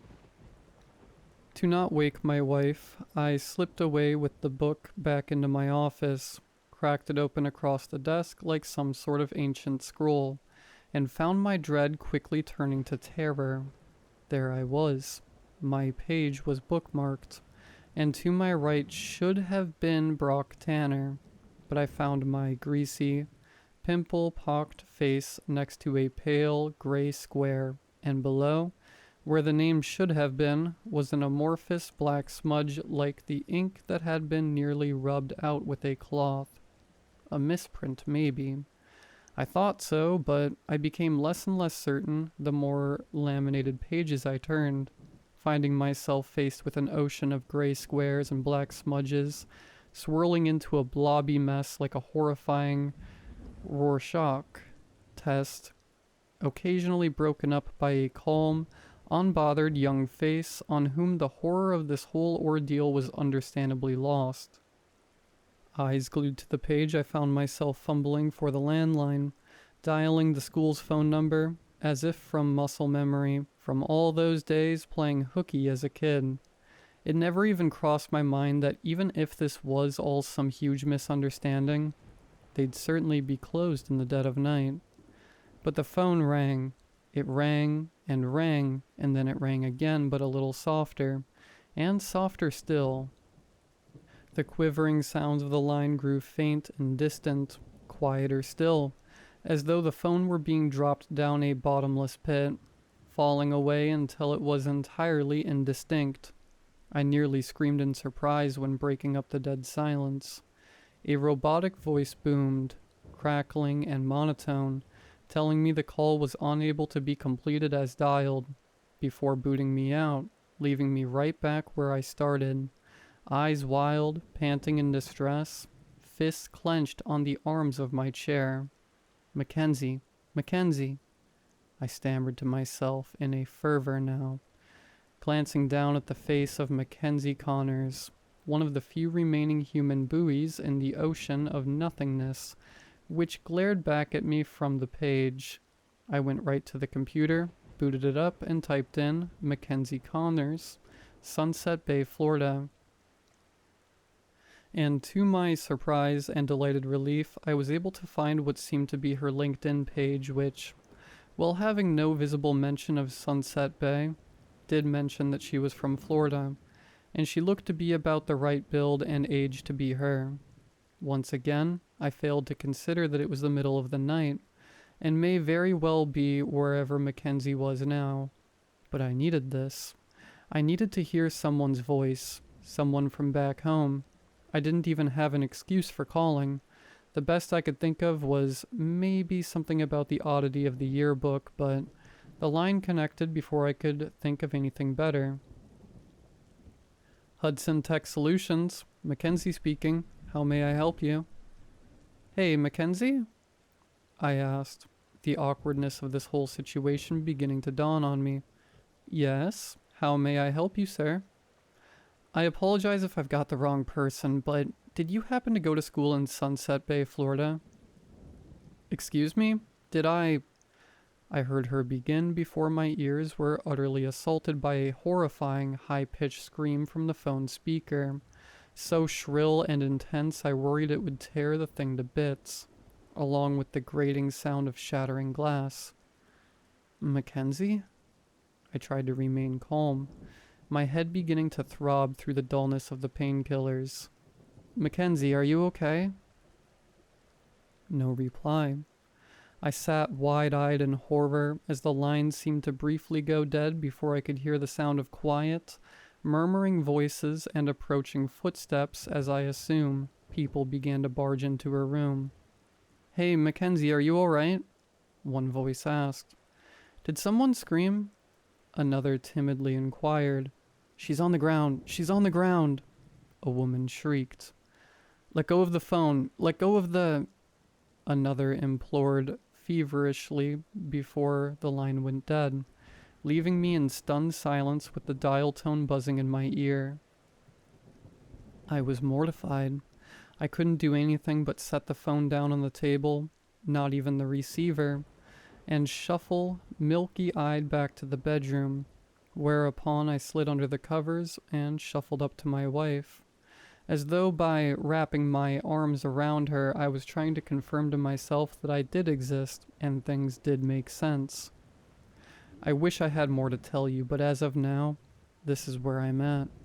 I sincerely hope someone can help me here because I have not, for the life of me, been able to find any external references to my hometown. And every time I try and think real hard about it, it feels like my head is going to explode. Or implode, or shatter into a million pieces. Can someone please help me?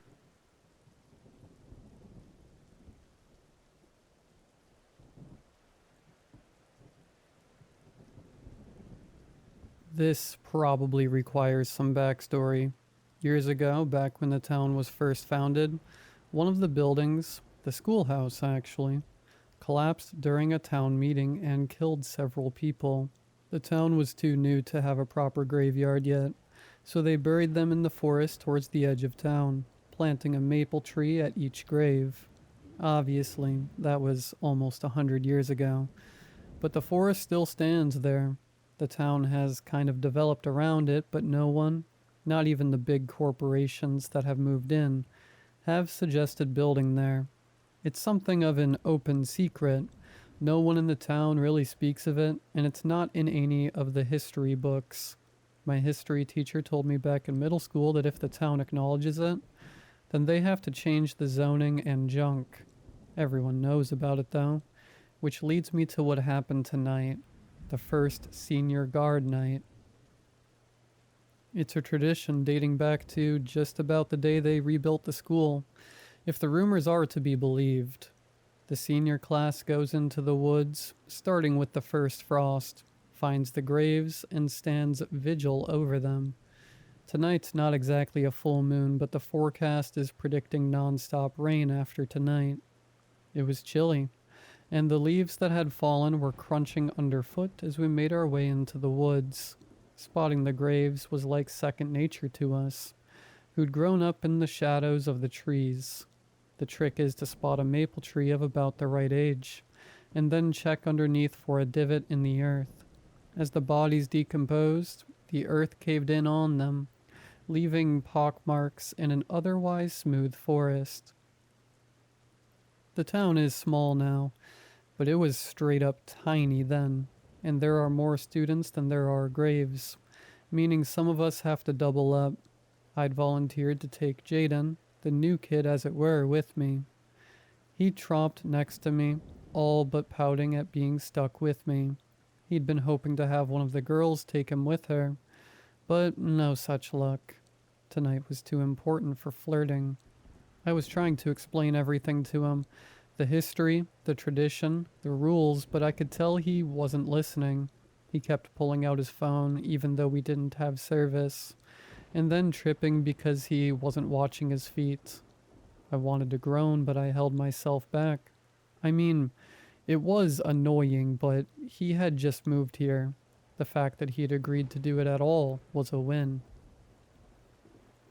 I spotted the grave ahead in the pale light of my flashlight and nudged him to get his attention as I stopped in front of our grave for the night.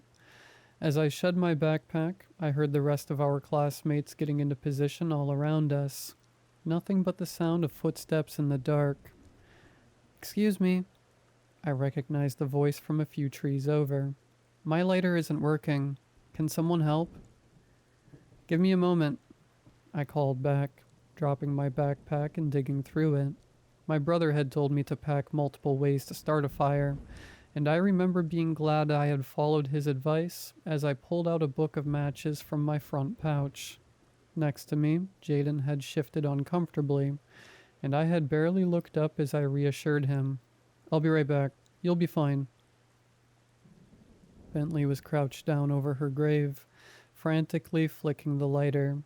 She flinched when I came around the corner, but relaxed when she saw it was me. "I know my lighter was working back at the house, but I can't get my hand steady enough to light it." She smiled shakily. "No worries." I squatted down next to her. "Where's your candle?" "Right here." She held out a large glass candle with a picture of sheets online on the front. "My mom packed me like 7 extra. She's worried about me."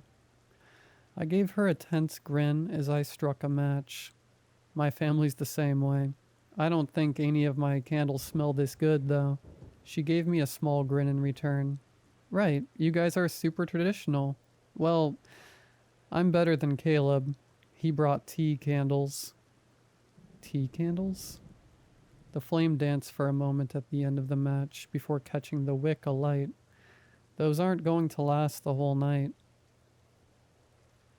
She clutched her candle in both hands, looking relieved now that it was lit. "He brought like 2 whole bags. He's not too worried." I gave her my matchbook as I stood up, telling her that it was a good idea to have another way to light her candle, just in case. "I wish we could have teamed up," she'd mumbled as I headed back to Jaden. The last bit isn't too important to what happened, I guess, but I'm not leaving it out. Back by our grave, Jaden wasn't too happy, and I sighed before going about setting us up too. According to my watch, we had 18 more minutes before midnight. The only thing we'd told Jaden to bring besides his coat was a candle, but he told me he hadn't. "My mom told me I wasn't allowed to be out here in the woods with a lit candle. She said if it was that important, I could play a video of a candle burning on my phone." Rolling my eyes, I dug out 2 beeswax candles from my backpack and passed one to him. He protested, but I promised I wouldn't tell his mom, and he finally went quiet. I didn't have a second candle holder, so I instructed him to hold it tilted away, so the dripping wax wouldn't land on him, and get us both lit. All around me, little pinpricks of light flares as everyone finished getting ready. The forest was eerily still as the last few minutes crept by. I didn't have to look at my watch to know when midnight hit. A low moaning swept through the grass, and even through my many layers. I felt a chill take hold. Any conversation that had been going on died, and we all braced ourselves for the night to come. Well, almost all of us. "The heck?" Jaden muttered. Then the wind started up, rustling through the leaves that hadn't fallen yet, before building in strength, tearing at our clothes. Through it all, my candle flame never wavered, pointing straight up. Dude, Jaden was up in my face now, candle dangerously close. What is going on? I shoved him back, harder than I meant to. I told you, these are graves. Graves outside of a cemetery. It was clear that the importance was lost on him. Just as suddenly as the wind arose, it stopped, and mist began to rise. Cemetery, graves, whatever. They're consecrated. I started whispering low and fast. But they couldn't do that with this one, because the priest died in the accident too, which means that these graves are left without any protection. Jaden gave me a horrified look. Protection from what? I didn't have time to answer him as the screaming started, first at one side of the forest, and then the other, until the whole woods was filled with it. It sounded like my classmates, but I knew it wasn't them. I could still see their lights, shining clearly through the mist, through the trees. One particularly clear scream sounded just like Bentley, and Jaden jerked away from me towards her. I tried to grab at him, to keep him from stepping off the grave, but stumbled against him as he stopped abruptly. The two of us tumbled down, and I saw his candle hit the ground a moment before mine did. Outside of our hands, they immediately went dark. The forest froze into painful stillness. The cold that I'd felt creeping up my coat seized me fully, and I could feel something, hovering over Jaden and I. I knew it was all my fault. I was supposed to protect Jaden, teach him about tonight, but instead I was the very one to shove us into danger. I hunched over him as best I could, even as I felt claws of pure ice slide straight through my coat to my skin.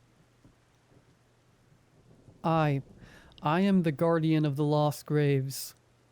Bentley's voice, thin and shaky, rose up through the night. And so long as my fire burns, you will not touch the lost souls here.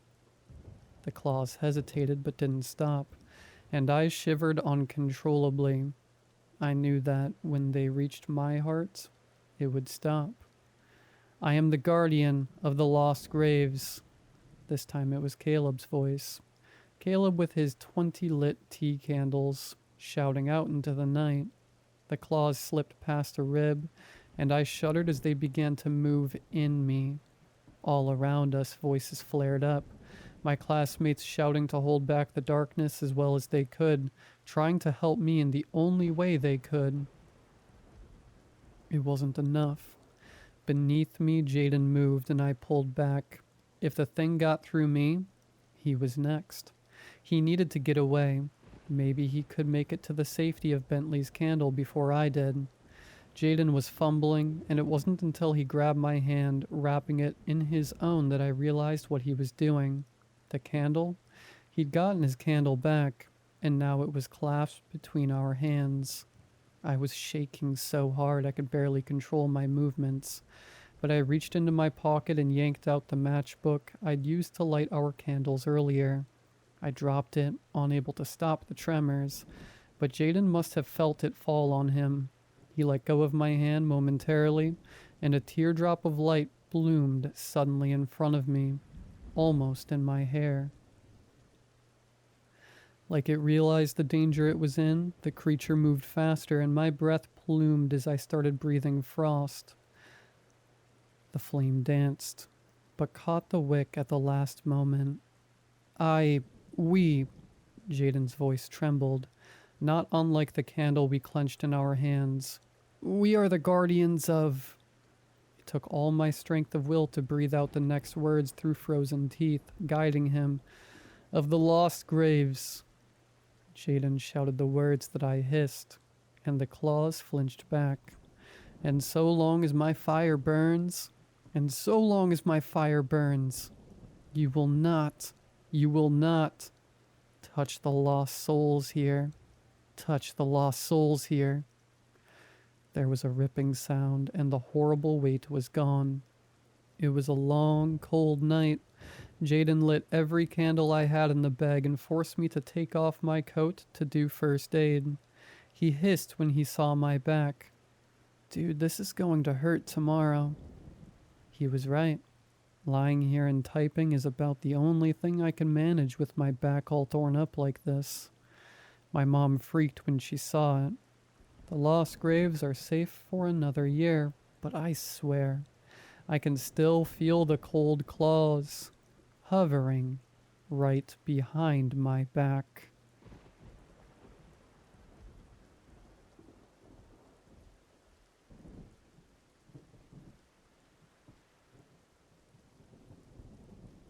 I came out of work to find this little leather book under my windshield wiper and my back window shattered. I'm both mad and curious. Here's what it said. I'm not sure why I'm writing this down. Perhaps it's a way of coping. Maybe deep down I still have some hope and this will serve as a written record. No matter the reason, I find a bit of comfort in putting the events on paper and will continue to do so for as long as I am able. My memory is not perfect, and I didn't begin writing things down immediately. It took a while for Helen and I to accept our situation. We were just your average American couple in their late 20s. We had just attended a football game with our little bud, and were attempting to return to our car when we entered the lot. 9/8/23. Bud had grown cranky. Neither of us were big fans of the teams playing, so we elected to leave the game a little early. It would give us a chance to beat traffic, we reasoned. The sun was already low in the sky when we left the stadium behind. I don't remember who noticed it first, but the sheer desolation of the parking lot was eerie. Not empty of cars, mind you. Every spot was full, but rather empty of people. The next thing we noticed was the hills. I don't remember the lot being this steep, Helen had said. Did we go out the wrong door? We had been to this place a dozen times over the years. Never had the parking lot been made up of rolling hills like this. It made it feel like as if we were on the ocean, surrounded by rising and falling waves of multicolored steel bugs. When the sun finally dropped behind the horizon and darkness flooded the lot, I found an irrational fear rising up. Bud whimpered and Helen comforted him. The air wasn't overly cold, just chilly enough to be uncomfortable. Something was wrong. There were no lights. Not only were there no lights in the lot, but there were none on the distant hills. No buildings rose up. I looked in every direction. All I could see was the ever-darkening line of cars. It simply couldn't be. 9/9/23. We had walked all night, taking turns carrying Bud. The sun rose, revealing the endless cars. Our phones didn't work. There was no service. We fought. I blamed the stress and sleep deprivation. I felt we had to keep moving. This couldn't go on forever. Helen insisted that we stay put, that walking would just make us harder to find. 9/10/23. We didn't want to, but we broke into someone's car. They had a pack of water in their back seat. We needed it. I left a note just in case. 9/11/23. The infighting was replaced by silence. Our feet hurt. We must have walked a dozen miles by now. 9/12/23. It was worrying how accustomed we had become to breaking into strangers' vehicles. We slept in a conversion van that night. 9/20/23. We left the van. The food had ran out and the batteries were dead. It had given us a chance to rest our legs. I worry Bud isn't getting the nutrients he needs. 9/22/23. I had tried a few times before with no luck. This time I got it started. It was an older Ford pickup, but my joy was short-lived once I realized I couldn't steer it. We used the running engine to stay warm that night and to charge our phones. They didn't have service, but they felt like our last connection to the real world. 9/23/23. I saw a deer today. It's the first living thing I've seen since this started. 9:24:23. Bud was sleeping. Helen and I got intimate. We're going to have to be more careful. A pregnancy would be disastrous. 9:25:23. Call it naive living, but we have settled into a comfortable routine. Bud rides in a wagon we found along with our extra food and water. While I have grown tired of hot dogs, granola bars, and candy, we won't be starving anytime soon. Water bottles are the most common thing we find.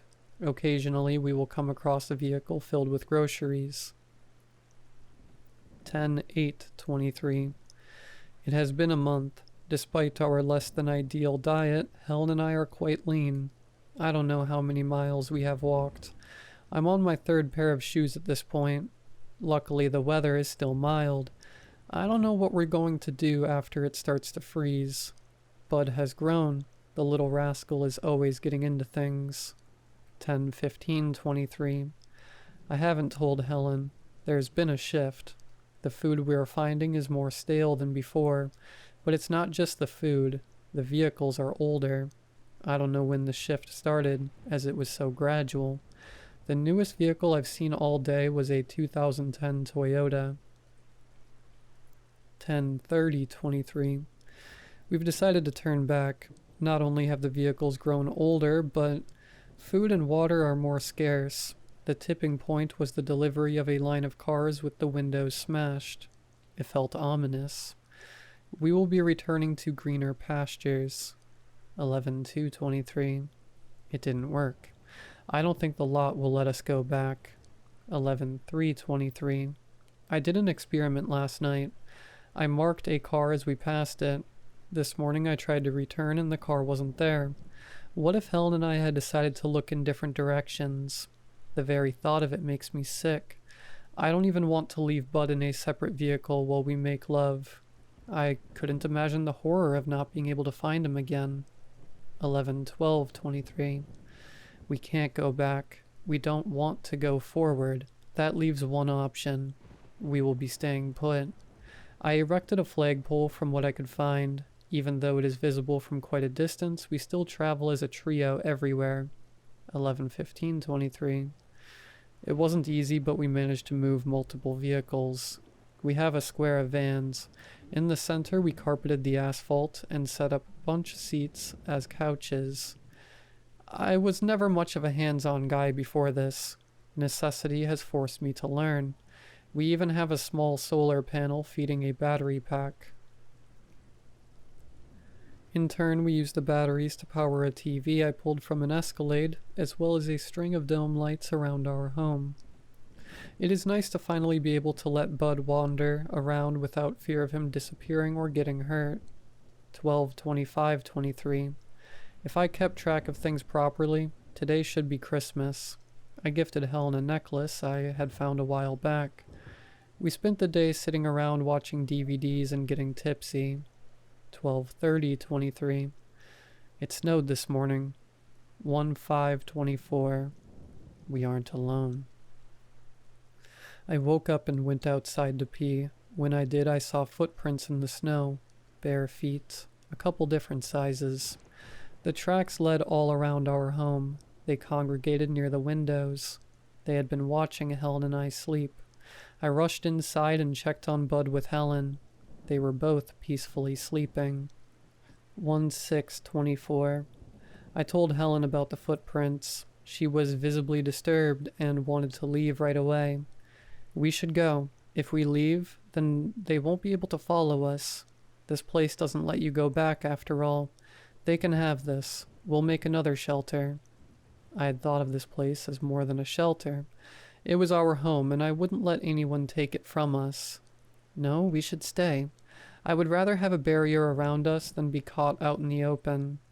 Helen reluctantly agreed to stay. She had always been the level-headed one. 1:08:24. We did our best to prepare for a possible siege. The snow was gone, so we had no way of knowing if there was still others out there. I think I found the jackpot. Under the seat of a car, I found a revolver. It has 6 shots in it. I've never even fired a gun before, but it should be pretty simple. 1:09:24. They came back last night. I woke up to Bud crying. I jumped from our bed and saw an arm reaching through a window. It was blindly grasping about. In a protective rage, I charged forward and grabbed the offender's wrist. Bending the arm against the window frame, I pushed until I felt the bone snap. The owner of the arm didn't make a sound. I pulled on the arm again and again, slamming the man's body into the outside wall. He managed to wrench himself free of my grasp. Helen was right behind me. She crouched to soothe Bud. She didn't need to say it, but I knew she was pissed that I had decided to stay. 2-1-24. They're behind us. I could hear them last night breaking windows in the distance. I held Helen close. Bud was between us. He seemed to instinctively know to keep quiet. 2-29-24? I haven't written in a while, nor have I been keeping track of the days. Keeping Bud fed has been my biggest priority now that Helen is gone. They found us the next night. We had taken shelter in a contractor van. There were no windows in the rear, and the floor had plenty of room for us to stretch out. We thought it would be perfect. The doors weren't even locked when we found it. We later discovered the locks on the back were broken. I woke to the slapping of bare feet outside. I nudged Helen. She woke instantly. The darkness really can't be described. It was the complete absence of light. No moon, no stars, no distant cities. Just pure, undefiled black. I heard Helen shift as she pulled Bud in close. I held my breath. The feet continued past. A window nearby shattered, scaring Bud. He was still so young. He couldn't have understood. Screaming like banshees, they assaulted the van. It rocked violently side to side as they crashed into it. The front windows were smashed in. A dim light shone around. They had flashlights and headlamps. There was a divider between the cab and the back of the van. It was made of sturdy steel. I used the light spilling in to grab the revolver. They yanked on the back doors, but I paid them little mind. At least I did until the doors flew open. Helen screamed as bodies poured in. I fired into the writhing mass. The gun flew from my hand and hit my face before falling somewhere. I didn't have time to react. Blood partially blinded one eye. I swung at whatever moved. I had never struck another human in my life before this. I had no choice now. I bit, clawed, and gouged with all my might. Helen kicked at those grabbing her. She held Bud tightly to her chest. For just an instant we made eye contact. Spinning over, she shoved Bud across the metal floor. Then she was gone. The horde disappeared as fast as they had come. I scooped Bud into my arms and jumped from the van. I heard a distant scream. They were already so far away. I ran and I ran until I puked. I couldn't find them. I was alone in the dark. The silent darkness that enveloped everything. The van was gone, all of our supplies along with it. I struggled to get Bud to eat. He was so heavy to carry. The cars were mostly empty.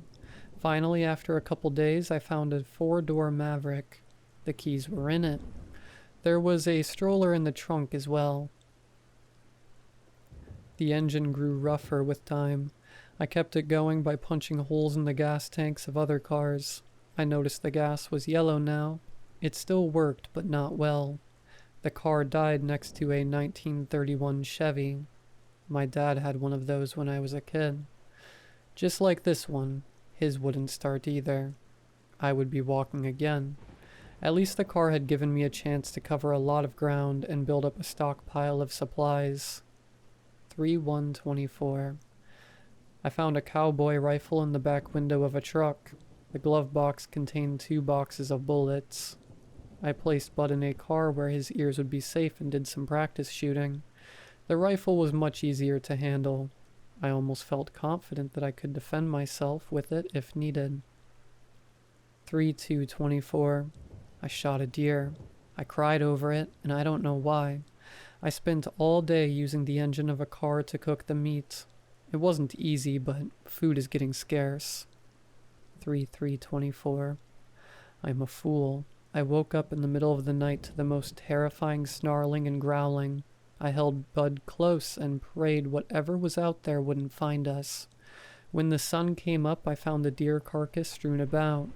Our stroller was destroyed as well. This was a new threat. In the blood I could make out paw marks. Be it rabid dogs or wolves, I didn't care. Either could be a death sentence. I quickly saved what I could and left the area. 3:5:24. I've lost track of my days a couple times. Not that it really matters. Food and water are so scarce I doubt we will survive much longer. I don't even recognize the cars anymore. Doodle bugs, maybe. I don't know. They don't offer much shelter unless you find an enclosed one. 3:8:24. I miss Helen. I didn't walk today. Too hungry. I sat and I cried for a good long time. I buried my wedding ring in a pothole and placed a cross above it. If Bud and I are to survive, I need to let her go. 4:1:24. Call me a fool. 4:3:24. There was a missing car today. This is the first time I've seen an empty space in the lot. 4:15:24. It's been days since I've found food or water. My supplies are running low. 4:20:24. I gave Bud the last bar. We have a couple of bottles of water left. 4:25:24. I knew it was coming. He was too little to survive on water alone. I could see his ribs plainly. He never cried. My tough little buddy never made a peep. He wrapped his precious little fingers around mine and snuggled in close. I tousled his crazy hair one last time. I lay there listening to his breathing grow softer. My heart split in two, but I knew he wasn't hurting anymore. His tiny, frail little body looked so peaceful. I could join him. I could end this all. 5:28:24. There are no cars in the lot anymore. 6:1:24. My salvation came in the form of peas. I find them often. They grow up through the cracks in the asphalt. I replenish my water with the puddles. 7:13:24. I discarded my shoes. They were little more than flaps of ruined cloth at this point. The asphalt patches are getting farther apart. Most of my walking is on grass. 7:20:24. The ankle-deep grass has given way to small shrubs. I had walked in silence so long that the snapping of a branch nearby sounded deafening.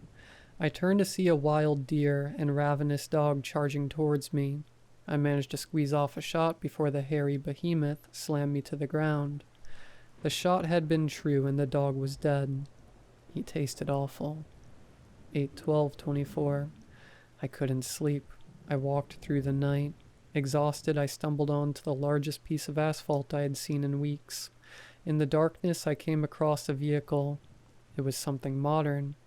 I bashed out the window and crawled inside. Movement woke me. I couldn't place it. It had been so long. The cry of a seagull rang out again. I sat up suddenly alert. I could see. I could see without the sun. Street lamps lined a distant highway. Buildings rose up along the horizon. I fell from the vehicle. It made sense. It all makes sense now. I'm sorry for your window. Take this journal. I have to go back. Helen could still be alive.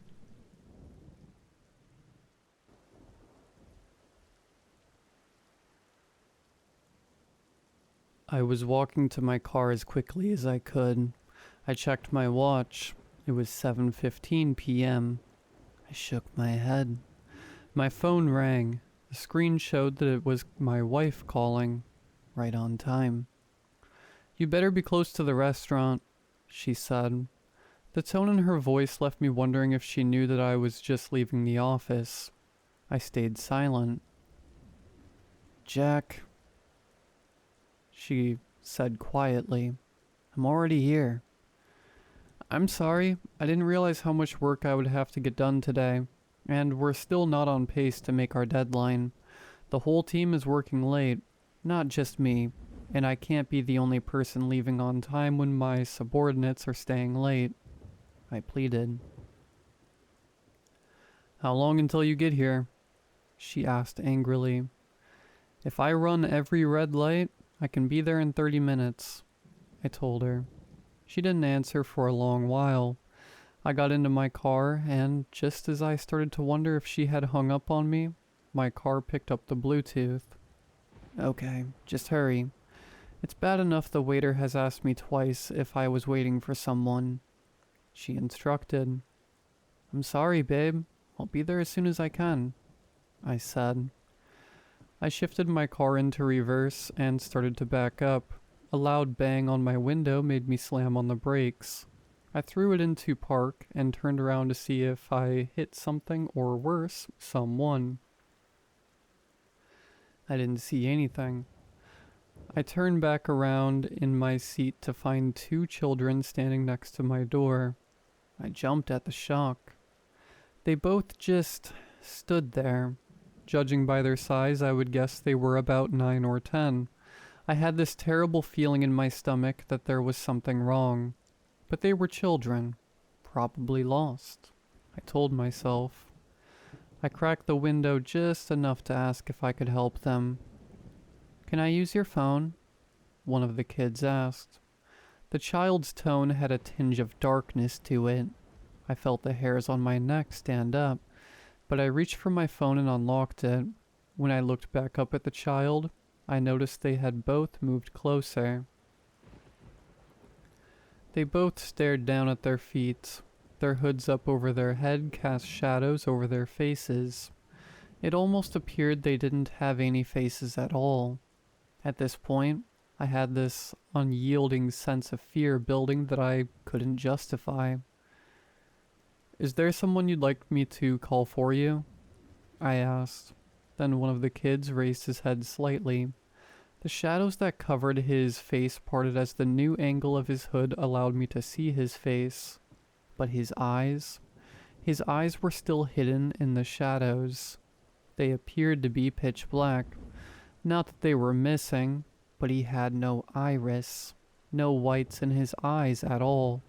I felt my breath catch in my throat, and the boy seemed to notice my fear. He lowered his head again. We need to use your phone, he pleaded. I recovered and scolded myself quietly for allowing a trick of the light to scare me so badly. Who can I call for you? Just give me their number, I said, my hand ready to dial. Maybe it was the fact that the kids wouldn't look at me. Perhaps it was the fact that the kids were out of place in the business district after sundown. But something inside me was screaming not to give them my phone. If you can't give me the number, I'm sure you can go inside the lobby and ask the security guard to let you call your parents, I said and pointed toward the lobby door. Neither of them turned to look. After a few seconds of awkward silence, I put my car in reverse. I was eager to get out of there. I was eager to get away from these children. I looked in the rearview mirror to make sure I was clear.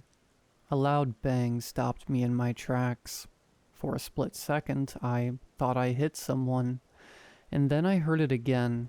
Both of the boys were slapping their hands, palm down, on my driver's side window. A third time, a fourth time. In unison, they slapped my window. Can we just get in your car? We need a ride, they asked in a monotone and utterly unsettling tone. I slammed the gas down and backed up without even looking, and then I slammed into drive and peeled out. I was a good 10 minutes down the road before my heart stopped trying to beat out of my chest. I was so worked up that I almost missed my exit. I wanted to get home so bad.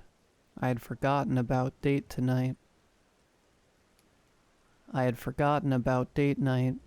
I met my wife at her favorite restaurant and we ate. She was initially angry about me being late. We hadn't had much time alone since we had our son. He was 4 now, and this was probably our 5th date night in that 4 years. Her mood switched from being angry to laughing at me as I explained why I was so late. I told her everything about the kids. So you were scared of a couple kids?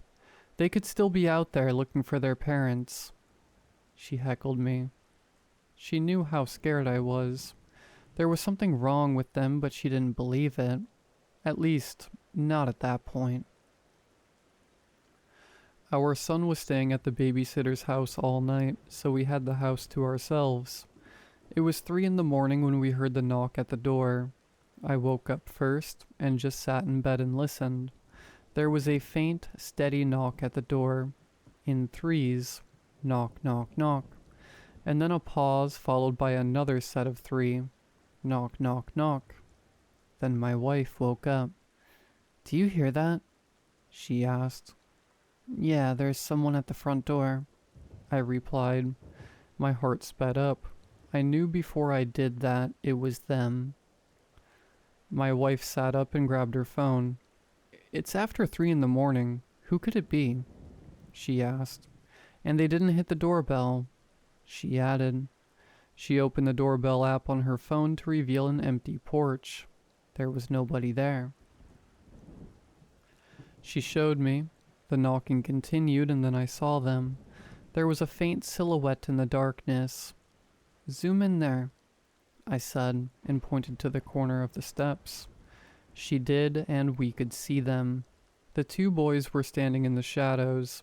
One of them kicked the steps. Knock, knock, knock. My wife looked at me.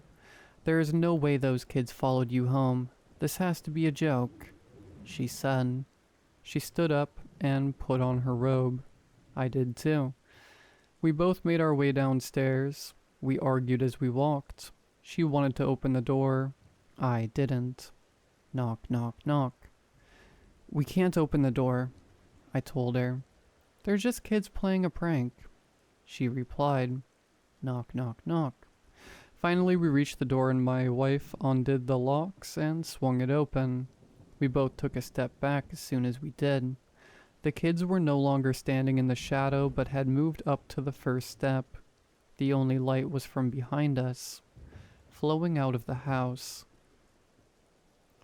It was enough for us to see the 2 small figures staring at us, but not enough to see any detail.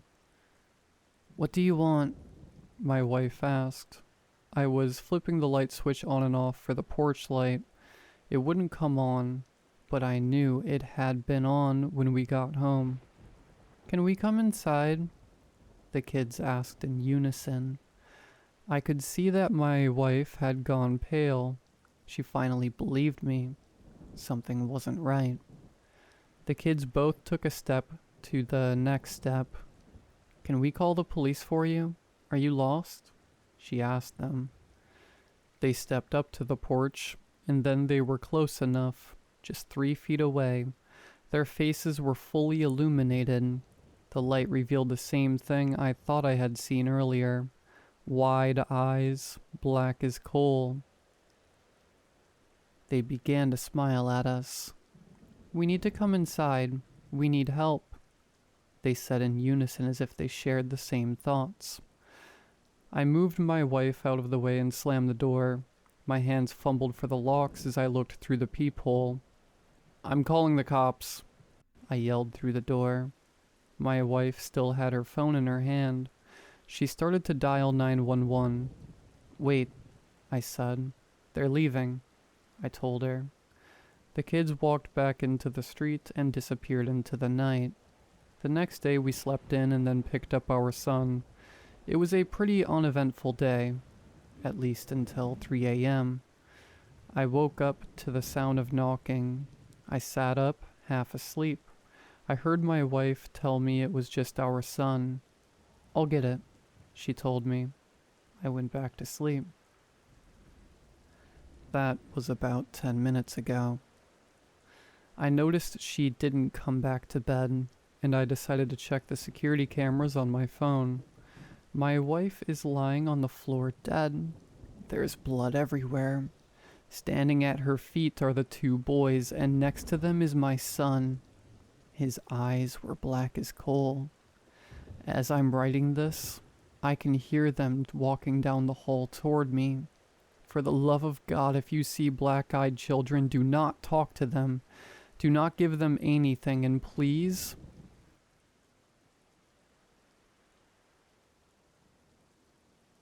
The ping from the computer in the corner tells me that a new order just came in, which means he will be back soon to cut me open.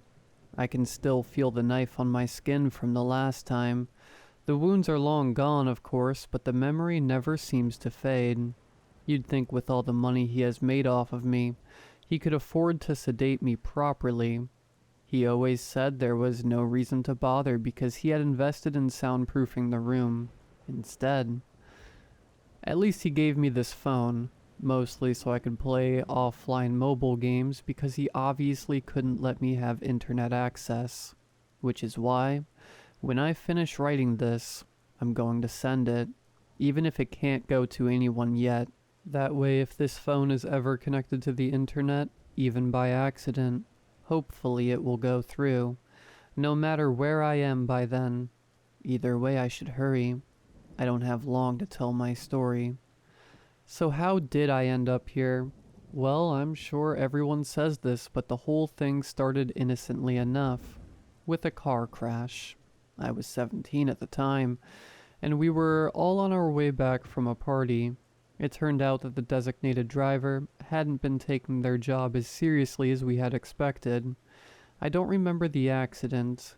Either I had fallen asleep in the car, or my mind just blocked the memory out. I'll never know. But I do remember waking up in the river. The car was upside down and water was seeping in, slowly filling the space around us. It might sound strange, but I remember my first thought so clearly, even all these years later. It was, please don't let me die in my crappy hometown. I won't say where I lived exactly. It isn't really important. If you have been to any small town, you know what it was like. It wasn't just that it was boring there, with nothing to do in the evenings but drive out to a field and get drunk with whichever classmates could manage to sneak out that night. It wasn't just that I was a teenager yearning for bigger and better things. After all, I haven't been a teenager for a long time and I still hate it there. No, it was the people. I am sure they weren't any worse than people anywhere else, but with so few of them present, relatively speaking, it could be inordinately difficult to find anyone you really meshed with. Sometimes you just had to spend time with anyone you could tolerate, and who returned the favor. After the accident, there weren't many of those left for me. I was the only one that survived that night. The paramedics were astounded that I was still alive after so long underwater. They theorized that I must have ended up in some sort of air pocket that kept me breathing until they arrived and pulled the car out. I tried to tell them what had really happened, that I had, in fact, been breathing in river water for over an hour, feeling myself drowning and dying over and over, but without the blissful darkness to release me. Instead, I would reset back to perfect health, then repeat the process again, just a functional eternity of agony until rescue came. No one believed me. They chalked it up to a near-death hallucination, and eventually I convinced myself of that too. After all, the alternative was impossible. It took me a long time to come to terms with the fact that I survived when no one else did, but that's not something I want to dwell on here. I've dwelled on it enough in therapy. Regardless, I put the strangeness of that out of my mind, until the next time I died. I was home from university visiting my family over the winter break. I figured that the only stress would be from trying to hide my new tattoo from my mother. The house fire disrupted that a bit. When the firefighters pulled me out of the basement, where I had been trapped by the flames, they told me it was a miracle I had survived. This time I knew for certain that I hadn't. I felt my death, but it couldn't claim me for some reason, and I needed to figure out why. That wasn't a quick process, so I will spare you the details and just summarize what I have learned over the years. The first and most important thing I found out is that everyone gets one, and only one, request of the universe. The trick is you don't get to decide which of the many requests you will probably make over the course of your lifetime gets granted. It seems to be mostly random. That is why most people don't even notice that this happens, because what they are granted is so small or random, and there is no way to tell anything unusual even happened. How many times have you silently wished for a traffic light to turn green before you get there? Or for a table to open up at your favorite restaurant? Or for the zipper to come unstuck on your jacket? We make so many tiny, inconsequential wishes or requests of the universe that most people's boons end up being nothing special. Mine was a little different. Basically, I can't die, but only if I am in my hometown. Yes, I have tested that. It turns out it was sort of a monkey's paw type deal. I got what I wanted, but only that. I won't die in my crappy hometown, but the second I leave, all bets are off. I would recommend that people be careful with their wording, but it wasn't like I was even intentionally making a wish. Was I? How could I have known? How could anyone? So the whole thing was a bit of a mixed blessing. Immortality might seem like a nice thing to have, but it also meant I was stuck there, in the place I hated since I was a child. I could still have left, of course. Realistically, I would only have been taking the same risk that anyone does when living their life. But how many of you could really walk away from that kind of safety? Whatever you think, you'll never really know until you face with the same decision. I used to leave time to time, but whenever anything went wrong, all I could think was, what if I die here, like this? So I left town less and less, drawing in on myself. Perhaps the irony was intentional. The wish I made because I wanted nothing more than to leave was what kept me there, of my own free will. So I stayed, but since I knew I couldn't die, I began taking greater and greater risks.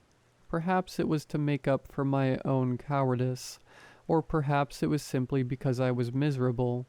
I bought a motorcycle that I drove much too fast. I took up base jumping, splunking, bungee jumping, rock climbing, though the cliffs in town were nothing to write home about, and that was how I met Reese. Reese was part of the admittedly small, thrill-seeking community in town. Honestly, he was kind of mean, but like I said, in small towns you have to make do with what you've got. At least he was exciting. People said that he took things too far, that he was reckless, even cruel. But that was what I liked about him. He was interesting. And really, what was he going to do? Kill me? We dated for a while, mostly just casual, but I had fun with him. Maybe a bit too much, because one day I blurted out something I shouldn't have. I told him I couldn't die. He didn't believe me, of course. Who would? He just thought I was drunk, which in fairness, I was, or I wouldn't have said anything in the first place. In the sober light of day, I was glad he hadn't believed it, and hoped he would just forget the whole thing. Maybe he would have, if it hadn't been for the climbing incident. It was just the two of us up there that day. We were free soloing up a somewhat challenging route that I hadn't tried before, and no one else was crazy enough to join us. Maybe I was trying to impress Reese a bit. I'm not really sure. Whatever the reason, I jumped for a handhold that I couldn't quite reach and I didn't make it. I fell a long way and landed badly. And I don't mean a broken leg or a sprained shoulder. Badly. I felt my neck hit rock, felt it snap. I knew I had died there. I could always tell when I died, and it just didn't take. This was definitely one of those times. On the upside, it did resolve the cold I had been struggling with for a few days, so silver linings. You see, a few moments after I die, my body simply resets to a state of perfect health, slate wiped clean. If it didn't hurt in a way that I can't really even describe, I would probably have used it to cure all my ailments, but I digress. By the time Reese climbed down to me, I was already brushing myself off and preparing a story about how I had managed to catch myself a couple of times on the way down, so I really didn't fall that far. I'd hoped his view of my tumble hadn't been very good, but I could tell by the look in his eyes that I hadn't been that lucky. He'd seen everything, and he knew I was lying. Reese didn't call me out on it though. He acted like everything was normal, and we even continued to see each other. I convinced myself that I had gotten away with it and resolved to be more careful in the future. Then the accident started. The first time it happened, I was just walking up to his apartment when the air conditioner dislodged itself from the window and came hurtling down, landing only inches from me. Reese apologized profusely, saying he was trying to do some repairs and it slipped, but it kept happening. My brakes failed. I got brutal food poisoning whenever he cooked for me. I stepped into the shower to find that the tub had been greased. I probably let it go on longer than I should have, but I assumed it was just bad luck. At first. After all, he would have to be crazy, right? But eventually, it was too much. Even for me. And I confronted Reese about all the strange accidents that had befallen me recently. At first, he tried to deny it, but eventually he admitted that he now believed that I couldn't die, and he just wanted to see how it worked. What was the harm if he wasn't hurting me? I corrected that misconception pretty quickly. It did hurt to die. It was, in fact, excruciating. Even the ways people usually considered painless, because if you lived, you still had to feel everything reset itself, and that wasn't pleasant. He apologized, saying that he misunderstood, and asking for another chance. I agreed, in part because I didn't want him to go blabbing to everyone in town. In reality, that should have been the least of my concerns. There are worse things than gossip, even worse things than death, it turns out. I woke up the morning after we reconciled to find that I was chained to an operating table. It didn't take long for me to learn why. See, Reese has always been the type of guy who is skilled at using people. It turned out that all that testing and observation was just Reese determining the best way to use me. Once he learned that I retained no lasting damage from any of my fatal injuries, he realized that he could basically use me to print money. After all, I have O-negative blood and a functionally infinite supply of almost any organ you could possibly want. He started a black market online auction site where he sells off healthy organs to the highest bidder. Never too many at once. He didn't want to flood the market. Just enough to finance his lifestyle. I am not sure how long I was down in that dingy basement. Months at least. Maybe a year. Dozens of operations. Months of feeling exquisite agony of a scalpel slicing through my skin and muscle. Dozens of deaths, and the unfathomable pain that came with them. More than the human mind should have to bear. Physically, I am in perfect health, as fit as the day I woke up in chains. Mentally, well, that is a bit different. It never fades, you see, the feeling of dying. I have wished for real death 1,000 times since that first morning. But you only get one wish, which means that there was only one avenue left open to me. The one I should have taken years ago. Before I even ended up in this situation, I needed to leave my hometown. The idea took way too long to occur to me. In my defense, I haven't been in a great state of mind lately. But eventually it occurred to me that while I had told him I couldn't die, I never mentioned the one string that came attached. So if I could just convince Reese to move on, even just a few kilometers outside of town, then this would finally all be over. It took time. I needed to be careful. If I pushed too hard, tipped my hand, I might never get another opportunity. So I was patient. He had gained a fair amount of wealth by then. So I began by wondering aloud how he would keep justifying his repeated visits to this town, despite the fact that he had otherwise relocated to a mansion on the opposite coast. All those trips were bound to look suspicious, wouldn't they? Couple that with his mysterious wealth, absent any legitimate source of income, and some small-town cop was liable to start asking questions. Maybe even get a few search warrants. The cops in that town were, for the most part, very bored.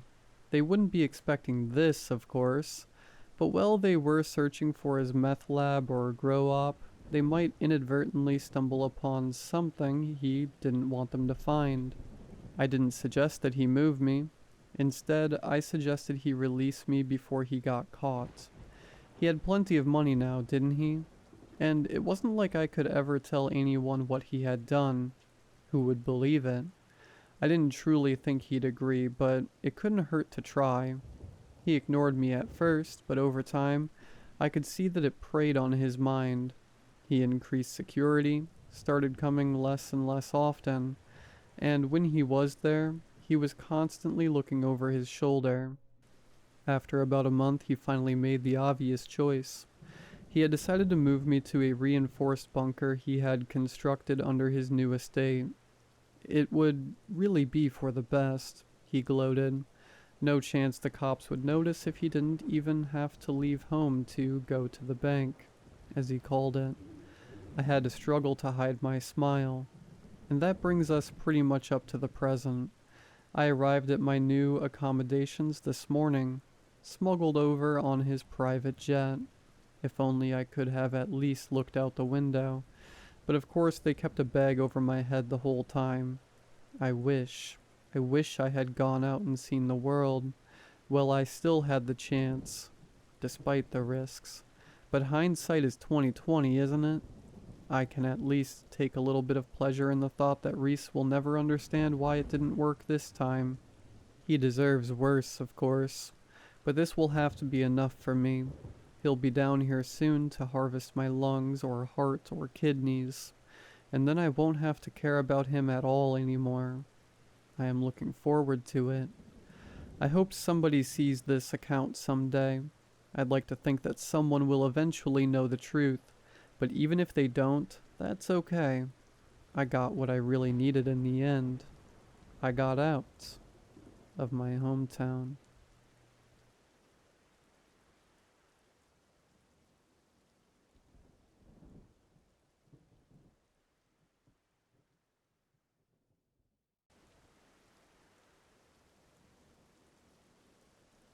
It all started when we were walking to the bus stop.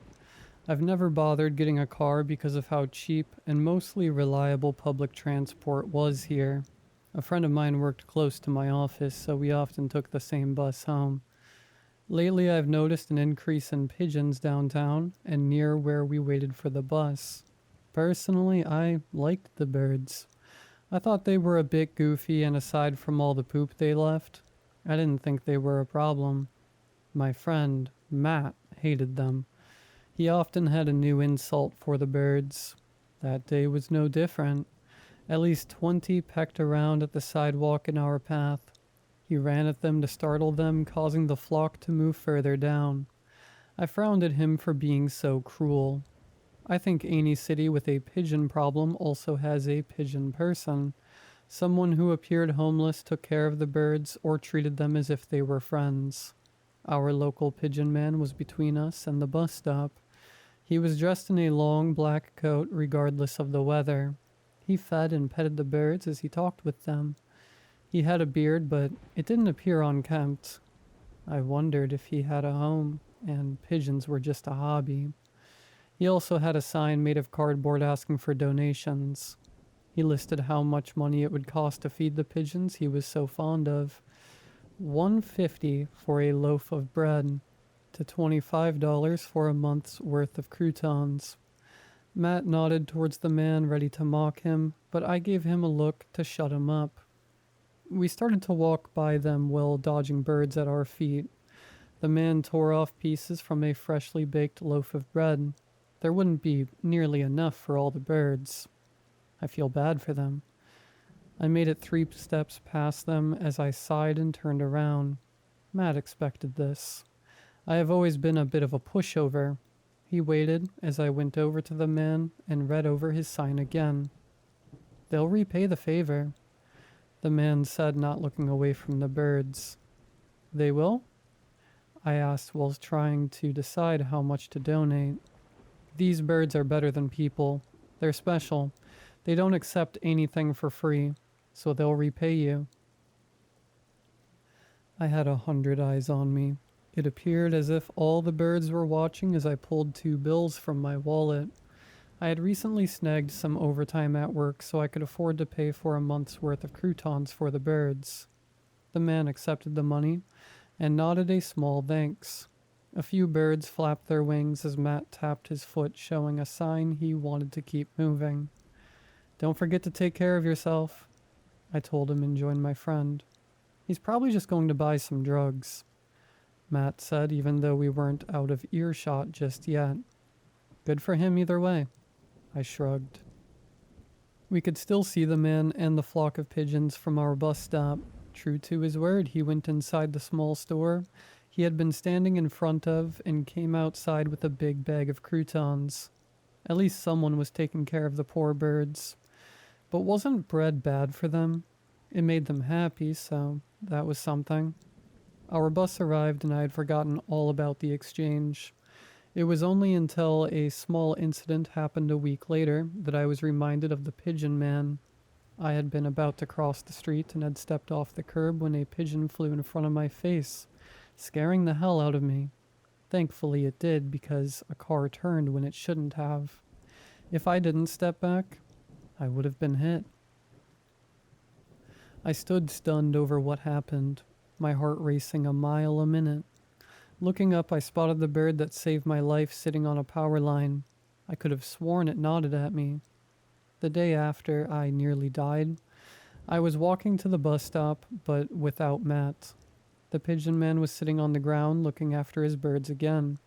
I walked over to him and got down low so we could talk. I only have this much on me today, I said, offering a $5 bill. You still have 3 weeks left, he said, and didn't reach out to take the offered cash. I was confused. Glancing over, I saw so many of those birds staring in my direction. Their eyes appeared as if they understood what was going on. A pigeon helped me out the other day. I wanted to repay it. Here. He finally took the bill and I stood back up. It would be nice if I could feed the bird that saved my life regardless of whether it meant to or not. But who knew what one it was? And I also hoped this man was taking care of himself and not just the birds. I noticed my bus drive by us. I darted down the street hoping to catch it in time. I scared a few birds as I ran down the street, expecting the bus to drive away at any second. When I reached the stop, I noticed the reason why it hadn't moved. A bunch of pigeons were sitting in the road blocking the bus and other traffic. They flew off after I got on. To be honest, I didn't give it to the man expecting favors from the pigeons. At first, I didn't even believe they were smart enough to do anything for a person, and thought the man had some sort of harmless illness. For a moment, I wasn't sure what I believed, even if they were helping me out in some way because I bought their services. They were birds. What else could they even do?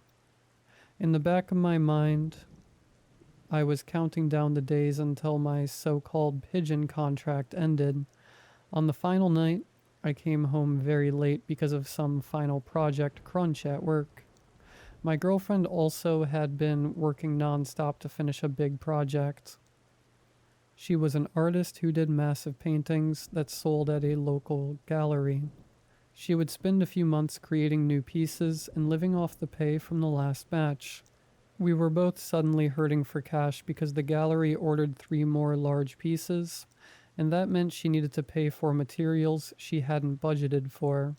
Once they were finished, it would be worth it. "You're late," she commented, stretching and greeting me by the door. "I heard Matt was going out tonight. Did you go with him?" The apartment smelled of paint, even though she had all the windows open.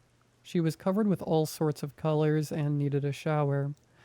I bet that's just what she had been about to do before I walked in the door. No, I was at work. I wanted to finish some stuff so I could have tomorrow off. Faintly, I heard a podcast in the painting room.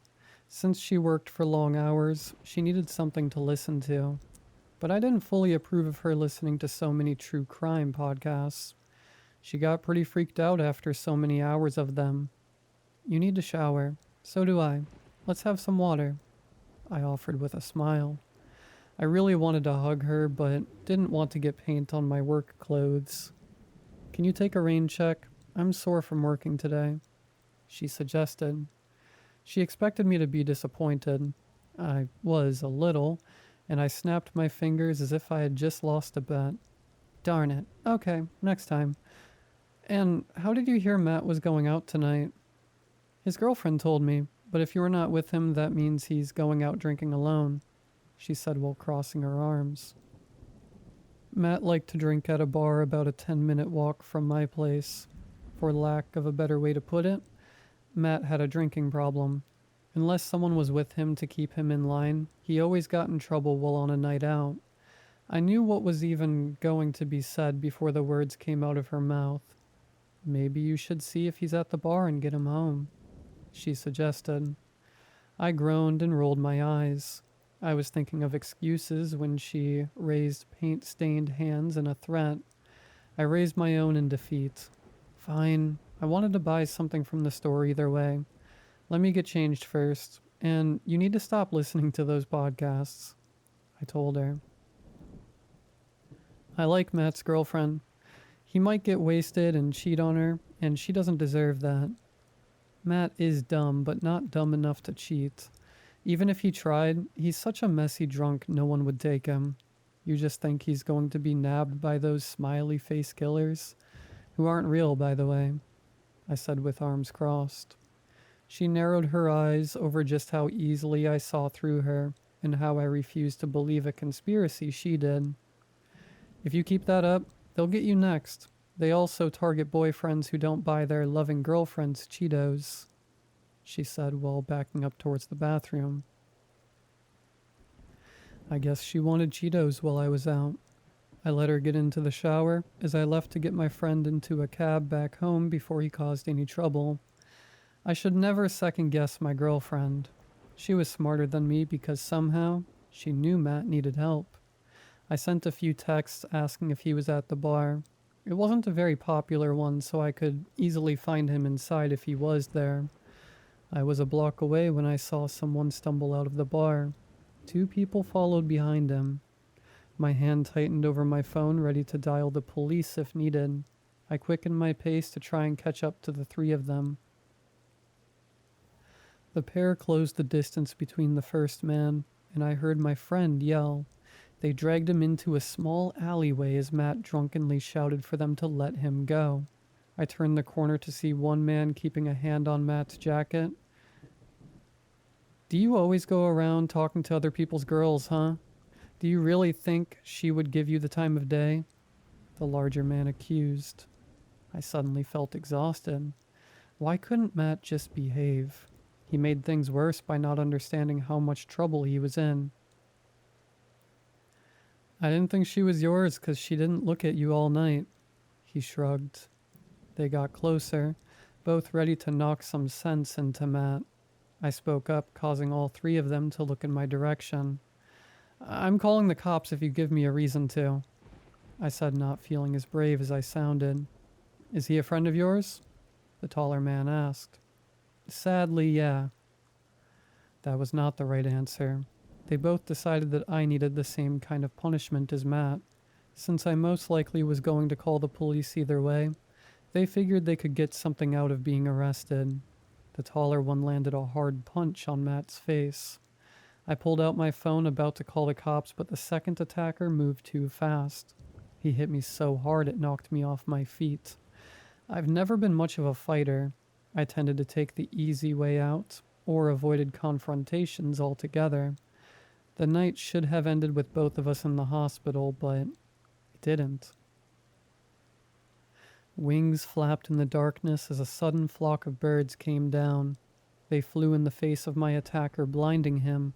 He swatted at the birds as he yelled. Their feet and beaks tore at his exposed skin. By sheer luck, he knocked one out of the air and hard to the ground. I scooped it up before he stomped on the poor bird. I held it carefully in my arms as I watched in horror as more pigeons flocked to the small alleyway. Within seconds, what appeared to be 1,000 of the birds came down. They mauled the two men. The sounds of their wings flapping were nearly deafening. Specks of blood and fabric flew out from the mass of feathers as they tore at the humans in the middle of the swarm. I didn't see Matt for a moment. Suddenly he came bursting out of the mass, his face bleeding from the attack. Pigeons came down on him as they saw him as an enemy. The first man's body dropped to the ground. Through the flapping wings, I saw a mass of flesh and bone. My stomach twisted, and fear ran through my body when I realized the birds were eating them alive, and Matt was next. "Wait, please," I cried out, expecting the birds to understand me. He curled in a ball on the ground as they pecked away. He begged me to do something, but there were far too many. "He'll buy you croutons," I shouted, feeling a little bit stupid expecting such an offer would work. Somehow, it did. The birds let up long enough for him to get up. He made a run for it, and I caught up to him and grabbed his collar. We were going to uphold our deal. He rambled, scared and hurt, begging for us to just go home. I looked up to see hundreds of pigeons sitting on buildings looking down at us. I called a taxi to get us to the nearest open grocery store. No matter where we went, we were being watched. I still held the injured bird from the fight, unsure of what to do with it. It sat calmly in my arms as we went inside the store. We were an odd sight. One was beaten and bruised while the other held a pigeon.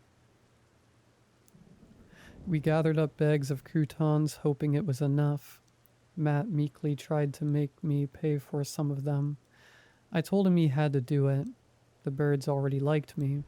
I wasn't certain how we would feed all the pigeons, but that was answered when we left the store. The pigeon man waited for us, and he accepted the bags along with the injured bird. "Can we go home now?" Matt said while looking around. He fidgeted, seeing so many birds watching us from all directions. I swear their eyes were glowing, but it may just be the street lights reflecting off their pupils. "Your friend is in the clear, but the birds don't like you." Matt, was it? "You'll need to keep buying them food every month, so they won't punish you," the man said, almost sounding bored. "Punish me for what?" my friend demanded. "You kicked one of them outside the bar tonight." I looked over at Matt, frowning in disappointment. The fact we got away tonight was a miracle. These birds had been nice enough to give him a second chance after he hurt one of them. "It's just a bird," he protested. "No, it's not. In case you haven't noticed, this city is theirs now. They're just nice enough to let us live in it. Unless you want to end up as the others tonight, you'll feed them." Those words chilled me down to the bone. Flapping came overhead. A few pigeons landed near us, their dark eyes watching our reactions. Finally, Matt smartened up and nodded, agreeing to the deal. The man told him how much he needed to buy each month and let us leave. I made sure Matt got home, and we swore not to speak about what happened that night. I think he was worried the police wouldn't believe pigeons killed people who were going to kick his butt. I got home late as my girlfriend rushed over, clearly worried. Only when I saw her I realized I'd forgotten the Cheetos. She didn't care about that. She wanted to know why I had a bruise on the side of my face. I made up a lie about two guys trying to make trouble, and we spent some time running around a few blocks trying to lose them before heading home. She believed that, and I finally was able to relax a little from such a weird night. 2 months had passed since then. I was aware of every pigeon staring down at me as I went to work. Sometimes they watched me through the office windows. A small feeling of fear hit my stomach every time I saw one of them. I should have expected Matt to not be able to last 2 months. He disappeared last week. My girlfriend is spending a lot of time with his girlfriend to comfort her. It kills me that I can't tell them the reason why he was gone. I haven't heard of any reports of the bodies of the 2 men showing up. After all, 2 pecked to death men on the streets would be a big deal. I've walked by where it happened during the day. Aside from some stains on the ground, there were no signs of what happened. I met the pigeon man again, cash in hand. "Can I pay for my girlfriend?" I asked him. He smiled but didn't accept the money right away. They only attack people who wronged them. They'll do favors and look out for the people who buy them food. But I think someday soon, they'll fully take over this city. I have a feeling that day will be a bloodbath. The only ones who will make it out alive will be the people like yourself. So, do you have any family that lives in the city? Luckily, I didn't. I paid him and moved on silently, starting to plan when to move. It would be hard starting in a new place. My girlfriend has only sold work to a local gallery. I hoped she could do the same thing if we left here. I didn't know how much time we had left, but it feels as if more and more pigeons are appearing on busy streets. Do me a favor. Take care of your local pigeon man. He might be more of a help than you first realize. And whatever you do, don't mistreat pigeons, no matter how much you dislike them.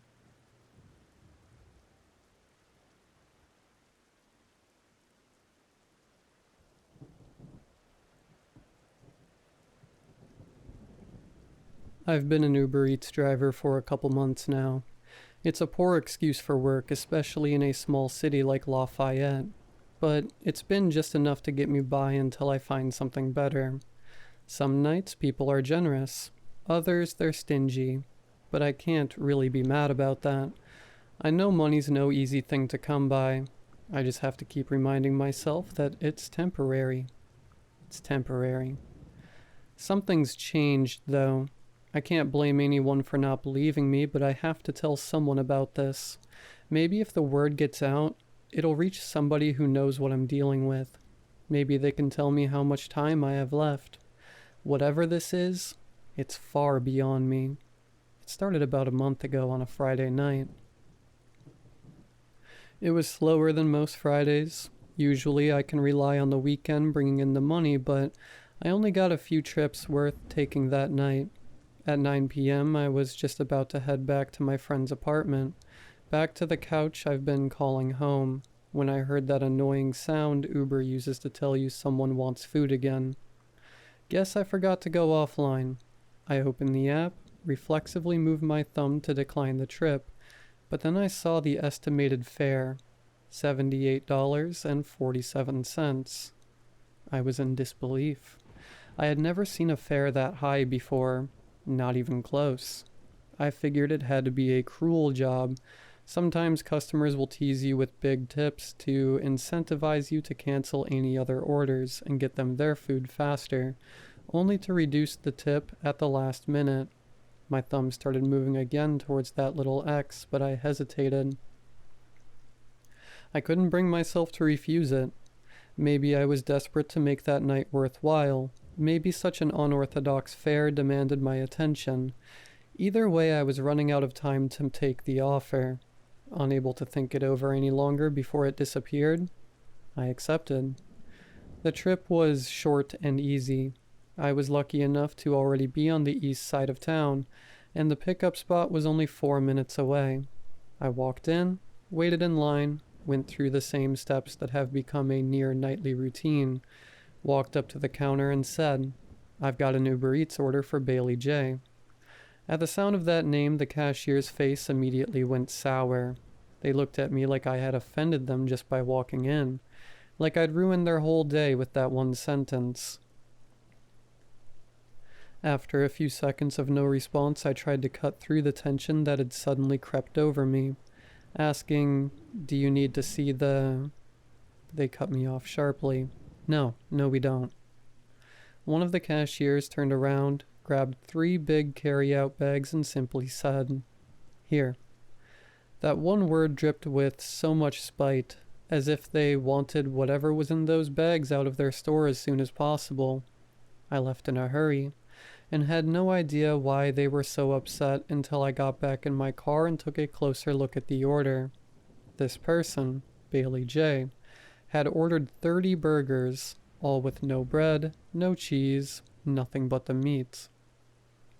Maybe this seems like an overreaction to you, but people don't do stuff like this. They're predictable. They get the meal, a side, and a milkshake, 4 drinks with no food maybe, not 10 pounds of nothing but ground beef. So this really had me freaked out. I thought about canceling the order right there. I hadn't verified the pickup yet, so I could have done so without any real issue. What time I didn't have to think this over earlier caught back up to me, as my mind started to race with the worst possibilities. What if this is some sicko using the app to lure me to his place with the money, only for me to end up missing? What if I was murdered or kidnapped? What if the burgers were just an appetizer and I was the main course?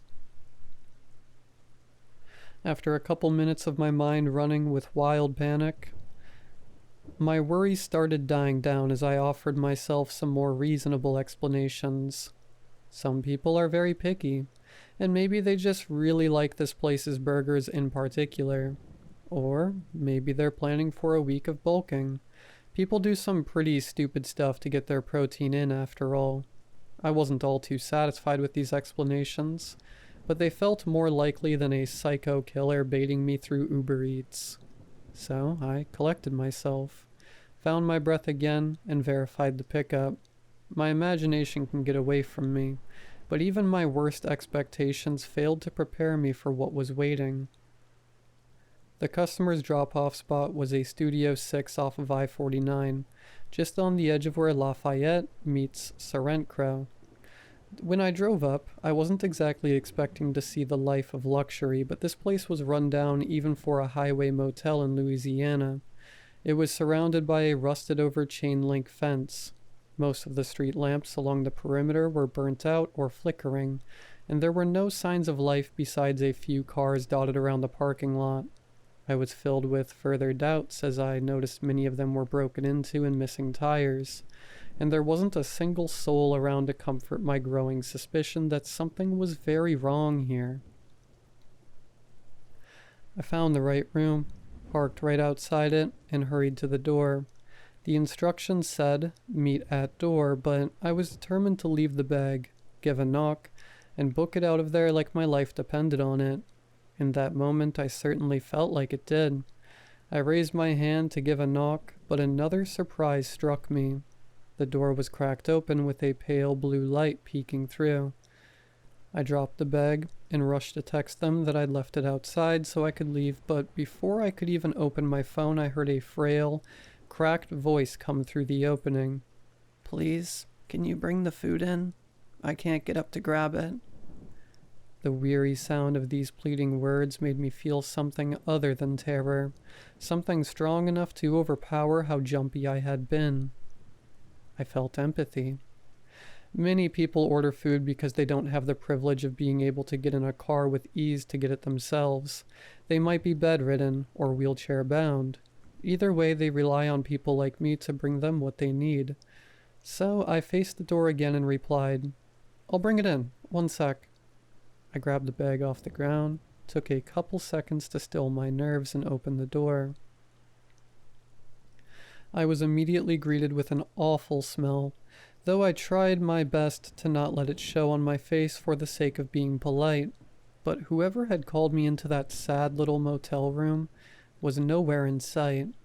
Unwilling to go any further in, I called out, "Food for Bailey J? I have the bags here. I can set them down." The voice interrupted, louder and much less weak than before. "Yes, I'm in here. Come in, please." The sound seemed to be coming from all around me, but I noticed the bathroom door was open. This was the source of that light, a bright fluorescent glow, an offense to eyes that had been accustomed to the dark of the night. I slowly crept over, my heart and mind far outpacing my feet, rapidly theorizing what could possibly be waiting them. The smell got stronger with every step I took forward.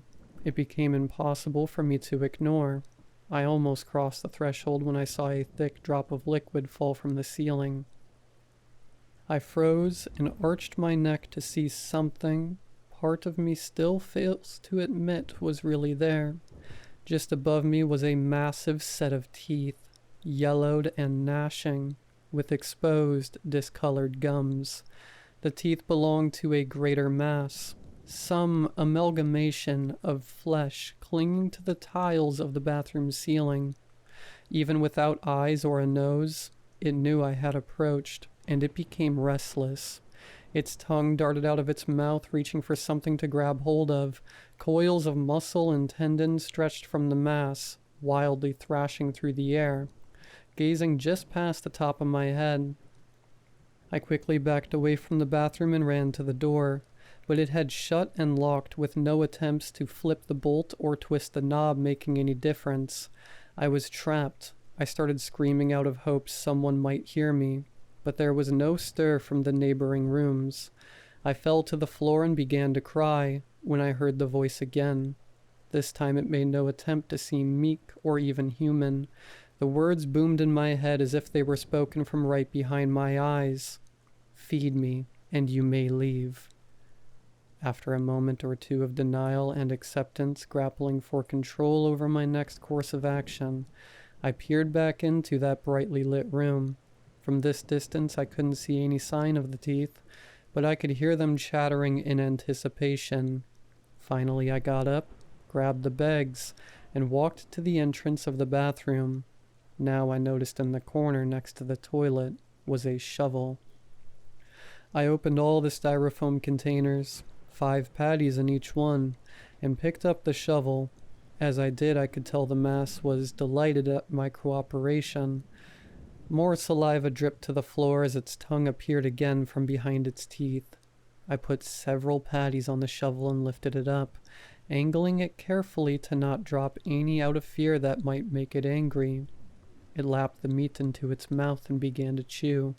Bits of beef and spit fell onto me.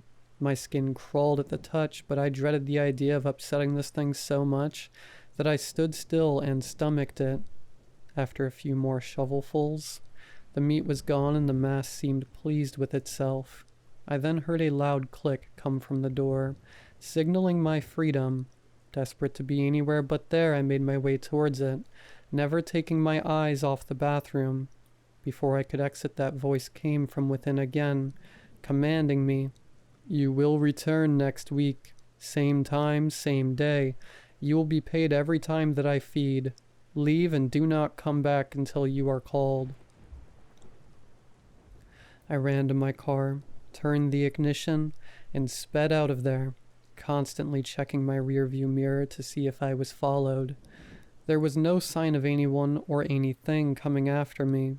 When I got back to my friend's apartment, I thought of telling him about what I'd seen, but I realized that even I couldn't come to grips with whether or not any of that was real. I had nowhere else to stay, and I couldn't jeopardize having somewhere to sleep. He might have very well thought I was losing it. 30 minutes later, I got the notification. I received a $75 tip. Every week on Friday at 9 p.m., I get a trip offer from Bailey J. Each time the fare is higher, and the order is bigger. I thought about refusing it the second time it happened, but it kept popping up, and each time I declined it, I could hear an ear-piercing sound get louder and louder, growing to a deafening volume. It didn't stop until I pressed accept. Every time I go back into that room, it's gotten bigger. It's spread across the entire ceiling now. It's consumed the shower, and tendrils of flesh now hang over the bathroom door. I have no idea what I'm feeding, what it will grow into. Last time I was there, I saw something beginning to emerge from just above its teeth. It looked like an eye.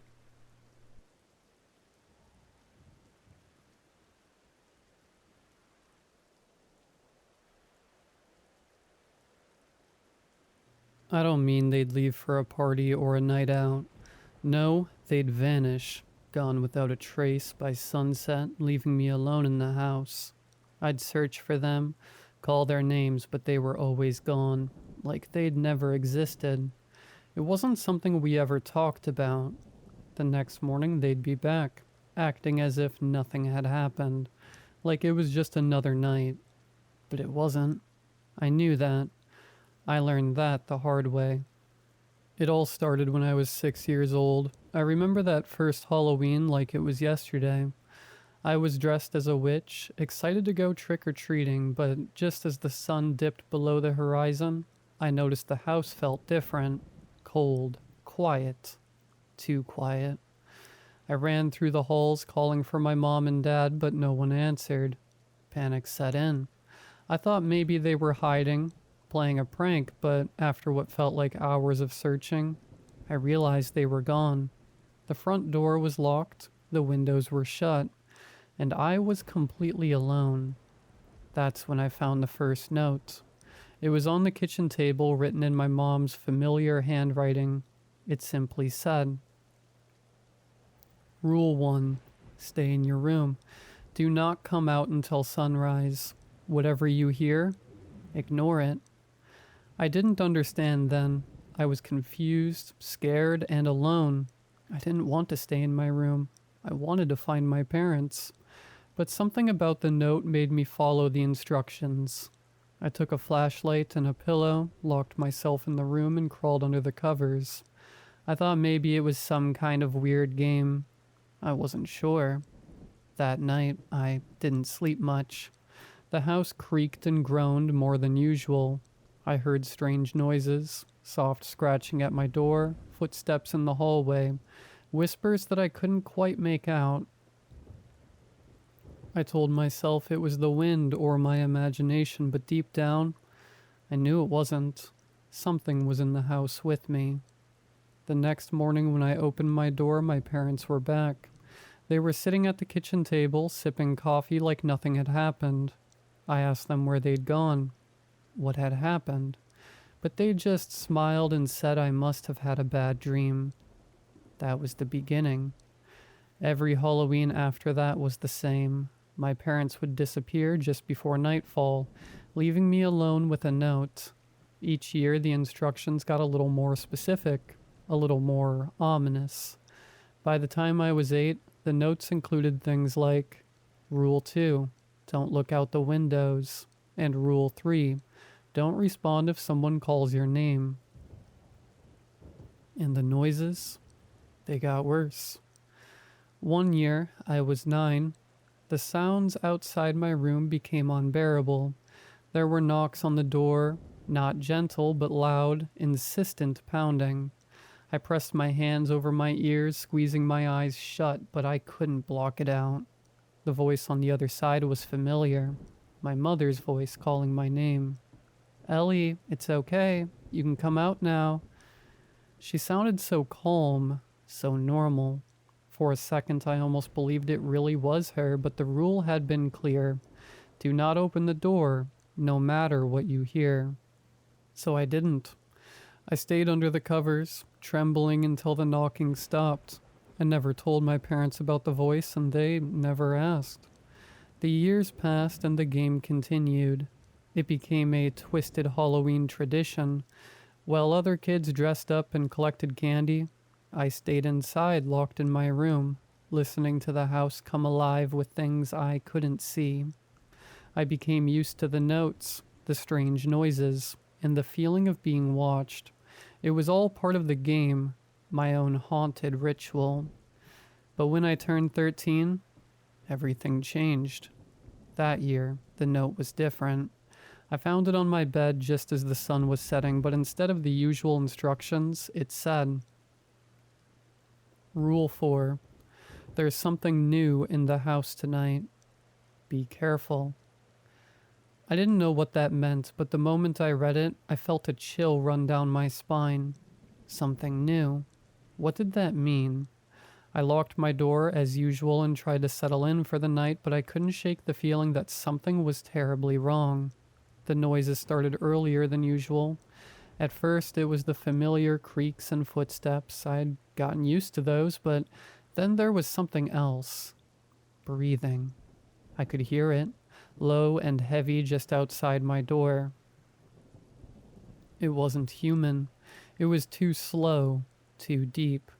I pressed myself against the headboard, clutching my flashlight like a weapon, even though I knew it wouldn't help. The breathing moved away after a while, but then came the scratching. It wasn't at my door this time. It was coming from inside my room. I whipped the flashlight around, scanning the walls, the ceiling, but there was nothing. The scratching grew louder, closer, until it felt like it was coming from beneath my bed. My heart pounded in my chest, my throat dry with fear.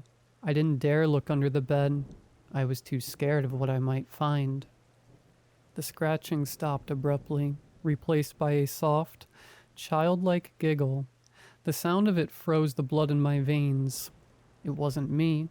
It wasn't my parents. Something was in the room with me. I backed up against the wall, holding the flashlight out in front of me like it could protect me from whatever was there. The giggling continued, soft and mocking. I whispered to myself, "It's not real. It's just a game." But I didn't believe it anymore. Suddenly there was a loud bang on the door. The whole room seemed to shake with the force of it. I dropped the flashlight, plunging myself into darkness. The breathing was back, but this time it was right outside my door. Bang. Another hit. The door shuddered. Bang. The lock rattled. Whatever was out there was trying to get in. I scrambled to pick up the flashlight, but my hands were shaking so badly I could barely hold it. The banging grew more violent, each hit sounding like the door was about to give in. And then, just as suddenly as it started, it stopped. Silence. Pure, deafening silence. I held my breath, waiting, listening for any sign of movement. Then the voice returned, soft and sweet like honey. "Ellie, it's okay. You can come out now." It was my mother's voice again, but this time I knew it wasn't her. I didn't answer. I didn't move. I just sat there, frozen in fear, praying for the night to end. The voice called out again, more insistent this time. "Ellie, don't be scared. It's just a game." My hands were trembling, and I could barely hold on to the flashlight. The voice kept calling, but I stayed silent. I knew the rules. I knew I couldn't open the door, but then something strange happened. The door, it began to unlock. I heard the soft click of the lock turning, and the handle slowly twisted. "No," I whispered, pressing myself against the wall, willing the door to stay shut, but it was too late. The door cracked open, just a crack, but enough for me to see a shadow in the hallway. Something tall and thin, its limbs too long, its fingers clawed. It wasn't my mother. The creature stood in the doorway, unmoving, watching me. I could feel its eyes on me even though I couldn't see its face. My heart was pounding in my chest and I felt like I might pass out. And then, just as it stepped forward, the first rays of sunlight crept through the window. The creature recoiled, hissing like an animal, and within seconds it was gone. The door slammed shut, and the house was quiet again. I didn't leave my room until the sun was fully up. When I finally opened the door, the house was just as it had been the night before. Silent, empty, as if nothing had happened. My parents were back, sitting at the kitchen table, drinking coffee like they always did. I stumbled in, shaken and pale, and told them everything. The creature, the scratching, the voice that wasn't my mother's. They just looked at me, exchanged glances, and then my dad's laughed softly. "You must have had a bad dream," he said, shaking his head. "Nothing like that happened, Ellie. It was just your imagination." My mom smiled that same strange smile and added, "You're safe now. It's over." But I knew better. I knew it wasn't just a dream. The fear, the things I'd heard and seen, they were real. They had to be. My parents didn't believe me. They never did, and that was the most terrifying part. Now, as an adult with children of my own, I know the truth. Whatever haunted me in that house, whatever played that sick game, it's still out there, waiting, and it's hungry. I fear for the lives of my children. I'll never let them go through what I went through. I'll protect them at all costs, even if it means never celebrating Halloween, never letting the night touch them the way it touched me. Because I know deep down that it's only a matter of time before the game starts again. Halloween is coming.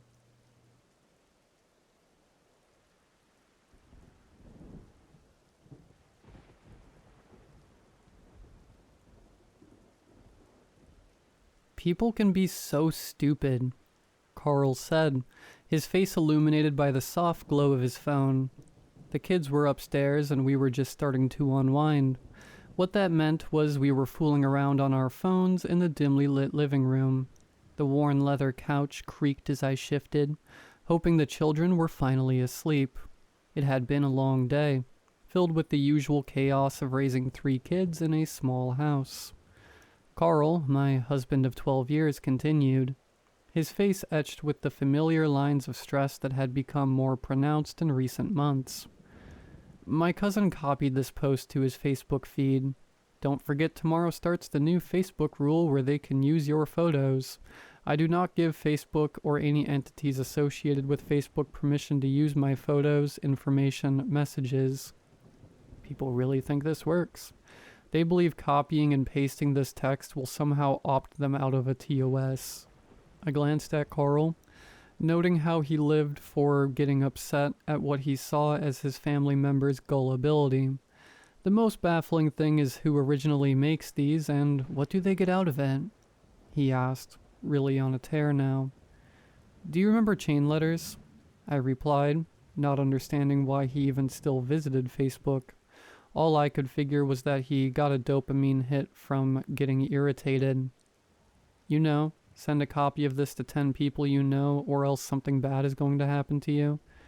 I think someone just gets a kick out of making people do things and wasting their time. They want to see how far they can get the letter to travel, or how many people they can get to participate. Carl nodded, considering my words. I think we're being too logical about this, he said after a moment. Is it possible that some people think they have the power to bestow luck onto another person? Maybe it's kind of like Ringu, right? Do they think they have the psychic powers of Sadako? I couldn't help but smile. Trust Carl to direct the conversation to his favorite subject, J-horror. Make a copy of the tape within 7 days. Pass it on to someone else and breaks the curse. At least for you, I said, reciting the plot to a movie he made me watch countless times.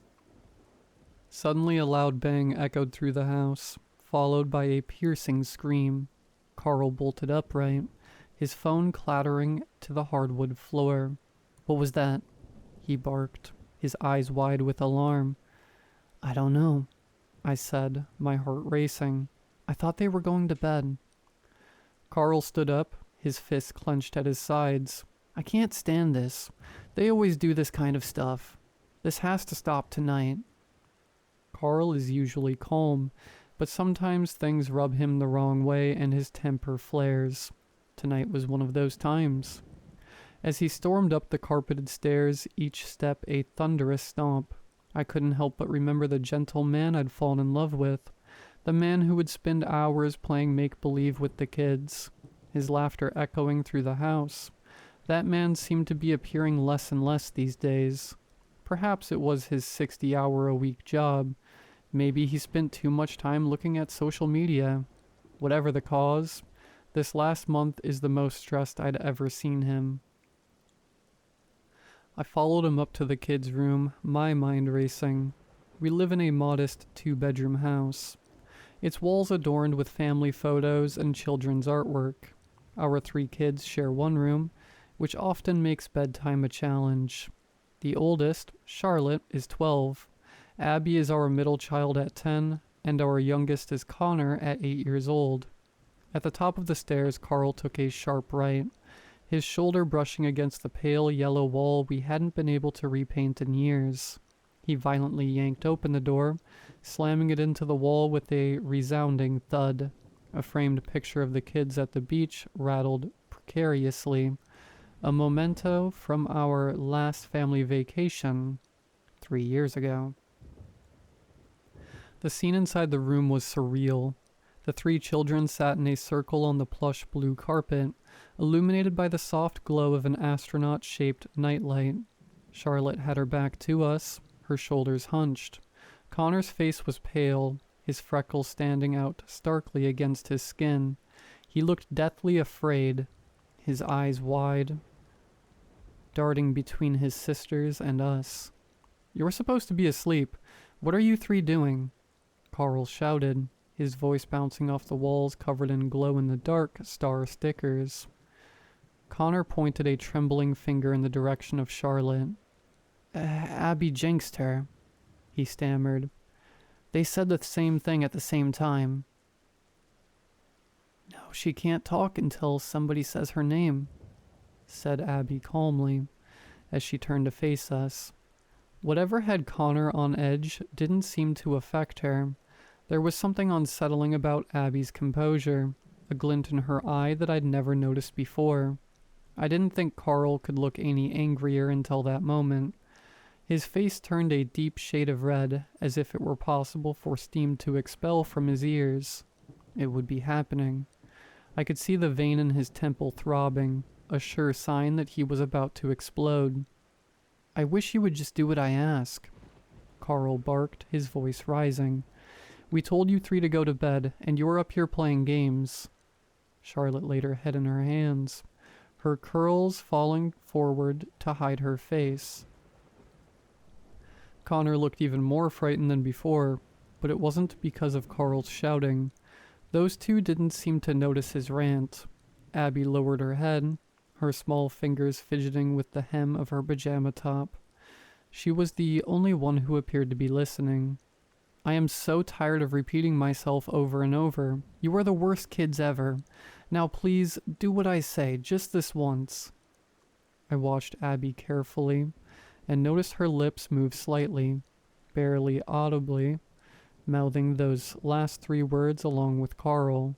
He did say that phrase to the kids quite often. A chill ran down my spine as I realized how much our family dynamics had changed. When had our home become filled with so much tension and anger? Abby then looked Carl right in the eyes, her gaze unnervingly steady for a child her age. She softly retorted, "Jinx." Carl's hands flew to his mouth, his eyes growing wide with shock and confusion. He turned to me, his gaze pleading. Slowly he lowered his hands to reveal smooth, unbroken skin where his mouth should have been. At the same time, Charlotte turned around, and I gasped as I saw that she too was missing her mouth. I stood frozen, trying to process what I was seeing. Every child knows the jinx game, the silly rule that if you say the same thing at the same time, you can't speak until someone says your name. But this was different. This was impossible. As the reality of the situation sank in, a mixture of emotions washed over me. Fear, seeing my husband and daughter's faces smooth, where their mouths should be. Confusion, as my mind struggled to rationalize what couldn't be real. And strangely, a hint of relief. The only thing I knew for certain was that none of us were in a hurry to say Carl's name.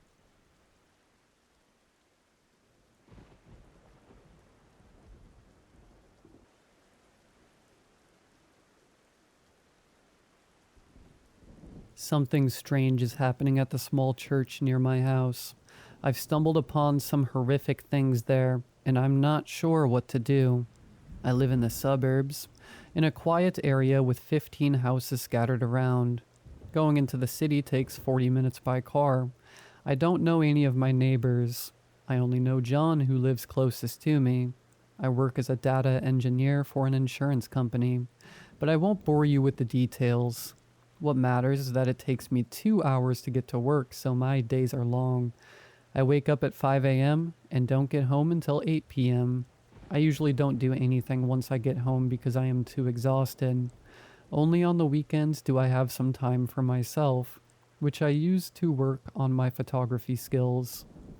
Last Wednesday, I went to a restaurant with my colleagues for a team outing after work. I still had to work a 9 to 5 that day, so I felt drained before it even started. Socializing is already tough for me as an introvert, and keeping up with the group was exhausting. I mostly stuck to polite conversation, as I'm not sure what kind of conversations I'm supposed to have with colleagues that aren't work-related. We stayed at the restaurant until 9 p.m., and since it was in the opposite direction of my house, I had a 2.5-hour drive ahead of me to get home. As I was driving back, I hit another delay. A crash on the highway that added another 30 minutes. I was frustrated, knowing I'd barely have any time to rest before the next workday. It was nearly 11 p.m. when I finally got onto the quiet suburban roads near my house.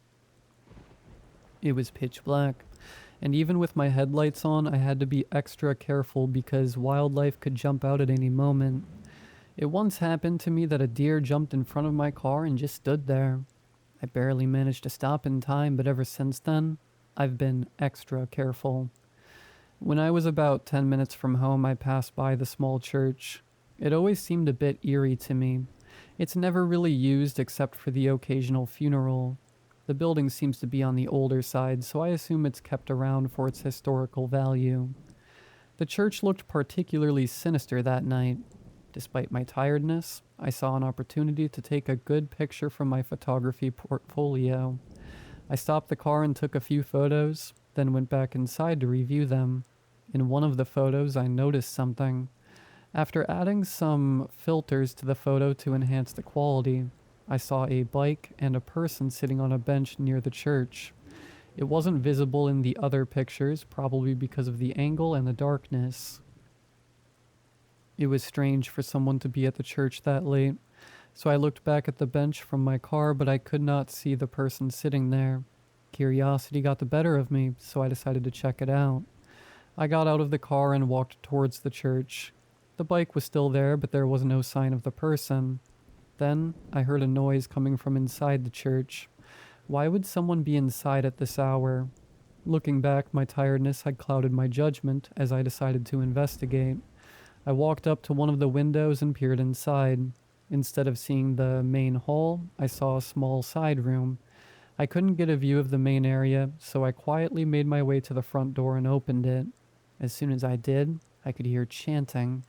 I moved further in, hoping to hear what they were saying. I found myself in a small hallway that led to the room I had seen earlier, and another door that opened to the main hall. The chanting was coming from there. I peeked inside, and what I saw made my stomach turn. 6 people were standing in a circle chanting in front of the altar. I recognized one of them as my neighbor, John. He's always been a down-to-earth guy. I couldn't find a reasonable explanation for why I found him in a situation like this. In the middle of the circle was a young girl tied up with a piece of cloth in her mouth, presumably to stop her from screaming. The chanting continued, and that's when a 7th person entered the room holding a staff. He must have been their leader because the others immediately turned toward him as he approached the altar. "Tonight we will live. The world is against our practices. Therefore we shall not engage, but sacrifices must be made. Not for us, but for him. Fearless leader, accept our offering. Bless us with your guidance, your wisdom, and riches." I realized I had walked into some kind of cult ritual. The group resumed chanting as the leader approached the girl. After they finished, each of them cut their arm with a knife, letting the blood drip onto her. "Please accept our offering and bless us with your guidance, wisdom, and riches." Before I could fully grasp what was happening, the leader plunged the knife into the girl's stomach. Without thinking, I screamed, "No!" which I instantly regretted. Their heads turned toward me. One of them started running toward me, and I bolted out of there as fast as I could. I made it to my car, locked the doors, and started the engine as the man tried to open the door. He stared at me with a big, twisted smile as I sped away. I called the police as soon as I got home. explaining what I had witnessed, but they believed I was prank calling them. I didn't sleep at all that night. The man who chased me saw my face. John knows who I am. They'll find me. This morning I found a letter in front of my door. You are invited to celebrate the church's 350-year anniversary. Please help me.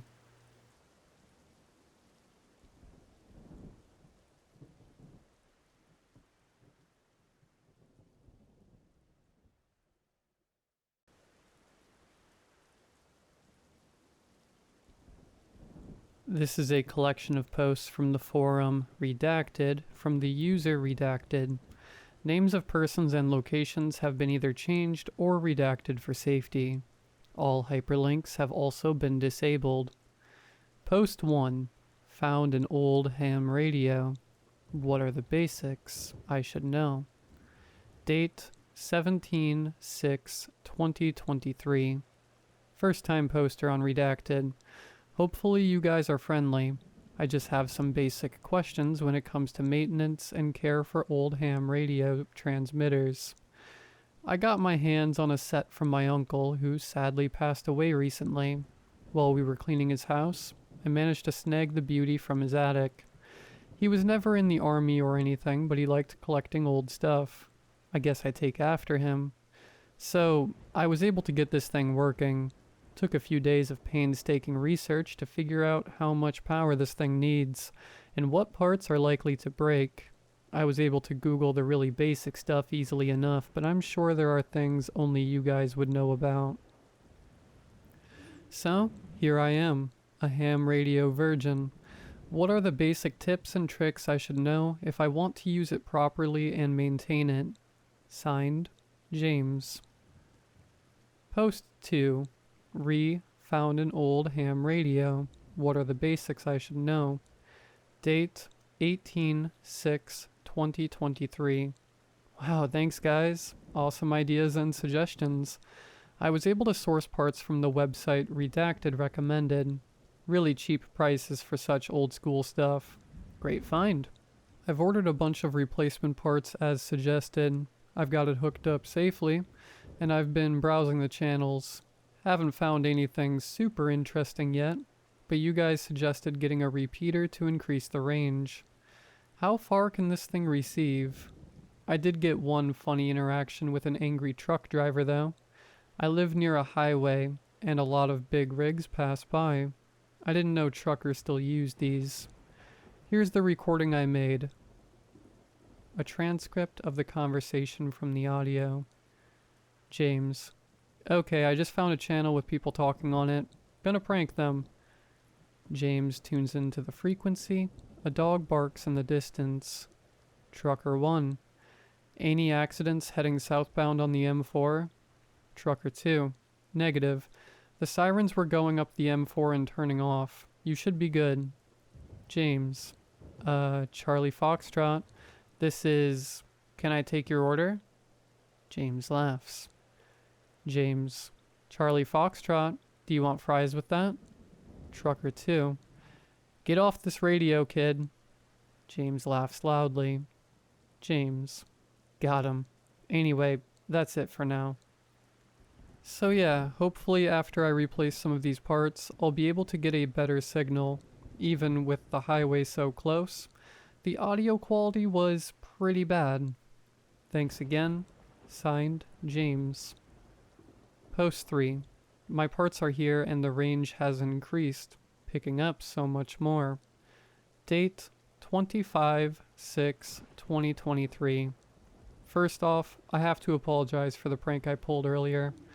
I should have realized that enthusiasts like you lot don't mess around like that, and are here to document more serious things on the waves.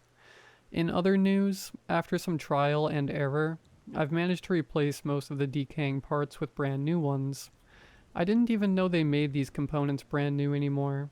I even managed to get my hands on a repeater. The sound quality has exceeded my expectations, and now the dials I replaced actually move properly, with the needle matching the frequency. For a beginner at airwave surfing, I think I've done pretty well. So here are a few things I've picked up over the radio. I've tuned into my local radio broadcast, but unfortunately, I can't transmit anything back. Not that I would, but it's a shame. There's been a lot of trucker talk about accidents and stuff, and I think I might have stumbled upon one of those pirate radio stations you all talk about. I live in Redacted, and it's a very mountainous region. Radio signals struggle to make it past the massive stone monoliths, and the infrastructure around here is pretty weak. I guess with the rise of Wi-Fi and all, there hasn't been much need for improvement. Anyway, there's a station on frequency Redacted. If anyone in the same region wants to tune in, it'd be cool if someone could corroborate what I've been hearing. It's exactly what you'd expect from a pirate station. Loads of conspiracies and wild theories about mind control and the like. Total nut jobs. Here's a link to what they were talking about. Hyperlink deleted. Transcript. A dog barks in the distance as James places his phone. James. Alright, I found a pirate signal. It's Redacted if you are nearby and want to listen. Let me just tune in. Static fluctuates, then a clear male voice comes through. Conspiracy host. And they've got them. And now, with the addition of another tower in the area, I'm telling you, the signal it produces is going to fry our brains. James snickers. Conspiracy host. That's why yours truly keeps it analog. You won't catch me on the internet or using their phone plans. The conspiracy host continues rambling as James speaks. James. He's been ranting about 5G all day. It's a new theory every day. At least for the past 2 days I've been listening. Interesting times, I guess. Thanks for tuning in. So what do you guys think? Have I stumbled onto something cool yet? I'm not sure if this is the right place on the forum for discoveries. Maybe someone can point me in the right direction. Maybe I could track down the crazy guy's signal and pay him a visit at his cabin in the woods. Please don't take that seriously. I'm not that stupid. Thanks. Signed, James. Post 4. Getting dead signals every now and again. Is this normal? Date 26/6/2023. Hi again. Just checking in with you guys to see if this is normal. Best to ask the experts. It hasn't happened a lot, but occasionally I pick up a signal where it's just, well, dead. As in, there's nothing. No static, no tone shifts, just silence. It's eerie as hell. I looked it up and generally dead air refers to the silence between broadcasts. What I don't like is that this silence seems to pop up randomly while I'm tuning. If I'm picking up absolute silence, that means something is there, right? It's only happened a few times, but now that I've noticed it, I swear it's happening more often. I'll let you guys decide. Here's the audio. Hyperlink deleted. Transcript. James, let me just tune in. It's really specific with its frequency, like I have to be exact to find it. Static and scrambling before it goes silent. James. There, right there. Silence. James. What's up with that? No feedback or anything. The weirdest part is that if I nudge it just a little... Static resumes. James. Strange. Hopefully you guys can figure this out. Is this a faulty part? Thanks again. Like I said in the audio, have I accidentally fried a part? Everything looks fine, so I don't think so. Maybe I installed something incorrectly. Thanks. Signed, James. Post 5. Getting dead signals every now and again. Is this normal? Date 27/6/2023. There's something strange about these channels. I don't really know how to describe it, but I've been noticing them a lot more. I'll be tuning in, listening to some trucker chatter, and then suddenly it just cuts out mid-sentence, and that eerie silence is back. It's not like they stop talking. It's more like the signal itself just gets snatched away. People on here have said to be mindful of channels like that. They say you never know who might be listening in. Honestly, I doubt that's the case. I've been unplugging the ham set whenever I finish using it, and I'm always really careful when I come across these dead air broadcasts. I never talk about anything private or incriminating. Still, I appreciate the concern. Signed, James. Edit. Just as I was about to post this, something happened. I was typing up this post when I heard the radio start tuning by itself. There was flickering static and that high-pitched whine before it went completely quiet. To be honest, I'm scared. I still am. Just to put my mind at ease, I'm going to leave my phone recording in the room while I'm at school. I'll post what I find tomorrow when I get back. I'm really hoping it's just a fault or something.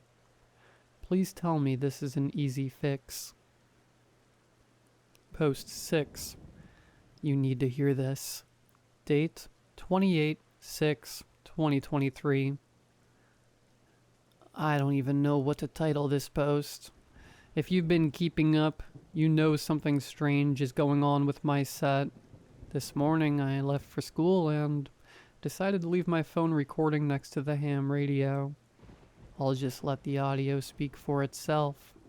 I've edited it down to the relevant part. Hyperlink deleted. Transcript. There's silence, occasionally broken by a dog barking and the muffled sounds of cars or trucks passing by. After a while, the distinct click of a switch being flicked. The frequency starts tuning, eventually landing on the silent tone. This holds for about 2 minutes before the switch clicks again. Now, some of you guys might think I'm messing with you, but I'm really not. A few people also suggested I might have installed an automatic tuner. I didn't. So how do you explain the switch turning on by itself? And that tone? It's not silent anymore. If anything else happens, I might have to give this hobby up. This is some seriously weird stuff. Sorry if I freaked anyone out. I'll keep you all posted. James. Post 7. Been hearing things lately. Date 1/7/2023. Sorry for the lack of updates. I've been back and forth to the doctors. Don't panic, it's nothing too serious. Just headaches and a lack of sleep. I've developed a severe case of tinnitus, which is odd because I've always been careful with my hearing and volume levels. But I've ended up with it anyway. It just never stops. It's like this low, constant buzzing tone. And if I focus on it, it gets fuzzier, so I try not to. The sleeping pills they gave me helped a lot, but it's been horrible for all my fun hobbies like gaming. Every time I sit down to watch a show or play on the computer, the static sounds intensify tenfold, and I can't stand it. Even when I go outside for a walk, it seems to linger. The doctor says it's something I'll get used to. No known cure, apparently. It's awful. Regarding my last post, a lot of you commented that you didn't hear the tone when the radio switched on in my recording. I thought it was clear as day. I'll adjust the gain for any future recordings. Also, the random switching on has stopped, and no more dead air channels either. Seems like that glitch has been resolved. Thanks again for the support and suggestions. Hopefully, I'll be back to finding cool things on the airwaves soon. James. Post 8. Someone is talking to me. Date 3/7/2023. I don't know how this is happening, but someone has been trying to contact me through my set. I really hope it's not one of you guys pranking me, but the chances of that are slim, considering how far apart we all are. Maybe it's someone local trying to mess with me. It's definitely not the truckers, and I'm sure it's not the conspiracy nutter either. It sounds nothing like them. The voice is low, almost melodic, like they're struggling with the language. If it happens again, I'll record it on my phone and post it.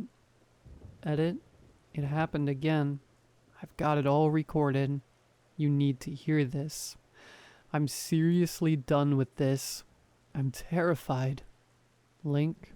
Hyperlink deleted. Transcript. James. Someone's trying to contact me.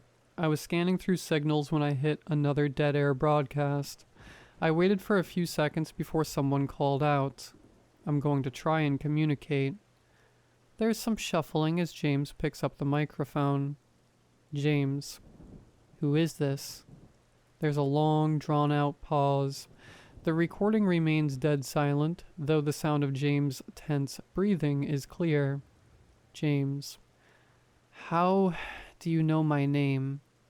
More silence. Only James' increasingly shaky breaths. He shifts uncomfortably. James. What? The hell do you mean? Silence. A slight rustle of clothing is heard, as if James is gripping the microphone tightly. James. Signal? I don't understand. What is this? There's no static, just an oppressive absence of sound. James.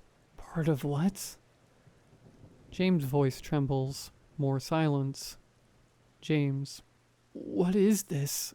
I'm done. A sharp click as the radio is switched off, followed by a deep breath from James. His voice is barely a whisper. James. What was that? A rush of movement is heard and the recording stops. I'm done, guys. I'm getting rid of this cursed thing. I hope you understand. James. Post 9. I talked to him. Date 7/7/2023. Firstly, how can't you guys hear the voice in the previous post? It was so clear. Most of the comments saying they heard nothing. Some said they heard something, but not words. I boosted the gain and everything. Sorry, I'm just losing it a bit. The static, it never stops. It's always there. I couldn't bring myself to throw out the radio. I want to, but it's like, it's stuck to me. The only thing that keeps me going, that spark of something, but the static is making it hard to think, to even, I don't know, function. The screens, I can't even look at them anymore. It's like they burn my eyes. It takes so long to write these posts out. It's the signal. It has to be. The ringing, the sadness. It's all because of that. It's his fault. The conspiracy guy, he knows. I know he knows. I found his radio signal again and I talked to him. I recorded it. I don't remember saying half the things I said. Here, you'll see what I mean. Hyperlink deleted. Transcript. James coughs, sounding hoarse. A dog continues to bark constantly through the recording. James. I'm going to get to the bottom of this. Why is the signal doing this to me? The static grows louder in the background, a low hum underneath it. James coughs again as he tunes the radio. James. Oi! There's a long pause. The static hisses, then quiets suddenly. Conspiracy host. Who is this? James. What did you do to me?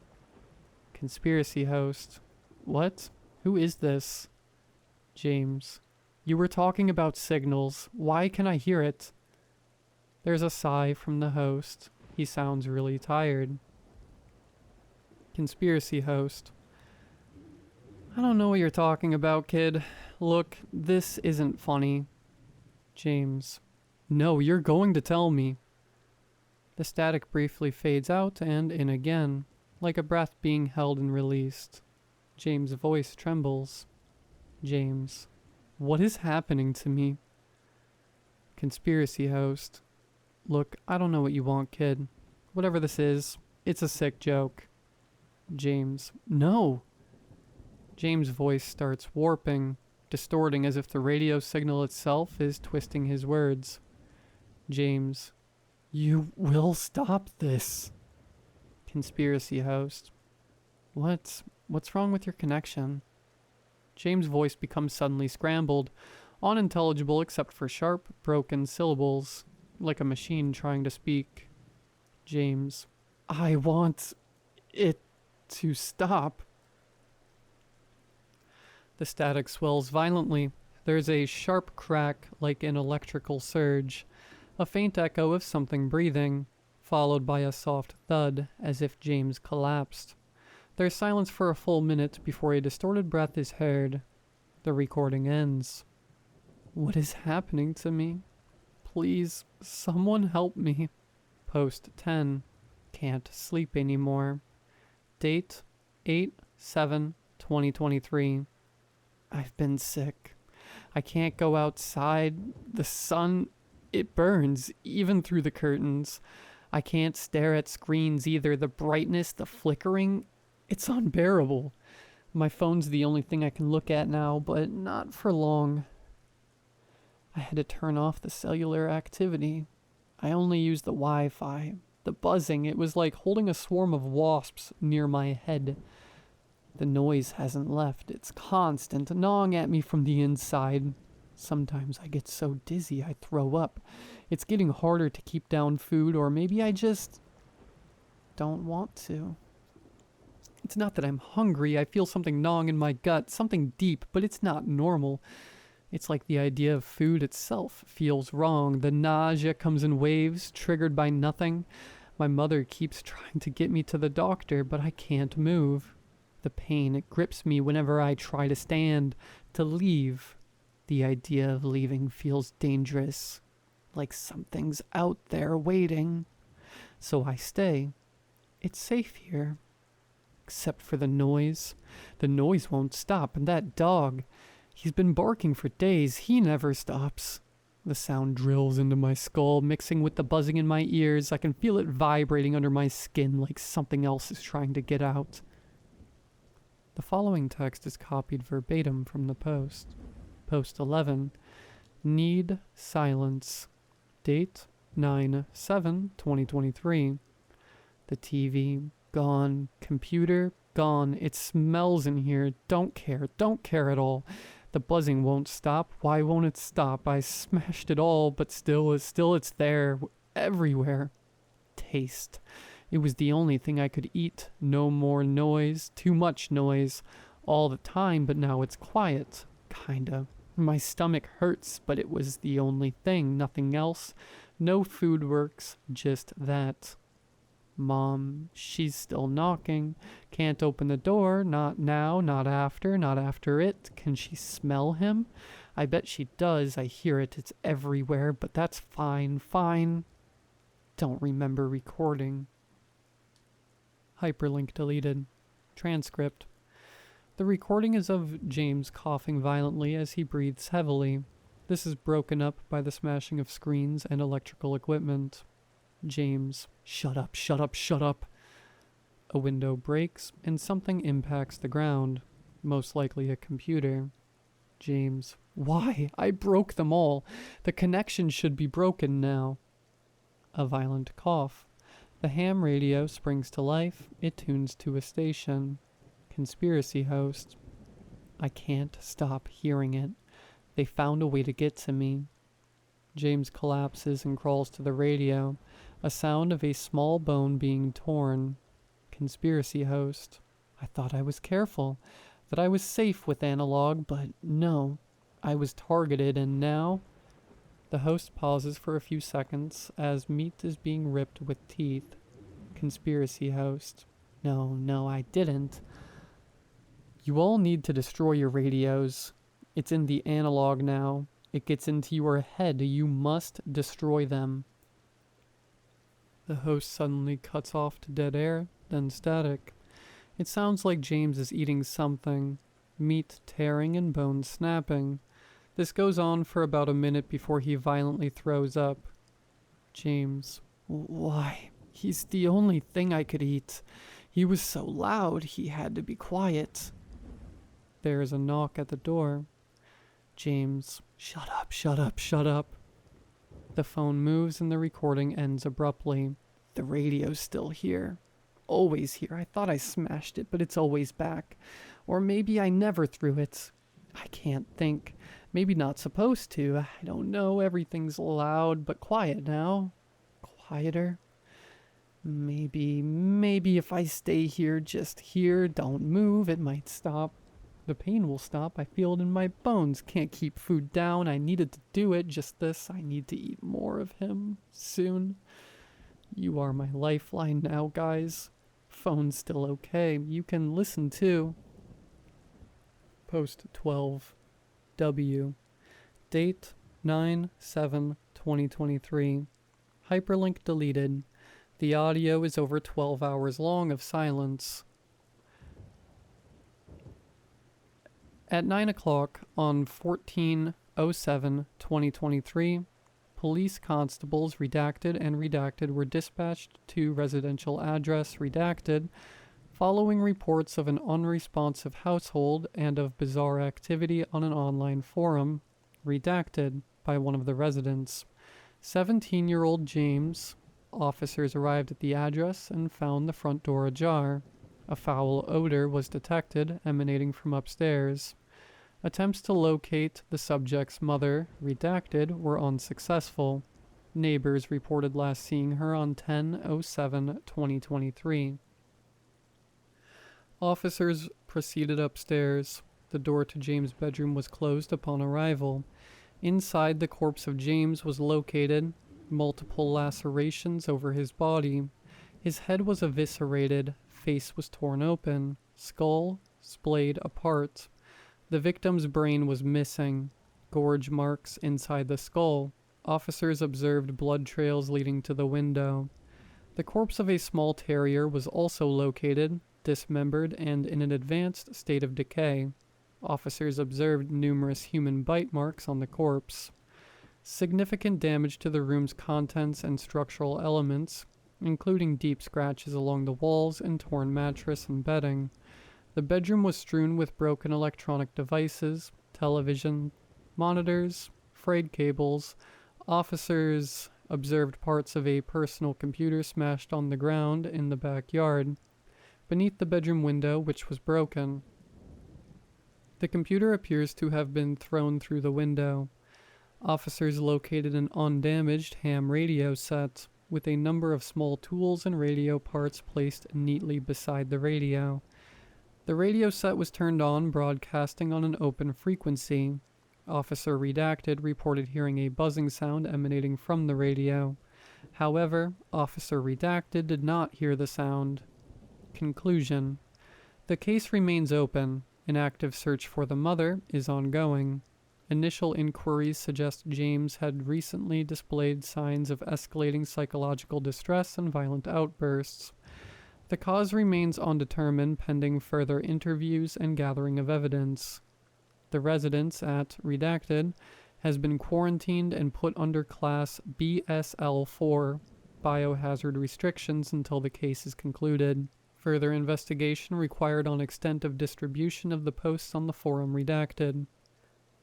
End report.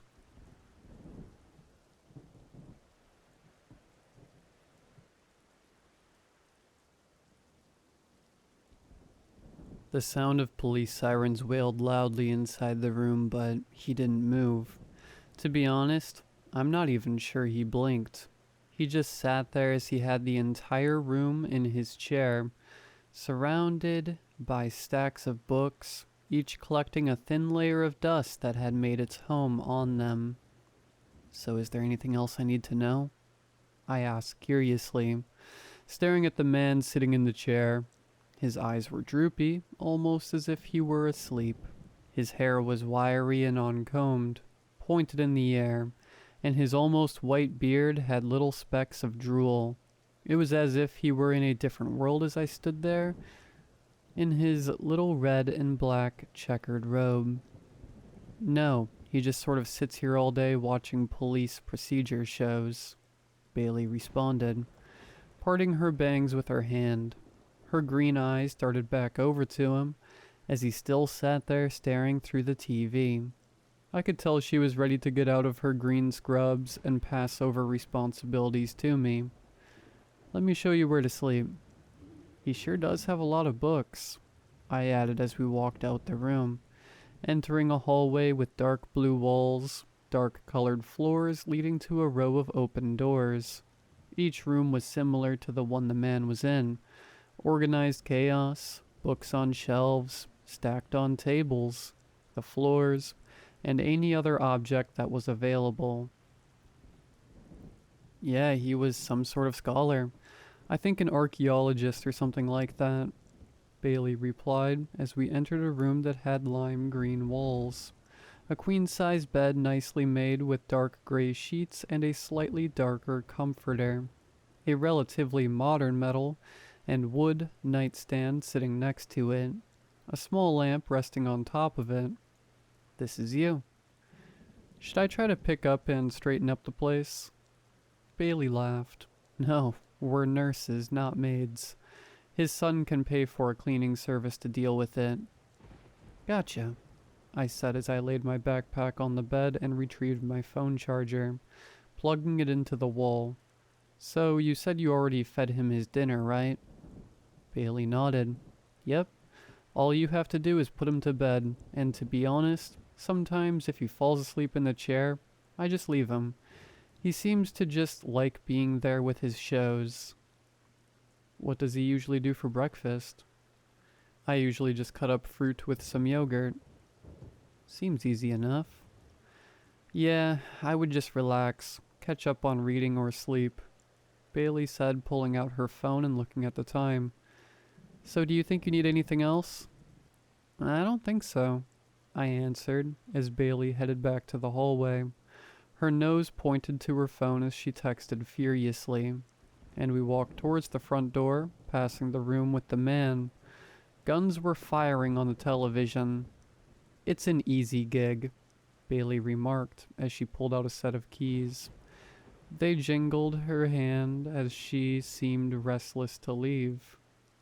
So, I will be back in a couple of days to take back over, but call me if you need anything. She hastily exited the front door. As I turned back, walking to the room with the old man, the television was still blaring. I looked over to see his eyes were no longer drooped down, but were now fully closed. It looked like my night was going to be easier than I thought. I waited for a few moments before a dull snore came from the man.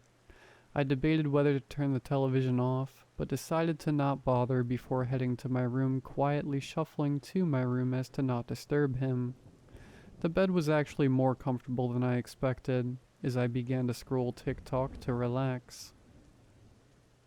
It groaned as my eyes began to open. I watched the door crack slightly. The room was now dark. I must have dozed off while on my phone. My eyes were blurry, but the sound continued as the door opened further. Hello? I asked quietly, debating whether it was an old house settling or someone like Bailey checking in on me. A light scraping noise came from somewhere I couldn't quite pinpoint. It was unsettling enough for me to reach to turn on the light. I sat up in bed to see something was out of place, but there was no one in the room with me, nor anything that could be making the scratching noise. I got out of bed and stuck my head out into the hallway. It was dark except for the glow of the TV screen from the man earlier. I could hear a faint sound like people talking, as if he were deep asleep with the show still on. I closed the door and settled back into bed, turning off the light and beginning to drift off again, when the door slowly opened once more. The creaking sound became louder as I heard the doorknob hit the wall. There he stood, the old man. His eyes were no longer closed or droopy, but open wide like a startled animal. He hunched over and slowly walked into the room with me. His hair was still standing and his robe dragging on the floor. He looked around the room, his mouth agape, studying it from the floor to the walls and even the ceiling. I almost said something before I noticed something. He slowly crept around the room before turning his sights on me. He held something tightly gripped in his hand, which made every hair on my body stand up and tingle. I could only get a brief glimpse, but it was enough to scare the hell out of me. a knife in his hand. I don't know why I pretended to still be asleep, but he inched closer to me, his eyes and mouth still wide open, as if he were walking like a zombie in the bedroom. He stopped at the foot of the bed watching me as I pretended to sleep. I felt I was done for, but he just let out a strange chuckle before turning around and slowly shuffling out of the room. I laid there, my mind racing as I searched my bed for my phone. Quickly grabbing it, while getting out of the bed, I quietly walked to the door, sticking my head out once again. This time I was greeted with creaks and croaks from wooden floors along with the sound of television. He was walking around, but I couldn't see him. He was in one of the other rooms. Where, though? I just knew I had to get out of the house as quickly as possible. I walked as lightly as I could. The sound of him walking was intentionally heavy and menacing, wherever he was in the house. A few steps in, a loud sound came from underneath my feet.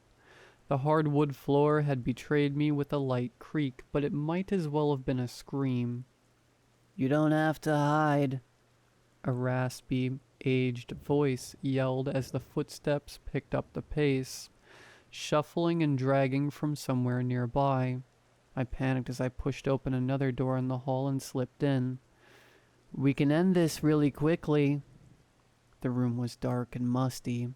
I could see the outline of a bed among more stacks of books. There were even books resting on the bed. It looked as if no one had used this room in years. "I'm going to find you," the voice shouted menacingly. The footsteps were coming closer. I had to hide as I looked around the room. Each piece of furniture, whether drawer, table, or even chair, had stacks of books upon it. I dashed towards the bed itself and crawled underneath, right before the door swung violently open. "Are you in here?" I held my breath, trying to hold back the urge to scream from the top of my lungs as I could hear him walk in. Each step he took, my heart felt like it would leap from my chest as he carefully walked around. "We are going to end this," the voice screeched. "I've been waiting for so long for the right moment to do this." He paused for a moment, staying stationary. I may have only been able to see his feet, but I knew he was looking. Not even a twitch came from me as I waited patiently, hoping he would give up on this room. After a few minutes, he shuffled out of the room.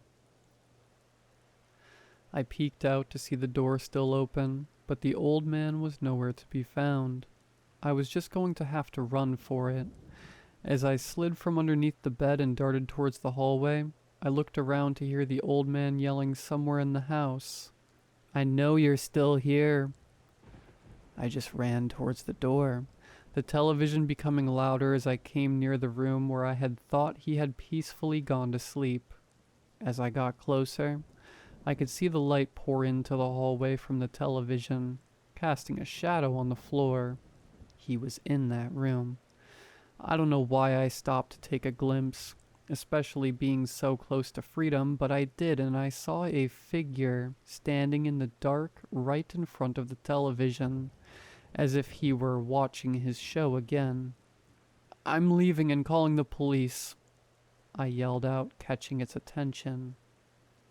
A strange hissing noise came from the direction as the figure began to contort, its head twisting around to reveal that it wasn't the old man.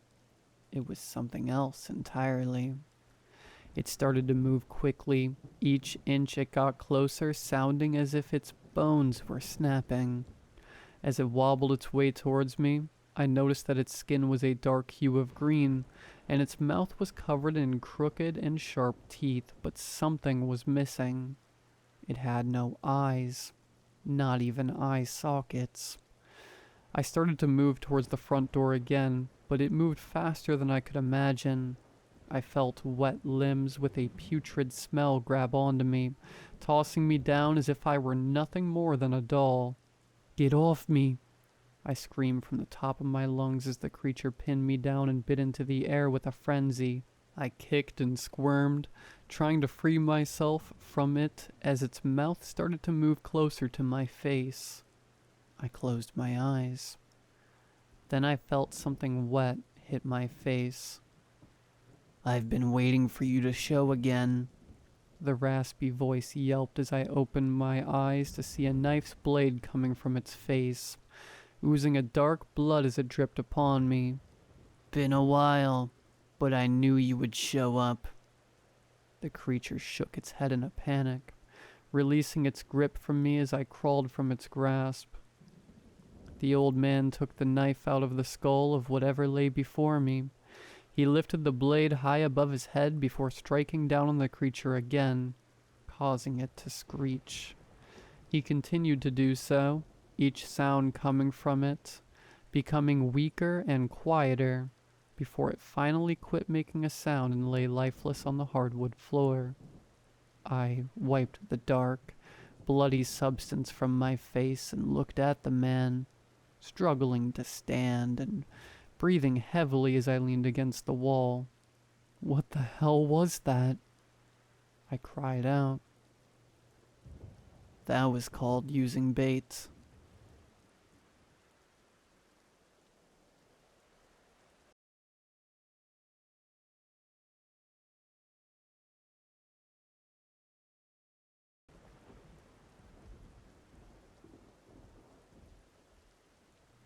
The moment I stepped into the apartment, it felt right.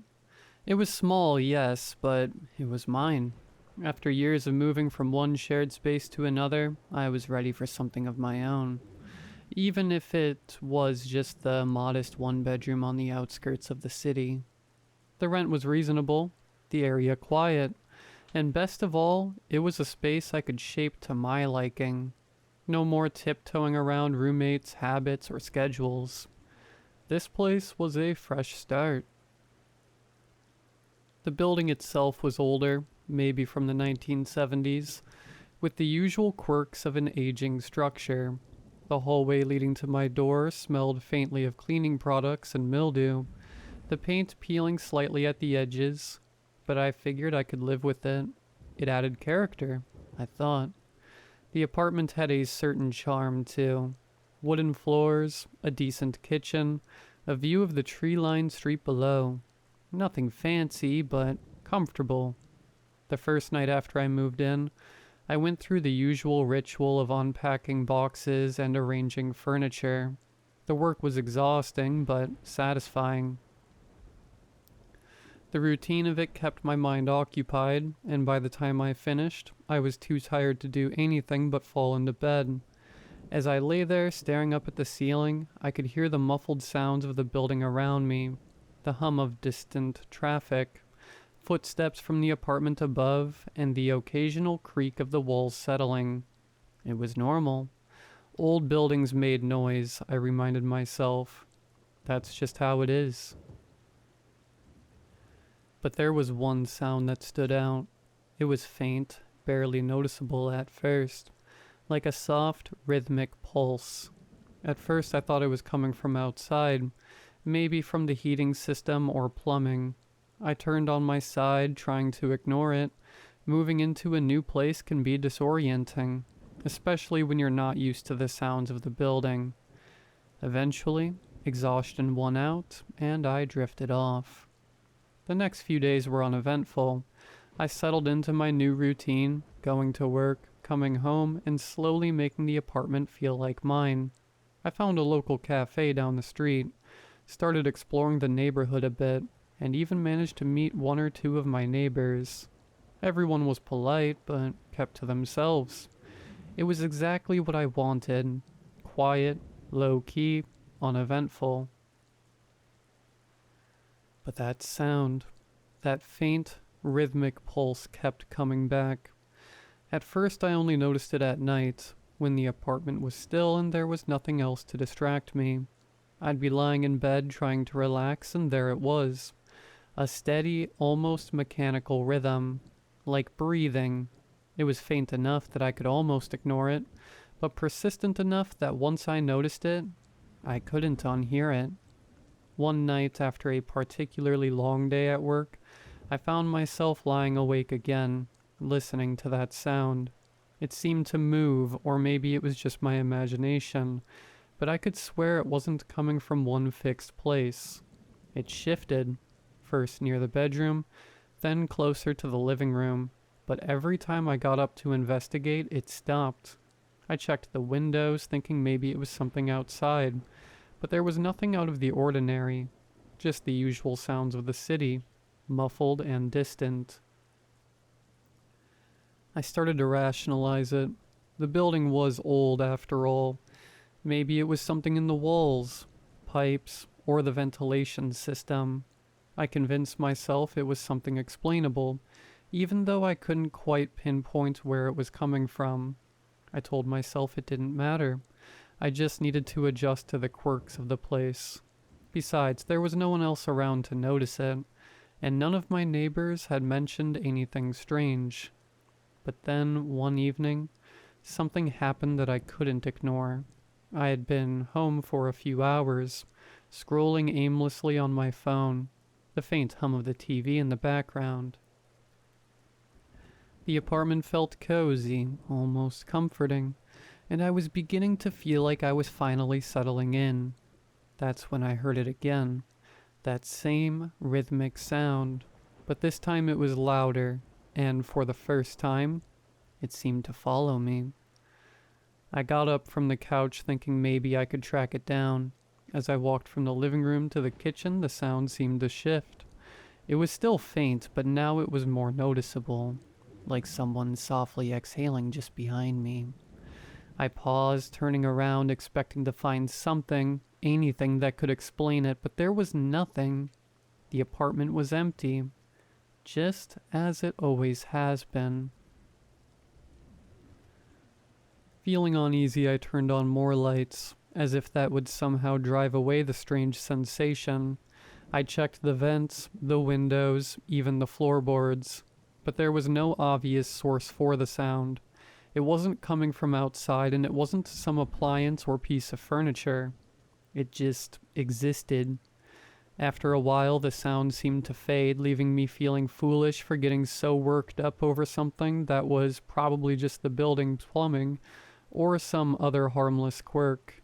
Still, that night, I had trouble falling asleep. Every time I closed my eyes, I felt like I was waiting for that sound to come back, waiting to hear it again.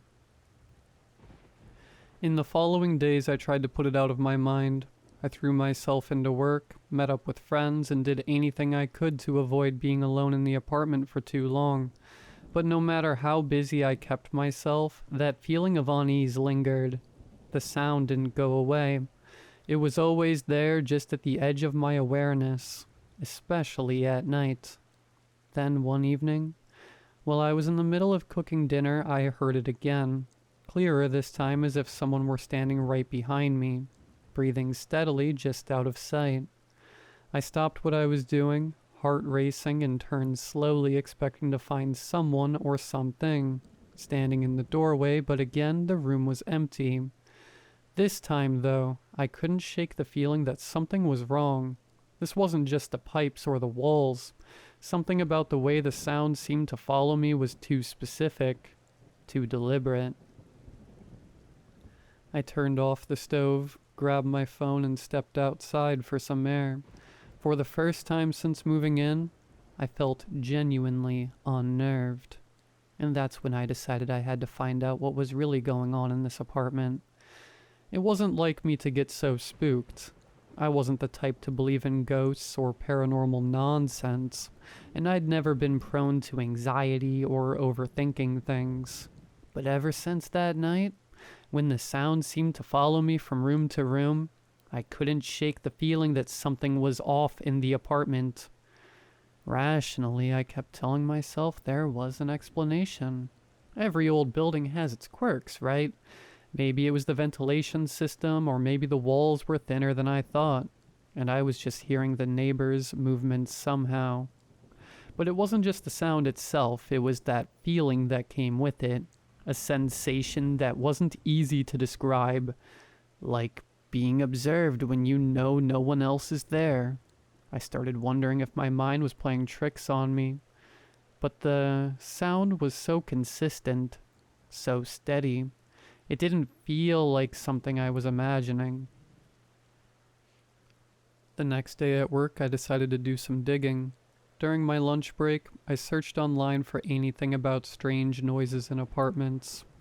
There were the usual results: old buildings settling, faulty pipes, drafts and poorly insulated walls, but nothing that matched the specific rhythmic pattern I was hearing. I kept digging, reading through forums and articles, but still came up with nothing definitive. I was beginning to think I was alone in this, that it was just some weird thing about the apartment I'd have to live with, but something in me couldn't let it go. That evening when I got home, I decided I would try and trace the source of the sound more methodically. I started almost on cue. As soon as the apartment settled into its evening quiet, there it was. The soft, rhythmic pulse, like someone breathing slowly in the background. I stood in the center of the living room trying to pinpoint where it was coming from. It felt louder tonight, or maybe I was just more attuned to it. Either way, it seemed to be everywhere and nowhere all at once. I started walking around the apartment, pausing every few steps to listen. The sound didn't get louder or softer, but it always seemed to be nearby, no matter where I stood. I checked the vents, leaning in close, trying to detect anything that might be causing it, but there was nothing. I pressed my ear against the walls, half expecting to hear a neighbor's TV or conversation, but all I could hear was the steady pulse. Growing more frustrated, I moved into the kitchen and turned off all of the appliances. Maybe the refrigerator or the microwave was emitting some kind of sound I hadn't noticed before. But when everything was off, the sound was still there, unchanged. It wasn't mechanical. It was too soft. Too human.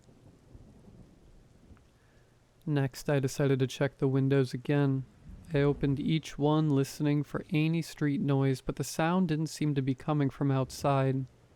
I even went so far as to stand in the hallway outside my apartment, wondering if it was something in the building itself, but as soon as I closed the door behind me, the noise disappeared, leaving only the usual hum of the building.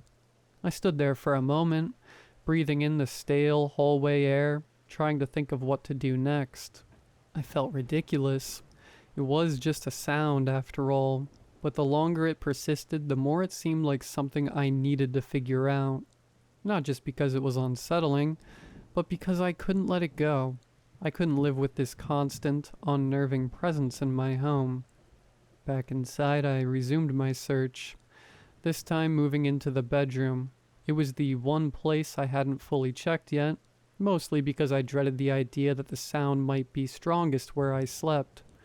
I stood in the middle of the room, listening intently, and there it was again, faint but steady, like it had been all along. I crouched down, checking under the bed, even though I knew there was nothing there. The floorboards creaked slightly as I shifted my weight, but that rhythmic pulse remained constant. I moved toward the closet next, pulling the door open and rifling through my clothes and boxes, but there was nothing unusual.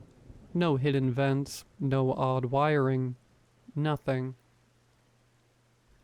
I sat down on the edge of the bed, staring blankly at the wall, feeling defeated. I had tried everything, and yet the sound persisted, as if it was mocking my attempts to understand it. And then I realized something.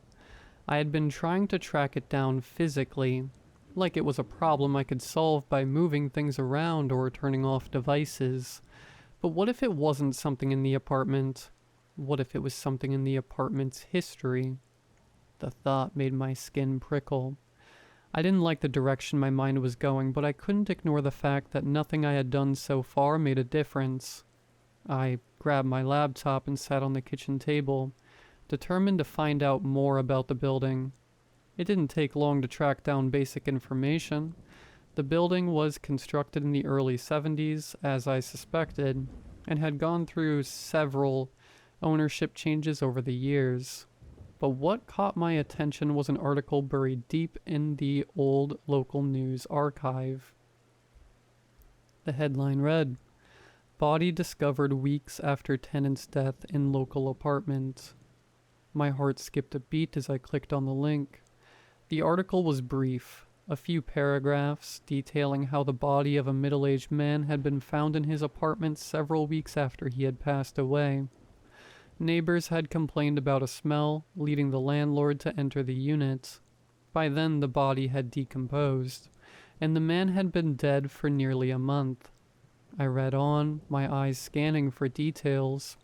The article didn't mention which unit the man had lived in, but it did say that the building's ventilation system had been faulty at the time, which had delayed the discovery of the body. For weeks, the man's decomposing body had been releasing gases into the air, and it wasn't until the smell became overwhelming that anyone realized something was wrong. I sat there staring at the screen, my mind racing. Could it be? Could the strange sound I was hearing be connected to that? It seemed far-fetched, but at the same time, it was the only thing that made any sense. The ventilation system, the pipes. It had to be something left over from that, right? Some lingering effect of the tragedy that had taken place in the building all those years ago. But even as I tried to convince myself that it was a rational explanation, the thought of it unsettled me deeply. I couldn't shake the feeling that there was more to this, something I wasn't seeing yet. And as I sat there, the rhythmic sound continued, steady and unrelenting. It was as if the apartment itself was breathing. After reading the article, I couldn't shake the image of the decomposing tenant from my mind. It was disturbing enough that someone had died alone in this building and remained undiscovered for weeks. But what really gnawed at me was the possibility that I had moved into the very same apartment. The sound I'd been hearing, steady, like someone breathing, felt all too connected to the story. The next morning I decided to take things further. I wasn't satisfied with what I had learned online. I needed to know for sure if this apartment had been the site of that tragedy. I also wanted to know more about who that man had been. Was there something about him that might explain the strange presence I was feeling? My first step was to visit the building's property management office. I figured they wouldn't give me detailed information about former tenants, but I hoped they might at least tell me more about the apartment itself. I had never met the landlord personally, only dealt with the office staff when signing my lease, but I was determined to get some answers. I walked over to the office, a small, unimpressive space tucked behind the main building. The receptionist at the front desk glanced up as I entered, giving me the bored, detached look of someone who dealt with too many tenant complaints. I cleared my throat and tried to sound casual. "Hi, I live in apartment 6B. I said, leaning on the counter. "I was wondering if you could tell me anything about the history of the unit. I'm just curious about who lived there before me." She frowned slightly, typing something into her computer. "Is there a problem with the unit?" she asked without looking up. "No problem," I replied, though I could hear the nervousness creeping into my voice.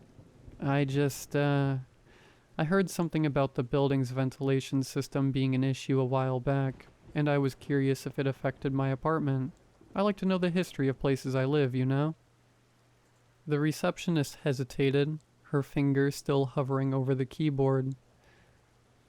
"The building's old," she said, in a tone that suggested she didn't want to deal with whatever concern I might bring up next. "There have been repairs over the years, sure, but we take care of any major issues. If you're having a problem, I can send maintenance." I shook my head quickly. "No, it's not that. It's just, was there ever an incident in that apartment? Like, did something happen to a former tenant?" Her eyes flickered with something like recognition. She glanced at the screen in front of her again, then back at me, her expression guarded.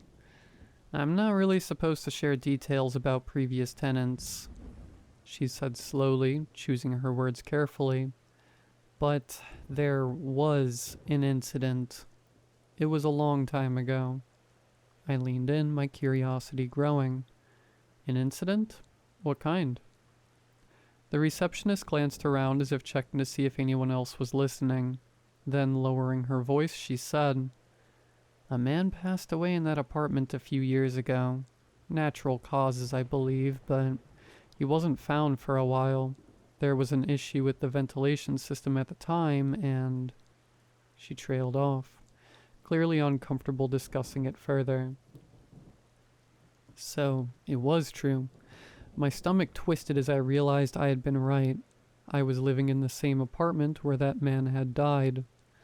I thanked the receptionist and left the office, my mind racing.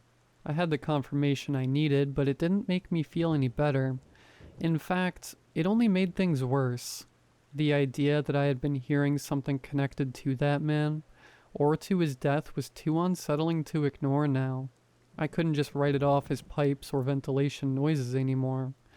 There was a connection between the sound and the history of the place, even if I couldn't fully explain it yet. Back in the apartment, I found myself more aware than ever of the space around me. Every corner, every wall felt heavy with the knowledge of what had happened here. I tried to keep myself busy, telling myself it was all in my head, but the sound was there again that night, steady and rhythmic, as if something was lingering just beneath the surface of normal life. That night, I barely slept.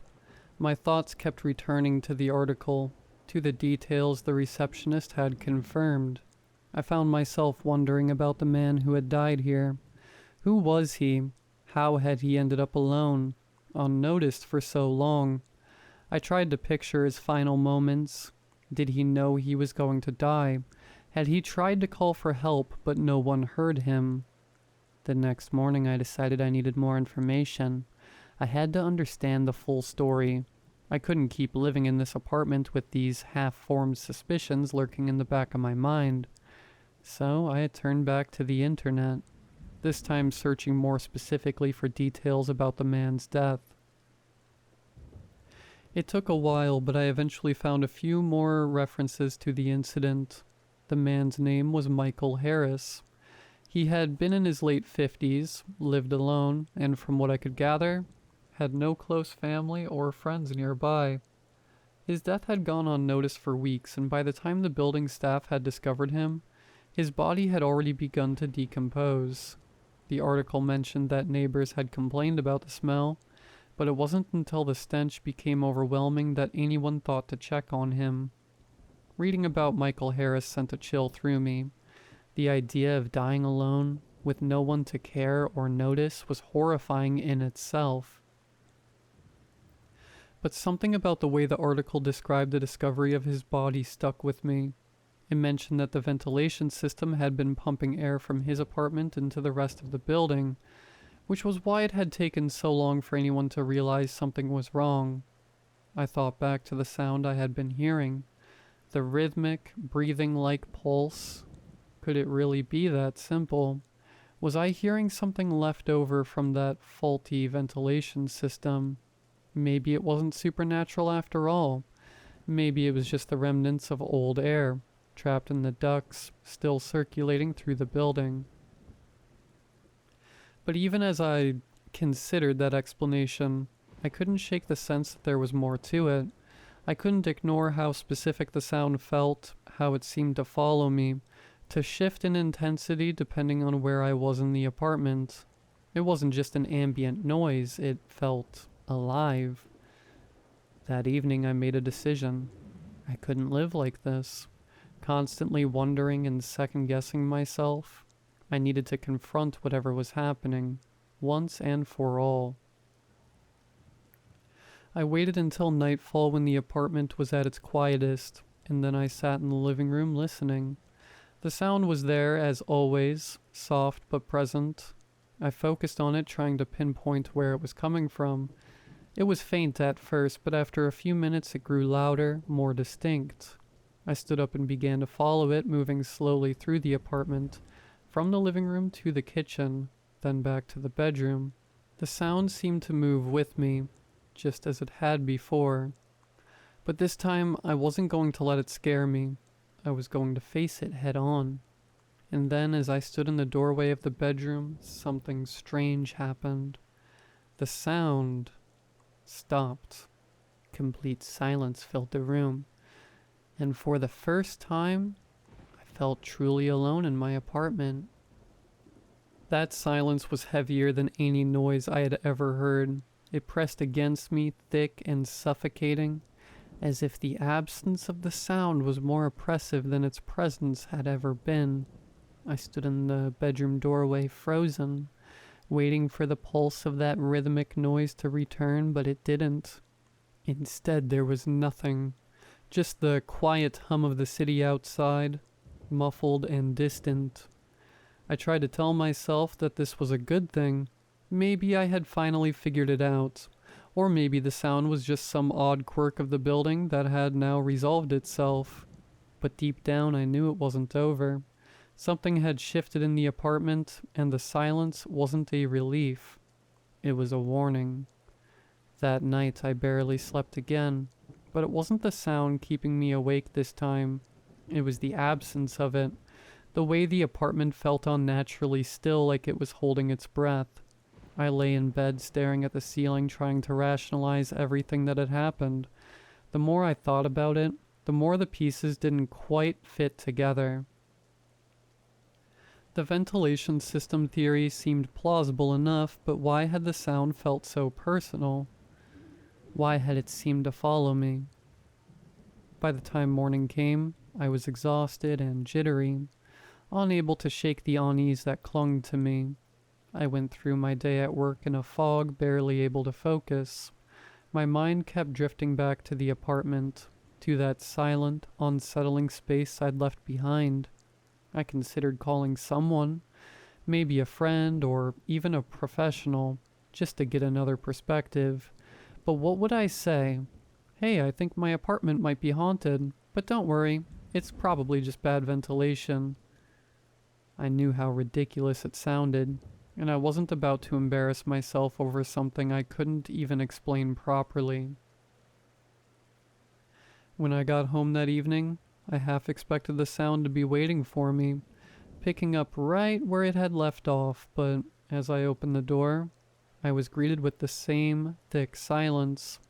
The apartment felt different now, not just quiet, but empty in a way it hadn't before. I set my keys on the counter, listening for any hint of that familiar noise, but all I heard was the faint hum of the refrigerator. I tried to settle into my usual routine, cooking dinner, watching TV, but everything felt off. Every creak of the floorboards made me jump. Every little noise from outside the window felt like an intrusion.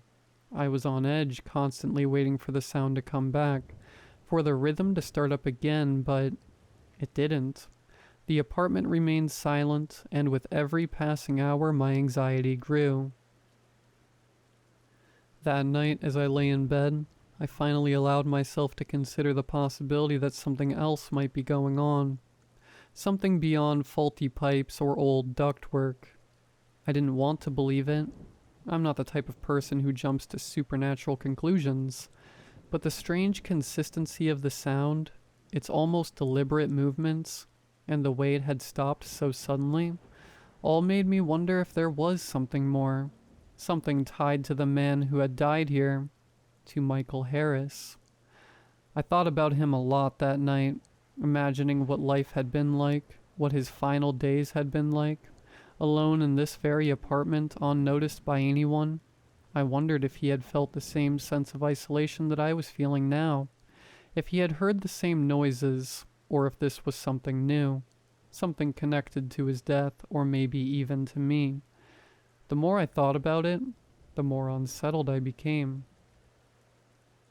Eventually, exhaustion took over, and I drifted into a fitful sleep, but it wasn't a restful sleep. My dreams were disjointed, full of fragmented images, Michael Harris's face, the empty hallways of the building, the rhythmic pulse of that sound echoing in the background. In one of the dreams, I was standing in the middle of the apartment listening, waiting for the sound to start, but instead of hearing it, I saw it. Ripples moving through the air like invisible waves, and in the middle of those ripples was a figure, standing perfectly still watching me. I woke up in a cold sweat, my heart pounding, the apartment still dark and silent around me. I lay there disoriented, trying to shake the feeling of the dream, but it clung to me. The figure, the ripples, it felt too real, too vivid. I rubbed my eyes and glanced at the clock. It was just after 3 a.m. That's when I heard it. It started quietly at first, so faint I almost thought I was imagining it. But as I lay there holding my breath, it grew louder. The same rhythmic pulse, steady and soft, just like before. It was back. I sat up in bed, my heart racing again, and listened. The sound wasn't coming from the bedroom this time. It was coming from the living room. I swung my legs over the side of the bed and stood up, moving slowly toward the door. The sound grew louder as I got closer. Still soft, but now unmistakable. It was as if someone was standing just beyond the living room, breathing slowly, deliberately. I stepped into the hallway, my feet moving almost on their own. My mind was racing, trying to make sense of it, but nothing added up. I wasn't scared exactly, but I was tense, every muscle in my body on high alert. I told myself I was going to confront it, whatever it was. There had to be an explanation. As I reached the living room, the sound seemed to shift, like it was moving again just beyond the edge of my awareness. I stopped in the middle of the room, standing perfectly still, and listened. The pulse was steady now, louder than before, but still soft enough that it felt distant, like it was coming from just beyond the walls. And then, as suddenly as it had started, the sound stopped again. I stood there in the middle of the living room, surrounded by silence, my breath shallow and my pulse racing. I didn't know what to do. I had no idea where the sound had gone, or why it had stopped.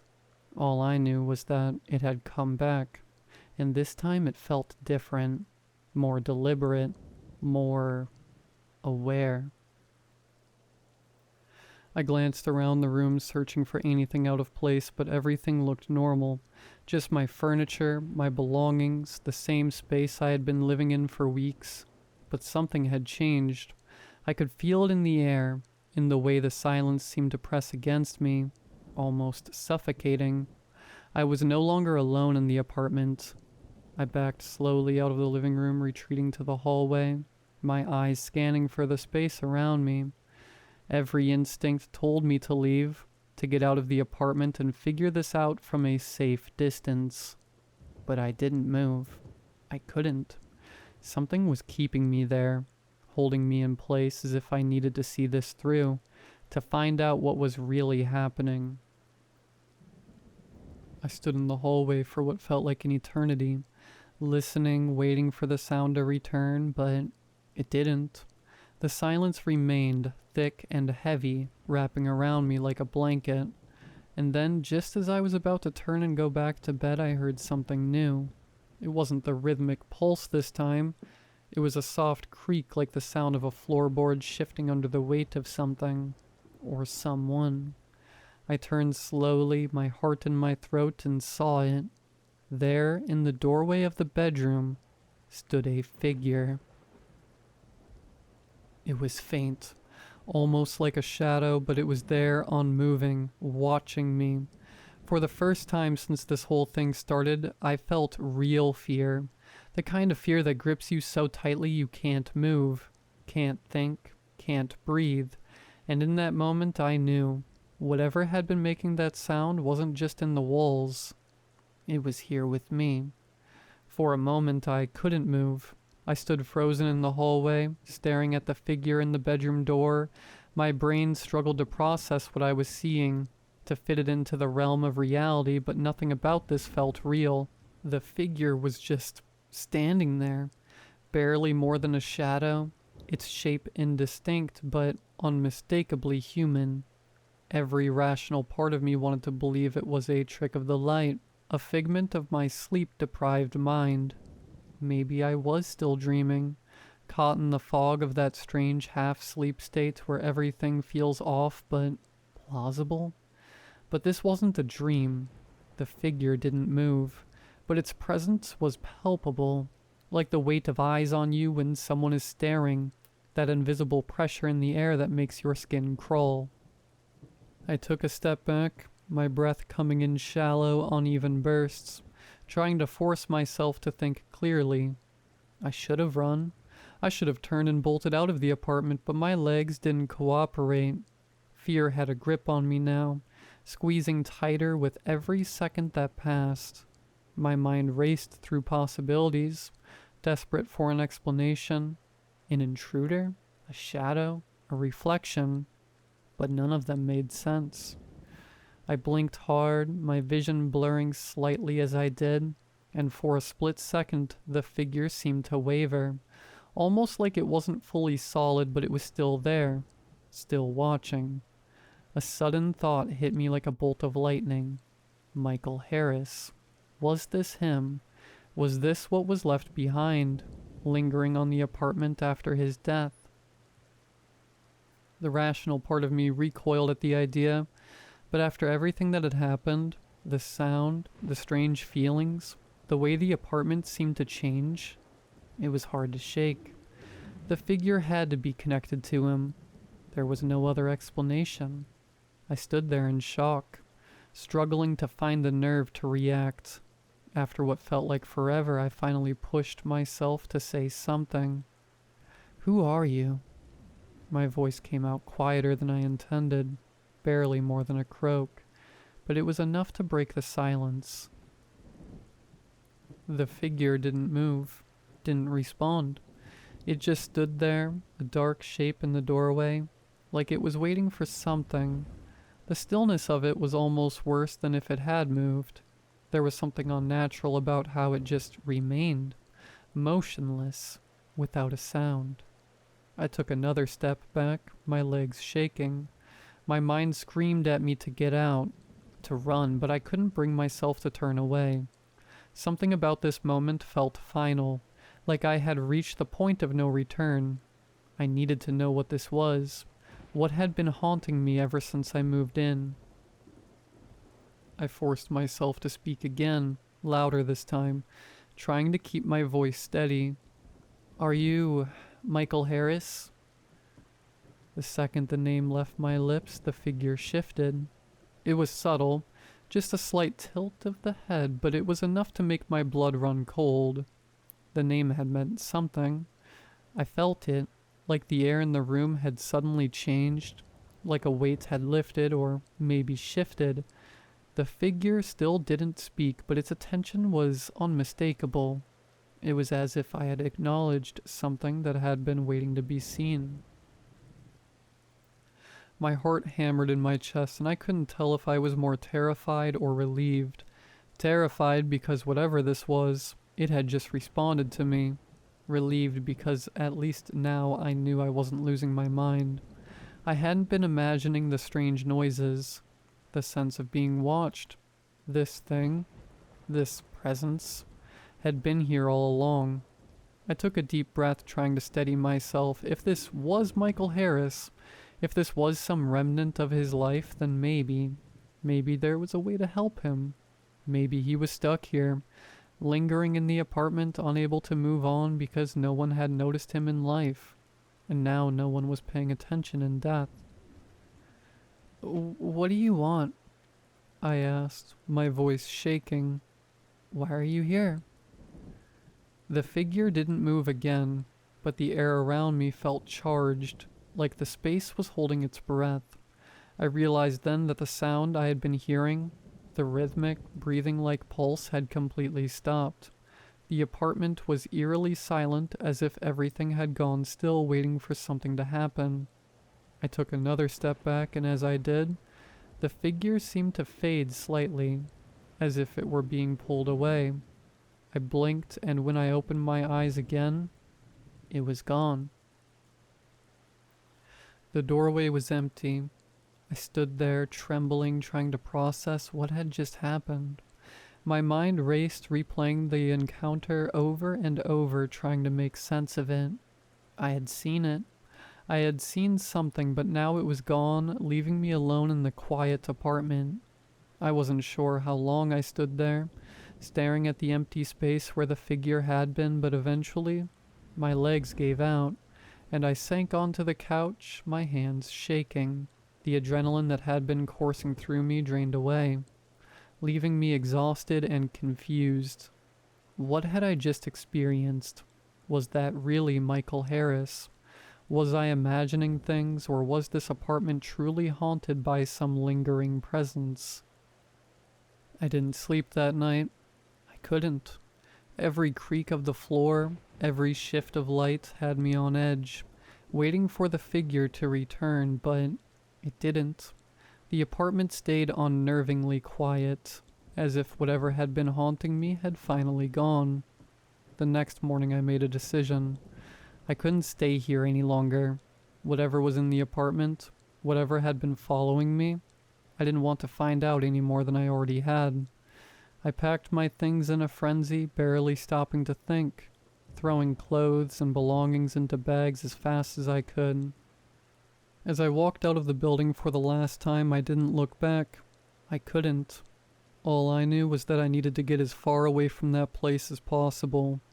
It's been a few months since I left the apartment, and I still think about it sometimes. About the figure, about the sound, about Michael Harris. I don't know what it was that I saw or why it was there, but I do know one thing.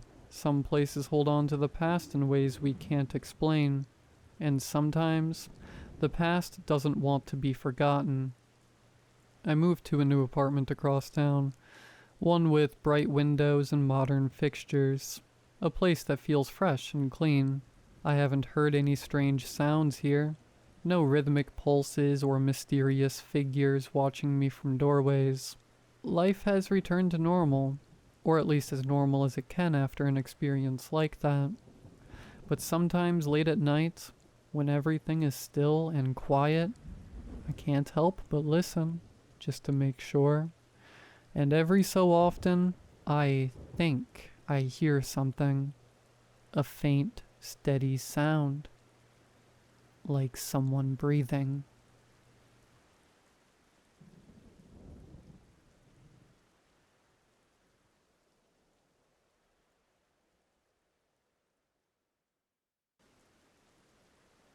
If you met me on the street and asked me what my job was, I would tell you that I work from home consulting for an industrial laundry company. That is, after all, the cover story I've been provided with. The reality? My job is even simpler. Every Friday night, I dress up nice, report to a certain theater downtown, have a seat, and watch a performance. That's it. All it takes is a couple hours out of my week, and I end up making 6 figures a year with every benefit you could possibly ask for. I know. It sounds too good to be true. Pretty much anybody on the planet would kill to have a job like mine. At least, perhaps, until they find out just what kind of performances I'd made to attend. Before I start, though, I need you to keep in mind that I'm a good person. I donate thousands to the Rainforest Fund out of every paycheck, and me and my kids volunteer at the food bank weekly. I'm a devout believer, and I'm going to heaven when I die. After all, I, myself, have never hurt anybody, never raised a hand to injure any living soul.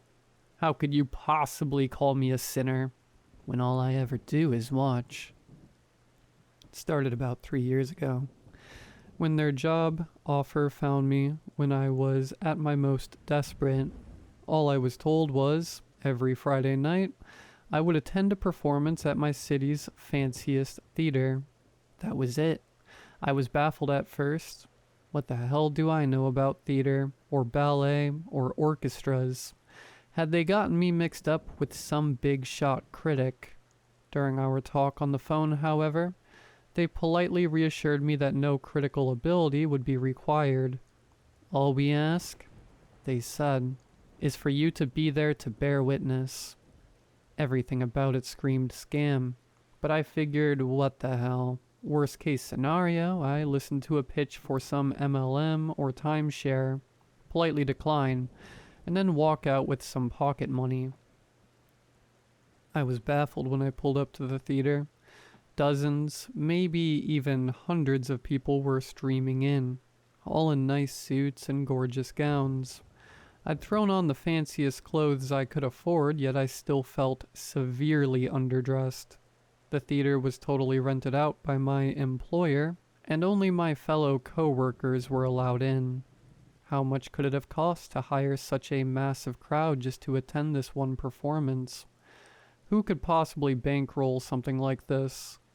I tried to empty my mind and simply merge into that human tidal wave flowing through the doors. Every staff member was dressed in a refined all-black suit, with black tie and undershirt, to the point they seemed to darken the air around them.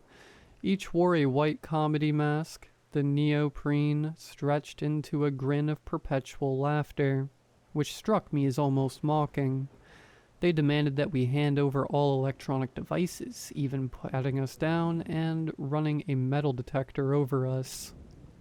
Then they reminded all attending not to leave their seats under any circumstances during the performance, recommending we take bathroom breaks before the show started, and to remain quiet and to keep our eyes open. They kept repeating the same mantra: no distractions, no diversions, no lapses in concentration. Remember, you are here to bear witness. If I'd been alone, I would have left right then and there. There was a tickling in the back of my brain, some primate part of me screaming that there was something terribly wrong here. But mob mentality is a hell of a thing. Everybody else seemed calm, nonplussed, handed their phones over without a fuss. There were a few holdouts, probably other newbies like me, but eventually they too relented. If everyone else is going along with it, I figured, why shouldn't I? Who wants to be the one single paranoid guy who missed out on an easy paycheck? Stepping into a gorgeous theater like something out of 3 centuries ago, I was most struck by the make of the stage. It looked like the back action of a piano. Strange levers and mahogany hammers looking like fingers manipulating countless lines of piano wire. Some were 12 feet long. All the taut wires stretched in bizarre formations across the stage reminded me somehow of a spider's web. I could not fathom a machine so complex, yet with such little apparent purpose. The nature of the performance always varies. Sometimes it's a work of Shakespeare, a ballet, an opera, hell, even a puppet show. That day, it was a concert featuring a small chamber orchestra of around 35. Students, it looked like, young and inexperienced, with a nervous air about them as if this was their first time performing before such a crowd. Mostly a string section plus one of each woodwind, and just a couple each of horns and percussion. The conductor was one of the staff members in the comedy masks. I was baffled. Who would put forward this much cash just for a small green orchestra to play in such a massive, prestigious venue? One of them must be a billionaire's kid, I figured. It was the only explanation. This, I've since realized, is always the best part. The beginning of the performance, when you can, if you try, lose yourself in the display and pretend everything is okay. That it's all normal. And it was best on those lucky days when the performers on stage were completely unaware of just what sort of danger they were in. That always makes it easier for everybody. On that first day, I was as oblivious as they were, and simply enjoyed the music. Maybe some snob of the orchestral arts would hear their amateurish mistakes, but to my untrained ear, they sounded just fine. Pleasant, even. But one question began to worm its way into my head. A small nagging at first, which crescendoed into a hammering on the inside of my skull. How much time has passed? At a certain point, I suspected the intermission was long overdue, but there were no windows, and I had to part with my electronic wristwatch at the door, so really, Getting any sense of time was impossible. I dismissed it as my lousy attention span at first. But eventually, others began taking notice. No one dared speak but among the fellow newbies. I noticed furrowed brows and sideways glances, confused and concerned. The performers seemed to be getting restless as well, whispering and gesturing to each other and the conductor, who never ceased those robotic, sweeping motions of his gloved hands. It must have been 2 hours by then, if I had to guess, and they were starting to look exhausted, dehydrated. Some even looked as if they were about to quit playing. Continue performing. In a moment, all of the piano wire loudly reverberated and stretched taut with the movements of those mechanical contraptions on stage, as the whole thing bristled and tensed as though it were a living thing. And that voice, cracking like thunder, seemed to emerge from the stage itself with a mechanical roar like the grinding of metal on metal. That seemed to frighten them into submission for a while. It wasn't until a half hour later that my life changed irreparably. They'd been playing a quiet sonata, so everybody could hear the sudden fur-ting, accompanied by a pained yelp. My eyes leapt to one of the violinists. One of her strings had broken, and happened to snap her right in the eye. I could see the streak of scarlet bifurcate her pupil, before the emerging blood replaced the entire eye with a thick redness. She stood, clutching a hand over her eye and blindly grasping with the other, gesturing for medical help. And as she did so, that strange lattice of levers and hammers and pulleys all roared and clacked to life, like a bear trap being sprung. The machine's efficacy was just as sudden, just as brutal. Those clockwork edifices moved like a pair of robotic arms, aiming a wire for her neck as if trying to garrote her. But they moved at such a speed that the wire seemed to pass through her, like she wasn't even there. For a moment she seemed fine, unaffected, as if nothing had happened at all. And then things began to fall off of her. Her head severed at the neck, alongside the hand she'd been holding over her eye, and the very fingertips of her other hand, with which she'd been grasping a little too high. All had been cut cleanly, with surgical precision. Time seemed to slow as they all went clattering wetly to the floor, and the girl's body soon followed, as if it took a few moments for gravity to set in, or perhaps for her body to realize she was dead. It happened so fast, it was hard to be properly horrified. It was more like, oh, maybe. Everybody stared at the chunks of meat that had once been a promising young woman with hopes and dreams. That spider web of wires was still rumbling and shaking all around them, and the mechanical voice roared once more.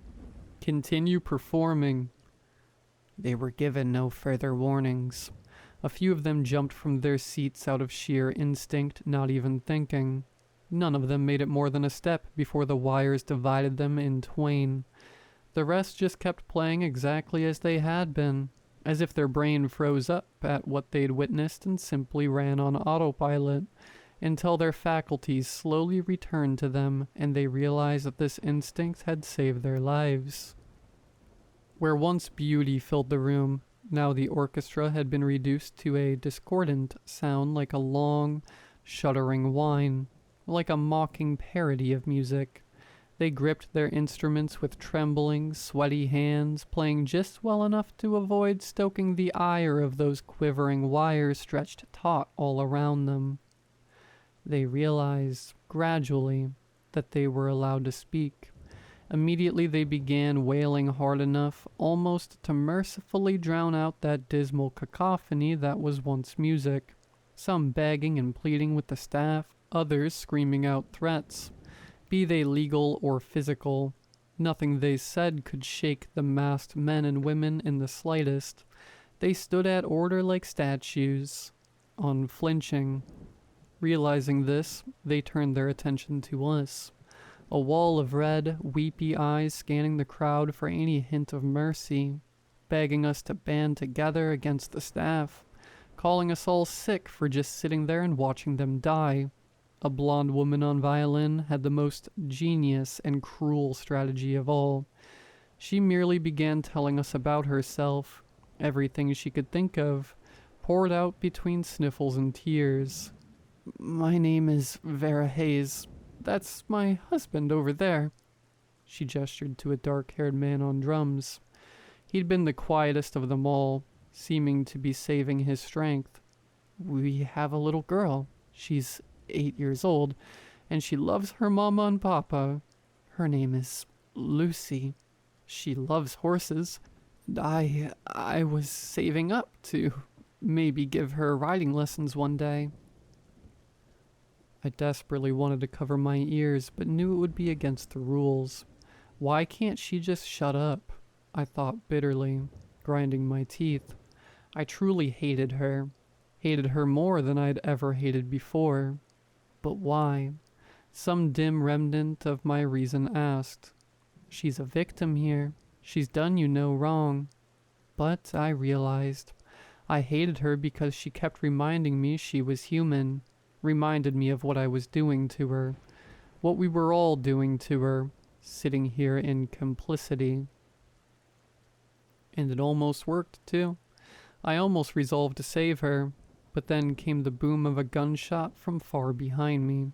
The shot had come from someone standing amid the upper gallery, I was certain. I almost made the mistake of looking back. Instead, I kept my eyes locked forward and merely imagined who it was that just had their brains splattered across the seat. Had they snuck a phone in and tried calling 911? Had they tried making a break for it? Or maybe they just couldn't take it anymore and made the fatal decision to look away from the horror. I tried to distract myself by studying the impossible mechanism, animating the blood-soaked piano wire. I couldn't figure it out. It was an impossible machine existing in defiance all basic laws of geometry, and seemed to have no means of controlling it. Instead operating automatically with some malign intelligence. Perhaps it was an extension of whatever creature composed the stage itself. It was a living thing. Of that much I was certain. It breathed beneath the performers, and their blood soaked into its floorboards in moments, as if consumed. After some hours, the orchestra had gone quiet, having screamed themselves hoarse. I couldn't imagine being in their shoes. Even just watching them perform was a test of endurance. Many of them oozing blood all over their instruments. From scarlet cuts where the skin had split, the woman on the French horn was struggling hardest of all, her lungs and hands burning with exhaustion. "I can't," she eventually cried out in a hoarse little wheeze, horn slamming to the floor as her body gave out. "I'm so sorry. I can't do any." A wire passed through flesh in an instant, and suddenly she had no mouth to speak, no eyes to see, no mind to think with. All of it lay splattered upon the stage, which sated itself upon that spilled vitae. Another gunshot. I quivered in my seat, sweat beading on my forehead from the terror. Somebody in the audience had looked away, and I realized I had just been about to do the same thing, had the sudden sound not knocked me out of my stupor.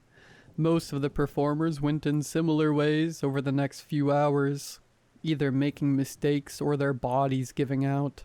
As monstrous as it may sound, I was quietly praying for them to get it over with.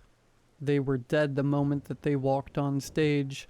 Why drag it out for all these hours? Just for the inevitable to happen anyway. I recognize now that it's almost impossible to make that choice, to simply give in and accept death in defiance of all our natural instincts. But the auditorium now reeked from audience members avoiding their bowels, and the woman next to me just wouldn't stop crying, wouldn't stop at all. Vera and her husband lasted the longest of all, perhaps because they had each other. Over a dozen hours had passed, maybe even 2, and they were still playing a little duet in perfect sync, despite everything. By now, they were simply talking to each other as if nothing was wrong, as if we weren't even watching. "Baby, when we get out of here, I'm going to take you to Martha's vineyard. I know I've been saying that for so long, but God, I wasted so much money on that stupid motorcycle," he said. "Lucy's going to love it." Vera chuckled. "I don't know. It might be boring for a little girl. Isn't it all a bunch of old people up there?" He laughed weakly. Maybe in town, but you know her. Once you get her in the water, you can't get her back out. She's a natural-born swimmer, I swear. Think we'll see her in the Olympics someday." It was surreal to watch, like I was peeking in on a private conversation a couple was having in their own home. But I could tell both of them were trying to maintain some illusion of normalcy, anything to keep themselves psychologically intact as the hours pass. Even as they tried to smile and laugh, there was a quiver in their tone, a desperation, a fear of what might happen if there was a single break in the conversation. A lot of what they said was too personal to relay here. They went into old regrets, past mistakes, resolved every argument they ever had in all their years together. It was like they wanted to make sure they said everything they had to say before the end came. I think I owe them, at least, their privacy. But the husband was slowly deteriorating. He'd moved too quick, caught the symbol with his hand, leaving a wide gash along his palm that was gushing blood at a terrifying rate. Now he was getting woozier and woozier, swaying dizzily, his eyes unfocusing, his speech becoming slurred and his playing sloppy. Vera desperately tried to keep him focused. "Talk to me, baby. Think of the beach. Lucy's going to love the seashells. She'll pick her favorite and put it on that little stand in her room, with all her little trophies." She rambled on, but by the end, all he could manage was half-hearted grunts of affirmation. He was leaning in his seat, and then his drumstick went flying right out of his hand, sending a cloud of pink mist through the air along its path. And yet he kept going through the motions of playing, as if he didn't even notice. Then a sudden clarity formed in his eyes, and he stared at his empty hand in disbelief. And then the piano wire was tensing and strumming all around him. And then in an instant he was up from his seat and racing towards us. He knew it was over. He just wanted to strike out at the world if he could. One last act of defiance. He even locked eyes with me, and I'll never forget the look on his face. "Why are you watching this? You're all sick and twisted and..." He threw his remaining drumstick, and the trajectory would have delivered it right to me, but the piano wires lacerated it in midair, slicing into it from 100 different directions until it disappeared into a cloud of sawdust. And then they did the same to him. Vera didn't scream or sob. She just tensed and let out the tiniest little gasp, like when you're at the doctor's and know the shot is inevitable. But it still stings anyway. And then she was all alone. She looked to us like she wanted to speak, wanted to say something, to express what was happening inside her. But what was there left to say? She'd spent almost a full day screaming herself hoarse with every combination of words she could think of. None of it helped. None of it meant anything. Instead, she expressed herself through music. She began to play the most mournful, sobering solo I had ever heard. One I knew she was making up as she went along. One with which she communicated those parts of herself that words could not encompass. She stared us all down, eyes red and bloodshot, making eye contact individually as if to remind us that we were not a shapeless mass, that we were all individually responsible. I only barely remember the sound of it now, as if I'd heard it in a dream. And yet even now the memory tears at my heart. She performed for what felt like an eternity, and then in the end she slowly, calmly set down her violin, stood up and took a bow, and then she was on maid. Everyone stood up around me all of a sudden, and I was immediately caught up in it too, performing a standing ovation that dragged on and on. We screamed, shouted, cried, threw things, smashed our fists against seats, tore at our hair, laughed and danced with each other. It was the ultimate catharsis after all that silence, after a full day of holding it all in. Never before had I felt so connected to a crowd of people on some deep spiritual level. We marched out of the theater, stumbling like a procession of ghouls with blank faces and tired eyes. The staff were as polite as ever, thanking us for attending the performance and hoping that we enjoyed the show. Some were dragging the bodies of shot audience members out of the theater. As I finally emerged into the outside world, I was stunned to find it was all the same night I had entered. At least 20 hours had passed inside that theater. I was sure of it. Before the outside world, only 2 hours had passed. Exactly the duration listed on their job offer. I'd never been explicitly told not to reveal what I'd seen there, and now I knew why. Nobody believed me. Or worse, maybe they were covering it up. I swear to God the police dispatcher laughed at me over the phone. I swore I'd never go back. I'd been part of something evil, something unfathomable, and it would haunt me forever. But the next year was one of constant desperation. Debt climbing as job opportunities declined at equal rates. I held out for about a year, but eventually I gave in, and to my horror, the next performance was easier, now that I knew what to expect. And then the next was easier still, and the next. The performance is always different, but the end result is always the same. I have to remind myself that I'm not culpable for what they're doing there. All I do is watch. We watch people die every day, in the news and online. People suffering horrible fates, often in places our own countries helped to destabilize. How are my actions any different, really? We all have to accept that terrible things happen in this world, and all we can do about them is either look away or look the horror right in the eye. Is choosing to look away more moral, or is it only more cowardly? And besides, wouldn't it be worse for them if there wasn't an audience? If they had to die there in the dark alone, no one seeing, no one caring, no one remembering. After all, someone has to bear witness.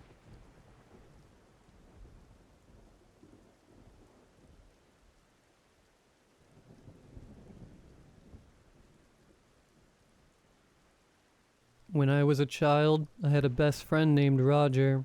He was adventurous, outgoing, and unbelievably kind. He really brought me out of my shell.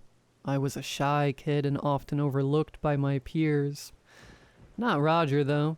He always knew how to get me engaged and excited. I miss that kid. We loved exploring. I was always curious, and he loved the adventure and excitement.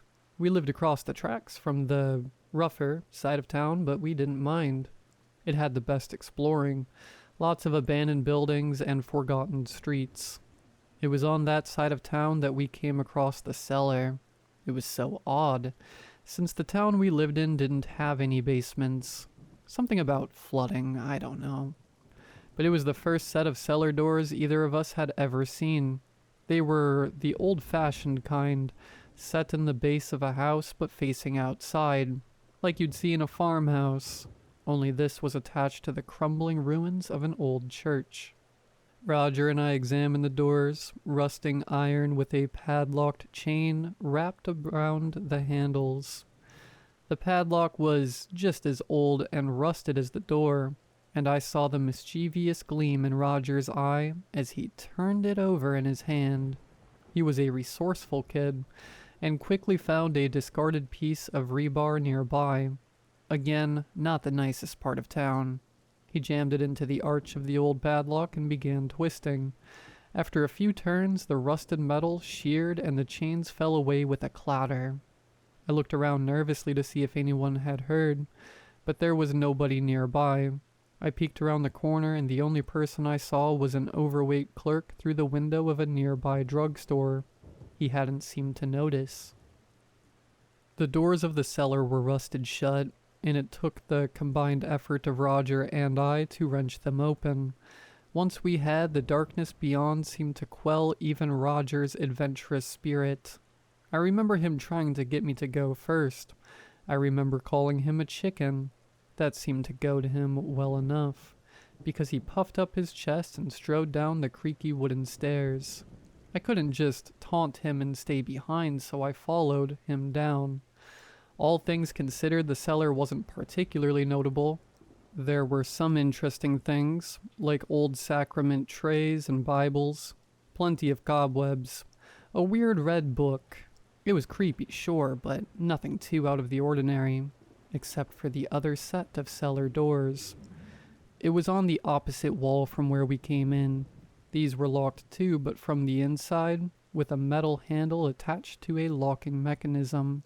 I remember Roger turning it, the squeaking metal setting my teeth on edge. I assumed it led into the decrepit building, so I was surprised when it creaked open to reveal the same street that we had just been on, except everything seemed different. The most striking difference was the fact that the sky was a deep red, the trees were leafless and black, the streets were cracked and shadowy. It brought such an ominous feeling that I had never known. But Roger was brave and I was curious, and we had each other. Together we ascended the steps and stepped into this dark world. The first thing I noticed was the church, not crumbling but erect and looming. Red bricks trimmed with black iron stood tall before us. The bell tower was ringed in upside-down crosses. Roger and I backed away and I instinctively looked to the drugstore that stood across the street. It was there, still occupied by the overweight attendant. Only now he stood in the center of the store, staring blankly into the distance. At least, for a moment he was. Then he snapped his attention directly to me and a strange expression overtook his face. I could not discern it from where I stood, but I knew it to be unnatural. I yelped and turned to urge Roger to get back into the cellar, but he wasn't beside me. I looked around but could not find him. I assumed that he had returned to the cellar, and I rushed over to check. The doors were closed, and no matter how hard I yanked, they would not budge. I called out to him. I yelled and told him that this wasn't funny, that he needed to open the doors. I shouldn't have made so much noise. I heard shuffling from around the corner of the church. I was frozen in fear. 10 years old and alone in a hellish version of my world. I won't deny it. I cried for my mother then, and the worst part, the shuffling, it was her. Only it wasn't. She beckoned me over from behind the corner of the church. She whispered sweet words on the wind, but her face was wrong. Her eyes were black and her mouth was too wide. "Come to the feast," she had said. There was blood dripping down her unnaturally long chin. I could see past her shoulder, a crowd, a horde, all clustered together, tearing into something that I couldn't see. I began to cry. I wrenched on the cellar doors. They moved a little, but not enough. My mother slunk toward me. Her body was lithe and slender, but disproportionate. Everything seemed too long. Then he was there.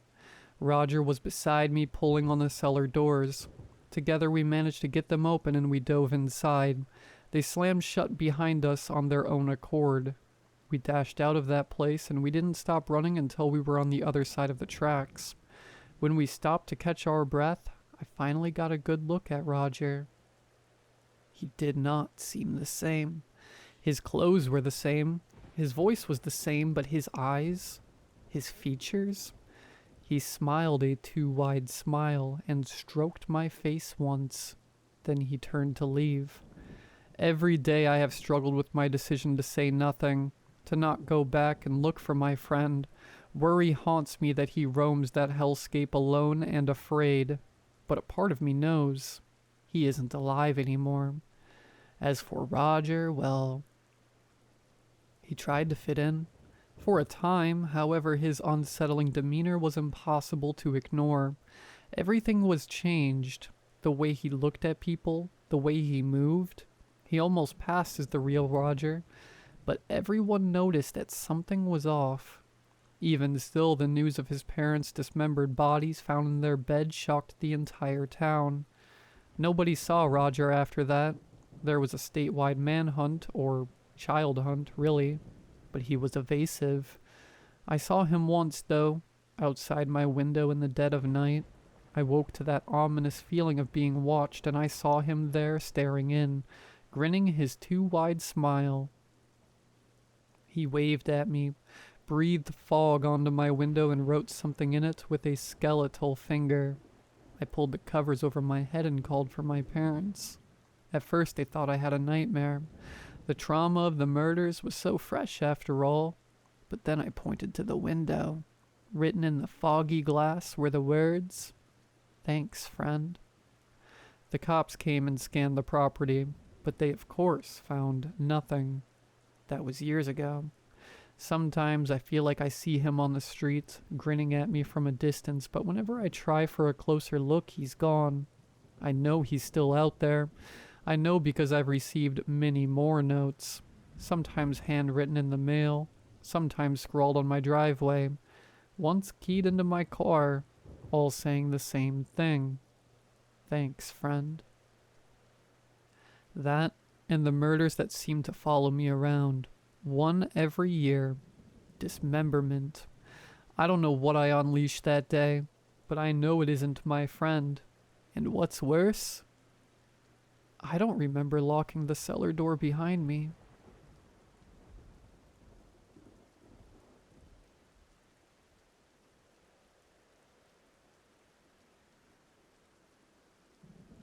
My sister and I have always been attached at the hip.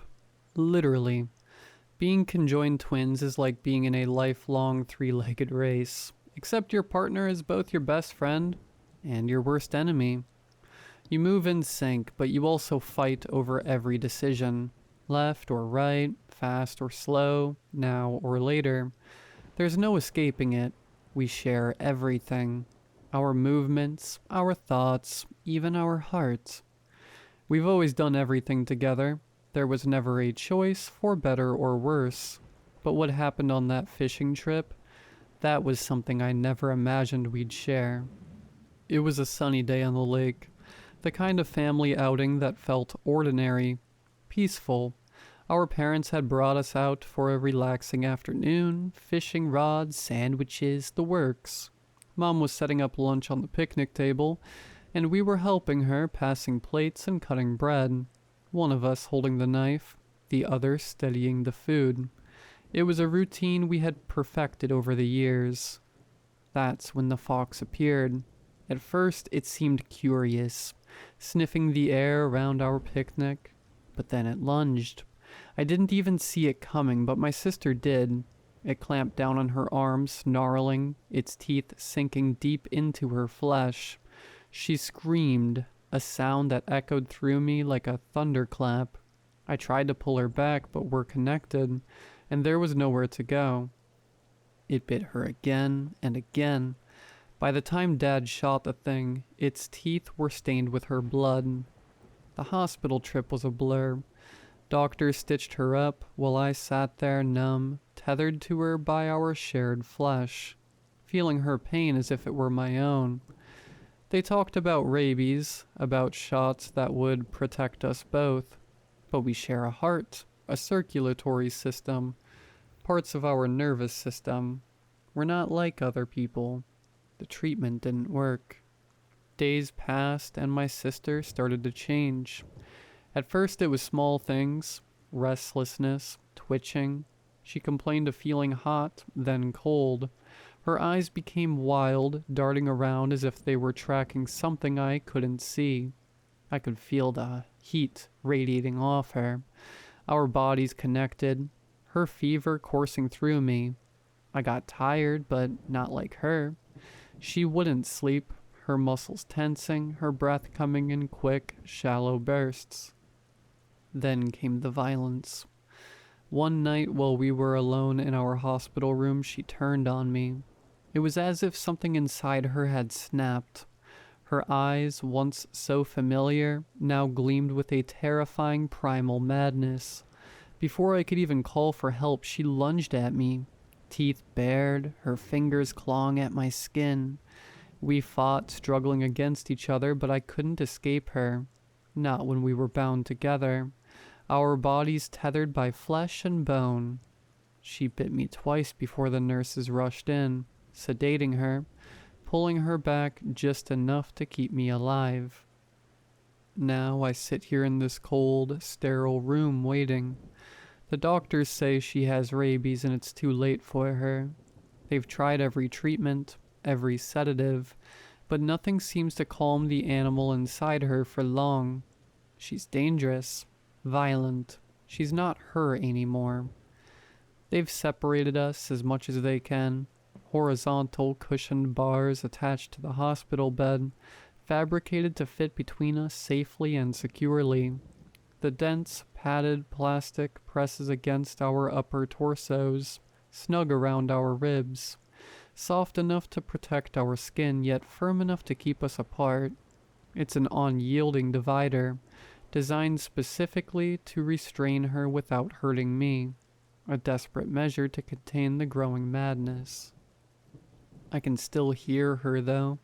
Low, guttural growls, her shallow, rapid breaths. Sometimes she laughs, a twisted, hollow sound that no longer belongs to her. I can feel the infection inside her, pulsing through our shared heart, our connected blood. The doctors check me constantly, waiting for any sign that I might be next, but so far, I've remained lucid. Every day I watch her through the bars, her eyes wild, her body twitching in its restraints, but I wonder how much longer I can hold out. She's been sedated for days now, slipping in and out of consciousness, but even in sleep I can feel her presence gnawing at the edges of my mind. Every now and then her body jerks violently against the restraints, the metal rattling as if she's trying to break free. The worst part isn't the separation, it's the waiting. Knowing that I'm losing her, knowing that she's still there, but no longer the sister I've always known. The doctors tell me she's gone, that the rabies has taken her mind, her soul, everything that made her my sister. But we share a body. I can still feel her. I can still feel the rage, the hunger seeping into me. They told me I should say goodbye, but how can I? We've shared everything, every movement, every breath, for as long as I can remember. How do you say goodbye to someone when you're not only losing them, but losing yourself too?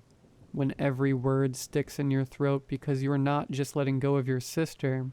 You're saying goodbye to your loved ones, to everything, before you even have the chance to mourn the loss of yourself. How do you face the end when it's not just hers, but yours too, creeping closer with every breath? Every time I feel our heart beat, I feel weaker. I whispered to her today. I told her I loved her, even though I know she's not really there anymore. I told her I'm sorry, that I didn't know how to save her. I'm typing my final goodbye, searching for the right words. The room is quiet, except for the faint hum of the machines around us. My hands tremble, the weight of everything pressing down as I try to let go. But then I feel it, a subtle, disturbing shift beside me. I glance over and my blood runs cold. My sister's wide, bloodshot eyes are open, staring at me through the cushion bars. Her lips curl into a maniacal smile, teeth gleaming in a way that makes my stomach twist. She doesn't blink, just keeps smiling as her body jerks harder. the restraints straining under her movements. I freeze. The words on the screen blur, my hand hovering over the keyboard, forgotten. My sister is awake.